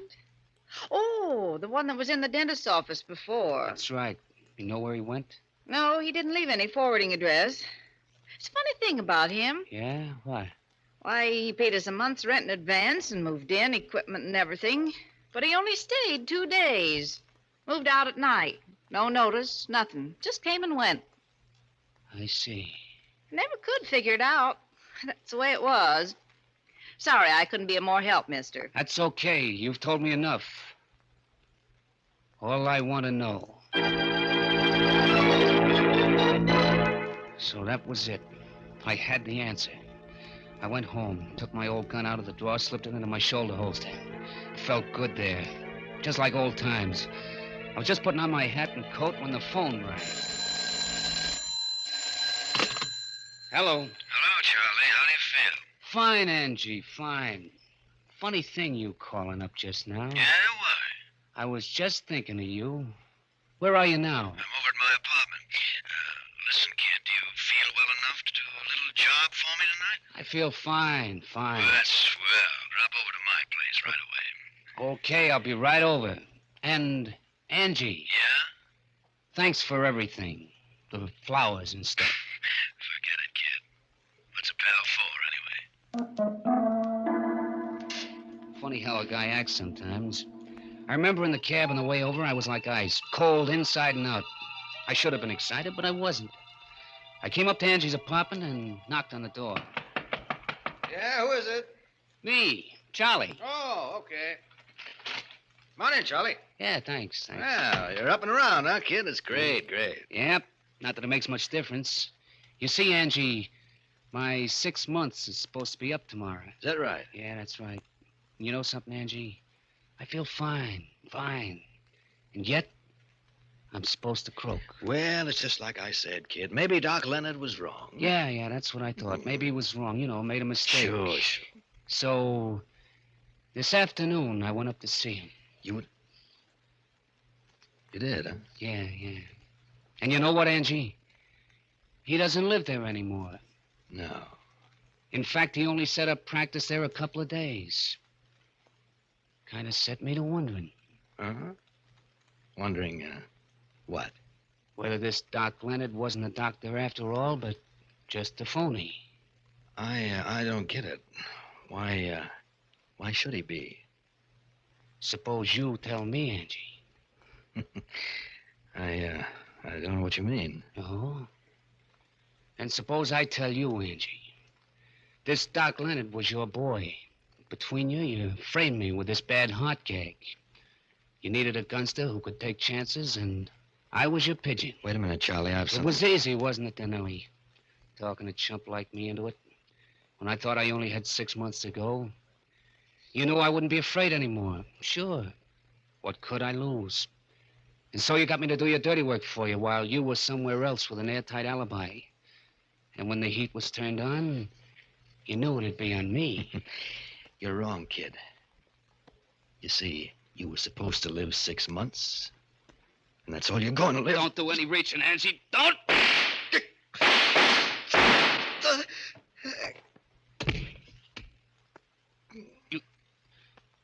You taught me how to use a gun, Angie.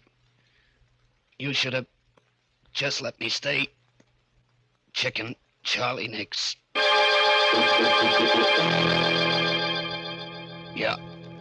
Yeah, he got me in the belly with his first one. But I got him before he could repeat. There he is, lying on his own rug, soaking in his blood. And as for me, well, there ain't much I can do but wait. Somebody must have heard the shots, called the cops. Funny how I feel now, how different it is. When you think of it, if I'd stayed Chicken Charlie, I wouldn't be here now with a slug in my guts. Like the doc said, I could have lived to be maybe 100. Well, if it ain't old Chicken Charlie. Hello, copper. What did you call me? Why, we've been looking all over for you, Chicken, but it looks like somebody saved the state some dough. Not yet. I've still got enough stuff to... Stay where you are. Don't come any closer, you hear? No? Why not, Chicken? Because I'm a killer, that's why. Because I got nothing to live for anyway. And keep away from me, do you hear? Keep away or... Oh, what? Give me that rod. Stop, you can't. Sure I can, punk. Once a chicken, always a chicken.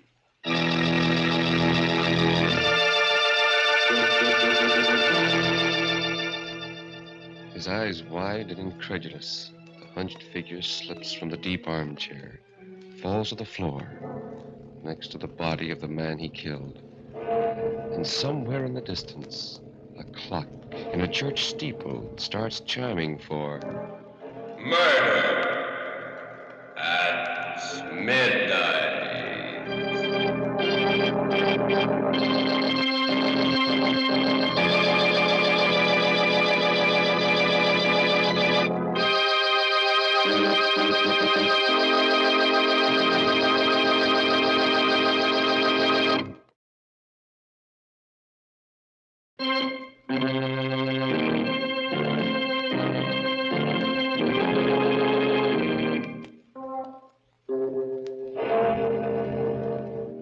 Remember to be with us again when death is our unseen guest, and the clocks strike 12 for... Murder at midnight. The part of Chicken Charlie Nix was played by Bill Quinn.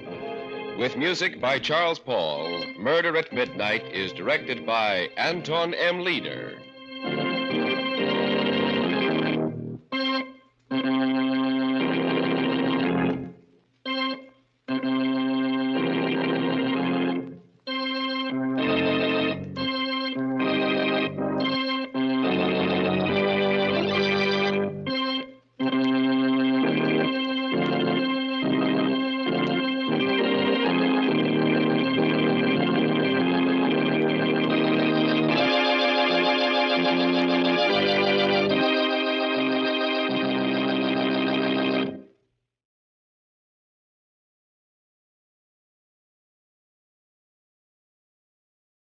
Lux presents Hollywood.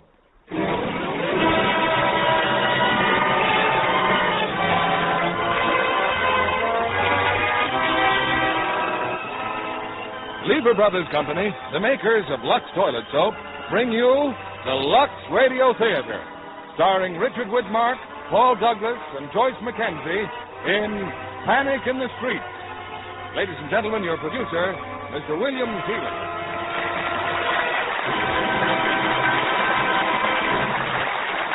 Greetings from Hollywood, ladies and gentlemen.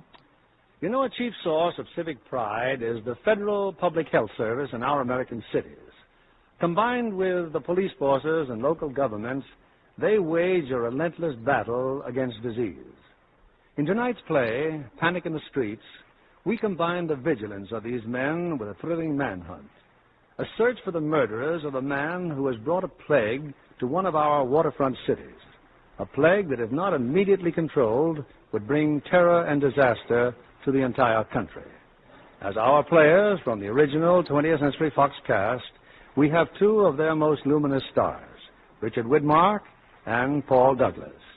And as their co-star, charming and talented Joyce Mackenzie. You know, so often we find that health and beauty go hand in hand, such as daily complexion care with gentle Lux toilet soap. For lovely ladies find themselves glowing with a fresh, natural beauty when they are loyal to their Lux soap facials. Now the curtain rises on Panic in the Streets, starring Richard Widmark as Dr. Clinton Reed, Paul Douglas as Captain Warren, and Joyce Mackenzie as Nancy.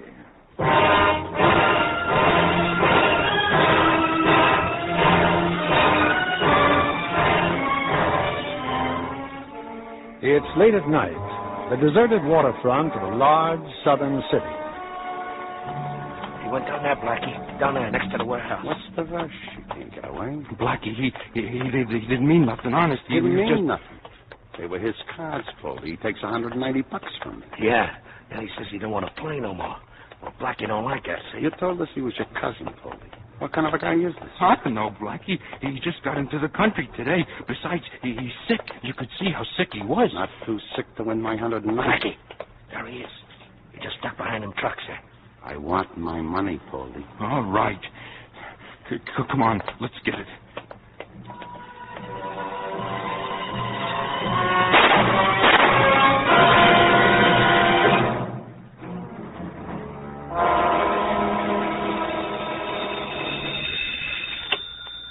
Hello. Yeah. Oh, now look, Paul, I thought I told you I was going to take the whole day off. Kleber, who's Kleber? Oh, yeah. What do you mean there's something funny about it? Yeah. Well, all right, I'll come down. And, look, you better hold everybody there that had any contact with the body, just in case. No, I'm glad you called. Okay. Serious? Oh, it's always serious when they can't diagnose something. It's a police case, Nancy, homicide. Cleaner, bring back my uniform? Go ahead and change. I'll bring it in. Hey, Mom, is lunch ready yet? I'm hungry. You and your father. What's the rush? Gotta meet the kids. We're going to the movies. And what are you using for money? It's okay, Mom. Pop gave it to me. Oh, Clint. First day I've had off in 6 weeks. Wasn't even going to shave. Just slop around, relax. Did you give Tommy a quarter for the movies? Oh, yeah, I did. Clint, look. He may be an only child, but I'm not going to have him acting like one. I gave you the answer to that one 2 years ago. Yeah? Yeah. Well, since you're being so free with your money, what about this bill? What bill's that? Oh, from Whitfield's, huh? $42. Uh-huh, the same one, Clint. It's getting embarrassing, really. What, for $42? Now, listen, honey, one of these days we'll walk into that store and we'll pay cash. One of what days? Well, one of these days. Mm-hmm. When one of those oil companies decides that they can't lay a pipeline in Arabia without the services of Dr. Clinton Reed. All right. The man with the high forehead and the disposition of an old... Oh, Clint, I don't mean that. I like high foreheads. Yeah, I'll bet you do. Well, they've taken a lot of guys from the public health service. I know they have, honey. Oh, you do, huh? Well, I've got to get out of here. Clint, try and get home early. Yeah, sure. And, look, honey, why don't you let Tommy keep that quarter, huh? You just handle your business and I'll take care of mine. Okay. Tommy. So long, Tommy. And don't sit through it more than twice, you hear? Okay, Pop. Call me, Mom? Yes, but I wasn't fast enough. Skip it.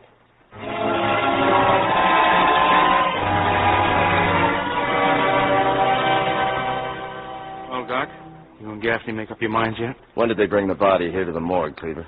Oh, about 2 hours ago. I did the autopsy right away. How many men might have handled it? You and how many others? I guess about a dozen, Doc. They're down the hall now, waiting. Good. Who are they? Oh, a couple of assistants, the boys from the ambulance police. But what about it, Doc? The microscope doesn't lie, Cleaver. Those slides show practically pure culture. Holy smoke. And keep away from the body. Can you have it cremated? I suppose so. I don't want any supposing. I want him cremated right away. Okay. And I want everything that's touched him buried or sterilized. Everything, you understand? Sure, Doc, sure. And get those slides into a sterilizer right away, will you, Paul? Right. Oh, they sent over the serum and the streptomycin just before you got here. Good. We'll all take a shot, then get to work on the men down the hall. 2 cc's. Right. Thanks for calling us, Cleaver. You did just the right thing. You sure never know, do you? No, you don't. What do we say to those guys out there? Well, just that the dead man may have had some communicable disease. That we're giving him shots just to play it safe. I'd better warn you. Some of them won't like the idea. Well, maybe they'd like 10 days in quarantine better. But whatever you say, Cleaver, not a word about what it really is. Okay, Doc. Roll up your sleep, Sam. No, take Cleaver first. Cleaver?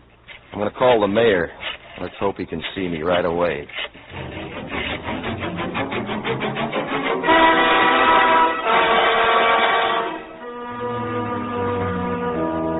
I'll get right down to cases, gentlemen. This is Dr. Reed of the United States Public Health Service. Doctor, I believe you know our city health commissioner. I'm glad you could get here, Dr. Mackey. Not at all, Reed, not at all. This police commissioner Quinn, Captain Warren of the homicide detail, Mr. Wynant, my assistant. There should have been more of us, Doctor, but 20 minutes isn't much notice. Notice of what, Mr. Mayor? This is all very mysterious. Dr. Reed phoned me from the city morgue. He has something to tell us about pneumonic plague. Plague? What plague? Pneumonic plague, Mr. Quinn. The pulmonary form of bubonic plague, the Black Death of the Middle Ages. Its death incidence is practically 100%. Who did he say he was? I'm Dr. Reed of the United States Public Health Service, and one of our jobs is to keep plague out of this country. You see, gentlemen, bubonic plague is spread by the rat flea, which is why we watch all ships and ports. Pneumonic, on the other hand, can be spread like a common cold, on the breath, the sneezes, or sputum of its victims. But I still don't know why we were called into this. Because this morning, Mr. Wynant, right here in your city, your police found the body of a man infected with this disease. Well, Dan? Our reports show the man died with 2 bullet wounds. Right, Captain? That's right, sir. Heart and lungs. The police surgeon... Regardless of what the police surgeon said, he would have died within 12 hours, bullet wounds or not. But what he did die of was 2 .38 caliber slugs. He had pneumonic plague. But he died of... Drop it, Tom. Dr. Mackey? As you know, Henry, I've not been to the morgue, but I see no reason why my department can't make a thorough analysis. There's a very good reason why you can't, sir. I had the body destroyed, cremated. Had it destroyed? It was a prime source of contamination. Now, we've inoculated everybody who might have had contact with the body except one man. The man or men who committed the murder. Now, the killer wasn't within 10 feet of him. I can prove it. Was he shot on that riverbank, Captain? Of course not. He was dumped off the Canal Street Pier sometime between 5 and 5:30 a.m. How did he get to the Canal Street Pier? How do I know? Somebody must have... Exactly. The point is that whoever dumped him there might very well be walking around with incipient plague. Oh, now, wait a minute. Sorry, Dan, but we've got to work on the supposition that the doctor is right. But after all, we don't know the identity of the dead man. We have no possible idea of motivation. You still don't know who he is? That's right, Doctor. We still don't know. There was nothing in his clothes that could identify him. What about fingerprints? Not on file in our records, sir. We sent them on to the FBI, but we've had no answer yet. He was maybe 42 years old, 5'9", and weighed 151 pounds. Well, but surely there's something. There was a label in his suit. It came from Haifa. That's Palestine or Arabia. His shoes were bought in Buenos Aires. Maybe he was a sailor. We don't know yet. Some of the boys who saw him said he looked kind of, well, like an Armenian or maybe a Czech. You see, these things take a little time, Doctor. Only we don't have time. Also, we don't have the body. Now, look, if the killer is incubating pneumonic plague, he could start spreading it within 48 hours. 48 hours? Yes, Captain Warren. We have 48 hours. Shortly after that, you'll have the makings of an epidemic. Oh, Commissioner, what's the use of kidding ourselves? We can't turn up an unknown killer in 2 days. Warren's absolutely right. Now, if you want to believe the doctor here, I'm sorry, Doctor, but frankly, I honestly don't. But if you want to believe him, there's only one way to handle this. Give the story to the newspapers. Get it on the radio. And have everybody who was in contact with the dead man leave town? No, you can't give it to the press. Now, I might be an alarmist. I may be entirely wrong. I don't know. But I've seen this disease work. And I'm telling you that if it ever gets loose, the result will be more horrible than any of you can imagine. And the key to the whole thing lies right here now in the next 48 hours. You can take me at my word or whatever you like. Well, what can we do? Find the man who killed him. Warren, put your best men on it. Yes, sir. And you can work with the doctor personally. If that's an order, sure. It's an order. And I know you can count on our health department. Of course. All the assistance possible. All right, Tom. Make your arrangements with the doctor here. Take any emergency action you feel necessary. I think the only way to... Hope I wasn't too rough just now. On me? No. No. I meant the rest of them. Still have a feeling they don't believe me.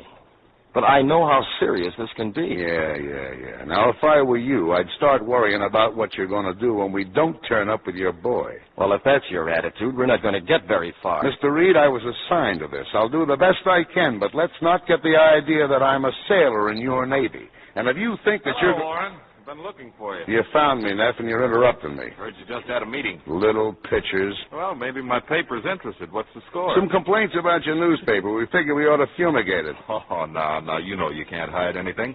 When it breaks, I'll spell your name wrong. Yeah, that's what I told them. We just ought to fumigate you. You boys worry me when you take off on your own. No sense in our both worrying. Goodbye, Neff. Now, just a second. I said goodbye. Well, that's right, you did. Thanks. Thanks a lot. Yeah.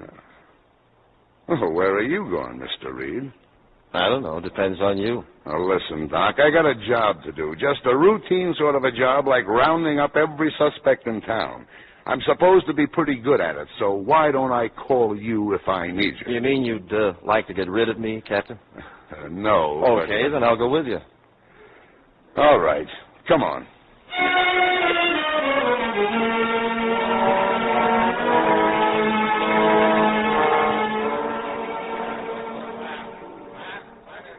Well, you can't say you're not getting action, Doc. See that mob? We got half the two-bit criminals in town out there. I wish you sounded more confident at getting information. We'll get plenty of information about pickpockets, sneak thieves, and wife-beaters. But about your murderer, not a chance. All right, Scott, come on in. Dr. Reed, Lieutenant Scott. How are you? Good evening, sir. Captain, that reporter, Neff, is looking for... Well, get rid of him. Yes, sir. Well, that all you got to tell me? No, sir. We checked Mobile and Tampa. Yeah? No record of the dead man. Nothing on file with the FBI. The lab found traces of fish in his clothes. Also, rust-resistant paint and salt. The fish traces could be shrimp. Well, it's obvious he came off a boat, so we ought to... Unless he walked through a fish market, bought 4 pounds of shrimp, and brushed against a freshly painted fire escape. Yeah. Scott, I suppose these are all the photographs we got? Yeah, that's all, sir. Okay. Captain, the boys are sort of wondering why they have to take these shots. They've been wondering, have they? Whether they think they are in a summer camp because the commissioner says so, that's why. Oh, that's what I told them. Yes, sir. Roll up your sleeve. What do you mean? What do you think you're going to do? Roll up your sleeve. Well, why should I take one of those things? Because the commissioner says so. And I told the commissioner. Roll it up.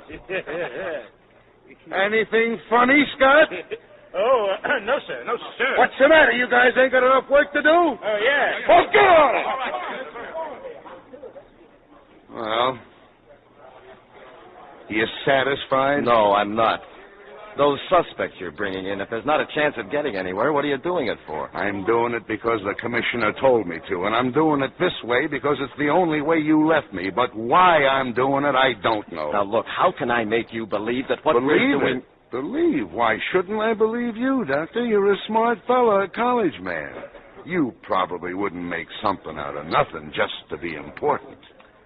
You know, my mother always told me that if you look deep enough in anybody, you'd always find some good. But I don't know. With apologies to your mother, that's the second mistake she made. I should have seen that one coming. Come on, I'll buy you a cup of coffee. I'm busy. I want to buy you a cup. I'm busy. Come on, let's see if you can drag that load across the street. Look, Captain, do you have a family? Are you married? No. My wife died 8 years ago.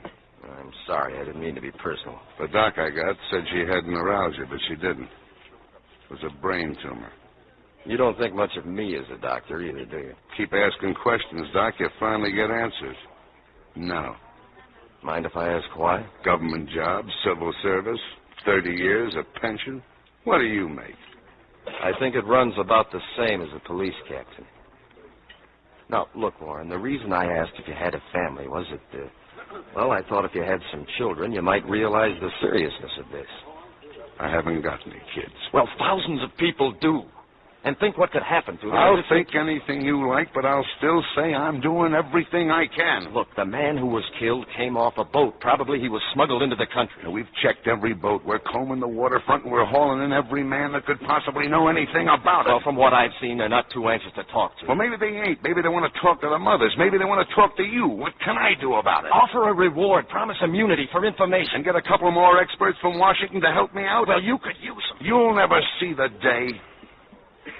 All right, do you mind if I do something on my own? Yes, I do. Well, what am I supposed to do? Just sit here and watch? Listen, Doc, I'm taking a chance you may be right. You can take a chance I know what I'm doing, and let me do it. As a matter of fact, you'd help us both out if you went home and went to bed. Okay. I'm not going to argue with you anymore. And I'm not going to wait until the facts penetrate that thick skull of yours. There just isn't that much time. There's for the coffee.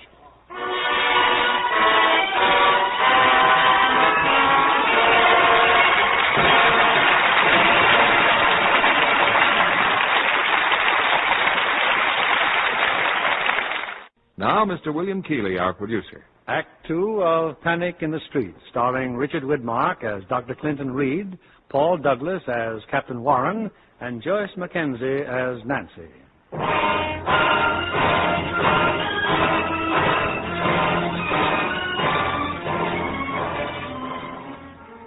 20 hours ago, a man was murdered. A man carrying germs even more deadly than the bullets that killed him. In every corner of the city, the search goes on.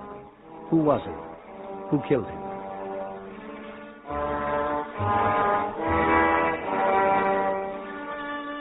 In the seamiest part of town, not far from the docks, there's a shabby store.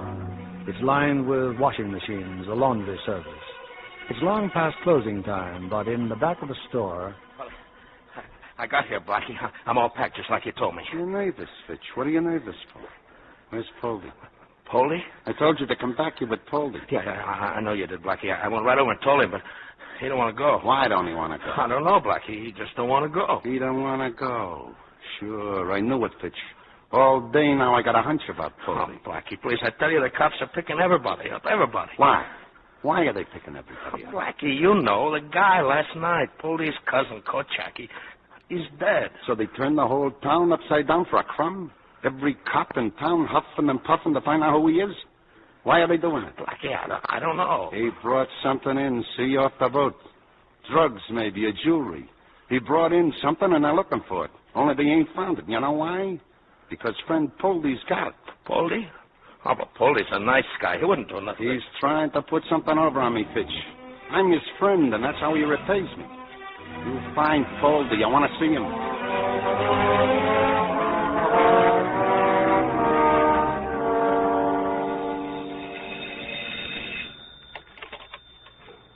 Hello? I wake you up, honey? Oh, Clint. Well, good evening. Haven't had a chance to call you till now. You all right? Oh, sure, I'm fine. Well, can I put on a pot of coffee? No, you better not, honey. I'll tell you all about it later. Oh, did anybody call me? Captain Warren from the police? No messages, Clint. Where are you? Well, it's a seaman's hiring hall, place where they hire sailors. Oh, looking for a new job, huh? Yeah, I'm deserting you. Shipping out on the first boat. Well, as long as you're back by morning. I'll do my best, honey. Take it easy.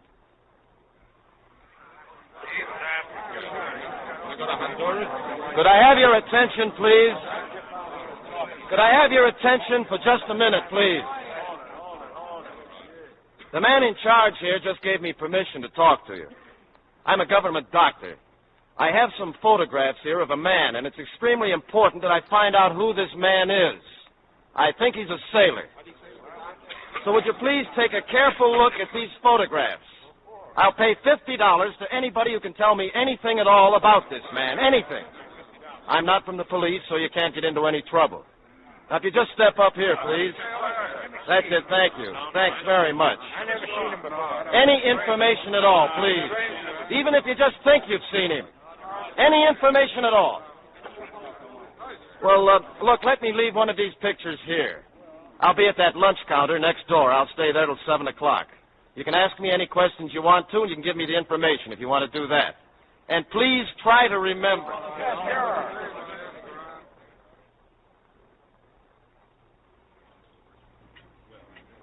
Is that clock right, mister? It's right. 10 minutes to 6. Thanks. Charge me rent if you want to. Here, drop this in the jukebox, will you? Excuse me. You're the man who's looking for someone? That's right. Someone looking for $50? Well? He said for you to come with me. Will you? He said, who's he? Well, you coming? Yeah. Yeah, sure I'm coming.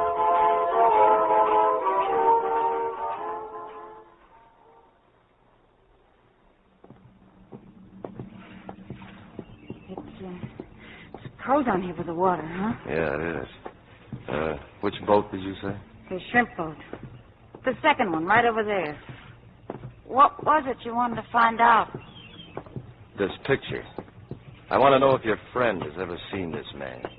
Did he do something wrong? No, he did nothing wrong. Oh, this is it. You can come aboard.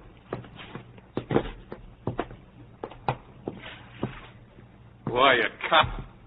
I'm with the Public Health Service. I'm a doctor. Get in here. A doctor? That's right, I'm a doctor. This picture. I want to know who this man is, what ship he was smuggled off. Did you bring him in? Get out, blow. If you did bring him in, there's a good chance you're going to die in about 3 days. Who are you trying to kid? I'm not trying to kid anybody. You're a sailor. Did you ever hear of plague? Plague? This man died of it yesterday morning. Charlie. He's making it up. I never seen this guy, mister. I ain't been out of port in 10 days. Okay. Then you've got nothing to worry about. Sorry I bothered you. No, wait. Let him go. I won't let him go. You told me yourself the man was sick when you brought him in. Stupid fool. I'll teach you to... Charlie, please, he's a doctor. Gotta know what he's doing. This is $50. This here in this case is anti-plague serum. Charlie. Now roll up your sleeve and start talking. I got him off a freighter out in the Gulf. I don't know his name, and I don't know nothing about him. I swung the whole deal with one of the crew. What ship? I don't know. It was night. I couldn't see. Doc, please give him a shot. What's the name of that ship? I said I don't know. Now, look, this is the only hypodermic needle I've got, and it breaks very easily. Now start talking, or you're going to get into trouble. The Nile Queen. A freighter. The Nile Queen. All right, now hold still. Give me your arm and hold still.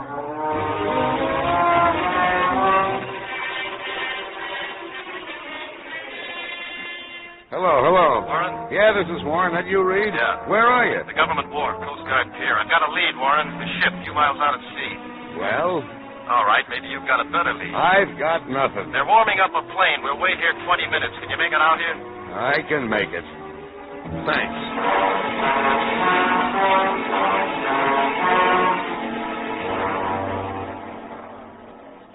The captain's coming now, Commissioner. He just got back from the ship.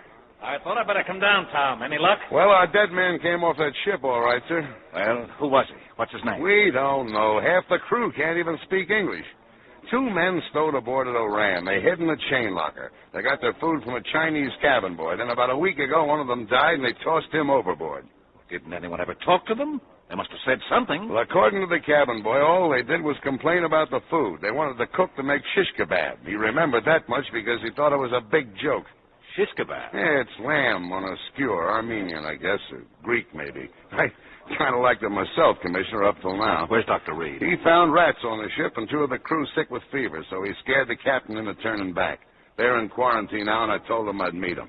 All we got to do is cover every restaurant in town that serves shish kebab. Well, it's the first break we've had. Good work, Tom. Yeah, only it was Reed who got the lead. I just went along for the ride.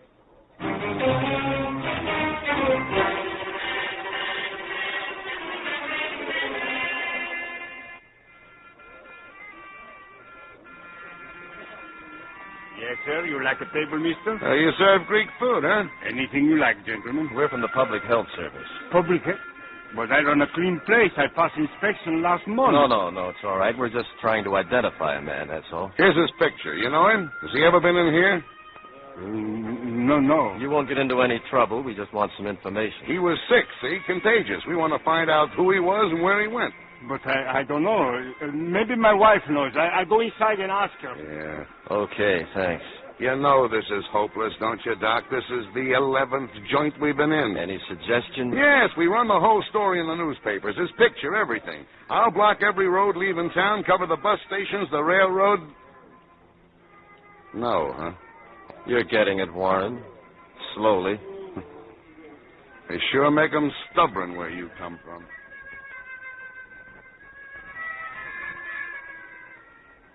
But they're from the Board of Health. They say he was sick, Rita. Contagious. Oh, you know I don't feel good. You know I'm sick. So you come in and bother me. But he was here. That fellow Poldy brought him in. Rita, Poldy is here now. He's in the restaurant now. Alone? Alone? No. That man they call Blackie and the Fitch. You want us to get in trouble? But Rita, the law. Kochak, he called him. Poldy called him Kochak. Oh, will you please stop it? I got a headache fit to kill me. I'm sick.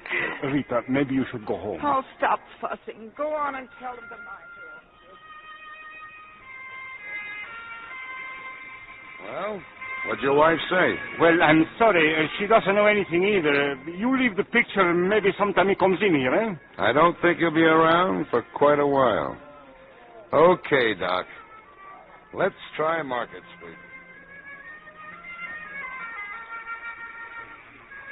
What's the matter, Poldy? We invite you in here and you don't eat a thing. I told you, Blackie, I don't feel good. I'm cold, honest, in my head. You felt good enough to make me chase you all over town. You sure you're sick, Poldy? Maybe just worried, huh? Look, Poldy, your cousin Kochak.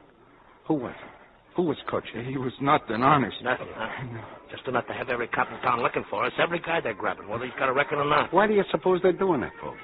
And what about the stuff he brought in? He didn't bring nothing in.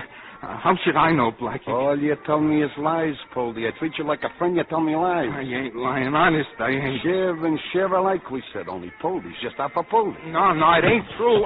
Leave me alone. Just leave me alone. Sit down, Pitch. Let him go. But he's getting away again, Blackie. Is he? Where's Poldy gonna go where we can't find him? Huh? Tell me that. Where's he gonna go?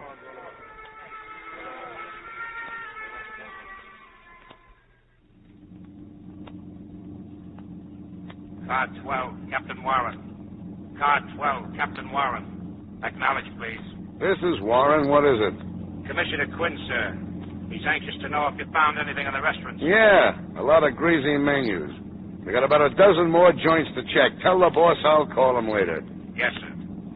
I have a message for Dr. Reed. Do you know where we could reach him? He's right here. Reed. This is Reed.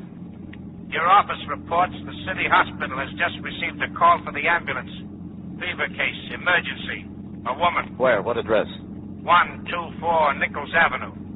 Any reply, Doctor? Yes. Tell Gaffney at my office to get over there right away. I'll meet him there. Thanks a lot. Over. Okay with you, Warren? A lot I got to say about this case. Then let's get going.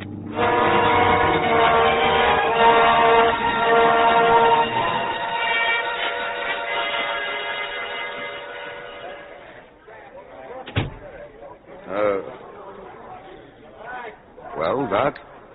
She's dead. No sign of the husband yet. Huh? I called the patrol car. They're getting him now. Where'd Daphne go? He's upstairs starting inoculations. Hey, Doc. No chance of a mistake? No. You couldn't miss it. What about a death certificate? It's got to be filed, and if the newspapers The doctor get put down a tentative diagnosis of pneumonia with complications. That'll do for now. What happened? What do you do here? It's the husband, Captain. Blow him up! My wife, where is she? Where's my wife? She's in the bedroom, but we can't let you go in there. Who are you? What did you do to her? Your wife is dead. No. No, you lied. Rita! Easy, Rita! mister, easy. She's dead. But the doctor, he telephones me. He says not to worry. She's going to be all right. I'm sorry. Remember us, Ferris? We showed you a picture of a man a few hours ago. We asked if you knew him. Maybe now you'll tell us who he was. But I don't know. I don't know. Stop lying to us. He had the sickness that killed your wife. Now, who was he? His sickness killed my wife? Yes. Now, who was he? Who was he?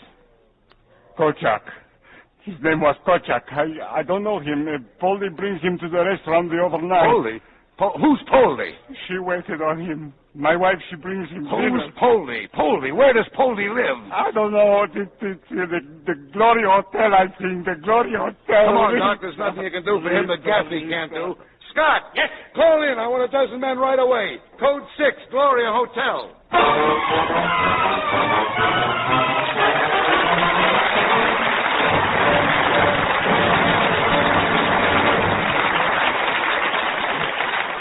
In a few moments, we'll bring you Act 3 of Panic in the Street.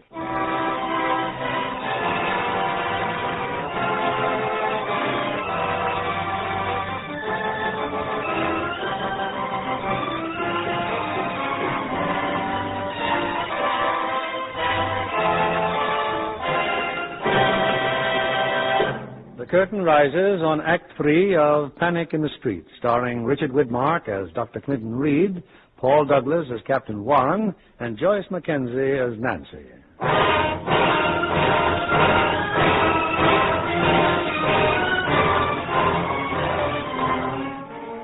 It's a few minutes later, the Gloria Hotel. But the man named Poldy is not to be found. And now, in the lobby... Well, there's no point in us waiting, Doc. If he shows up, I got a half a dozen men who can... Warren, still with Dr. Reed, huh? Well, I'm ready for your statement, Doctor. What statement is that, Mr. Neff? Oh, stop it, will you? You think I've been walking around with my head in a bag? A murdered hoodlum, a ship in quarantine, now a dead woman on Nichols Avenue? An idiot could figure it out. You qualify. What do you figure? Well, I figured the guy had smallpox or cholera or something. And I want to know why you haven't... It isn't smallpox, and it isn't cholera. It's plague. Pneumonic plague. Plague? That's why we can't let you have the story.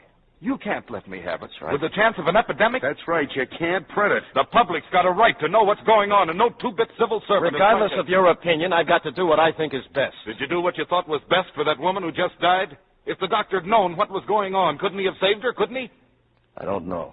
You don't know. And because you don't know, you don't want anybody else to know. All right, drop it, Neff. If your editor's got a story, let him go ahead and print it. The editor doesn't have it. But he's going to get it right now. Oh, he doesn't have it, huh? What do you know? Scott. Yes? This man's under arrest. What do you think you're trying to pull? Incommunicado, Scott. He speaks to nobody. What's the charge, big shot? Loitering, public nuisance, anything you can spell. Come on, let's go, Mr. Neff. Warren, you're crazy. I can have your badge for this. You know I can. If I'd have been busted by every newspaper man that tried to get my bars, I'd be mopping floors in the Hall of Justice years ago. Now out! Thanks, Warren. Wait for me in the car. Officer. Yes, sir?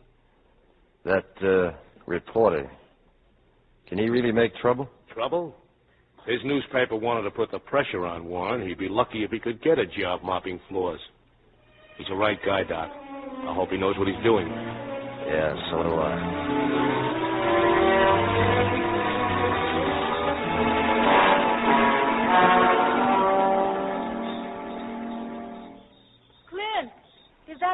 In the garage, honey. Oh, don't. Don't come any closer. Just stay where you are. Contagion case, huh? Yep. Just changed clothes.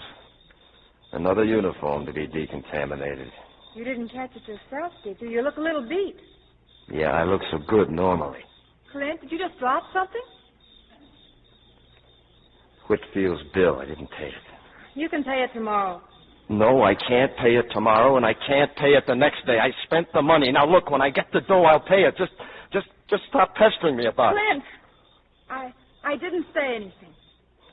What happened? I'm sorry, honey. I'm awful sorry.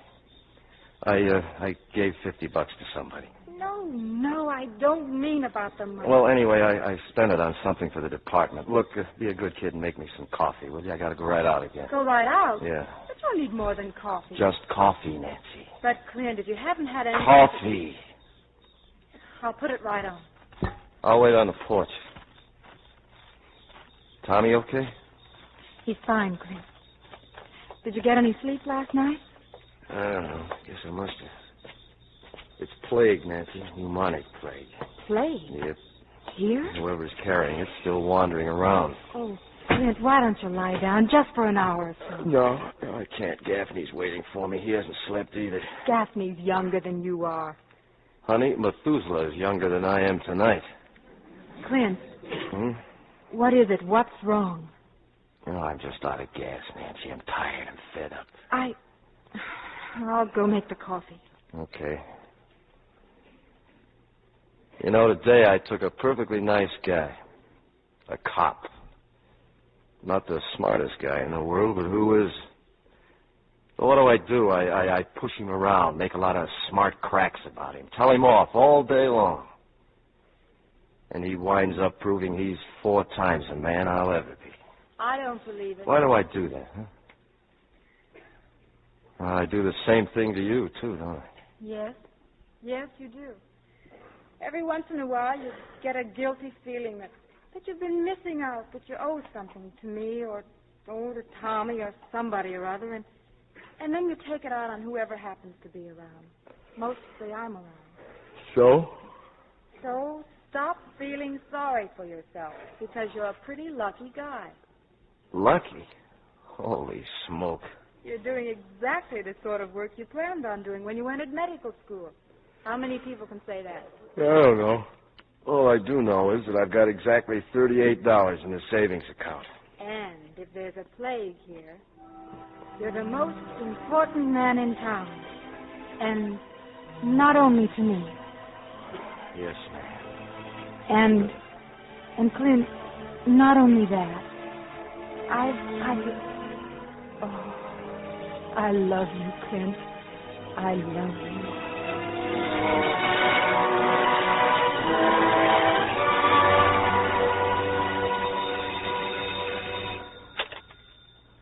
Hello? Yes. Yes, he's here, Captain Warren. Right away? Yes. I'll tell him.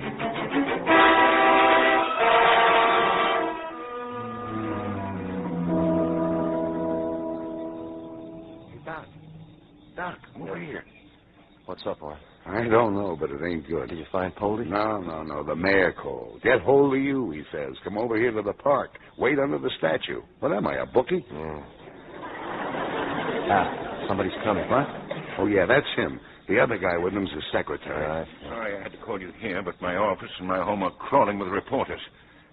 Now I find you've arrested one. What's the matter with you, Captain? You lost your mind?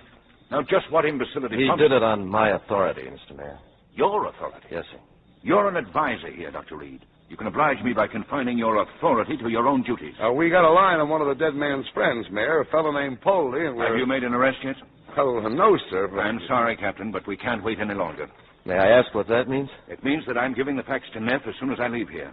Believe me, our only chance now for full cooperation is to inform the public. Inform the public, and the men we're looking for will leave the city. Now, I've told you once, and I'll tell you again. Anybody leaving here with plague endangers the entire country. The entire country hasn't got it. We have. This problem lies right here in our own community. What community? Anybody that leaves here can be in any city in the country within 10 hours. And whatever disease he has goes right with it. I know that. And think of it when you're talking about communities. We're all in a community, the same one. In any event, there are about 4 more hours before the morning edition hits the streets. Then I'm wasting my time here. Do what you can, Tom. I couldn't hold enough, Doctor. Strangely enough, I agree with you, but I couldn't hold him. Mayor, beg your pardon? Well, why not? Mind if I take off now, sir? Go ahead, but I want to be on the radio in the morning at 9 o'clock. I'm taking the kids upriver to their grandmother's. Oh? I'll be back by 8:30, but I've got to do it. Well, here we go. He'll be back in the morning and he'll stay. Yeah, sure he will. And kids are kids. Nevertheless, here we go.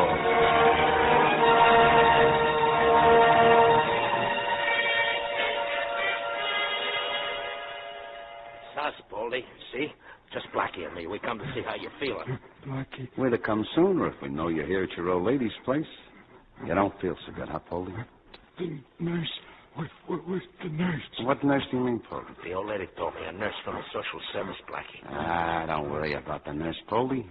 I sent your kid brother for my doctor. He's going to get you well. I ain't going to get well. I'm going to die. Nah, Baldy, you won't die. We're going to help you. So, now maybe you tell me, huh? What did Baldy bring in, huh? What did Kochak bring in off that ship, huh, Baldy? I don't know. Nothing. I don't know. It must be lying around someplace and worth a fortune, huh? The way the cops are looking for it. My mother. Tell my mother. She went to church to pray for you. Well, we won't leave you, Baldy. We're your friends, so talk. Talk! Cut it out, Baldy. I've been real patient, haven't I? So where's the stuff? What is it? Blackie, please, he's too sick. The doc will be here soon, Baldy. The best to care for my friend.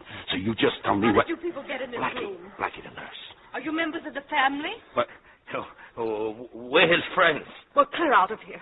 This man's got to be taken to a hospital. He ain't gone. I've just reported the case. An ambulance is on the way over. Then send the doc, because he ain't gone. I brought the doctor, Blackie. Good morning, all. My goodness, 3 flights of stairs. Well, the nurse. How is he, miss? He's a very sick man. I phoned for an ambulance. I see. He's going to stay here. Tell her to get out, Doc. But if the nurse says... Now, Vince, you don't want your brother in a charity ward, do you? Some intern working on him? Doc, please. Oh, we'll take good care of him, son. Probably just a touch of malarial fever. Doctor, his respiration. He can hardly breathe. Well, there's no need for excitement, nurse. Yes, sir, I understand, but... And if you take the patient without permission... You're his brother. Yes, ma'am? I can't force treatment on you, but if you take my advice, you'll get him to a hospital just as fast as you can. I better find my mother. That's right, son. You run along and look for your mother. This man's in bad shape, Blackie. Just fix him up so he can talk some sense. He's got to talk. Give him a shot or something. It's going to take more than a shot. He'd be better off in a hospital. Now, there's a little private place I have access to. It's rather expensive, however. Never mind that. How do we get him out of here? Now, I mean, fast. Well, if you and your friend here could lift that mattress and get him down to my car... Your car, huh? Okay. The back way, Fitch. The fire escape. Nurse, wait a minute, please. Did you just come out of that tenement?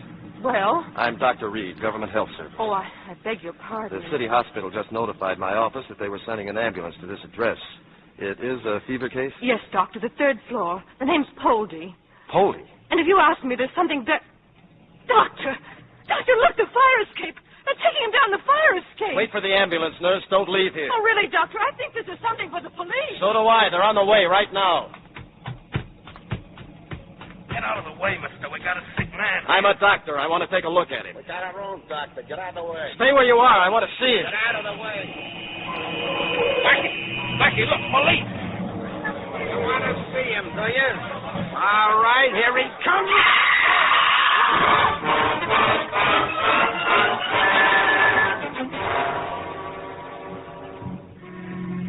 Go ahead, Warren. This is Quinn. What happened? Poldy's dead. There are 2 other men who were after them now. They took off from the tenement, headed for the waterfront. Scott just radioed they're in the coffee warehouse. I've got Reed with me. Commissioner, this is Signal 50. Coffee warehouse, Signal 50.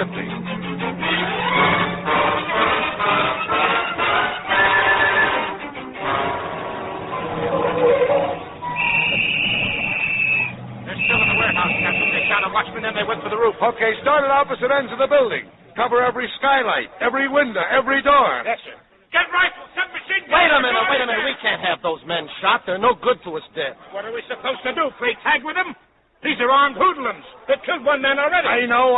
Now keep your shirt on, will you? Doc, where do you think you're going, Doc?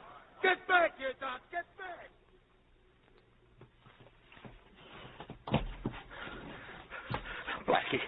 Blackie, I can't go no further. We gotta quit. We'll never get out of here. You ain't quitting, Peach.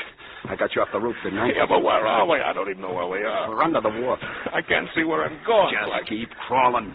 I got maybe 100 feet more to go. There's a rowboat over there. I seen it from the roof. A lot of good that'll do. There's a ship at the next dock. It's getting ready to shove off. Well, I'm getting aboard. Two men. Let them through me.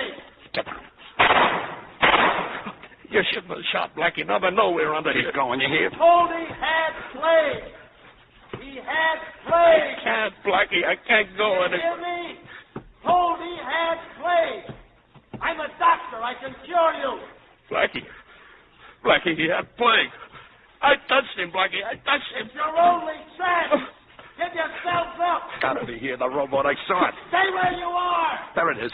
Get in the boat. Get in it and shut up. Blackie, what are you going to do? That guy, I'm waiting for him behind the pylon. Just let him. Blackie.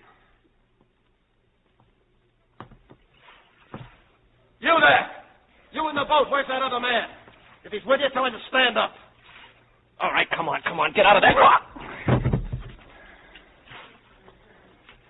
Doc! Where are you, Doc? Come to the wharf. I know he's down here. I give up! Those lights down here! Give up, Tell him I killed Kochak, huh? No, No, you don't.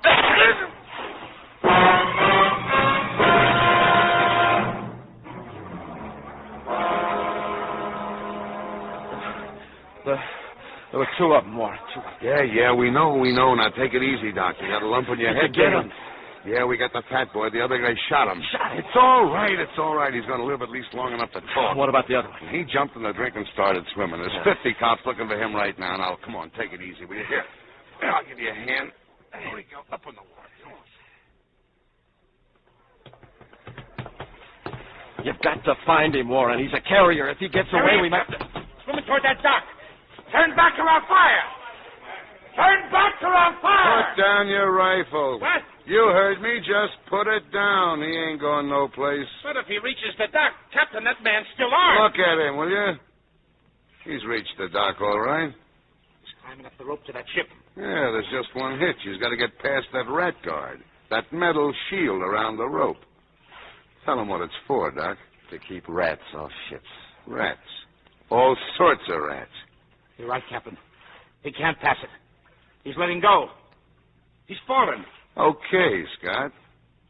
Take a couple of men and fish him out of the water. Yes, Come on, Doc. I'll drive you home.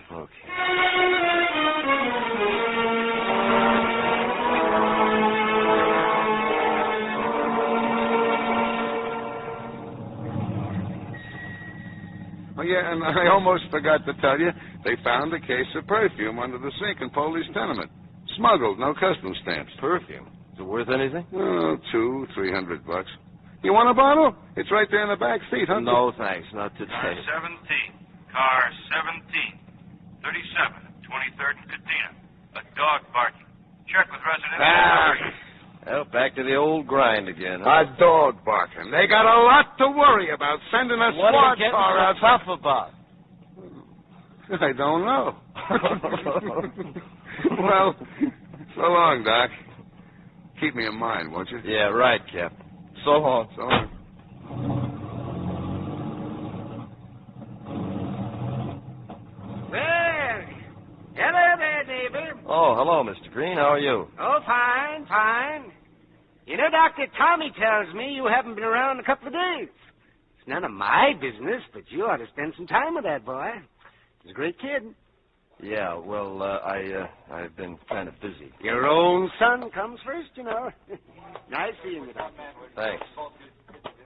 As a result, Dr. Mackey, the Board of Health, has been able to issue a most reassuring bulletin. All contacts have been found and inoculated. The danger is over. Hi, I will honey. repeat. Hi. There's no cause for alarm. All Sounds like found Smack and has got things innocuous. under control. The search was He's a started good on man. Thursday following the Turn it finding of off. the body. Oh, anything new around here? Not a thing. Oh, some mail for you. Mm-hmm. What's that? No, it's just a bill from the cleaners. Uniforms. A little dirty. Well, what are you smiling about? What's the big joke? You come here. What a mushy day.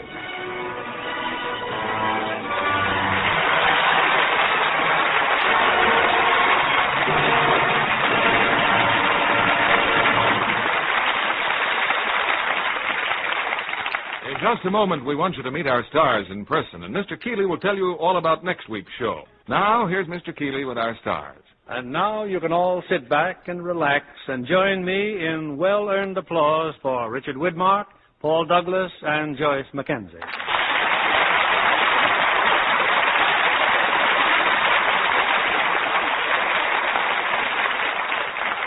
Well, Dick, you've made quite a change in character since your last appearance on our stage. Well, I guess so, Bill. For a while there, I thought I was going to spend the rest of my life as a villain or a moron.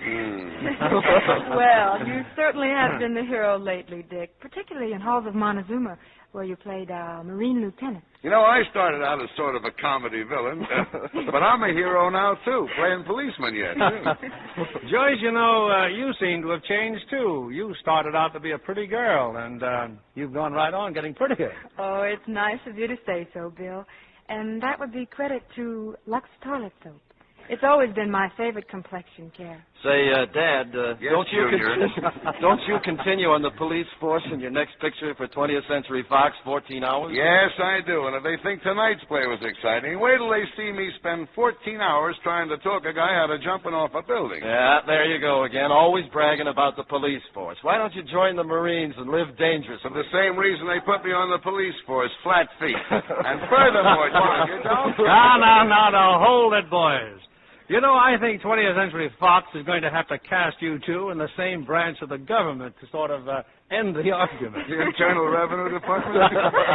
In the meantime, what about your cast for next week? And what's the play to be? Well, Joyce, next week we'll take you back to the days of our western frontier by presenting She Wore a Yellow Ribbon. And as the stars of this historic RKO drama, we'll have the man recently voted the most popular actor of the year, John Wayne. And co-starring will be glamorous Mala Power. That'll be great entertainment, Bill. Good night. Good night, and come back soon.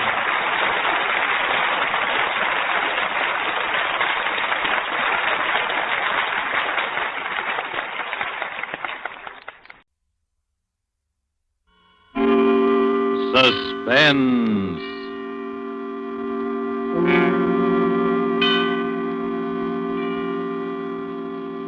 This is the Man in Black, here again to introduce Columbia's program, Suspense. Our star this evening is Miss Maureen O'Hara, whom you've seen rise to stardom in Hollywood within the short space of a year. Her performances in the 20th Century Fox production, How Green Was My Valley, then more recently in The Immortal Sergeant, and now currently in the RKO production, This Land Is Mine, have given her an enviable place in the ranks of America's new film favorites. Miss O'Hara makes her first appearance on our suspense stage tonight as the heroine of A Study in Homicidal Mania, The White Rose Murders by Cornell Woolrich, which is tonight's tale of suspense. If you have been with us before, you will know that suspense is compounded of mystery and suspicion and dangerous adventure. In this series are tales calculated to intrigue you, to stir your nerves, to offer you a precarious situation and then withhold the solution until the last possible moment. And so it is with The White Rose Murders and the performance of Maureen O'Hara. We again hope to keep you in suspense.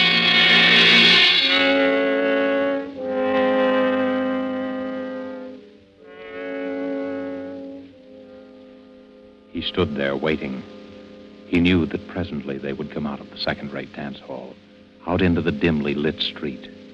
He listened a while and smiled as the orchestra played that tune inside. And then they came out, the two girls, and still he waited, close enough to hear what they were saying. Well, I'll see you at the office tomorrow, Sally. Oh, I don't know how I'll get up. It's after 1 o'clock. 6 hours sleep. Oh, I'll be dead tomorrow. Me too.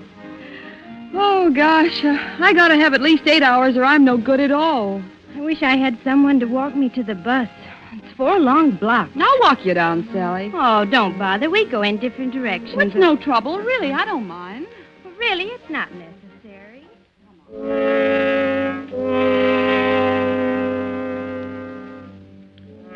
In the narrow alley that divides the dance hall from an ugly office building, he stood smiling. Just a little inside the alley, he stood stiffly against the wall, his head back, eyes closed, arms straight down, and in his left hand, a white rose. Well, all right then, Sally. Good night. Good night, Joan. See you in the morning. Dum, da, da, da, dum. Da, da, da, da, da, da, dum. Dee. Oh, I hope I don't have to wait long for the bus. Who are you? Keep away. Keep away from me. Let me go. Let me go.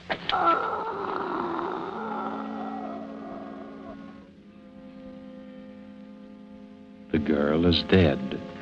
Tenderly, the figure straightens her hair and gently places the limp body on the ground.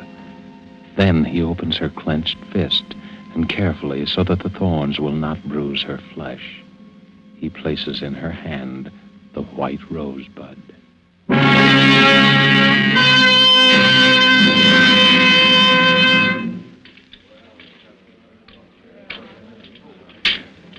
Pardon me, my good man. Is it true that you are the famous detective Terence Riley? Huh?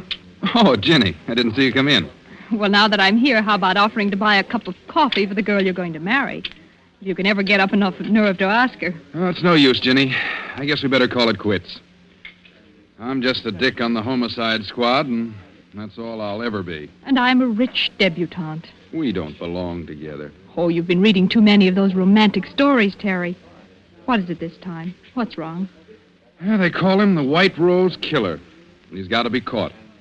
There's a general demotion coming on if he isn't, and that's all I need to get back into uniform. Oh, don't worry, darling. You always look good in blue. Yeah. Just to match the way I feel. Tell me more about the White Rose Killer. What's he like? That's the stumble. He could be anybody. No one's ever seen him except the dead, and they don't talk about it afterwards. Just slips out of the shadows and kills and then slips back again. How many has he murdered? 4. And he's not through yet. It's going to be one of those chain things if he's allowed to keep on. Are you sure it's always the same one? Yeah, that part of it we're sure of. It's the same touch, the same way of operating every time. How do you know that? Well, it's a rose. A white rosebud. Death rose. Puts it into each victim's hand after he kills her. Her? Yep. It's always a woman. A young woman between 19 and 23. What's behind it? Do you have any idea? Well, I'm not sure. But here's what I figured out. You know what a rose stands for. Symbolically, I mean. Why, yes, it's the flower of love. The white rose, the bud, has another meaning. Purity, loyalty, devotion, and especially it stands for a young girl. That's right. And that's about the way I see it. So maybe it's a double cross, committed against our murderer by some young girl whom he worshipped and who betrayed his faith in her. You ought to be a detective, not me. Thanks, darling. I've got a very fine teacher. Sweet. There's another thing. The murders were all committed near places where there was music, dance halls and cabarets and the like. There's a song that brings back the original shock that, gives him the final push over into the darkness. As far as we can figure out, it's the beer barrel polka. Well, how does he commit the murder? Is it always the same way? Always. Strangulation between the hands, with the thumb into the windpipe to keep his victims from crying out. But isn't there anything else you know about him? No, that's why it's so hopeless. He's insane, of course. But there's only this one phase to his insanity. Probably perfectly normal in appearance and behavior. You could pass him on the street and even know it. Well, it's only when he sees someone vaguely like the girl he loved and hears that song that the one defective wire in him is jangled and short circuit. But, Terry, the flowers, don't the flowers tell you? He must get them somewhere you could trace. Well, we don't know where he gets them. Maybe he steals them or... Terry, what if you were the one to get him? Well, it would mean a citation and a promotion. And then all the things that stand between us would disappear? We could get married? Well, the chances would be a lot better anyway. But what chance have I? Everyone in the department has been working their heads off for weeks, and they've all failed. Uh-huh. Terry, what were the girls like? The ones he killed? Well, as I told you, they were all between 19 and 23. Their heights were pretty much the same, too. They were all tall girls, around 5 feet 6 or 7, a little taller than you, and all dark-haired. How did they wear their hair? Why, they... Say, what is this? Oh, nothing, darling. Just interested. How did they wear their hair? Well, from what I remember, they wore it sort of loose and curly down the back. I suppose each one had a resemblance to that long-dead love of his. That's probably it. Well, anyway, that's how the record stands. And we're all waiting for it to happen again. I see. Terry, I'd like to go home now. I shouldn't have told you all that stuff. I've given you the creeps. Oh, come on, Terry. Take me home.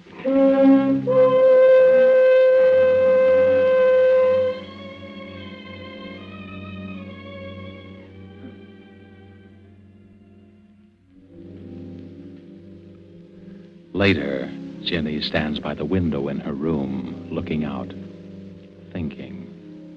She doesn't move for a long time. Then suddenly, quickly, she goes to her closet and begins to rummage through her many pairs of shoes. Carefully, she picks one pair with 3-inch heels. 5'6" or 7. Then she walks quickly to the dresser, opens a drawer, takes out a comb, and starts redoing her hair. One loose and curly down the back. Well, here we go. Edward! Yes, miss? Is the car ready? Yes, Miss Virginia. I've been waiting for you. Let's go before Mother sees me. Your mother's been looking for you, miss. I hope you didn't tell her. No, Miss Virginia, I didn't. Good. Come on, Edward. Where do you wish to go, Miss Virginia? The Starlight Dance Hall on Grove and 2nd Street. The Starlight, miss? Yes, Edward, that's the place. I wouldn't go there unescorted if I were you, miss. It's one of the worst places in the city. Has a very bad reputation. The Starlight Dance Hall, Edwards. Very good, miss. Very good.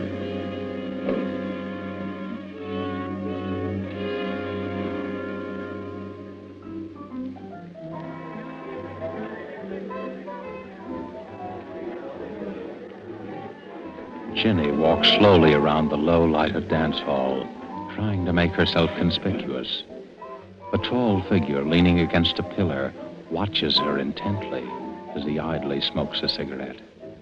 He doesn't seem to belong there. His clothes don't have the nattiness of a dance lover. Jenny pauses not far from him.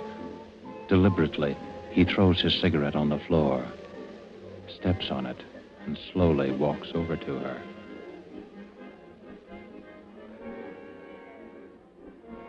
Hello. Oh, hello. You're not with anyone, are you? Oh, no, I'm alone. I thought so. I've been watching you all the time. Have you? I haven't seen you dance yet. I don't know anyone here. How about dancing with me, then? All right. Come on. Let's go out on the floor. Do you come here often? No. I never go to the same place twice. You don't? Why? I'm always looking for new faces. I'm restless. Do you find the faces you're looking for? Listen. Listen to that song. I like that. I like it very much. Yes, it is a nice song. You know, you remind me of someone I used to know. I'm trying to think who. I do? Yeah. You mind if we stop dancing and go over and get a drink? No, let's go. Oh, look. They sell flowers here. Yes, I see. I'll get you some. What kind would you like? Oh, any kind. You pick it out. All right. Let's see. There's something kind of innocent and young about you. Different from most of the girls that come here. Can't we stay here a little longer? It's intermission now. They won't play again for 10 minutes. Come on. But I like it here. Let's stay a little while longer. Well, then let's go down for some air. We can come back in a few minutes. Come on. But... We'll be back before the music starts. Oh, you're hurting my arm. Am I? I'm sorry.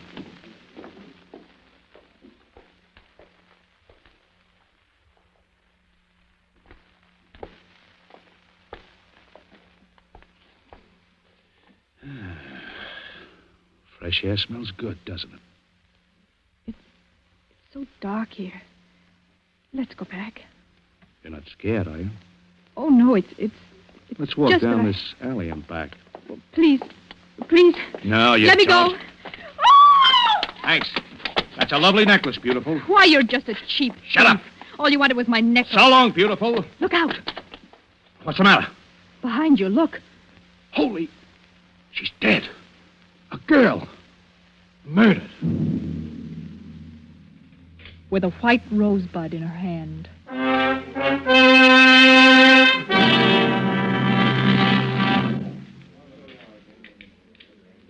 Well, Jenny, happened again last night. Just like the other times. The girl strangled in an alley and a white rose in her hand. Any news of the killer? No. He might just as well float through the air for all the trace he leaves. He must have bought the flower upstairs in the dance hall. He must have been there earlier, bought it, and saved it No, until... there was only one rose sold up there all night. And to a man who had a different girl with him. We had the flower girl at... How did you know that they sold flowers there? I didn't tell you. Well, I must have read it somewhere. You couldn't have. Wasn't in any of the papers. No details were given, just the statement that an unidentified body was found. Well, I just imagined that they'd sell flowers in a place like that. Well, I'm glad you don't go near those dance halls. Why, with this nut running around loose... Don't bother about that. We'd better catch this killer. And fast. Where do you get this we stuff? To hear you talk, you'd think that you were on the case, too. Wouldn't you think so? To hear me talk?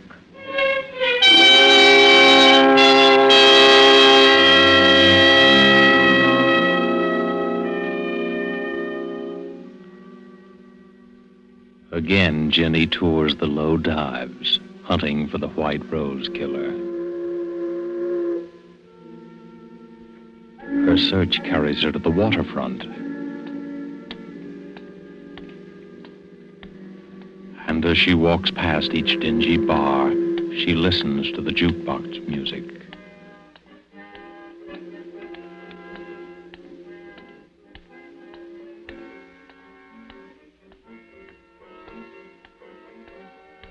A little after midnight, she passes a dirty windowed saloon.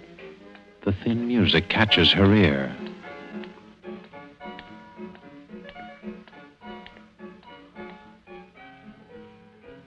She pauses and listens, her eyes alive for some sign, some indication of the person she's looking for.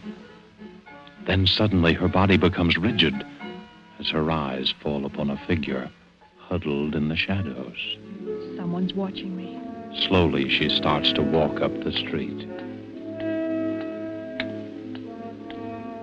Behind her, the heavy tread of a man's footsteps keep pace with hers. It's a quiet tread, unhurried but deliberate. For several blocks, it keeps the exact distance. Jenny starts to walk faster. I've got to know if he's really following me. The man quickens his pace. Jenny starts across the street. The man follows. She's sure now, sure that the man is following her. She fumbles for something in her purse. Her hand closes around a gun. If he tries anything, I'll shoot.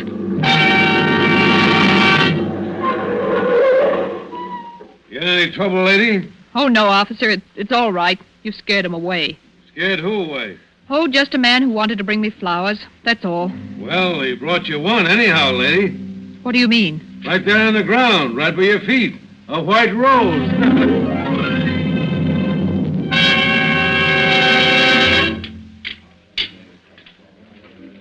Coffee, Mabel. Sure, coming right up. Here you are. Terry. Terry. Hello, Jenny. Sit down. Thank you. Say, what's the matter with you? Look, darling, read the gossip column in this paper. What daughter of a socially prominent family is that way about a detective and waits for him outside the station house in her limousine every night? Private chauffeur and all. But Mama says no. That's not so funny. Oh, they held a big family war council over me just now. Indian powwow, feathered headdress and everything. They did, huh? Well, what'd they decide? Oh, I was asked to give my word that I wouldn't see you anymore. I refused, of course, so I'm to be exiled. Where to? Our summer home. It's just a few hours out of town, but I'll be there all by myself. Just with Mrs. Crosby, the housekeeper. Oh, maybe they're right. Why don't you listen to them? Are you on their side, too? No. When are you leaving? Right away. Edwards is driving me out. I just slipped out to let you know. Here's the address and phone number of the place in case you want to reach me. Don't lose it. I won't. Well, what's new and exciting about the White Rose Killer? Our famous lover of flowers? We're still trying to track him down. I suppose I'll go looking for him at the flower show that's just opened. Oh, a flower show just opened? Yeah. Well, goodbye now. I'll be seeing you.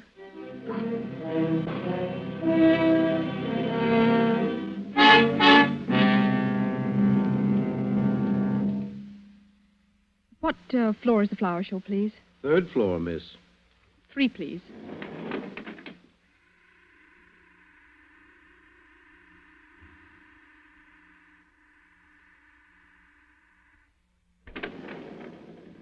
Third floor. Where's the rose display, please? To your left, over there. See where the man in the gray coat is? In the gray coat? Oh, yes, thank you.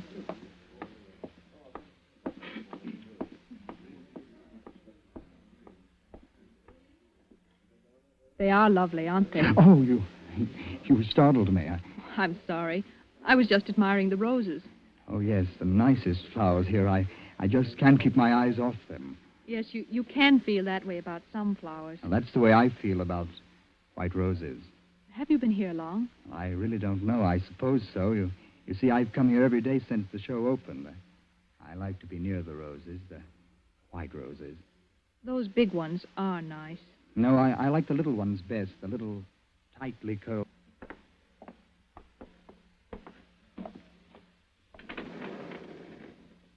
Down, please.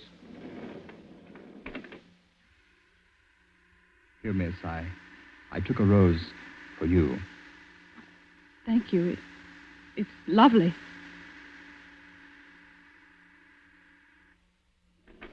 Would you care to have a drink with me? Why, yes, thank you. I know the little place a block or two down there. They have nice music. We'll go there. All right, whatever you say. This is it. Where's the music? A nickel in the jukebox does it. Any special song you'd like? No, go ahead and pick one. Okay. There we are.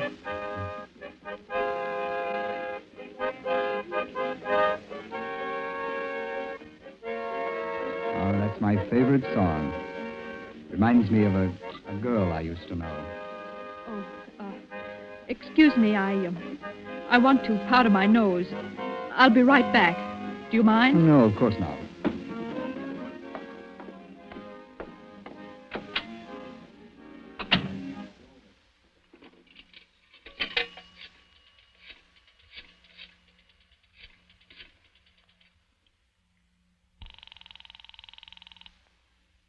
Police precinct. Sergeant Thomas speaking. Hello, is Terry Riley there? Just a moment, I'll see. Please hurry, it's important. No, sorry, miss. Terry Riley's not here just now. Oh, Will you tell him that I can't keep that date with him? Goodbye. Do you always go to the phone booth when you want to powder your nose? Why, I had to make a call. Uh-huh. Well, I'm afraid I'll have to leave you. Oh, wait. Let me come with you. I'm sorry, miss, but I've got other things to do. Oh, What's the matter? that car. Someone that knows me. Let's get away from here. That's just what I'm going to do. So long, lady. Wait. Please don't go. Miss Virginia. Miss Virginia. I'm sorry, Miss Virginia, but I must speak to you for a minute. Oh, Edwards, what do you want? I'm sorry, miss. You'd better come with me at once. I've been looking for you everywhere. Your mother's been taken seriously ill. Mother? Where is she? She's out at the country place, miss. I drove her there shortly before dinner. She wanted to pay you a surprise visit. Oh. I believe the shock of not finding you there upset her, miss. Is she very bad? She had the doctor with her when I left. Mrs. Crosby has gone away for the day. Your mother needs you, miss. Well, let's go. Hurry, Edwards, please. Right, miss.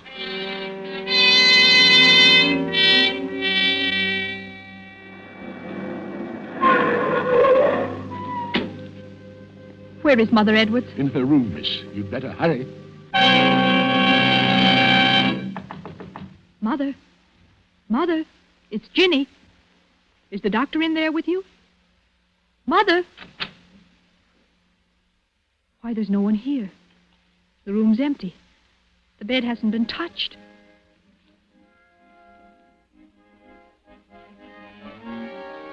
Edwards, what are you doing? Merely playing a song, miss. A favorite of mine.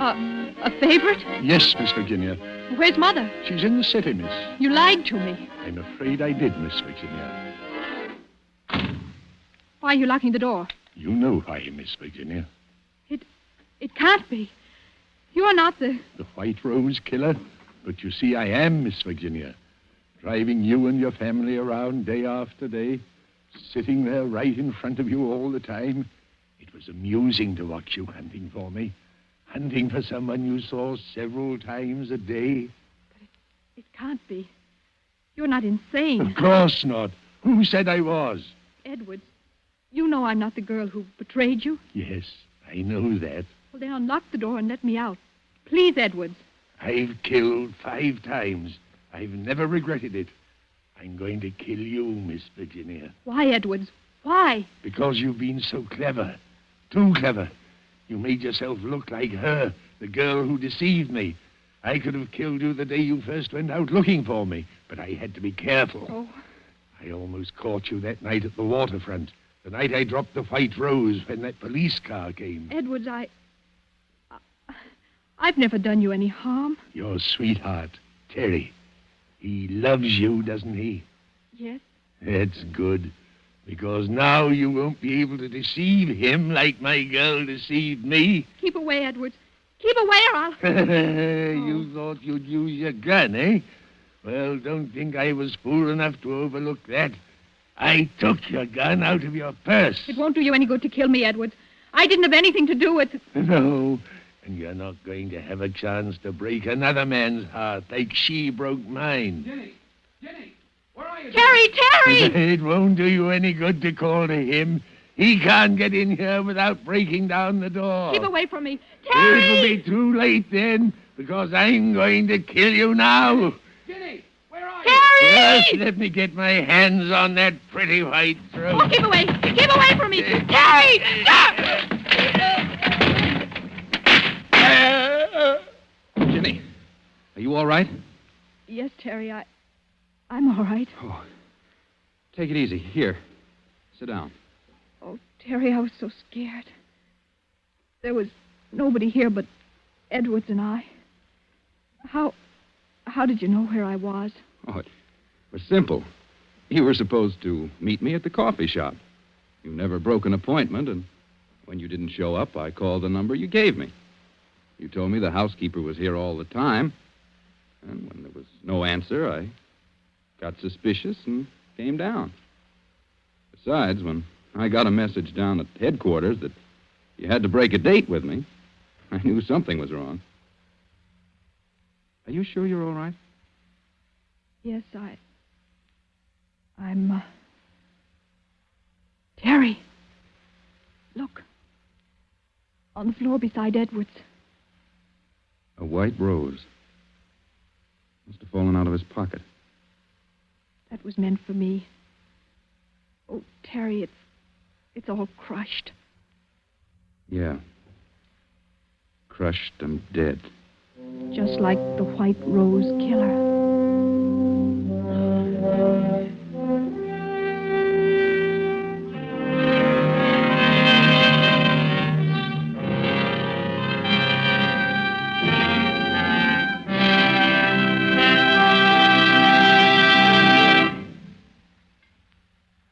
And so closes The White Rose Murders, starring Maureen O'Hara. Tonight's tale of suspense. This is your narrator, the man in black, who, speaking for Columbia, hopes you have enjoyed Miss O'Hara's performance and our play.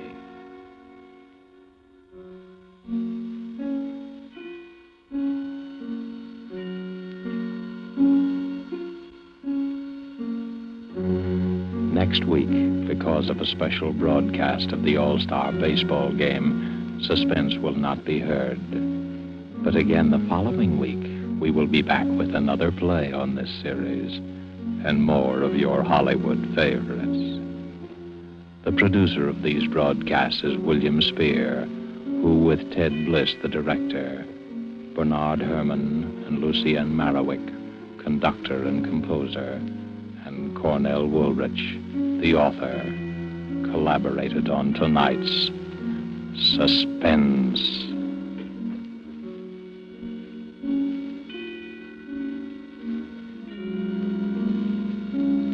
This is CBS, the Columbia Broadcasting System.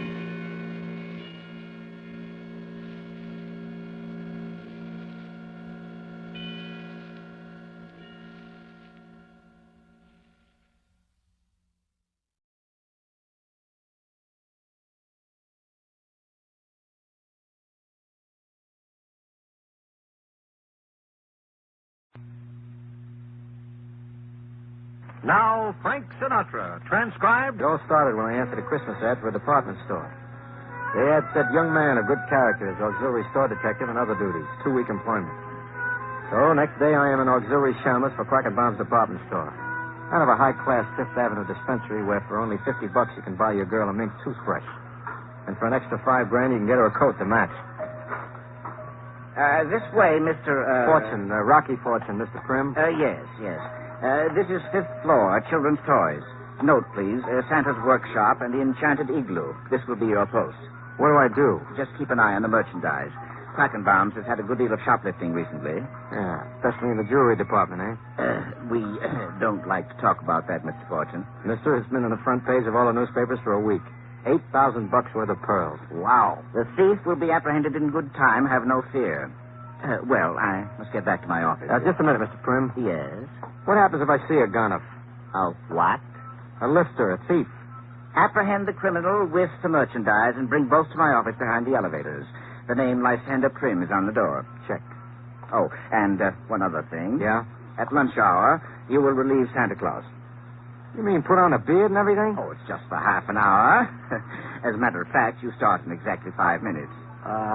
I'm not exactly built for this. Neither is our present Santa. They're running thin this year. Just ask Big Elf to help stuff you. Big Elf? Santa's helper. The large fellow in the elf suit. Oh, sure. Good luck, Mr. Fortune. The honor of Quackenbaum's is in your hands.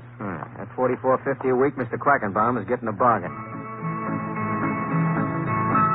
Big Elf, whose name is Marty, weighs about 250. He helps me into Santa's suit, and I take over inside the magic igloo while Santa goes out for some chowder. I embarrass a couple of mothers by promising everything the kids ask for, and I'm really living it up, having the time of my life when a little girl about 6 comes in all by herself. She's a pretty little thing, too, with blue eyes and freckles. On one leg is a light steel brace. Jingle bells, jingle, all, and that's what I want for Christmas. Well, hello, honey.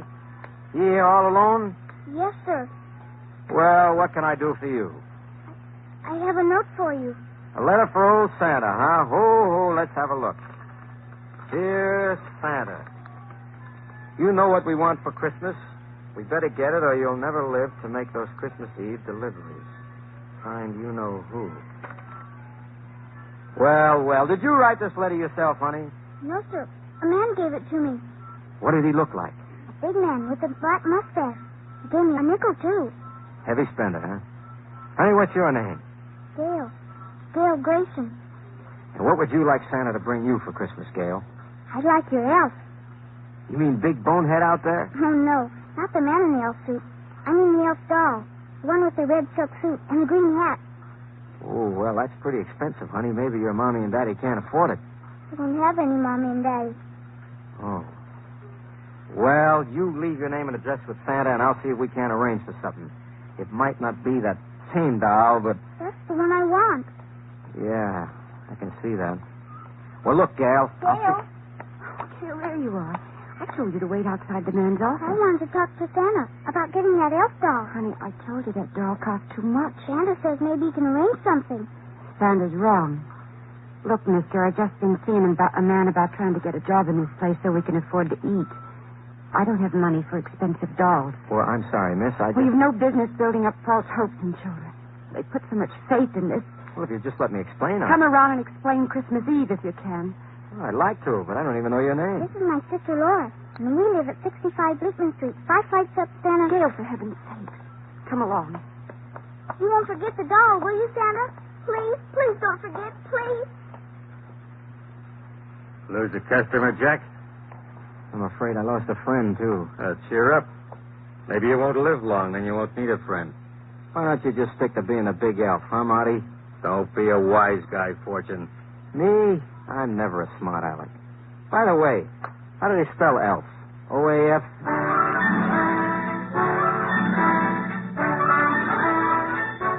After lunch, the real make-believe Santa Claus comes back, and I turn over the suit, beard, and stuffing. I'm glad to get back to being a store detective. That big elf is no pleasure to work with. I keep thinking of little Gail. Well, let's face it, I keep thinking of her big sister, who's got eyes like Dresden china and a figure like a Lamar's teapot. I wonder if I'm ever going to see her again. I don't have to wonder long, because right away things begin to happen. Help! Don't be Santa! Santa! All right, hold it. Oh, let me go. Take it easy. Well, Laura Grayson. Who are you? Santa Claus, remember? My name is Rocky Fortune. I'm also the store dick in this Oh, department. Mr. Fortune, please. I don't know why. I took it. Well, let's see what we've got here. It's the elf doll. The one Gail wanted. Oh, baby, if you're going to shoplift a doll, they got better ways worked out than just pick it up and run with it. I had to take it. I couldn't disappoint her. I couldn't. Yeah, I guess it was partly my fault. I suppose you'll turn me over to the police now. Well, hold it. Lady, this ain't for general publication. Between you and me, I'm the world's worst toy store detective. Too much larceny in my blood. So I'll just turn around for 20 or 30 minutes, and if you're not gone when I turn back, I'm going to put the pinch on you. You're letting me go? Please, let's not be vulgar. Well, thank you, Rocky. Hey. What? You forgot the doll. But... I was going to buy it for her anyway. Besides, I get it for only $3 because it's a display model. Now beat it. Oh, Rocky, I could kiss you. Go ahead. I will. Merry Christmas. And a Happy New Year to you. Wow.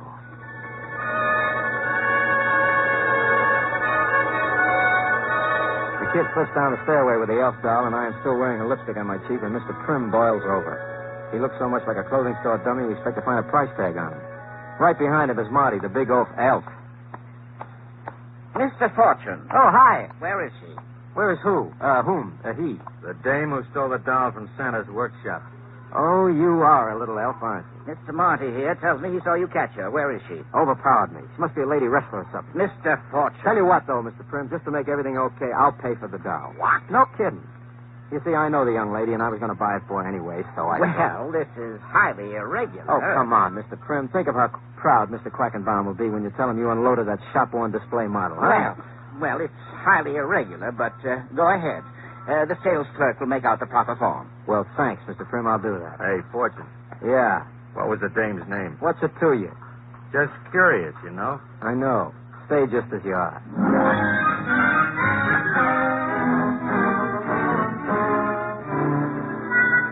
After closing time, I go into the employee's dressing room for a quick wash-up and a change of linen. Place empties out when my pal, the store Santa, flops in after a hard day at the igloo. He takes off his red suit, and I see he's built like a Japanese wrestler with a nose like Rudolph the reindeer. Only it ain't from drinking melted snow. Well, good night, everybody. Good night, Herm. Looks as if the detectives and the Santa Clauses are the late workers in this department, huh? Yeah, just you and me now. Just you, Santa. I'm blowing right now. Just a minute. Yeah? That girl who stole the elf doll. What about her? Mr. Prim mentioned that you know her. So? I'd like to know her name. You're the second guy in a half an hour. What is this? Just what I said, Fortune. What's her name and where does she live? Look, I know you've been making a list and checking it twice, Uncle, but just why do you want to know? I had my eye on that elf doll myself. For my kid. I'd like to get it for her. They got brand new ones in stock. I'm interested in that one. So the name, huh? Sorry, Uncle. Fortune. Maybe I don't make myself clear. I want that girl's name and address. I want it very bad. You know you shouldn't use that tone of voice. It don't sound like you got the holiday spirit. I'm going to use more than a tone of voice if you don't unclaim. Sorry, Sam. Okay, Fortune. Okay. You want to fight? I'll fight. What's her name? Why, you puss, I'll push you. Gentlemen, please, just what is going on here? Well, let Samson here tell you. I was just showing Mr. Fortune here a couple of judo holds that might come in handy next time a young girl overpowers him. This is not a gymnasium, gentlemen. I'll thank you to leave and report back promptly tomorrow morning. Good evening.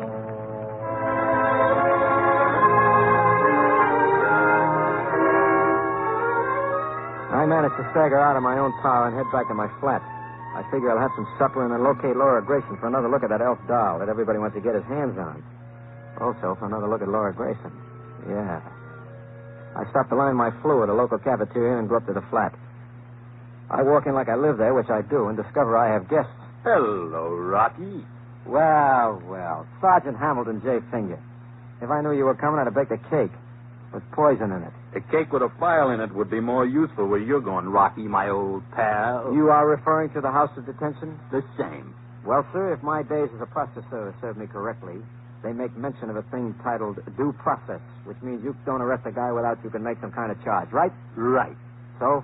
So we would like to revolve the wheel of our conversation around the axle of your understanding down at the Irish Clubhouse. Concerning? Concerning a murder. You said a murder? Yeah. Who? Rocky, this is going to come as a shock to a naive young boy like yourself. But there ain't no Santa Claus. How come? How come? Because somebody stuck a knife in him. He's laying on his face over in Quackenbaum's department store. Let's go.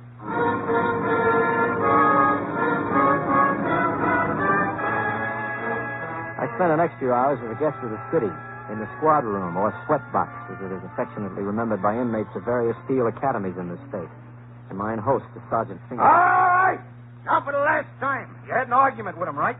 He had one with me. Okay. He socked you. Yes.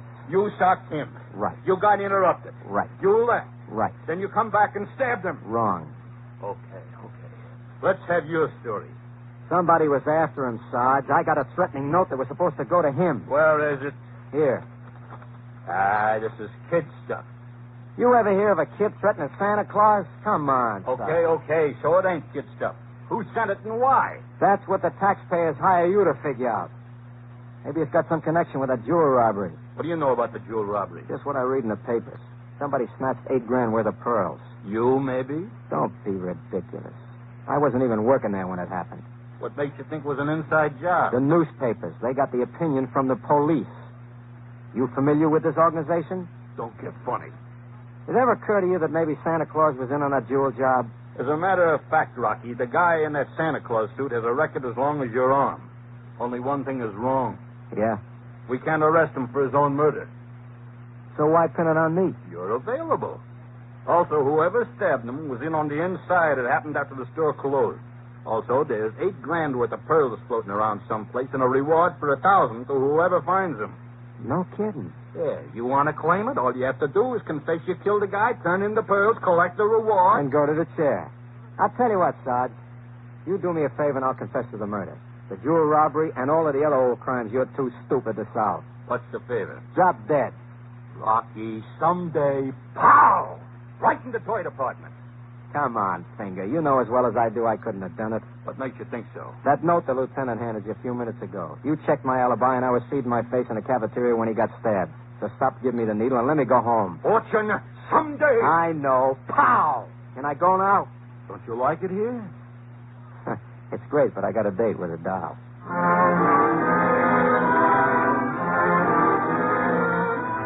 Finger turns me loose, and I jockey my way right down to Laura Grayson's apartment in the cheap village flat. It's about 9 p.m. when I get my finger in the doorbell.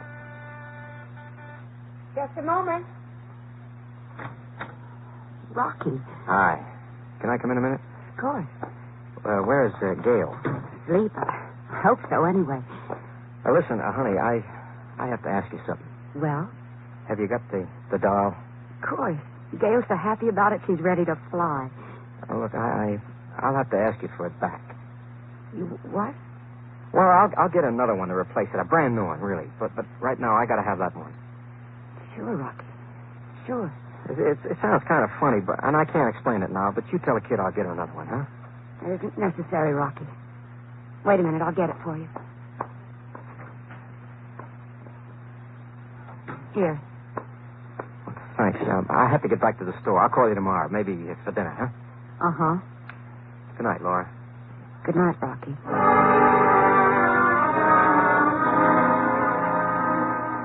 I knew what she was thinking, so I didn't try to make any excuses. I just took the doll and headed back to my flat to take a look inside. It was as empty as an eggshell in a fox farm. I was just reaching for the phone when it rang. Hello? Rocky? Yeah. But this is Laura. Rocky, something terrible has happened. What's wrong? What's the matter? Well, just after you left, a man came, a big man with a black mustache, and he asked for the doll. Said he was from the department store police. I told him you'd taken it back to the store, and he left. Well, what's so terrible? Well, he must have awakened Gail, and she overheard it. Anyway, when I went into her room just now, she was gone. Rocky, I don't know what to do. She heard you say I was taking a doll to the store? Yes. Maybe she's on her way over there now to try to get the doll back. At this hour? Honey, 6-year-old kids don't know from the wages and hours law. Look, I'll take a run over there just in case she shows up. You notify the police and meet me.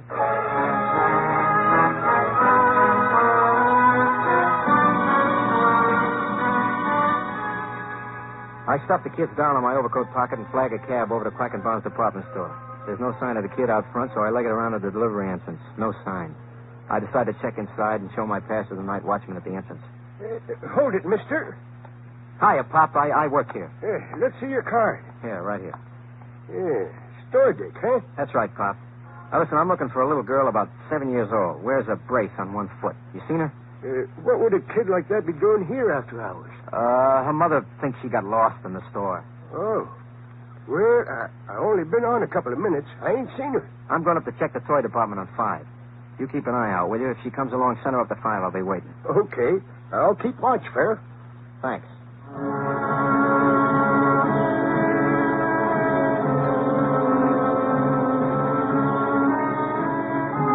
go up to the toy department. In the darkness, it looks as eerie as a graveyard on Halloween. I figure maybe Gail managed to slip in past the watchman, so I give a yell. Gail! I'm going to scare myself to death. What's that? Nobody here but us toys, boss.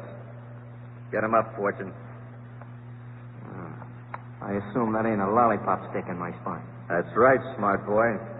Step over here in the light. So what do I owe the pleasure? Just a little shopping trip. I'm looking for a doll. You don't say. I do. So hand it over. Help yourself. It's in the coat pocket. Toss it here.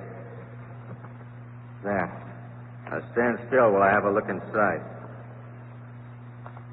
Okay, wise guy, where's the stuff? Stuff? Don't play dumb. With $8,000 worth of pearls from last week's job inside this doll, where are they? Search me, pal. Maybe you got the wrong doll. I got the right doll, Buster. What makes you so sure? Santa Claus stole me. Before he died. Looks like you and Santa Claus were in on that robbery. That's what I thought. Until he tried to double-cross me. What happened? I heisted this stuff and gave it to Santa Claus to hide.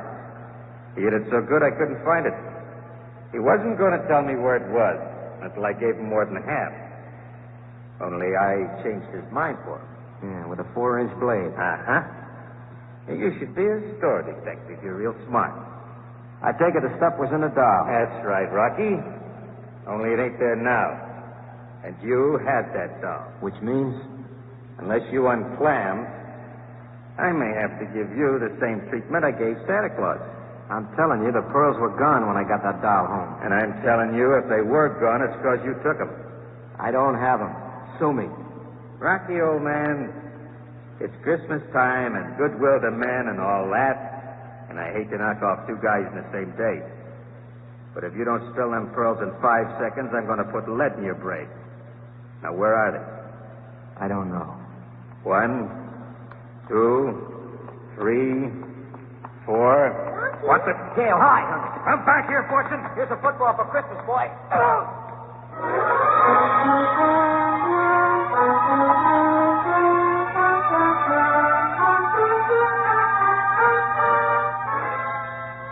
I let Big Elf have it in a puss with a football from the toy counter and grab the kid. We duck into the maze of counters and crawl along until we get behind some packing crates. Marty's cursing and looking for it. And he's still got a gun, too. Rocky, I had to find you alone. Don't let him hear us. Crawl into this packing case. Rocky, I'm scared. Do as I say.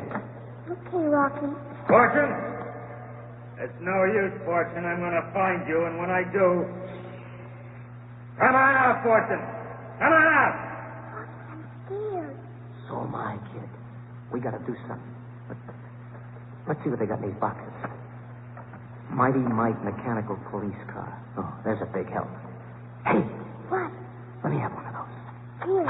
What are you going to do, Rocky? You'll see. I'm coming, Fortune. Look out, Marty. What's that?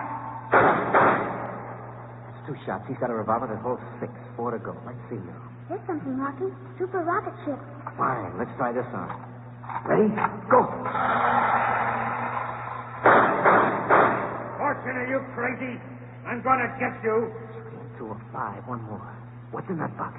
There's a atomic blaster. Turn your space cadet side. Why not? Let's try it. I hear you, Fortune. I hear you now. Try this, Frank. You missed, Marty. That's pretty bad shooting. Maybe, punk, but this ain't going to be. What's it? Those things got to be loaded before you can shoot them, Marty, remember? You dirty... Here's something else for Christmas.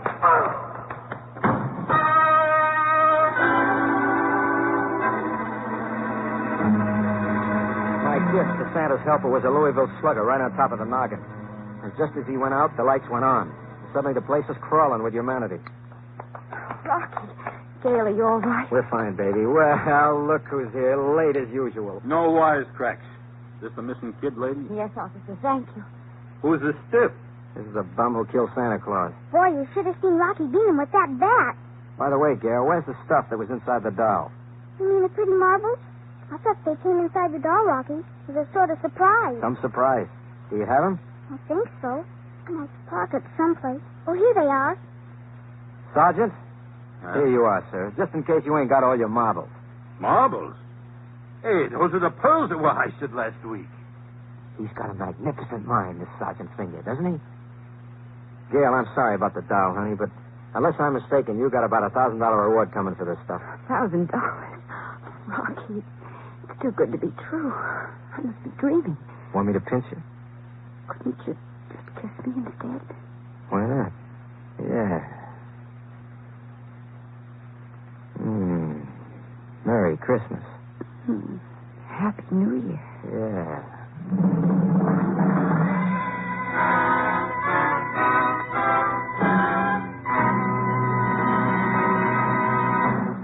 NBC has presented Frank Sinatra as that footloose and fancy-free young gentleman, Rocky Fortune. Others in tonight's cast included Ted Von Eltz, Mary McGovern, Kay Stewart, Frank Gerstle, Jim Nusser, Barney Phillips, Bill Justine. Tonight's script was written by George Lefferts. Andrew C. Love directed. And now, to tell you about next week's adventure, here's Frank Sinatra as Rocky Fortune. Next week, I managed to get involved in a fixed fight. Some gamblers want me to stay down for the long count, from here to eternity. Tune in and I'll tell you all about it. Till then, I'll see you around.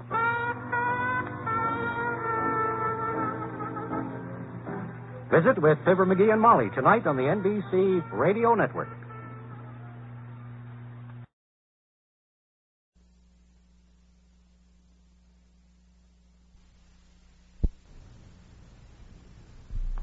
Stay tuned for Mystery Theater.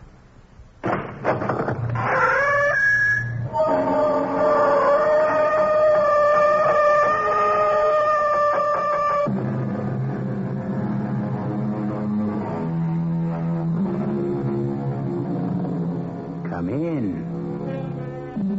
Welcome. I'm E.G. Marshall. The executioner waits. He waits, we are taught, for those who commit evil. He waits for them patiently, secure in the knowledge that they must come to him in the end. But this was true of a more orderly, organized era. Today, the executioner still waits, but not only for the criminal. Patiently, calmly, he waits for any of us, for all of us. He could be waiting for you. He could be waiting for me. But why? What have we done? Who knows? Today, there are executioners who have reasons of their own. Mr. Weller? Hey, how did you get in here? Are you Mr. Arnold Weller? Yeah, I'm Arnold Weller. Couldn't do for me to be mistaken. I've come here to present you with a gift. Yeah? The most precious thing in all this world. It's called justice. I have come to give you justice. Hey, put away that gun. Are you crazy? Justice, Mr. Arnold Weller. I give you justice.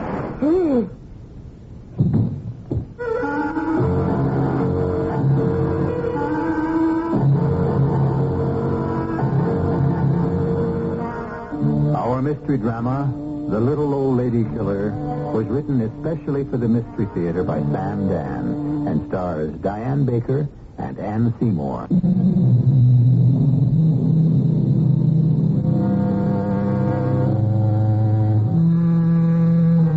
Some people die for serious reasons, and some people die for trivial reasons, and some people die for no reason at all. Tom Fessler is about to die in less than 10 minutes from now because he decided to stop at a roadside diner for a cup of coffee. Well, it's not so much the coffee. Perhaps Tom feels like bragging a bit to Sparky Wilson, who runs the place. This has been a day of days for Tom, a red-letter day. After all, it isn't every day that a man's efforts are crowned with success, that a man can become the envy of all his friends. Tom wants to savor this day to its fullest. He wants it to last as long as possible. And so he turns off the highway and pulls into Sparky's parking lot, making sure the station wagon is parked just outside the front door where everybody inside can see it and marvel. But as Tom Fessler walks into Sparky's, he is immediately disappointed. The place is usually jammed with a hunting crowd, but tonight there isn't a soul, save Sparky himself and a gray-haired lady sitting at the counter. Evening, Tom. How's it coming, Spark? Can't complain. Who'd listen anyhow? Coffee? Yeah, cream and sugar. Anybody been around? In and gone. Anybody bag anything? Oh, they'd be bragging if they had. Well, Spark, take a look out the window. Yeah? See what I got on top of the wagon? Oh! Yes, sir. That's a 10-point buck. Oh, he must weigh. Look at it, a buck that tips the scale at 350. You're terribly proud of yourself, aren't you, mister? I beg your pardon, ma'am? What have you done, actually? You've transformed a magnificent animal into a mass of decaying carrion. Oh, look, ma'am, I don't ask what you do for pleasure. Pleasure? To butcher an innocent living creature. This is how you find pleasure? Ma'am, look, I'm not bothering you, and... I'm afraid you are. Your very presence, indeed, your very existence is an insult. Now, look, Mom, this is a public place. I'm sure it is indeed. Much too public for my taste. How much do I owe you, sir? Tea and toast and tax. It's 37 cents, ma'am. Please, be my guest. I'd rather not, thank you. There's a judgment and there is a judge. And you have been judged. Your eyes will beg for mercy, as did the now sightless eyes of that poor beast. And the mercy you will receive is the mercy you have shown. None. Goodbye, ma'am. A creepy old dame. Yeah. This one's nothing. You should see some of the others who come in here. Just rolls off your back. Tell me, where'd you bag him? What'd you use? I'll never believe it. My .30 caliber carbine. You're right. I'll never believe it. At 10 points. You can kill anything with a 30 if you hit him right. Yeah, that had to be a lucky shot. Why not? My lucky day.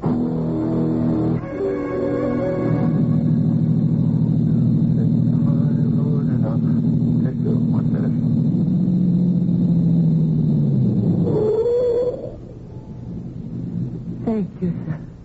Thank you for stopping. Well, look who's here. Aren't you the lady that gave me that hard time back in the diner? My car, it simply won't go. Well, ma'am, if you ain't too proud to accept a hand from a killer of innocent animals. My car, it just won't go, and I'm stuck in the middle of absolutely nowhere. Okay, ma'am, you just hold on.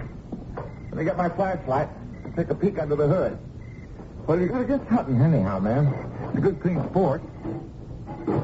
Okay. Now, let me check her out and see what's wrong. You want to get in there and turn on the ignition? No. Just turn on... What do you mean, no?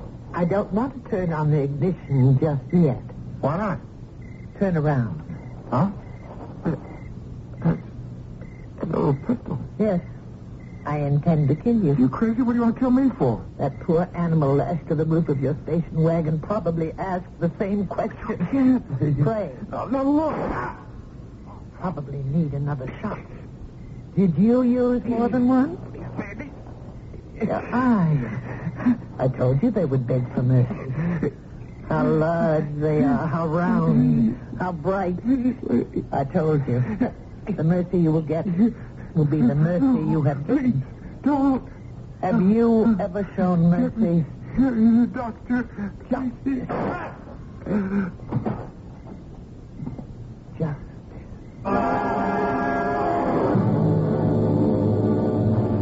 What do you have, miss? Information. Information? What do you want? I'm a police detective. My credentials. You? A detective? My name is Lieutenant Kramer. I'd like to ask you several questions.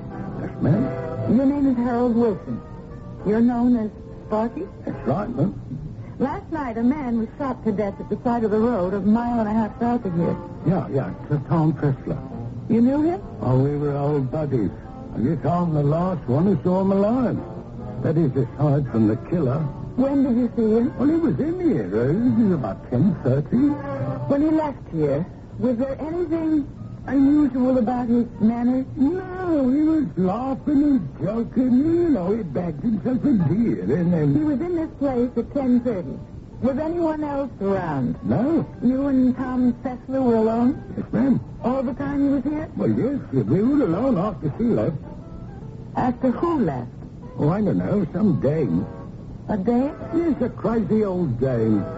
How old? Oh, she could have been 60, she could have been 70. How crazy? Well, she had this thing against hunting. What thing? Well, Tom had the dead buck on top of the station wagon. She didn't go for that. No way. What do you mean? She said, you are going to be judged. Your eyes will beg for mercy. But you ain't going to get none at all. Something like that. Can you describe this woman? Just an ordinary-looking old dame with white hair. She was wearing? A trench coat. And what do you call them things? My wife wears one. A kerchief. A kerchief around her head. Oh, what color was the trench coat? Trench coat color. You know, we're cocky. What color was the kerchief? Well, it was blue. Yeah, kind of a bright blue. Yes. You've never seen her before? No, I tried to keep nuts out of here. I don't mean nuts exactly. I hunt starved to death. I mean the kind of nuts that starts fights. You didn't say she started a fight. Well, she was going at it pretty good, you know. This and that and the other thing about butchering poor innocent animals. She walks out of here mad. How mad? Well, mad enough to kill somebody. Except she wouldn't do it. Why do you say that? Well, how could she? She's so dead set against killing. We know it was a woman, Inspector. Look, Louise, just because Fessler had a few words with an old dame back in the diner. Put the old lady aside for a moment. Look at the rest of it. It's late at night. He's got this dead animal on the roof of his car. Suddenly he stops. Why? You can see he was speeding by the skid marks. He pulls over to the shoulder. You can see the tire treads clearly in the dirt. And there was another car there, too, parked and waiting. How can you tell? They were tire marks. You can see what happened. A woman flagged him down. Why do you insist there was a woman? Well, he wouldn't have stopped for anyone else, given the lateness of the hour and his rush to get home. So, it's a woman in trouble. What kind of trouble? Car trouble. Well, that's good theorizing, Louise, but you need something solid or specific to support But it. I do have something solid, and it's in the report. What? Found at the scene. A flashlight with Fessler's name stamped on it. But that flashlight doesn't necessarily prove... Picture it, Inspector. A woman flags him down. She says she has car trouble. The normal thing for him to do is to take the flashlight so that he can look for Well, it. from what we know about Fessler, he was a big-hearted guy. He might have also stopped to help out a man. The gun. What about the gun? A .22 caliber. It's not a man's gun. Oh, now, Louise, I know of guys who committed murder with those little pistols. But your average killer, who's a man, likes a good-sized weapon. It's all part of his psychosis. Now, go back to my little old lady in the diner. Yeah? She's basically afraid of guns, so she uses the smallest one possible. Why does it have to be your little old lady? Suppose she was young, good-looking. He fixes her car and says to her, "Now, wouldn't you like to thank me?" He forces her to thank him. With a couple of .22 caliber bullets. Yeah. But your young lady doesn't exist. My old lady was in the diner. She goes around passing judgment. She loves animals. She hates hunters.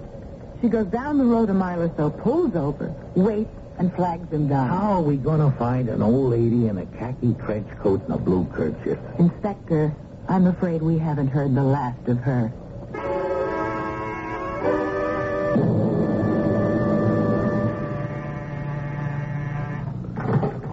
Hello? Oh. Yeah, he can have credit. He's the kind of chump we're looking for. But you gotta let him win a couple of hands. One or two big pots, then he's hooked. I'll be out in a little bit. Sure. Good evening, Mr. Weller. Huh? Mr. Arnold Weller? How'd you get in here? We have some business to discuss. Look, lady, I don't know how you got in, but before I throw you out, let me wise you up.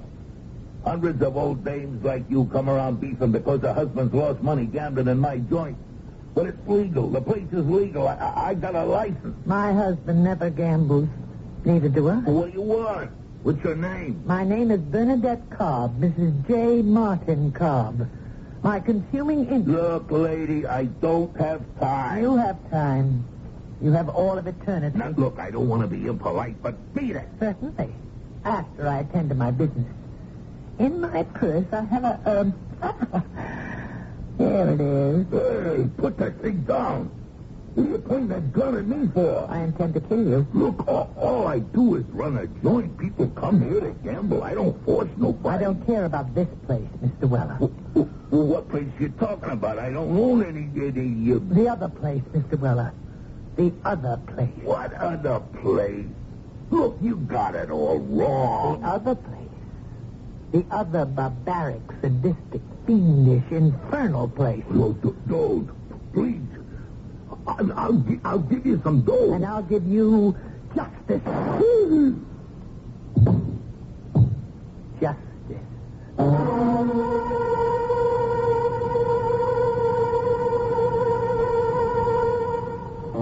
Justice, says the lady.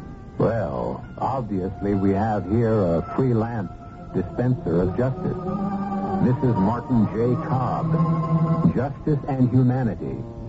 She certainly seems to have the purest of motives, but somehow, like so many dedicated reformers, it all comes down to the same thing in the end. Murder.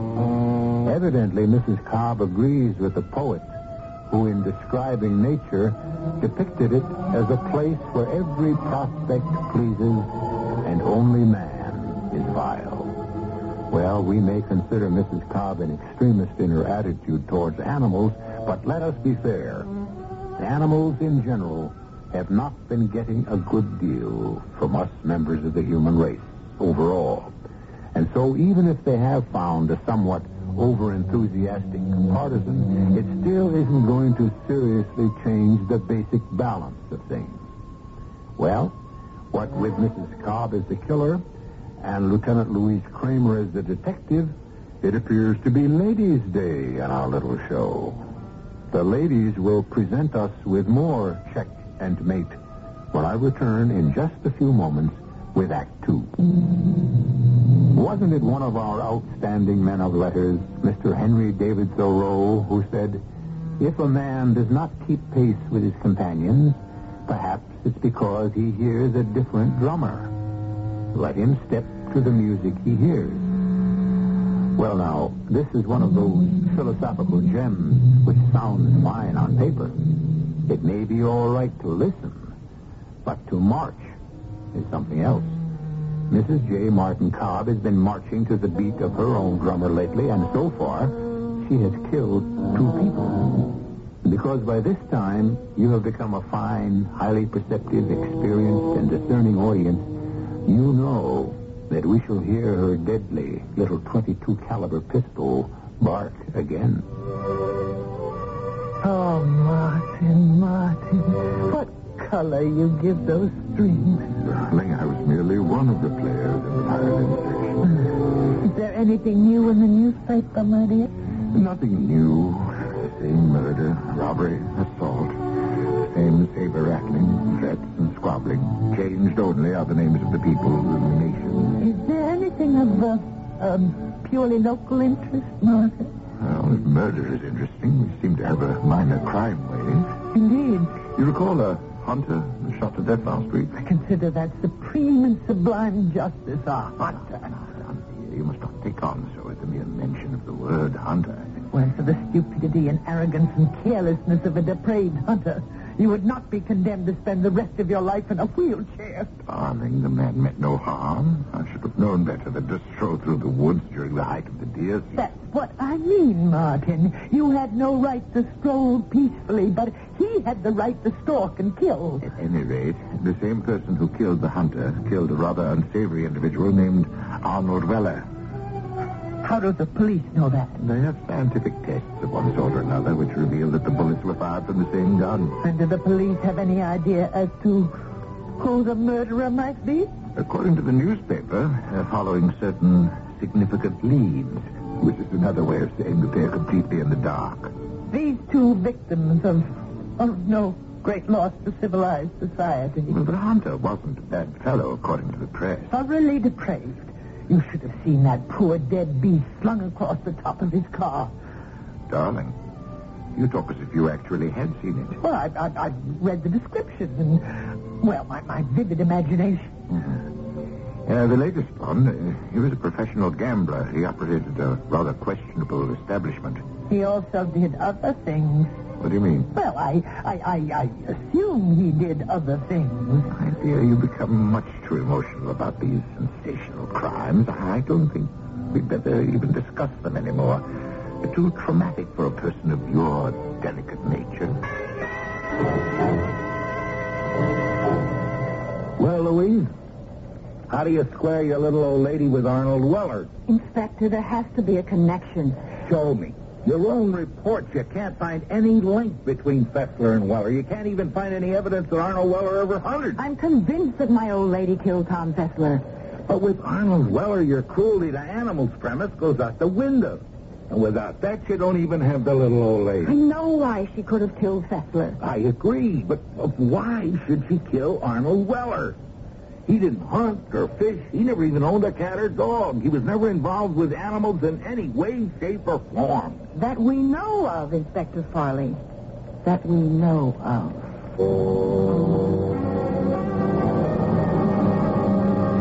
Well, if we'd like to like your detective, how's the crime business these days? You knew Tom Fessler. Oh, yes, Mom. Did you also know a man named Arnold Weller? Arnold Weller? He was shot to death the other day. Oh, yes, I think I read about it. You didn't know him? No. No, definitely, or no, after a pause for thought. Well, you know how it is. I'm just trying to give a straight story to a cop. You saying you didn't know Arnold Weller? Well, yes, I knew of him. I knew enough to make me want to wring his neck. Is that a fact? Yes, Mum. Maybe I shouldn't say that to a cop who's investigating his murder, but... But what?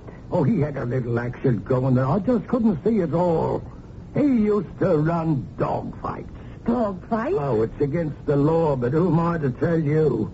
But he used to stage those things. Dog fights? I don't mind cockfights. I even go, and I bet. But they're nothing. Just chickens. And we eat chickens, don't we? The dogs. The trained dogs to tear each other up. Dogs. How can any human being be so cruel to a dog? And he would stage dog fights? Oh, he had this big barn not far from the intersection 8 off the turnpike. I'm surprised the cops never tumbled. Well, thank you. Thank you very much, Mr. Wilson. Well, I don't know what for, Lieutenant, but you're welcome. Inspector, my old lady is right back in. The cruelty to animals angle is back in. She killed him because he ran dog fights? That's right, Inspector. I don't know, Louise. You can take a premise and run it halfway to the moon. Well, what else have we got?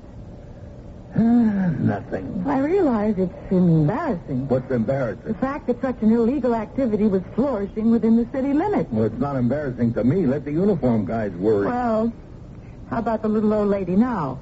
Do you realize how many white-haired old ladies there can be who wear trench coats and blue kerchiefs? And carry .22 caliber pistols? What's the proof she isn't carrying it at that time? Thin lips, too. All right, Louise. It'll go out to every station house in the city.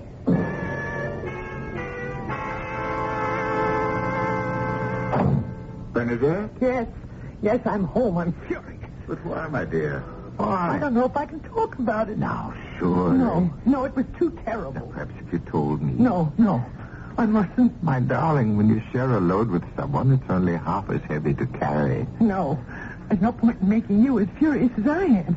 Darling, perhaps a nice hot cup of tea. Usually in those matters, I have been prepared to act almost on the spot, but this time I lack the proper... Yes? The proper what? My dear, you two talk in riddles, you know. Her day of reckoning is soon to be upon her. Day of reckoning? My dear, you two say the strangest things. Oh, I'm sorry. I shouldn't have upset you, Martin.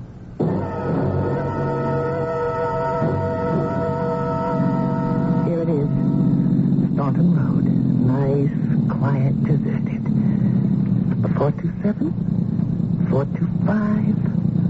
And this should be 423. The name in the mailbox is Harris. Right.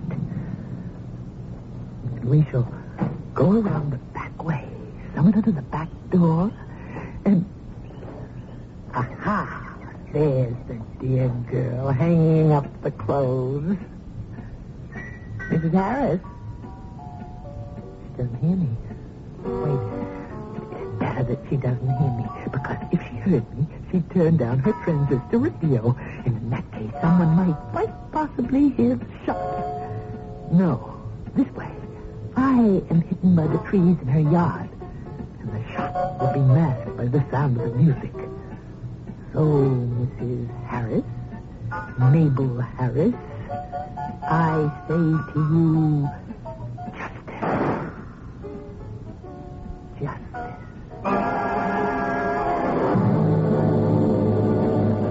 I don't know, Louise. We may have your old lady. Who is she, Inspector? If she's your old lady, her name is Mrs. J. Martin Cobb. Who found her? A very smart young rookie cop. He saw this old lady going into an apartment house on his beat. He stared at her because she was wearing the blue kerchief and a khaki trench coat, see? All right. It seemed to him she was uncomfortable just because he was looking at her. I understand. It's an extra sense every good cop develops, but he must have been born with it. Well, he remembered. He'd seen her come in and out of the house dressed just that way, but the next time he saw her, after he gave her the once-over, she dressed differently. How differently? Blue coat instead of a trench coat, and no more kerchief. And she even had a different hair color. It's as if she's on to something. Let me get Sparky Wilson. Do you want to be in on this, Inspector? Something tells me I'd better.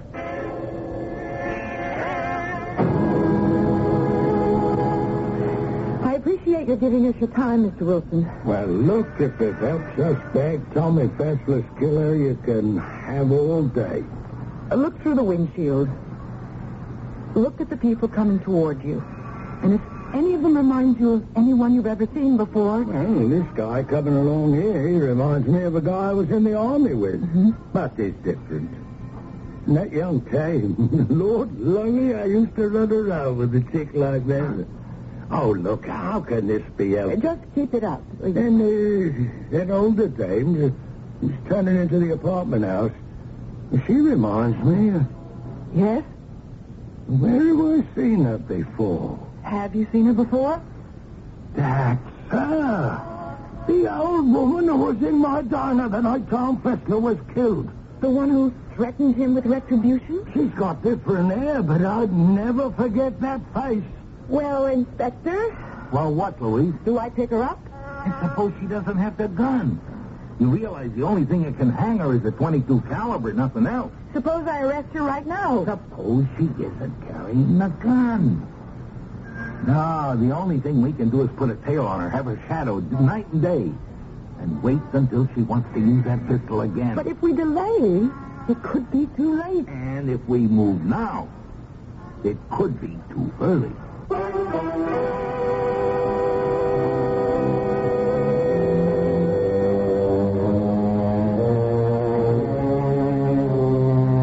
Timing, as most people would agree, can be the most important thing in life, and in death, too.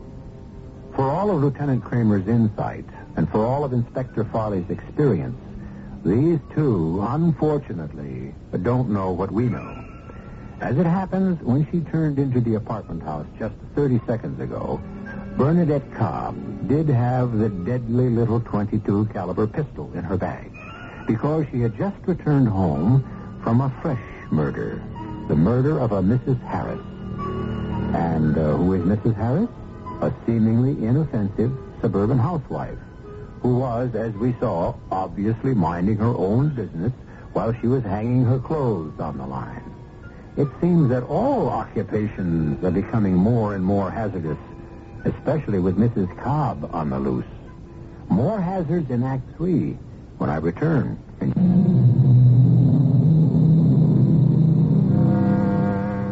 Cracking a murder case can be like splitting a diamond. When the diamond is struck perfectly, it breaks into a number of smaller precious stones. But let the wrong force be employed in the wrong direction, and one runs the risk of reducing a precious stone to dust. And just as a jewel can be lost, so can one lose the opportunity to catch a murderer forever. Precision. That's a key word for diamond cutters and detectives alike. Diamond cutters and detectives. How similar their professions can be. Each has at his fingertips a wealth of scientific guidance. And yet, when the time comes to strike the crucial blow, success or failure depends on pure instinct. What's the woman's name, Inspector? Mrs. Mabel Harris. She was killed this morning. And it becomes our party because the lab reports the bullet was fired from the same .22 caliber. Okay. A woman named Mabel Harris, killed this morning. At noon, we were staking out the little old lady's doorway. Along comes our little old lady. Now, just a minute, She was Louise. probably coming back from her latest killing. She probably had the gun in her purse. Louise, you can't get carried away. Okay, look, we made the decision not to take her. Yeah. Now, I could have been wrong to want to risk letting her escape forever by trying to take her right there. But I went along with you then. Now, don't you back down on me now. Who's backing down? The little old lady theory, approach, whatever, rests on one fundamental premise. She's out to punish people who were cruel to animals. Now we have a dame named Mabel Harris, dead.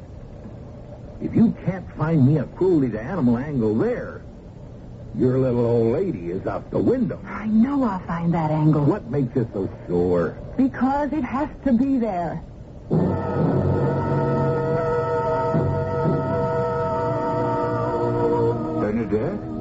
Yes, Martin, my dear? Is everything all right? Of course. Are you sure? My darling, why do you ask? Because you seem so out of sorts lately. Oh? Do I? For one thing, you insist on wearing that ridiculous red wig. Is it ridiculous, Martin? Darling, your own hair is so soft and silky. Why would you even think of hiding it? Because, darling, there may be danger. Danger? From whom? Oh, my dear Martin, you've been away from the world so long, confined here the way you are.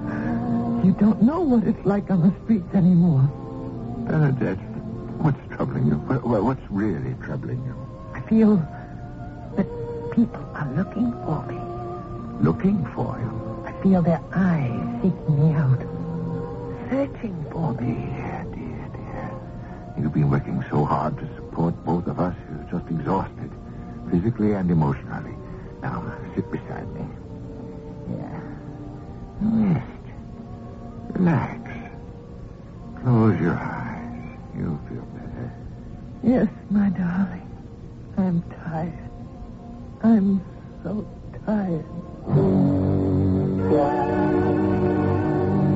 Mr. Harris, did your wife have any enemies that you knew of? Enemies? Mabel with enemies? Everybody loved Mabel. A woman, kind, loving, generous woman, hanging up her clothes in her own backyard. Some depraved, subhuman beast. Just answer one question. How did your wife feel about animals? Inspector, is this woman for real? How can anybody in their right mind ask a question like that at a time like this? Do you suppose you could answer it? Mabel loved them. A stray dog couldn't walk down the street, but she'd give him something to eat. What do you mean by that question? She made a mistake. One very, very unfortunate mistake. But it was an honest mistake. You don't know how sick that mistake made her. What mistake? Well, that's why when this lieutenant asked the question about animals, it was as if he was trying to make poor Mabel be some kind of a monster. I'm afraid I don't know what you're talking about. Genghis Khan. Genghis Khan? Her big Doberman pinscher. He was big, mean-looking, and that's why she called him Genghis Khan. But he was really very gentle. Yeah? Yeah, he'd been sort of out of sorts. A couple of days ago, she thought she might drop by the vet. Well, she had some shopping to do first, and so she stopped off at the supermarket. Yeah. And she parked in a lot. You know, the heat wave we've been having. Well, they got this law about how you can't bring dogs into the supermarkets, you know? Yeah, I know. So she left him. She had to leave him in the car. Well, she never does this. I mean, she's always sure to leave one window open. But that day, she just wasn't thinking. Well, maybe being sick and all, Genghis was so quiet she may have forgotten he was inside. But she closed all the windows. Oh. And she ran into some people she knew, and you know how women are. They can gab about nothing for hours. It was a terrible hot day, and the sun. After a while, there was a commotion out on the lot. Some people must have noticed a dog just lying on the seat. He was a big dog. Yeah, go on, Mr. Harris. He was dead. And people were angry. And they were saying, find the owner of that dog and that person should be arrested. And Mabel, she remembered she told me there was one old lady there who was shouting, the person who owns that dog should be shot. A little old lady.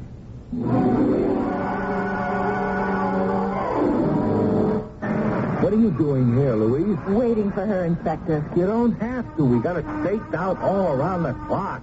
Collins and O'Neill are on watch now. I want her, and I'm not taking any chances. Louise, you're a lieutenant. This isn't your kind of work. Look, I'm on my own time, Inspector.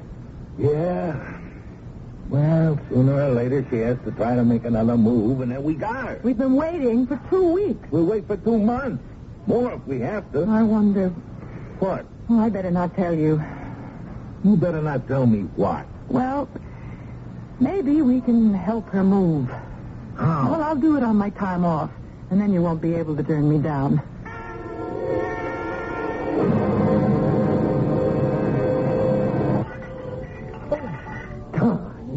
Darling, you're so nervous. That was one of the few plates we have left from our wedding.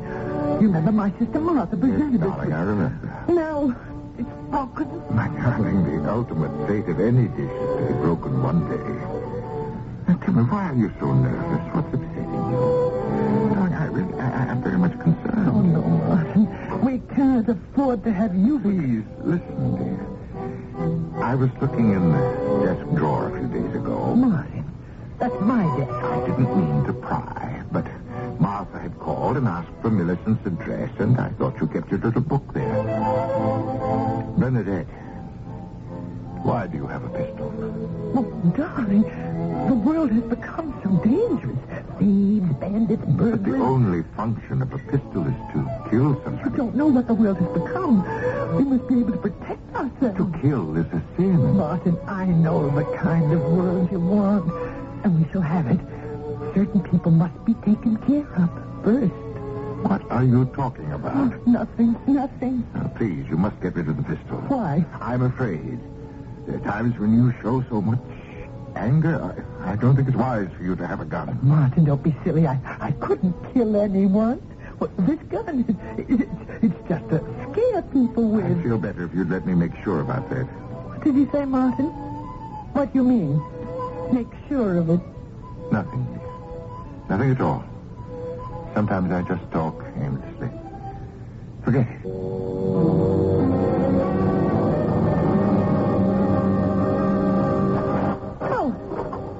Excuse me, ma'am. Would you know the price of this cocoa? It's marked on the side. Oh, of course. Here it is. It's so strange. Strange to be paying anything at all for cocoa. I was just down in South America where it kind of grows wild, you know. That's where I shot this cavarina. This what? This cavarina. A very rare species of ocelot. Yes. I've noticed you wearing that scarf. Fantastic fur. Thin enough to wear on a cool summer day and warm enough even for the coldest winter. Yes. And such terrific hunting. Well, I have to get down there again soon. The cavarina is practically extinct. And I want to make sure I get my share. Proud of yourself, aren't you? Well, I don't like to brag, but I'm a great shot. I blasted that cat right between the eyes. A living, breathing animal, a sacred creation must give up its life. A cruel sacrifice to your vanity. Excuse me. Thank you for helping. There is a judgment, and there is a judge. And you have been judged. Goodbye. And found guilty. This is Lieutenant Kramer. Any messages? Call Inspector Farley urgent. Oh, thank you. Don't touch that phone, please. How did you... Put it down. That's it. Now don't move. You can't get away with this. I'm not getting away with anything. I'm not committing a crime. You're pointing a gun at me. Obviously you intend to kill me. That's a crime. No. I'm ridding the world of those people who make the world an abomination. A murderer. But you are also a murderer. Clever talk and twisted logic cannot save you. Nothing can save you. Just as you shot that poor, beautiful animal, I shall shoot you. Strange. You are also a poor, beautiful animal. And I shall now administer justice. Justice. Justice. Let me go. Stop. No, I don't want it to hurt you. Don't force me to hurt you. Stop it. Oh, it didn't go. Oh, it didn't go. Gordon, I was trying to reach you here at home. She gave us the foot you got. Oh. Where's the gun, Inspector? Here's your little loose 22 caliber. It didn't go. But it's so easy, hadn't it? He pulled the trigger, but the gun didn't fire. Must be a faulty cartridge. You all right, Louise? You sure? I'm sure. Let me see that pistol. I can only say the Lord did not want that gun to be fired. I'll tell you why that gun didn't fire. It has no firing pin. The firing pin's been removed. Oh, no. Oh, that's what he meant. That's what who meant, Mrs. Cobb. What Martin meant when he said he'd make sure of it. Oh, Martin, why did you do this to me? Come along, Mrs. Cobb. Martin had no right to do that. He shouldn't have taken a firing pin out. That was very underhanded, very sneaky. Everyone's against me. In the end, they all show their true colors, even Martin. But I'll settle accounts with him one day.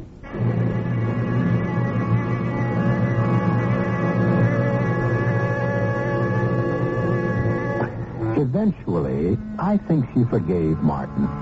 As you might suspect, the little old lady killer has been committed to an institution. And since Martin would be all alone in the world, he lives there too and helps take care of her. However, it's hard to say. She could be biding her time and awaiting her opportunity, as are so many other people, all of whom are certainly acting from the purest of motives. What a world it used to be, that only demons and devils and the blackest-hearted villains were the killers. But what do you know? It seems that some very fine people are moving into it also. And so, if you should be rudely snuffed out, the chances are that you might have been murdered by a very nice person. I shall return shortly.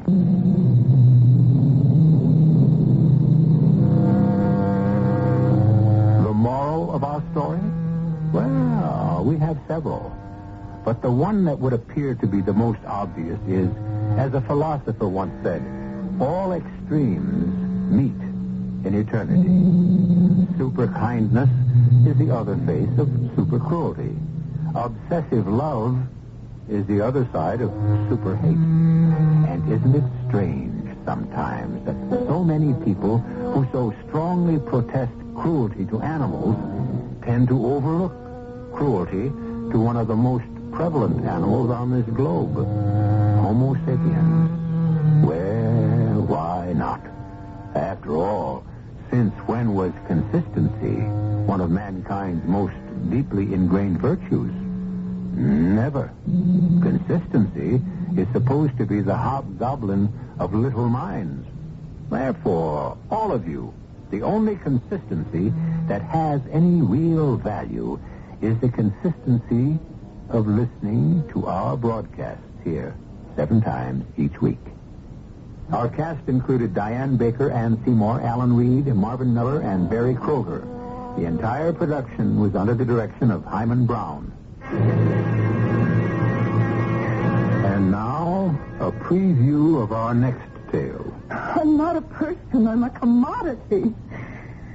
Oh, why can't you all just leave me alone? To be what? To be a... I don't know what. I never even seem to have a chance to find out for myself. To be Marcy Gerstenberg, first off, I guess. After this picture, Marcy Gerstenberg will no longer exist. There will only be Marcy Herrick. And if I don't want to be Marcy Herrick? Pretty hard to escape. There's also one contract I don't think you could break. What? An unwritten one. For the very sick lady in the hospital. Mom? Your mother was going to have open heart surgery. Very expensive surgery. No, don't. This is E.G. Marshall inviting you to return to our Mystery Theater for another adventure in the macabre. Until next time, pleasant dreams.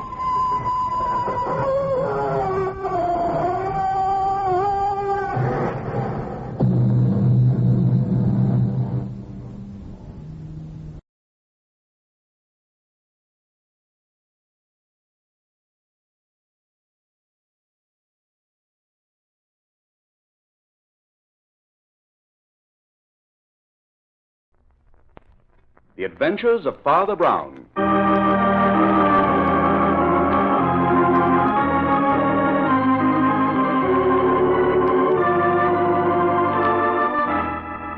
And here he is, Father Brown, the best-loved detective of them all. Humanity produces optimists only because it has never produced a really happy man.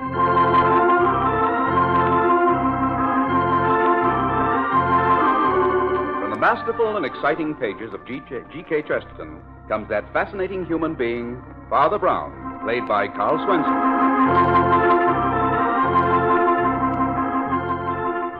Underneath the modest exterior of Father Brown is the rich character of a generous, deeply human man with a sensitive and quick-witted mind. In addition to being a man of God, he is a man of the world, a man of science, and a brilliant amateur detective. And now, the three tools of death.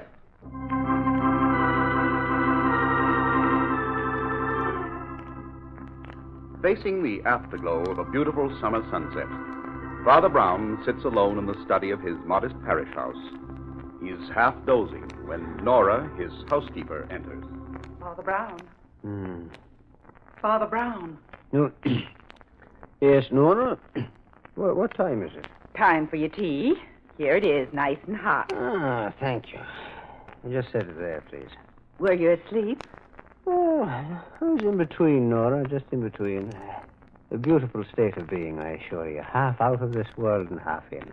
It's a good thing young Father Peter took over your duties for a day. I told him... There's somebody at the door. Don't worry, I'll take care of that. No. Oh, good evening, Nora. Is Father Brown in? I'm sorry, Flambeau, but he's rested. No, Nora. You know Flambeau's always welcome. Tell him to come in. Oh, all right. Come in, Flambeau. Have a cup of tea. No, thanks, Father. I'm all upset. A friend of mine is in trouble. Oh. Will you come with me to Oakville? My car's outside. Here. No, not so fast. Get your breath. Sit down. Father, you've heard of Aaron Armstrong, the philanthropist and lecturer? Oh, Armstrong.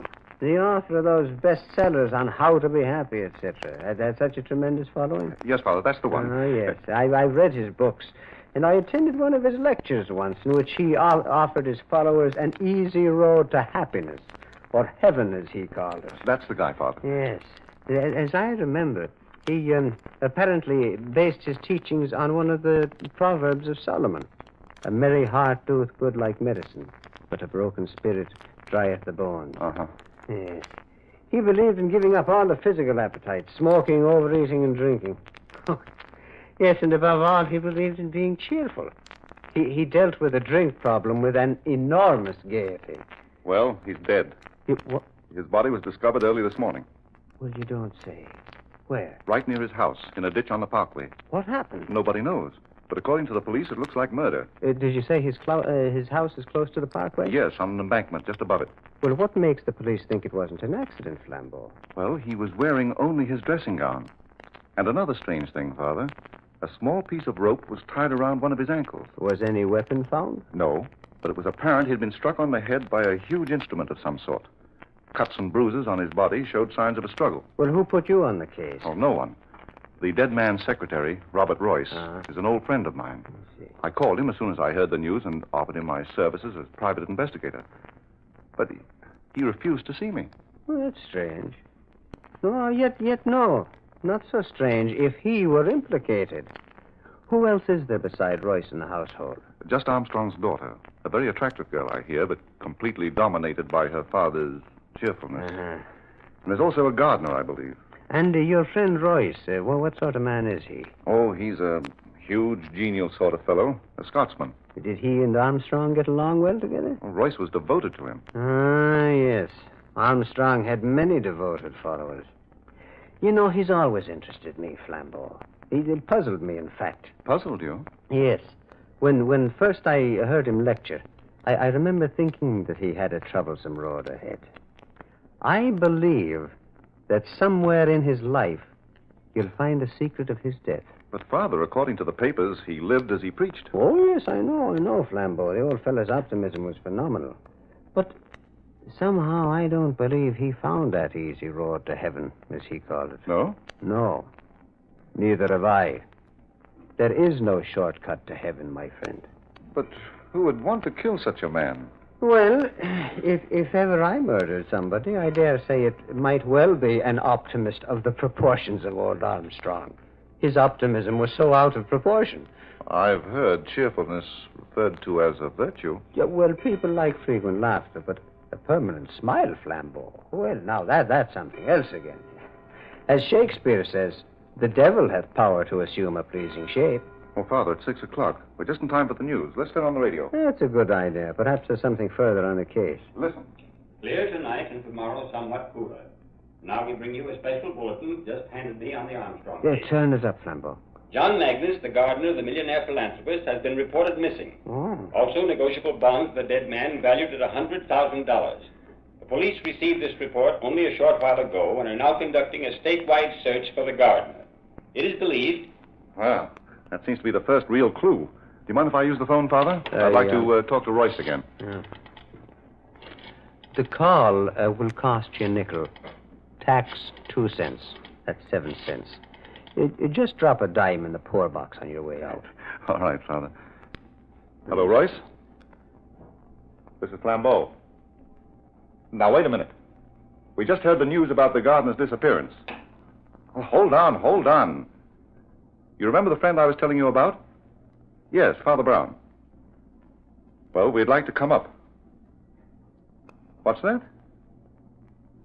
Oh, I don't get it. Royce. My father, he's hung up. What did he say? He said if we valued our lives, we wouldn't go near that house. Interesting. Well, Flambeau, that's what I call a real invitation. Come on, my friend, let's go.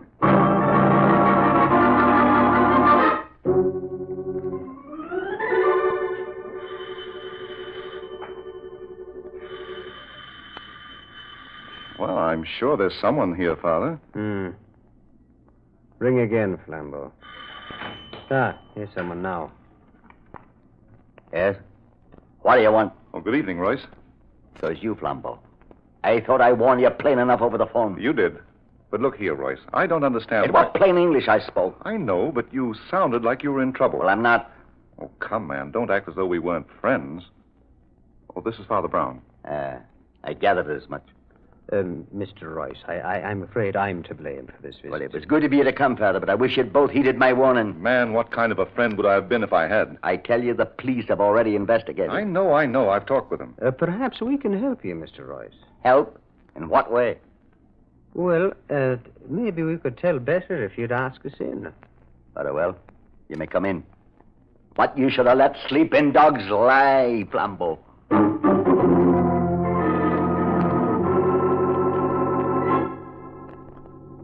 Well, Royce, I must confess I can't find anything here in Armstrong's room that tells us very much. And just what did you expect to find? Mr. Royce. Yes? What do you make of the gardener's disappearance? Magnus is a fool, maybe a thief, but he never killed Mr. Armstrong. I'm sure it was the deed of a madman. I see. My. Well, I would never have expected those to be there. Father, what are you looking at? That pair of socks over there thrown under the bureau. Oh, they should be in the bureau drawer. Here, I'll put them away. Wait. May I have a look at those bureau drawers, Mr. Royce? What for? Well, I'd just like to look. What are you searching for? And I'll take a peep at that closet, too, if you don't mind. Well, now that's funny. What, Father? Everything looked so neat when we came in. Mr. Armstrong was always very particular. Everything is in order on the surface. But underneath, things look different. What things? Well, in the closet, his socks are stuffed in the hangers with his suits. And in the bureau drawers, under those beautifully laid-out shirts... Yes?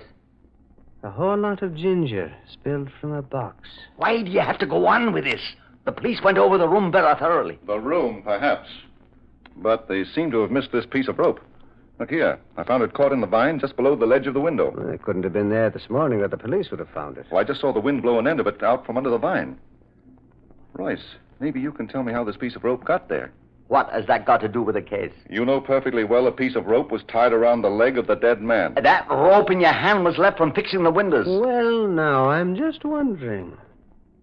Wondering what, Father? Well, let me take a look out of that window. Why? For a very good reason. The police haven't yet established why the dead man was found on the parkway. No, that isn't it. The window isn't high enough from the ground for him to have fallen. Or been pushed or to have jumped. Right. And not high enough for his body to have rolled down the embankment to the parkway. Mr. Rice, Isn't there another floor to this house? There's only an attic. Robert? Robert? That's Miss Armstrong. She's been much upset since her father's death. Oh, yes, of course. You'll have to excuse me for a moment. Certainly. Father, I don't like the look of things. This rope I found in the vine was cut with a sharp instrument. The rope found on Armstrong's ankle was also cut with a sharp instrument. And did you notice the cut on Royce's knuckle? Yes, I did, Flambeau. But, I haven't noticed any geniality. He's hardly the person you described to me. Yes, I know, Father. Didn't like him. Nevertheless, it seems to fit his unshaven appearance. It's the first time I've ever seen him that way, either. You're worried about your friend's innocence, aren't you? Oh, I know how the mind of a thief works, Father. I was once a thief myself. But murder... You think he's capable of murder? Well, the answer to that one is more up your alley, Father. Well, in any event, he's hiding something. But I think there is a secret in this house more important than his, and I'm very anxious to find out what it is. Now, first, look at the stains on the wall. And you felt the dust on the banisters as we came up. Well? Well, but the question fairly screams at us, Flambeau. What question? Why are there no servants in this house? Well, Armstrong certainly had plenty of money. He could afford them. There could only be one reason. If the old man himself had something to hide. Father, you mean you think Armstrong... Well, Miss Armstrong's in the drawing room downstairs. She'd like to talk to you, Father Brown. If you will, please follow me.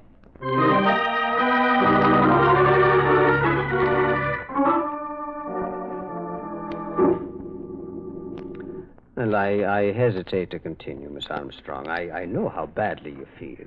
Please go on, Father Brown. I'm quite all right. But that bruise on your forehead, Miss Armstrong... Oh, that's nothing. It doesn't bother me. I bumped it. Your father had a great many followers, didn't he? Oh, yes, he helped so many people.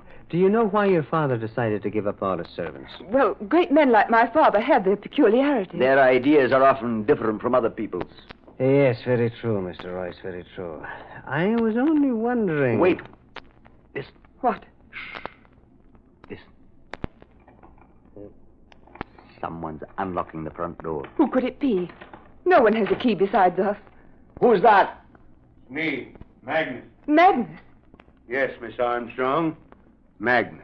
And here is Inspector Vincent. Well, how are you, Inspector? Fine, Father Brown, fine. Hello, Flambeau. I might have known you two would be here. Well, I see you got your man, Inspector. Is this the gardener who walked out of here with $100,000 worth of bonds? Walked out of here and right into my office to place them in my charge. Hello, Royce. Are you feeling better, Miss Armstrong? Yes, thank you, Inspector. Now, Magnus, perhaps you'd care to tell Miss Armstrong why you took those bonds without consulting her. No one in this household is to be trusted. Not even Miss Armstrong. Now, see here, Magnus. Just a minute, Royce. What I want to know, why did you wait so long before reporting this gardener's absence? We didn't think much of it, Inspector, until I noticed the bonds were gone, too. I was waiting for you to report it. Magnus has been telling me some very interesting things. A new angle on the case, Inspector? Well, it closes the case if Magnus is telling the truth. Inspector, what this man says is not to be taken seriously. He's not been himself. What makes you say that? Magnus used to be my father's personal valet, Inspector. But he was taken off that and put to work in the garden. He's been very upset. He thought it was quite a come-down. Upset, am I? Well, I like that. I wasn't going to tell the inspector about you two being in love, but now Be careful what you say, Magnus. You weren't so careful what you said when I heard you two talking in the garden the other night. Magnus. I've stood enough of this. Take it easy, Royce. Inspector, may I make a suggestion? Just a minute, Father Brown. Magnus, what are you getting at? About 4 nights ago it was. I heard them in the garden. He was begging her to marry him. They didn't know I was close by. No, Robert, we mustn't. But, Alice, you've no life of your own. Let's face your father now. Let's tell him how much we love each other. Oh, but, Robert, we must wait. We really ought to. I know how important you are to his work, but what about us? Our life? We can't go on waiting forever. Oh, but, Robert, it won't be forever. Oh, darling, you know I love you. You must be sure of that. I am sure, my dearest. Oh, if only I could get my hands on some money. What do you mean, Robert? I'd make you marry me then, Alice. Oh, Robert. I feel guilty even thinking of it. We mustn't, my darling. Not now. So long as he's alive. I'll find some way out of this. Shh. I thought I heard someone. We better not talk here. Come. Yes. Come, my dear. Well, that's all I could hear. But I suspected them, what they were up to, and now I know. You know what? That they would be off with the money. Mr. Armstrong's money. The money he had wanted to be used for his work. Inspector, this talk is ridiculous. You don't think... Mr. Royce, do you use an old-fashioned razor? Aye. You didn't use it today. Why?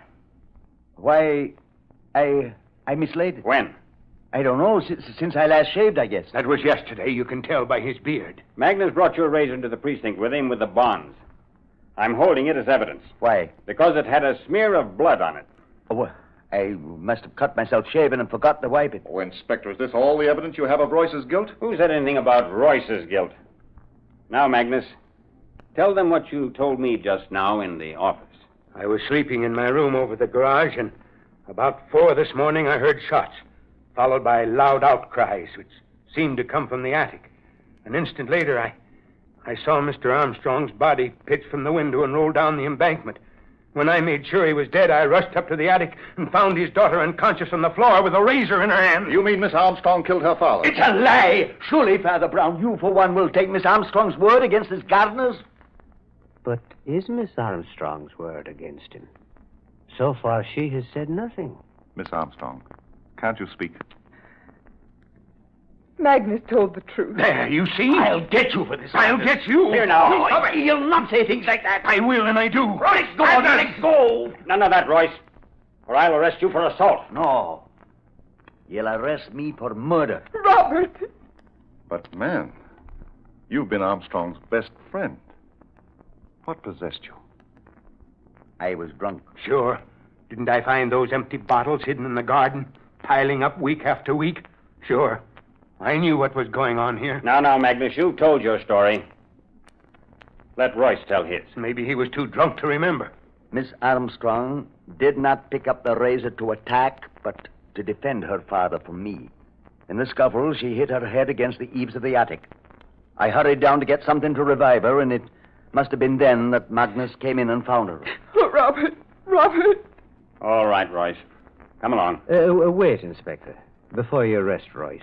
What is it now, Father Brown? Well, so far we've had opinions and confessions. But we haven't had facts. And we need facts. And where do you think we'll find them? In the attic. In the attic? Yes, Inspector. Perhaps by climbing a few steps nearer heaven, we can come closer to this evil.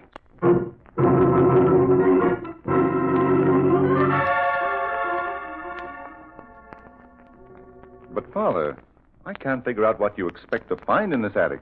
You sleep here, don't you, Mr. Royce? Aye. And Mr. Armstrong slept in the room immediately below this. Aye, but why all these questions? Well, now, in the first place, Mr. Royce, why did you bring your victim up here at the crack of dawn in order to kill him? Why didn't you go to his room? Well? I've confessed. Isn't that enough? Well, confession is good for the soul, that's granted. But, Inspector, you remember Magnus telling us he was awakened by shots? Yes. What about those shots, Inspector? Were any bullets found in Armstrong's body? Well, we investigated and didn't find a one. Wait. Here is my pistol. I fired those shots. You can see the holes in the carpet. Well, why should anybody fire at the carpet? A drunken man will let fly at anything. He doesn't pick a quarrel with his feet. And there's the rope. It was from my window here that Armstrong was thrown. And the piece of rope I found fell to the vines below. What about the blow on the head? According to our report, he was struck by a massive weapon. A massive weapon indeed, Inspector. Sure. The good green earth was the weapon. Okay, so the good green earth was the weapon. But look, this room was the beginning of the murder. Even I can see from the disorder. Come on, Royce. Let's go. But the disorder here is all on the surface. The very opposite of Armstrong's room. No, it doesn't fit. Too many inconsistencies. Father Brown, Royce has given himself up. No. Really, this won't do at all. What won't do? Well, first the police said no weapon was found at all. Now we're finding too many. Too many? There's the razor to cut a person, the rope to strangle, the pistol to shoot, and after all this, Armstrong broke his skull falling out of a window. No. It won't do. It's not economical. Alice, they won't believe me. You tell them. Inspector, Yes, young lady. may I speak to Father Brown alone for a moment? If you must, but be quick. We can't wait around here all night. And now what is it, my child? What is it that you wish to say? You're trying to save Robert, but it's no use. I should have realized before this his case is hopeless. Before he came to us, he was a prisoner of war. He had some shocking experiences. Well, you think that was the reason for his drinking? Yes, he wasn't himself at times. We thought he was getting over it, but... Father... So, I heard the shots. I ran up just in time to see him leap at my father. Where was your father standing? He was clinging to the windowsill in terror. But the rope. Robert tried to strangle him with it. Father fought back, and the rope slipped from his shoulders to his feet, tightening around the leg. Robert was like a maniac. I snatched the razor from the floor and managed to cut the rope before he pushed me against the Miss eaves. Armstrong, what we see with our eyes is sometimes farthest from the truth. Now, you thought that you saw a man about to commit murder. What you actually saw was two men struggling, and then you lost consciousness. But Father Brown... I want you to go downstairs, my dear. I don't understand. Go on now, please. Do as I say. Very well. Thank you, my dear. Well, Father Brown, I've seen and heard enough to convince me. Unless you know something pretty startling, I'm taking Royce down and booking him. If you don't mind, Inspector, I'd like to talk to Royce a bit before you do. What about, Father? Well, where's Alice? She's out of earshot, Mr. Royce. So why don't you tell us about it now? Tell you about what? I see. Well, then I'll tell you, Inspector. Those 3 tools of death were not used to kill Armstrong, but to save him. Save him? Father, I don't get this. Save him from what? From himself. At the time old Armstrong died, he was a suicidal maniac. No, Royce, you weren't drinking. No? No, and you were the only one who knew what lurked behind old Armstrong's laughter. No. Yes, you knew that behind that merry mask was the mind of an atheist. No. A man who knew nothing of God. He didn't realize until it was too late that human beings need something to worship greater than themselves. I warned Flambeau not to bring you here, Father. I was afraid it might come to this. Well, man, what harm is there in the truth now? Alice must never know. Why? Why shouldn't she be told that you weren't the enemy her father feared? Shall I name the enemy, Royce? All right, Father Brown. You win. This morning, Armstrong was determined to do away with himself. He knew I kept my service pistol in my dresser. And when he heard me go down to the kitchen early at dawn, he left his room and came up here. And you came in and accidentally surprised him. I got the pistol out of his hand, but in the struggle I had no time to unload, so I fired at the carpet. Then he found my razor and tried to slash himself. I snatched it from him and flung it to the floor. I ran after him with a rope to tie him up. And it was then that the unlucky girl ran in, and misunderstanding the struggle... She tried to cut her father free with a razor. She cut the rope, slashing my knuckle just as I pushed her, and he went crashing into eternity out of that window. But, Father Brown, you spoke of an enemy old man Armstrong feared. I did, yes. You mean the enemy was in this room with him at the same time as Royce? Yes. Who was it? The sin. The very thing Armstrong was so vehement against. You mean alcohol? It was his worst enemy. The moment I saw the ginger in one of the bureau drawers downstairs, I suspected it was the futile effort of a man who was trying to give up drinking. Isn't that right, Royce? Yes, Father Brown. Armstrong was living a lie, and it preyed on his mind. And he feared his public might find him out. Aye. The more despondent he got, the darker visions he had of failing his followers. The people who looked to him for guidance. So fearful was he of anyone prying into his secret that he hid from his friends and got rid of all his servants. And you were the only one he could confide in. Aye. He didn't understand your loyalty, did he? No, but it was for her sake, you see. And so you kept the knowledge of his spells to yourself, letting his daughter believe it was you, the result of the war. Aye. Well, Royce, I can't imagine why you didn't speak up before. Don't you see? It was because she must never know. Never know what? Why, that she killed her own father. I see. By trying to free him. My son, I think she should know. After all, it was only an accident.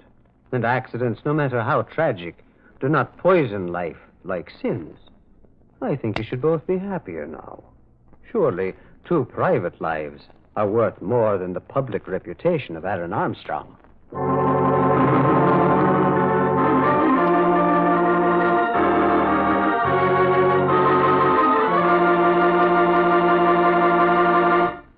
Well, Father, at last you're back. Yes, we were worried. Hello, Nora. Hello, Peter. Have you had dinner?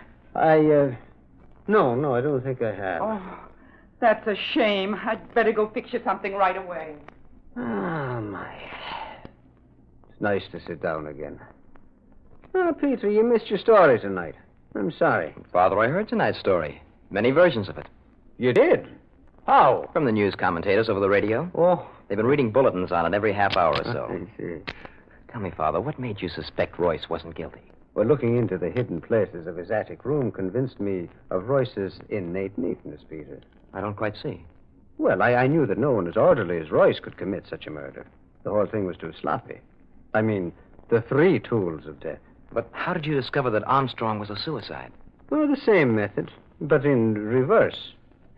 I'm afraid my methods are not orthodox, Peter. I'm no real detective. To me, a man's inner nature must be revealed first. Armstrong's habits revealed his nature just as Royce's did. They justified certain suspicions I had when Flambeau told me of his death. What do you mean? Well, Armstrong's erratic character was clear to me when I looked into his bureau drawers. See, there I saw the compartments of his mind. The neatness mixed with the disorder which his friend Royce had tried to cover up. The litter reflecting the mind of the depressed. Surely you had something more than that to prove he was a suicide. Well, yes, Peter, I had myself. Yourself? Yes. I dare say that I would feel as Armstrong did if I had ever preached an easy road to happiness and then had slipped into a ditch by the side of the road. Yes, Father, I see. Yes. Well, now, good night, Father Peter. Good night, Father Brown.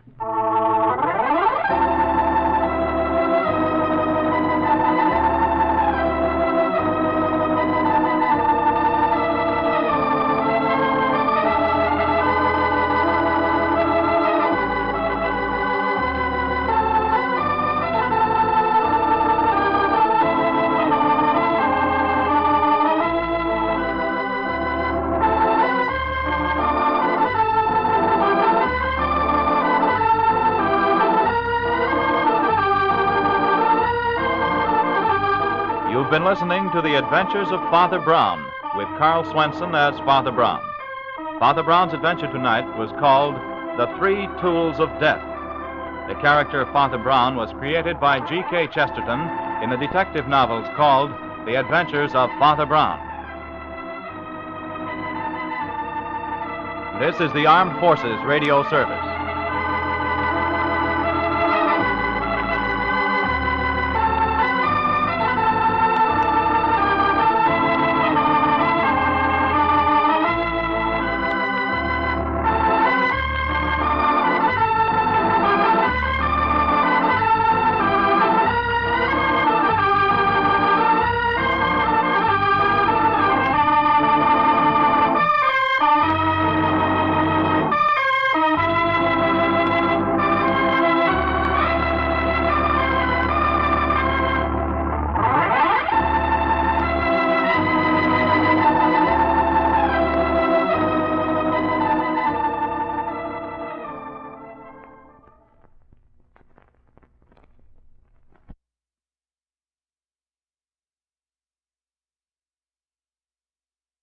CBS Radio Mystery Theater presents...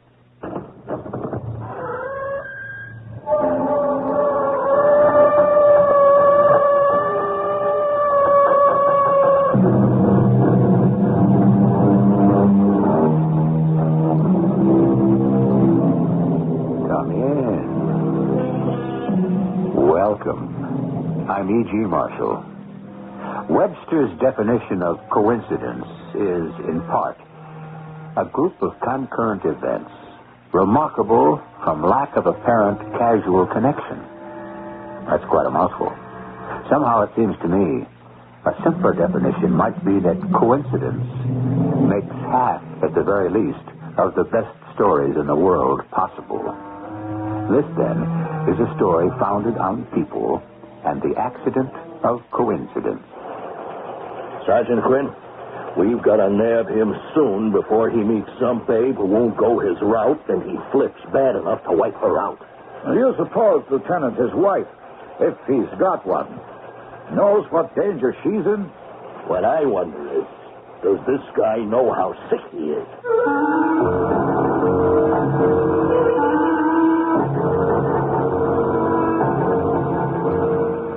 Our mystery drama, A Model Murderer, was written especially for the Mystery Theater by Ian Martin and stars Larry Haynes and Marion Seldes.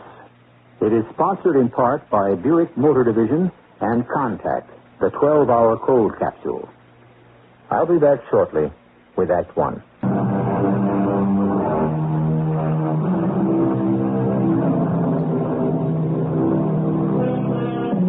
The world is filled with men of all stripes and colors, driven by an inner compulsion to maintain a macho image. Not so much for the world at large, but for themselves. Such a one is Lou Richmond, appliance salesman. At first glance, not such a glamorous business. But then, at first glance, neither is Lou. Except that, for some inexplicable reason, this 40-odd-year-old man with a receding hairline and slightly paunching has his own special magic with women and the luck of the devil getting away with it until... But that's the story, isn't it? Excuse me. But will you just permit me to say how exquisitely lovely you are? How can I stop you? You've already said it. You know, I've been watching you from the other side of the bar. Watching? My eyes have been glued. It would have been hard not to be aware of it. Particularly since the bartender tells me you brought me this. Oh, the drink. You haven't tasted it yet. I don't usually accept drinks from strangers. And one is my limit, anyway. Well, you don't have to drink it. Sorry if I was out of line. It was only meant to be a gesture to beauty, which I hadn't meant to follow up. Forgive me. I should say thank you. I didn't mean to be ungracious. Oh, you couldn't be ungracious if you tried. You come on very strong, don't you? Well, I didn't mean to. It's just that as a professional photographer, my eye always leaps and is caught by the exceptional. But I should leave you. You're obviously waiting for someone. Waiting is the right word. It's become a rather annoying avocation. Well, I just can't believe any man would stand you up. It wouldn't be the first time.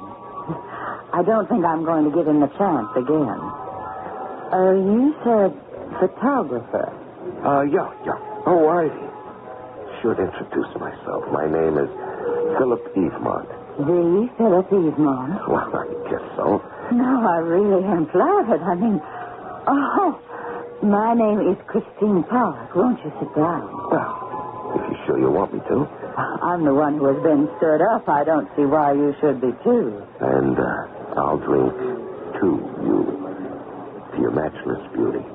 No, don't say anything. Just accept, like any goddess you're due. You're a bit much, you know. The trouble with honesty, no one believes the truth. Now, wait a minute. I've heard some expert lines in my time. Oh, it's no line, Miss Pollock. Except my lifeline.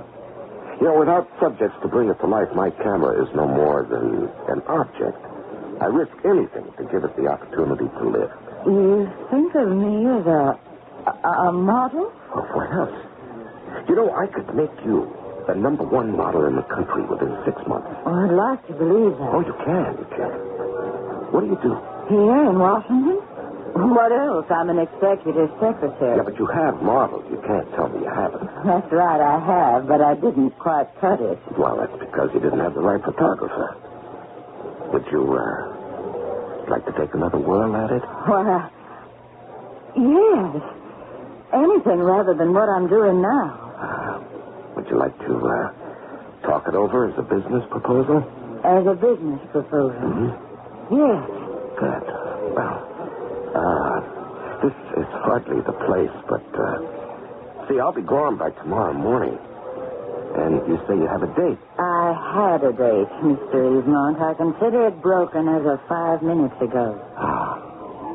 Well, then, suppose we go up to my room and discuss your future. Your room? Yeah, as I said, this isn't the place. You know who I am. Yes, sir. I realize I may not get a break like this again. I don't have that kind of money. I don't have any money at all. Well, there's got to be some way to raise it. If you can get me work, I'll plow back every cent I make. Yeah, I know, baby, and I'd help out, but you have to have something to make a start. I mean, it's got to be L.A. or New York for the big run. You need a wardrobe and just to be there. Now, I'll spring for film and studio, but I can't run it all. I know. I couldn't expect you to. But I just don't have the money. Yeah. Well, it was a good try. Well, does that have to be the end of it? No. Not as far as we're concerned. We can talk it all out again tomorrow. Meantime, we can have a ball together and live it up, huh? Oh, not just a minute, Mr. Evemonte. Now, let's make it Philip. Let's make it nothing. This was strictly a business proposition, you said. Yeah, that's right. Don't! Look, I'm not interested. Yeah, but I am. So let's get with it, huh? You let me go, or I'll scream. No. Better not try that, kid. I could mess you up. I could break your arm. What are you talking about? You and me, and why you're here. Now, shut up if you know what's good for you. From now on, I call the turn. I'm in charge.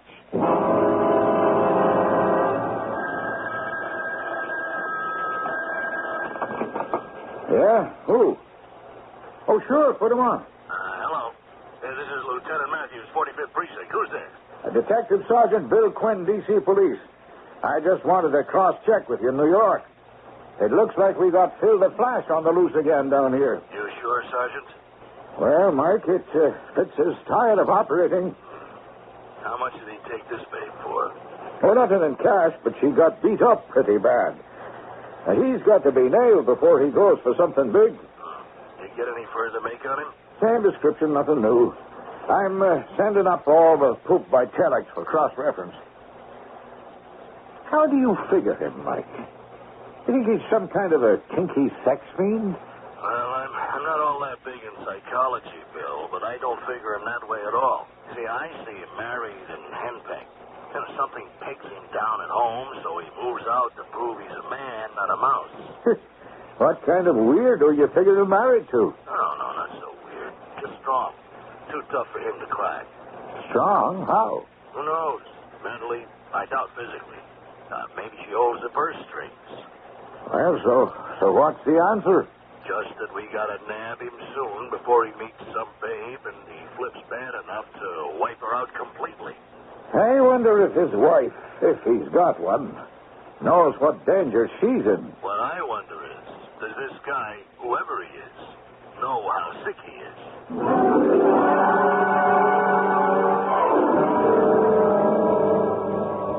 It's like a hobby with me, see? I mean, other guys go for antique cars or old stamps and like that. I go for women. Now, what's so bad about that? I mean, beautiful women. I always had them, even before Phoebe. Half the fun is the line, the technique, the way to break them down. They all go for my line. I never figure them not to. And I can use the dough. Phoebe sure keeps me on a short leash and demands the old paycheck right on the line. So a guy's got to have a little outside income somewhere, right? Sometimes I have to laugh. If she only knew. I mean, like, if she only knew how close she is from the truth.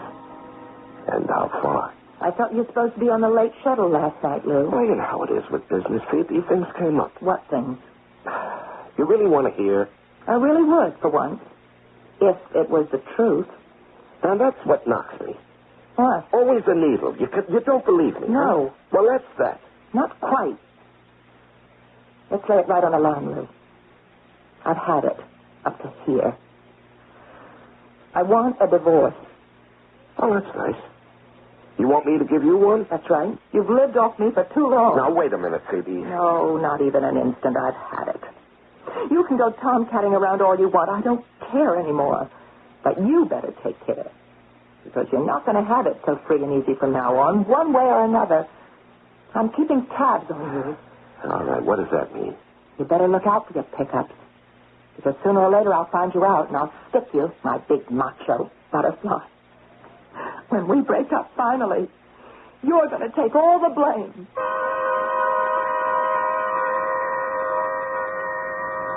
I didn't have any particular answer, except to coast. Phoebe is independently wealthy, and it's a wise man who knows which side his bread is buttered on. Except, who could have figured Athena?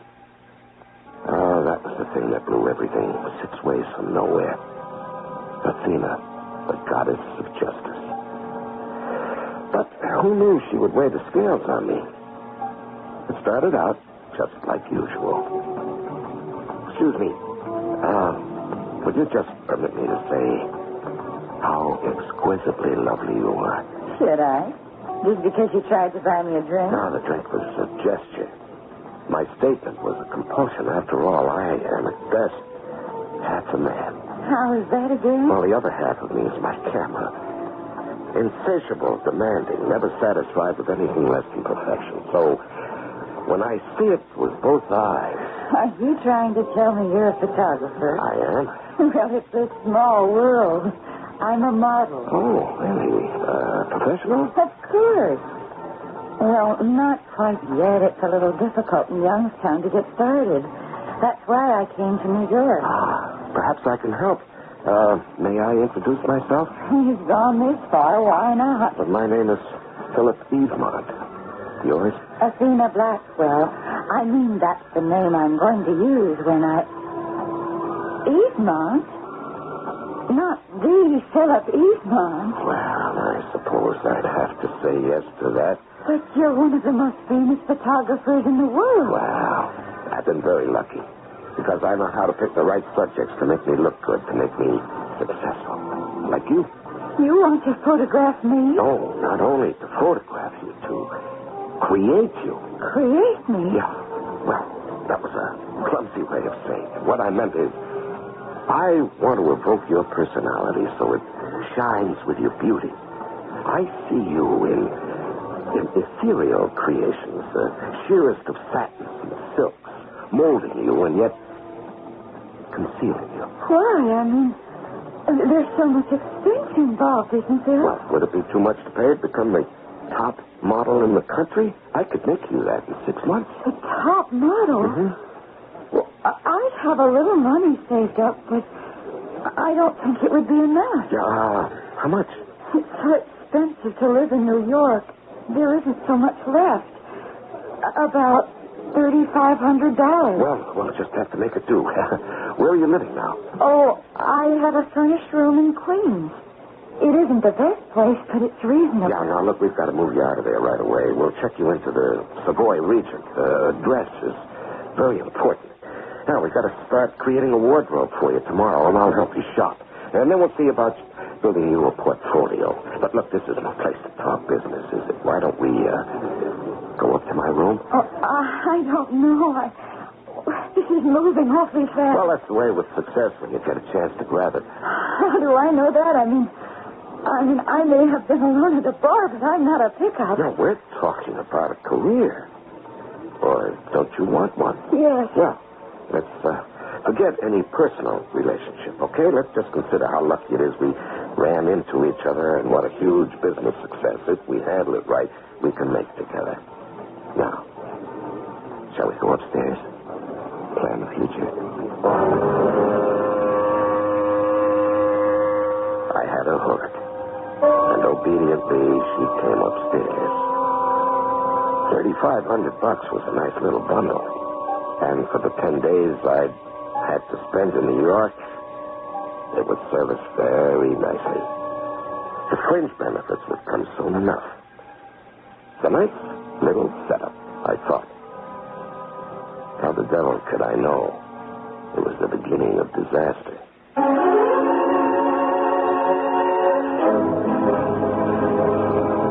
Oh, what a tangled web we weave when first we practice to deceive, said Sir Walter Scott. He might have had this whole affair in mind, for what has happened so far is simple compared to what is to come. And with those further revelations, I shall return shortly to bring you Act 2.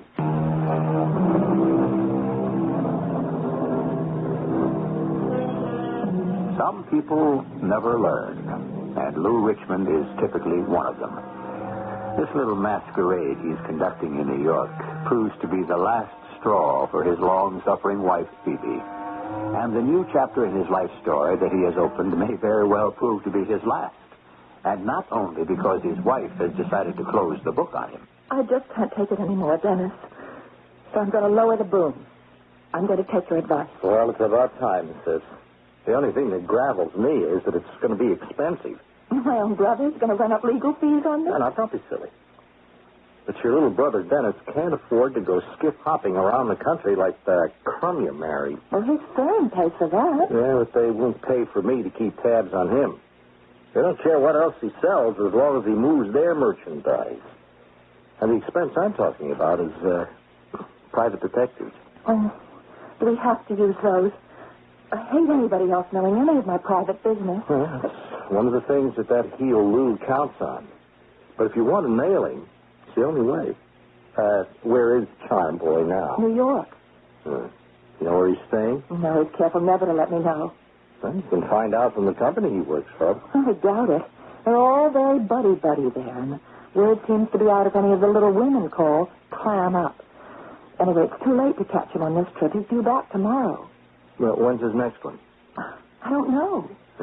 Well, let me know the moment you do, and I'll get a detective agency on his tail.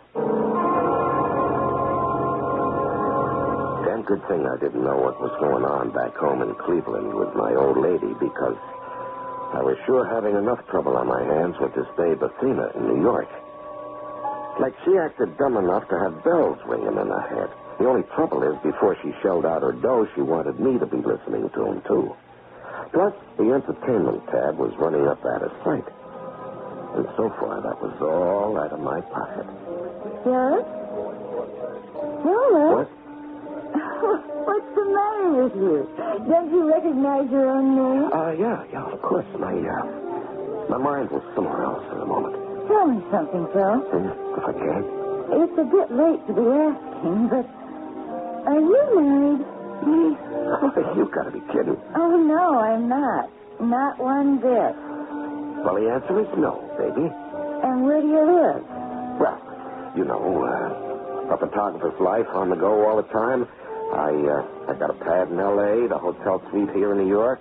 In Europe, I sponge on friends who are happy to have me around. You know, Cannes, Antibes, London, Paris, wherever the smart people gravitate. You're so famous, I'm surprised that right here in New York, nobody yet has walked up to you and recognized you as the Philip Easton. Well, that's because I'm the man behind the camera. They see the women I've made the glamour queens, not me. Just as they'll remember you, not me. When I make your face known around the world. Phil? Yeah? You are going to make me a glamour queen, aren't you? Oh, you know it, Athena, honey.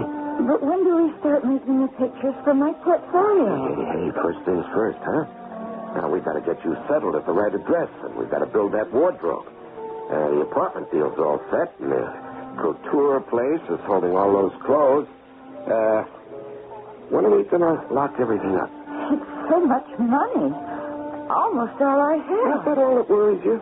I'll call the coast tomorrow and have them transfer some of my funds. You mean you'd be willing to cover it all? Well, why not?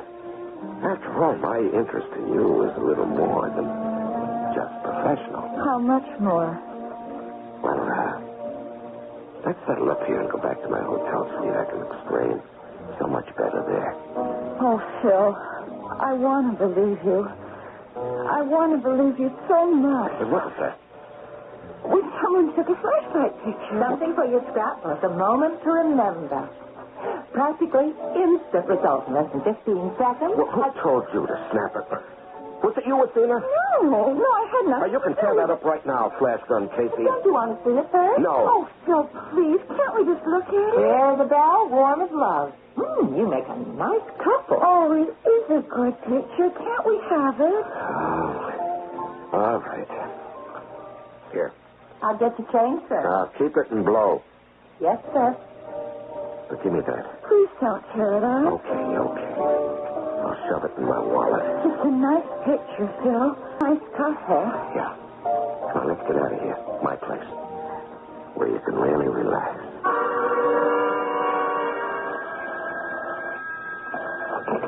Lieutenant Matthews, 45th Precinct. Who? Sergeant Quinn? From Washington? Oh, yeah, sure. Put him on. What? Right outside in the squad room? Well, send him in. Send him in. Oh, how do you like that? Speak of the devil. Bill Quinn? That's me, Lieutenant Matthews. Well, it's Mike to you. Come on in. Thanks, Mike. What brings you to New York? Oh, I ran a prisoner up to turn over to your headquarters downtown. Figured as long as I was here, I'd drop in and meet you in person. Well, that's great. Here, grab yourself a seat. Prisoner? Not our boy. Phil the Flash? No, more's the pity. We ran into a complete dead end on him. Yeah, I know. Funny thing, coincidence, you know. I was just going over his file. That's one reason I dropped by to meet you. That guy kind of niggles around in the back of my mind. You got anything new on him up here? No. He just seems to be laying low for a while. Maybe he ran out of gas or got the call. Oh, no, not this boy. He'll be back. He's like all of them. They get a good thing going, and they just got to run it into the ground. They never know when to quit. What's so good about it? He don't clean up that much. Well, he don't do so bad neither here. Let's see. We've collated everything we've been able to off the wires. Chicago 74, Iris Coliseo, $1,500, and aggravated assault. 75, Marion Shuttle, $500, no other charges. 2 ladies in 76, another couple of grand, and one assault charge. Washington, you know the story. Oh, here, 7 separate complaints, civil and criminal. Add it all up, 17 separate females, and maybe a total of 35 to 40 grand. And these are only the ones who try to turn him in. Same line every time? Sure. Claims to be Philip Piedmont. Doesn't even look like him. This guy's maybe 5'11". Piedmont's 6, 7, or 8. This guy's heavy set, paunchy. His teeth are not so good. He's balding. But Piedmont has a head of hair like a lion and a set of choppers like a movie star. How did he get away with it? You're asking me, Bill? Well, it's a crazy world. Just the same, I'd like to pin him down. Yeah, so would I. Just one break, I ask, before it's too late. Too late? You mean before he gives up the scam? Well, if I knew he'd give it up, I'd settle for that. You know what I told you over the phone? I'm afraid if he don't, it's going to back up somehow real big. Well, like how? Well, one of these dames is going to see the light and realize what a ride she's been taken for. And she might just get hold of something lethal like a gun or a knife. Put a couple of holes in him. Wouldn't you figure maybe he had it coming? Yeah, well, maybe. But what really worries me with this guy's history of assault and battery is what he might do if one of them tried to blow the whistle on him before he had a chance to duck. I'm afraid of how far he might go to keep his identity a secret. Hey, sometimes I think I'm getting old. My wife says even my worries have worries. Come on. Let's go hoist a couple of beers in the local pub and congratulate ourselves that as far as we know, old Phil the Flash is off the prowl. No. Well, why'd you come up here to my room? To get things settled, to find out just where we stand. You know where we stand, Athena. I don't. No, I mean, first of all, I thought we had a business arrangement, but now... All right. Now what? Now it's something else. Something that I'm just not ready for, Phil. Oh, come on, Athena. You've been building up to it all day since lunch, and dinner was the clincher. Now, why do you think I cut our night out short and brought you back here, huh? I said at least it was to talk about my career first. You've been hinting at a lot more than that, not only tonight, but all week. You just don't understand me, Phil. I understand that you don't trust me any way at all. I never said that. If you mean the money, it's just that it's all I have. Everything seems so expensive, and it's all so rushed. Now, you thought you'd just make a little play for me and see if maybe I wouldn't foot the bills, carry the ball all by myself. No, that's not what I thought. Sure. Maybe it even went a step further.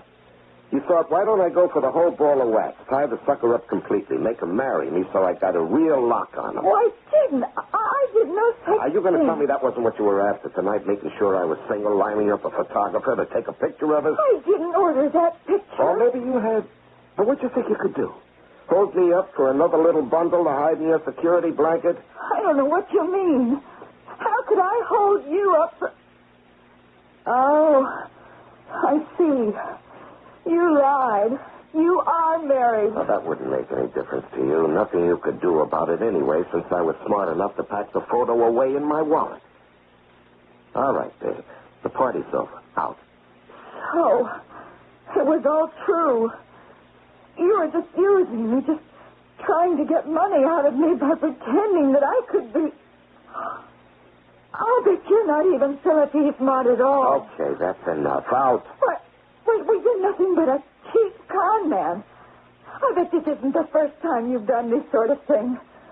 I ought to report you to the police. And maybe I just will. Now, wait a minute. Not on your life.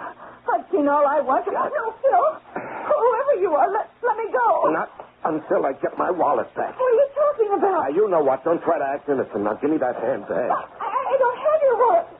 You put it on the high floor there. Yeah. Where is it now? I don't know.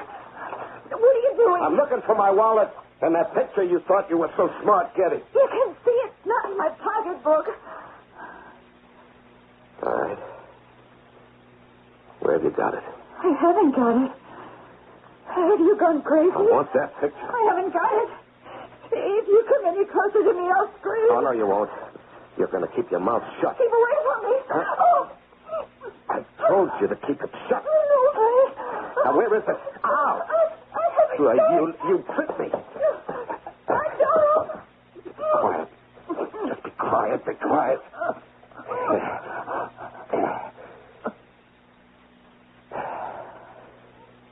That's better.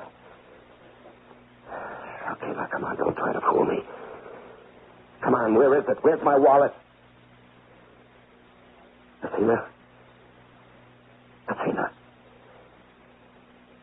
Oh, no.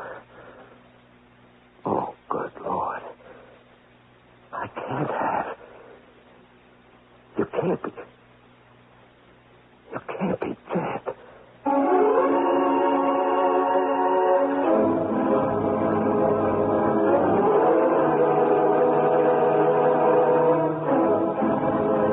Experience is a matter of instinct about life, said Oscar Wilde.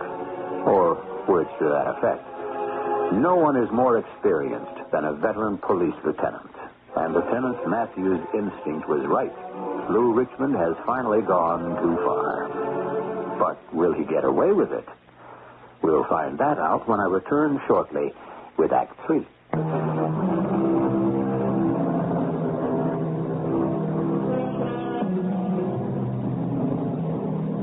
At the climax of Gilbert and Sullivan's operetta, The Mikado, the three principals sum up the dramatic tension of the moment in these statements. Here's a howdy-do, here's a pretty mess, and here's a state of things. Now, I don't think Lou Richmond could be so polite and contained in his quandary. It is, after all, one thing to have an angry, disillusioned woman on your hands, but quite another to have a dead one. Oh, wait a minute. Is she really dead? We didn't stop quite long enough before to find out, did we? I never figured anything like this to happen. I just never figured it. I didn't choke her all that much. Maybe when we fell, somehow her neck... Oh, what's the difference? She's dead. I gotta get out of here. No, wait a minute. No, the wallet. That picture. That's her only tie to me. I gotta find that first. Let's see. Where could it be? It's crazy. I had my wallet when I came in here. I put it on top of the highboy there. Nothing back. Under. It's not anywhere. What could have happened? Now, let me think. Now. We came out of the restaurant. I was putting my wallet in my pocket. Maybe I dropped it there. Or maybe in the cab. Or getting out. Yeah, getting out. That must have been it. Getting out. That's what it must have been. It sure ain't anywhere in the suite or I'd have found it. Well, kiss your luck, Lou Richmond. And hightail it out of here fast.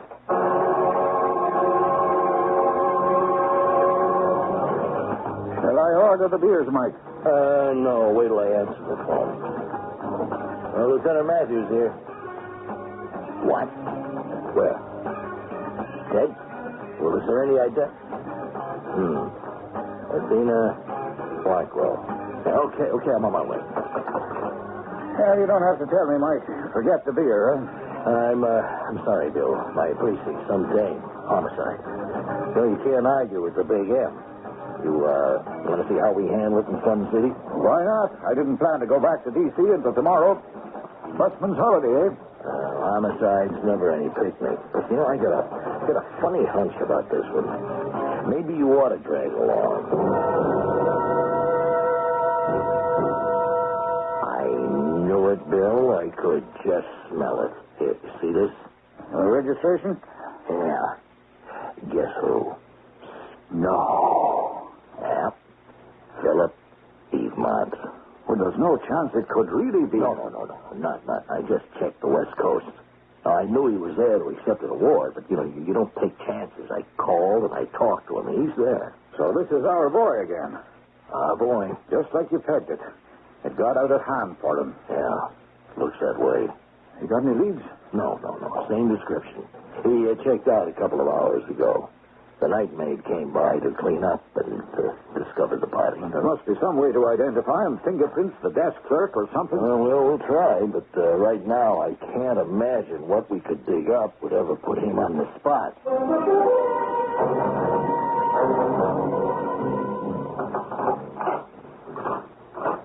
Who is it? Who is that? It's all right, Phoebe, honey. It's just me. Lou? Who else? Why, I didn't expect you back until late tomorrow. Yeah, well, my plans got changed. My business was all finished, so I took the chance to get on home to you as fast as possible. What's the matter?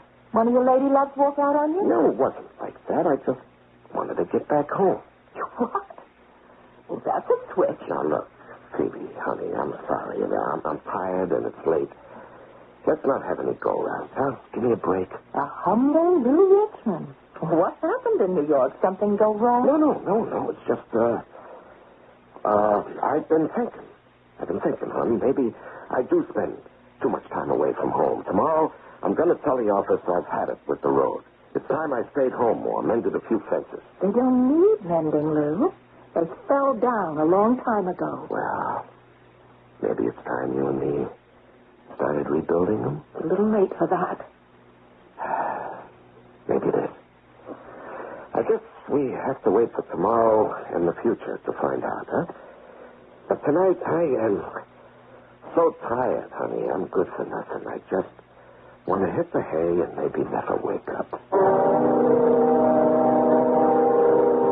I slept like I'd had knockout drops and woke up feeling not much better than if I had. I grabbed some OJ and left for the office. But first, I headed for the out-of-town newspaper stand to pick up the News and the Times. The story was in both of them. Buried in the right-hand bottom of the Times' first page. Splashed all over the news with a picture of Athena they'd dug up somewhere. But only guesses about me. Nothing about the wallet. The next day, it was inside the Times, but still on page 2 of the news. No mention of the wallet.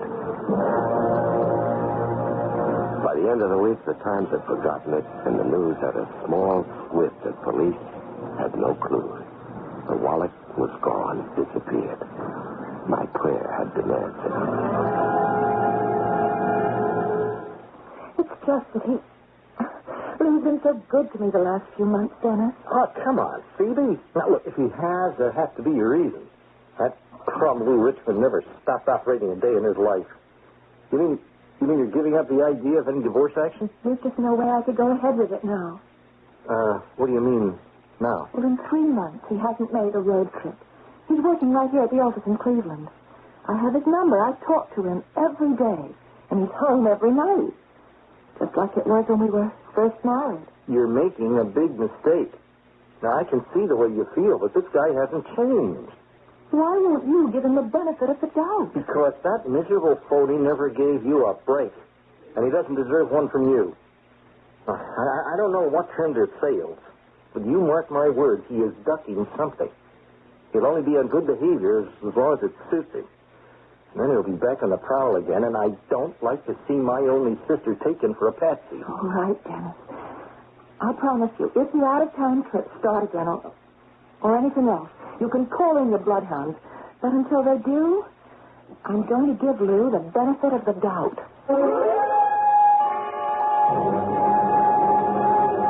The next month really drove me up the wall.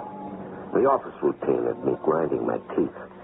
And all the forbidden women around me with their skirts blowing in the wind really chimed my bells.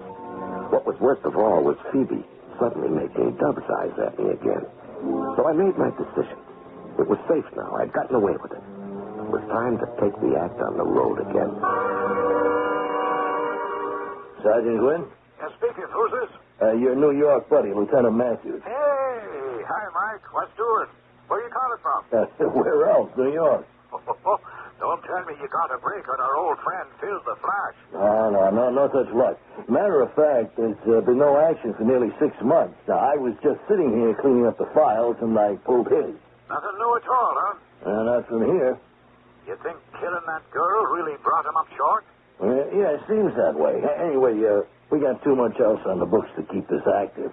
I'm going to have to bury our friend in the whole file. I hate to think of that bird getting away with murder. So do I. Well, what can I do without any evidence? If I can't find him, I can't move against him. You don't think sooner or later he'll pop up again? Between you and me, yes. Somewhere. Sometime. I just wish they hadn't ridden me off the case from upstairs, because my hunch is stronger than ever. What hunch? Remember I told you this boy was headed for big trouble to begin with? Well, now that he's committed murder and got away with it, one will get you 100. He's going to try it again. You're not going back on the road, Lou. I got to. The office insists. Then quit your job. I can't do that. Why not? I have more than enough money for both of us. You've always half lived off me anyway. Well, I'll tell you one thing. It'll never be all the way. I'm not quitting, and I'm going back on the road. Dennis was right. You haven't changed. You just can't wait to get back to chasing again where it's safe. Well, you're not going to get away with it. Now, what are you talking about? You go back on the road, and I'm going to have a private detective on your heels wherever you go. You so much as look at any other woman, and he'll have the goods on you, and I'll divorce you so fast and clean, you'll be wiped out. So that was it. She meant every word she said. And I knew right at that moment that Phoebe had to go. I'd gotten away with it once. I could do it again. It was just a matter of figuring out how. But Phoebe was as good as dead. No way anyone could stop me. And that's when the roof fell in. Answer the door, will you? Who is it? How do I know? Police, open up. Police? Come on, open up. We know you're in there, Richmond. And don't try anything. The house is surrounded. What is it, Lou? What is it? Well, I don't know. I just don't know. Well, we better find out. No, don't. We've got to, Lou. Excuse me, madam. Detective Archer, Cleveland Police. No, don't you move, Richmond. We got you covered. All right, put the cuffs on him. Handcuffs? What are you doing? Are you, Mrs. Richmond? Yes? I'm sorry, but we're arresting your husband. What's the charge? Suspicion of murder. Oh. How did you know? Lieutenant Matthews here from New York will tell you that.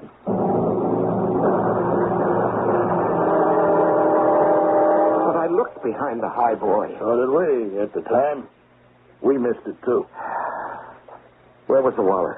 behind the wooden backing. It was loose at the top. The wallet slipped down inside it, behind the drawers.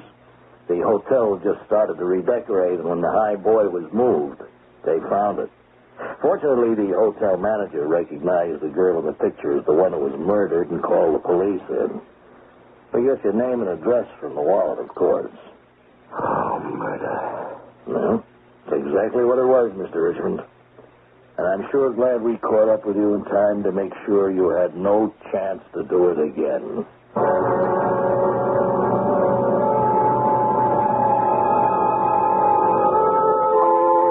Coincidence.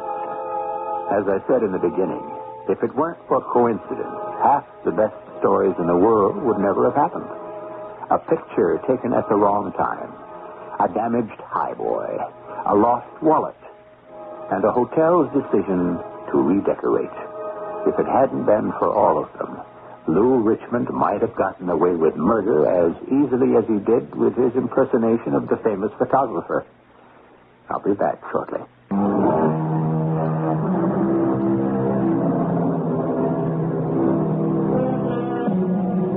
A melancholy story. What makes such a tawdry and despicable man? Perhaps all of us must share the blame a little. Day after day, the newspapers chronicle stories of human beings like you and me taken in by the flimsiest of schemes. Why? How? Who doesn't, in his heart of heart, dream of being rich or famous or powerful?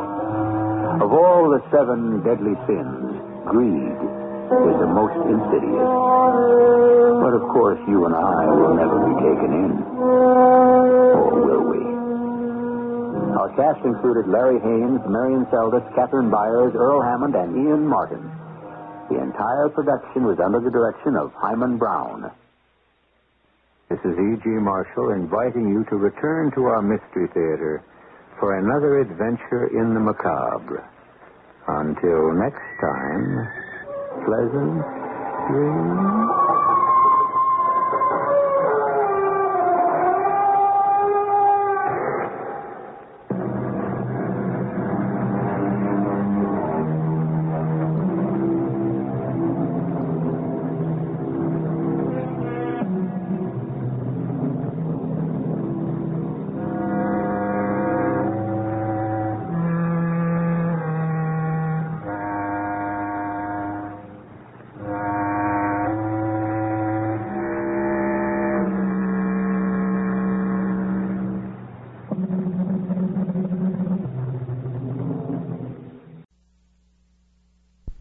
Get satisfaction reading the obituary notices. Have you ever felt that way? Most of us have. We dream the supreme revenge. An enemy is alive 1 minute, dead the next. That's in a dream. No one except a person with a criminally twisted mind ever commits murder. But Alex Hunter found a way. Quite ingeniously, he turned frustration and jealousy into an instrument of death and got away with it. What's wrong, Alex? Is it Phyllis again? Yes, she's all wrong. Oh, dear. Such a beautiful young woman. I thought you were devoted to her. I became infatuated with her, but that's not love. Look, I'm 55, she's 33. Proud of her beauty, tantalizing to other men, demanding and, I fear, unfaithful. Older man, beautiful younger woman, and a second marriage that for me is unbearable. I'm very sorry. And it's until death us do part. Alex. Does that shock you, gentle Abby? Then allow me to put it more bluntly. I wish that Phyllis were dead.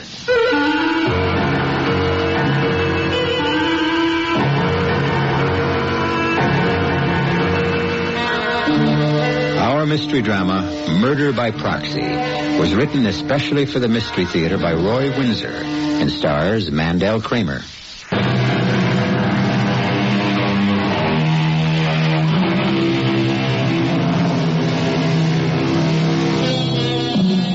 The old aphorism insists that marriage is made in heaven.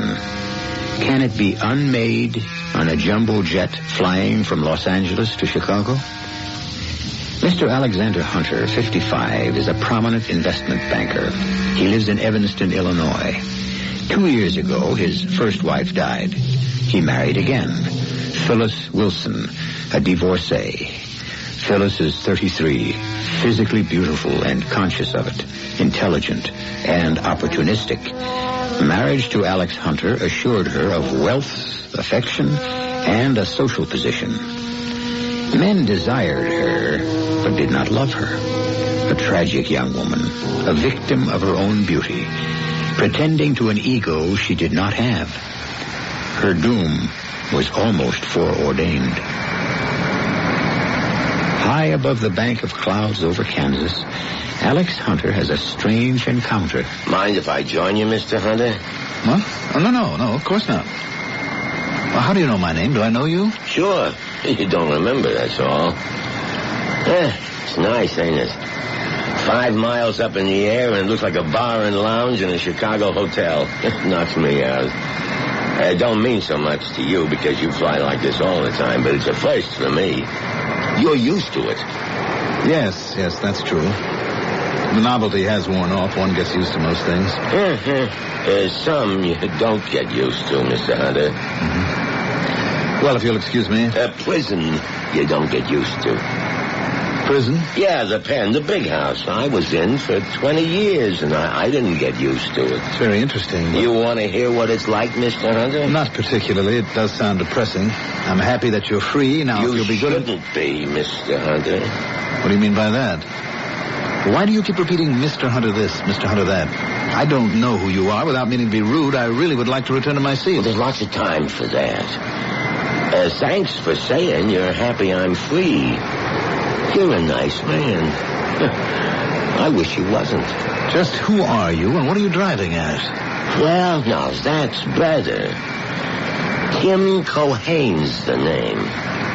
Remember? Tim Cohane? The name means something. Does ring a bell?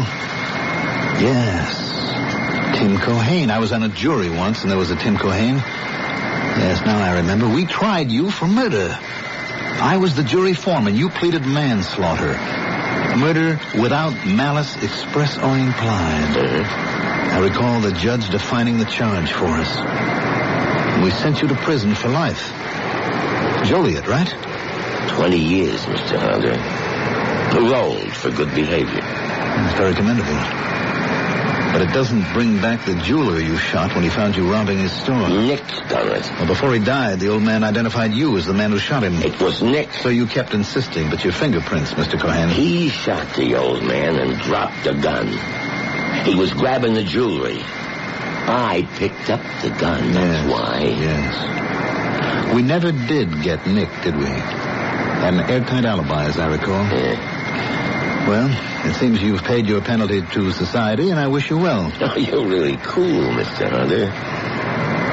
20 years in the can, remember? I rot in the pen for 20 years. My wife has to sell the bungalow. The kids run wild. She gets sick and can't get the kind of medical help she needs, and she dies. Oh. Who cares? Do you care she's dead and my kids are gone who knows where? No. It was just a day's work for you and the rest. The bum's guilty, send him to the pen. And when the bum comes out, what's he come out to? Nothing. Might as well be dead. And you wish me well. I'm sorry about your wife and children. I was 28 when you cut off my life. A jury sentenced you, Mr. Cohane. You cut off your own life. A jury found you guilty of murder but settled for manslaughter and sent you to prison. Willfully or without malice express, you caused a death. And you've paid the penalty. You ain't paid, Mr. Hunter. Meaning what? I'm gonna kill you, Mr. Hunter. You are? Mm-hmm. You amaze me, Tim. May I call you Tim? We seem to have embarked on a very close relationship, haven't we? You are cool, Mr. Hunter. I didn't know if you'd yelled for help. And if I had? I'd shoot you dead on the spot. Uh-huh. And what about you? Me too. I got nothing to live for. What's to prevent me from reporting your threat to the captain? I'm sticking close to you, Mr. Hunter. That's why I flew first class. When we land, what if I point you out to the police? I'll be gone, and they'll think you're nuts. Mm-hmm. Well, you do have a point. Well, why don't you kill me now and get it over with? It's too easy. 20 years, Mr. Hunter. That's a long time to sweat it out. And you sweat it out. For how long? A day, a week, I don't know. In the city, in your house. You know where I live? Sure. Evanston. Some house, and Mrs. Hunter. She's some dish. Yes. A beautiful woman. I'll miss her, Tim. I missed my wife, and now she's dead. I have no choice, I suppose. You know, I am quite rich. No, no choice. You're dead, Mr. Hunter. I see. And you selected me because I was foreman of that jury, is that right? Yeah. If I get away with knocking you off, I'll get as many of the others as I can before some cop gets me. So my days are numbered. You've been following me, Tim? Yeah, to L.A. and back. I could have killed you any time the last 5 days. Why didn't you? I wanted to talk first. So you'd know what was going to happen and then sweat it out. Your form of torture? Yeah. But it hasn't worked out that way. Maybe you're scared stiff, but I don't see it. You play it cool. I accept what's inevitable, Tim. You're determined to kill me. If a person's willing to die for murder, nothing can prevent him from committing it. That's right. Then let's have a drink together. A drink to the great adventure.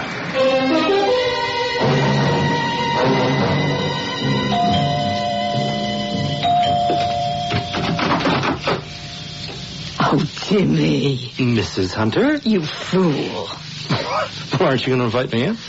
Oh, I know you are madly in love with me. Oh, am I?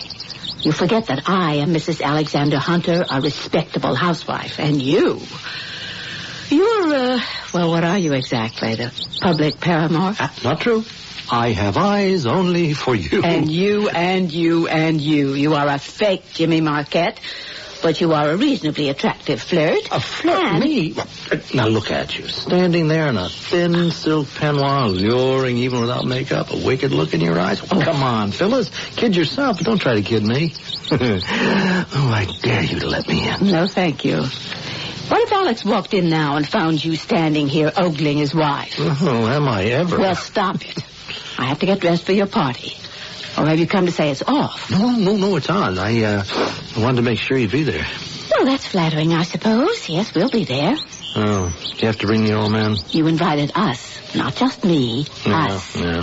Phyllis. Oh, now, Phyllis, you know how I feel about you. You are off limits, Jimmy. Alex is not exactly the permissive type. But how can you stand him? He just doesn't fit in with someone our age. He's not that old, and he's rich.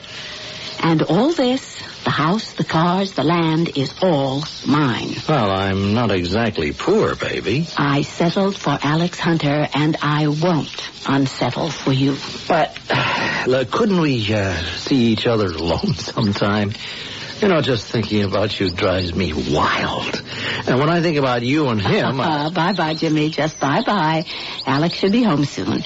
And we'll be at your party in an hour. Oh, sweet Phyllis. Make me immortal with a kiss. Oh, you have got it bad. Goodbye. Yeah, I'll kill myself. Not on my doorstep, if you please. Goodbye.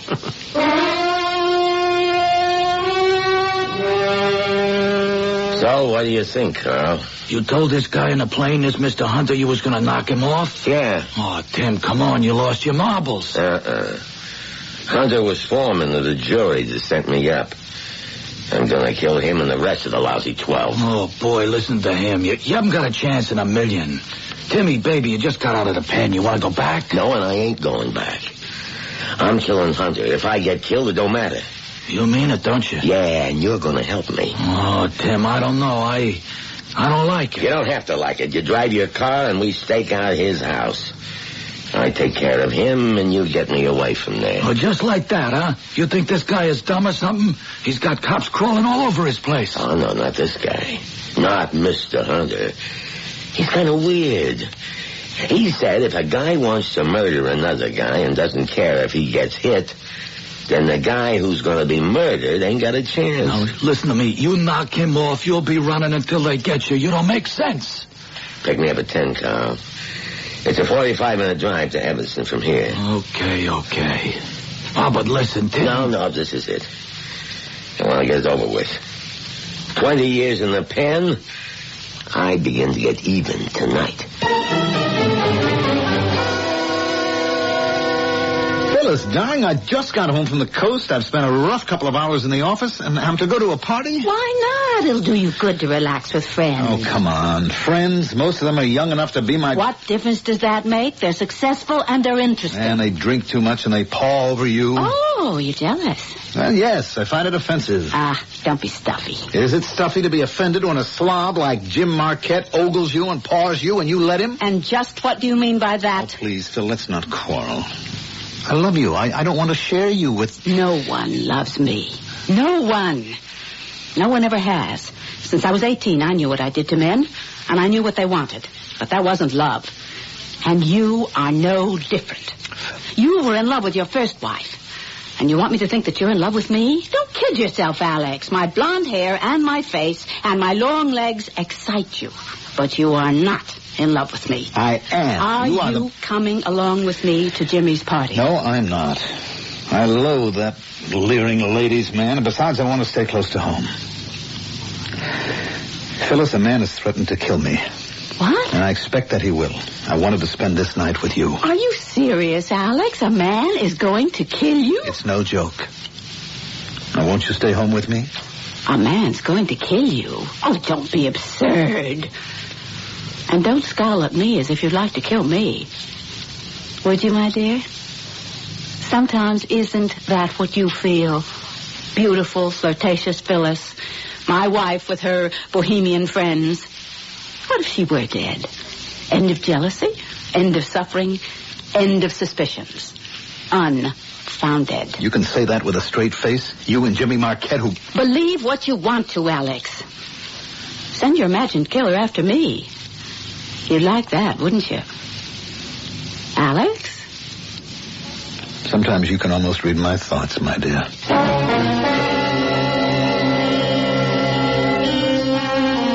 Jealousy is the greatest of all evils and the least pitied by those who cause it.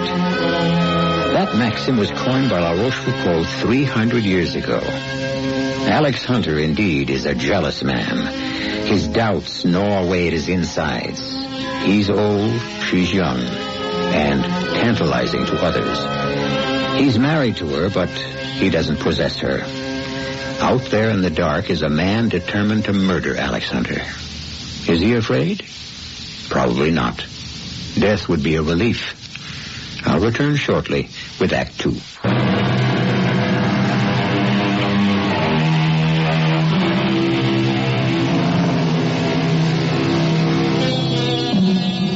"20 years ago, Alex Hunter was foreman of a jury which sent Tim Cohane to prison for murder. During those 2 decades, Tim determined that when he was released, and he was, for good behavior, he would kill Hunter. An extraordinary vow. Impossible? Indeed not. Each of us at one time or another has said, I could kill you. We say it, but we seldom mean it literally. Phyllis, Alex Hunter's young and beautiful wife, has gone alone to Jimmy Marquette's party. It's now 8:30. Alex, I can't believe it's you speaking. You wish Phyllis dead? What's this? Alex, what nonsense have you been handing Abby? Oh, I suppose it does sound like nonsense, Len. Well, of course it is. Wishing Phyllis dead. Oh, lovers' quarrel. Blow over by morning. Tell us about your trip, Alex. He's serious, Lem. Nonsense. Wish Phyllis dead. Striking girl. You're to be envied, old chap. Now, go home and make up. You know you're a tonic, Lem. I'm glad I'm good for something. Alex, you frighten me. You are serious, aren't you? If it will rub that expression of worry off your face, Abby, I assure you that I was only thinking aloud. Feeling aloud is more like it, but there are times when I would give anything not to have married Phyllis. Not to have lost friends my own age, like both of you. Not to have lost nights of sleep, not to have as my constant companion the old green-eyed monster of jealousy. It's quite a statement, Alex. You mean the marriage hasn't worked out, eh? In the last few months, it's fallen apart. Oh, I am sorry to hear that. I suppose it was to be expected. May and September marriages may work sometimes, but not for Phyllis and me. She's 22 years younger than I am, physically beautiful, but she's amoral. She really is. That's a very serious accusation, Alex. Abby, she's a hopeless flirt. Isn't that a dandy, old-fashioned word to apply to a woman? Are you sure you aren't being snuffy, Alex? Is she at home? She went to Jim Marquette's party out on Lakeshore Drive. I was invited, but I wanted to stay home. We quarreled. She drove over alone, and I stayed home, fixed a sandwich, went for a stroll. Your lights were on. Of course. I wish I could make a suggestion. Haven't got one. Oh, of course not. Well, my troubles will be past sooner than you expect. Divorce? No. Murder. What? Murder? Have you lost your mind? Alex, you couldn't. Oh, no, certainly.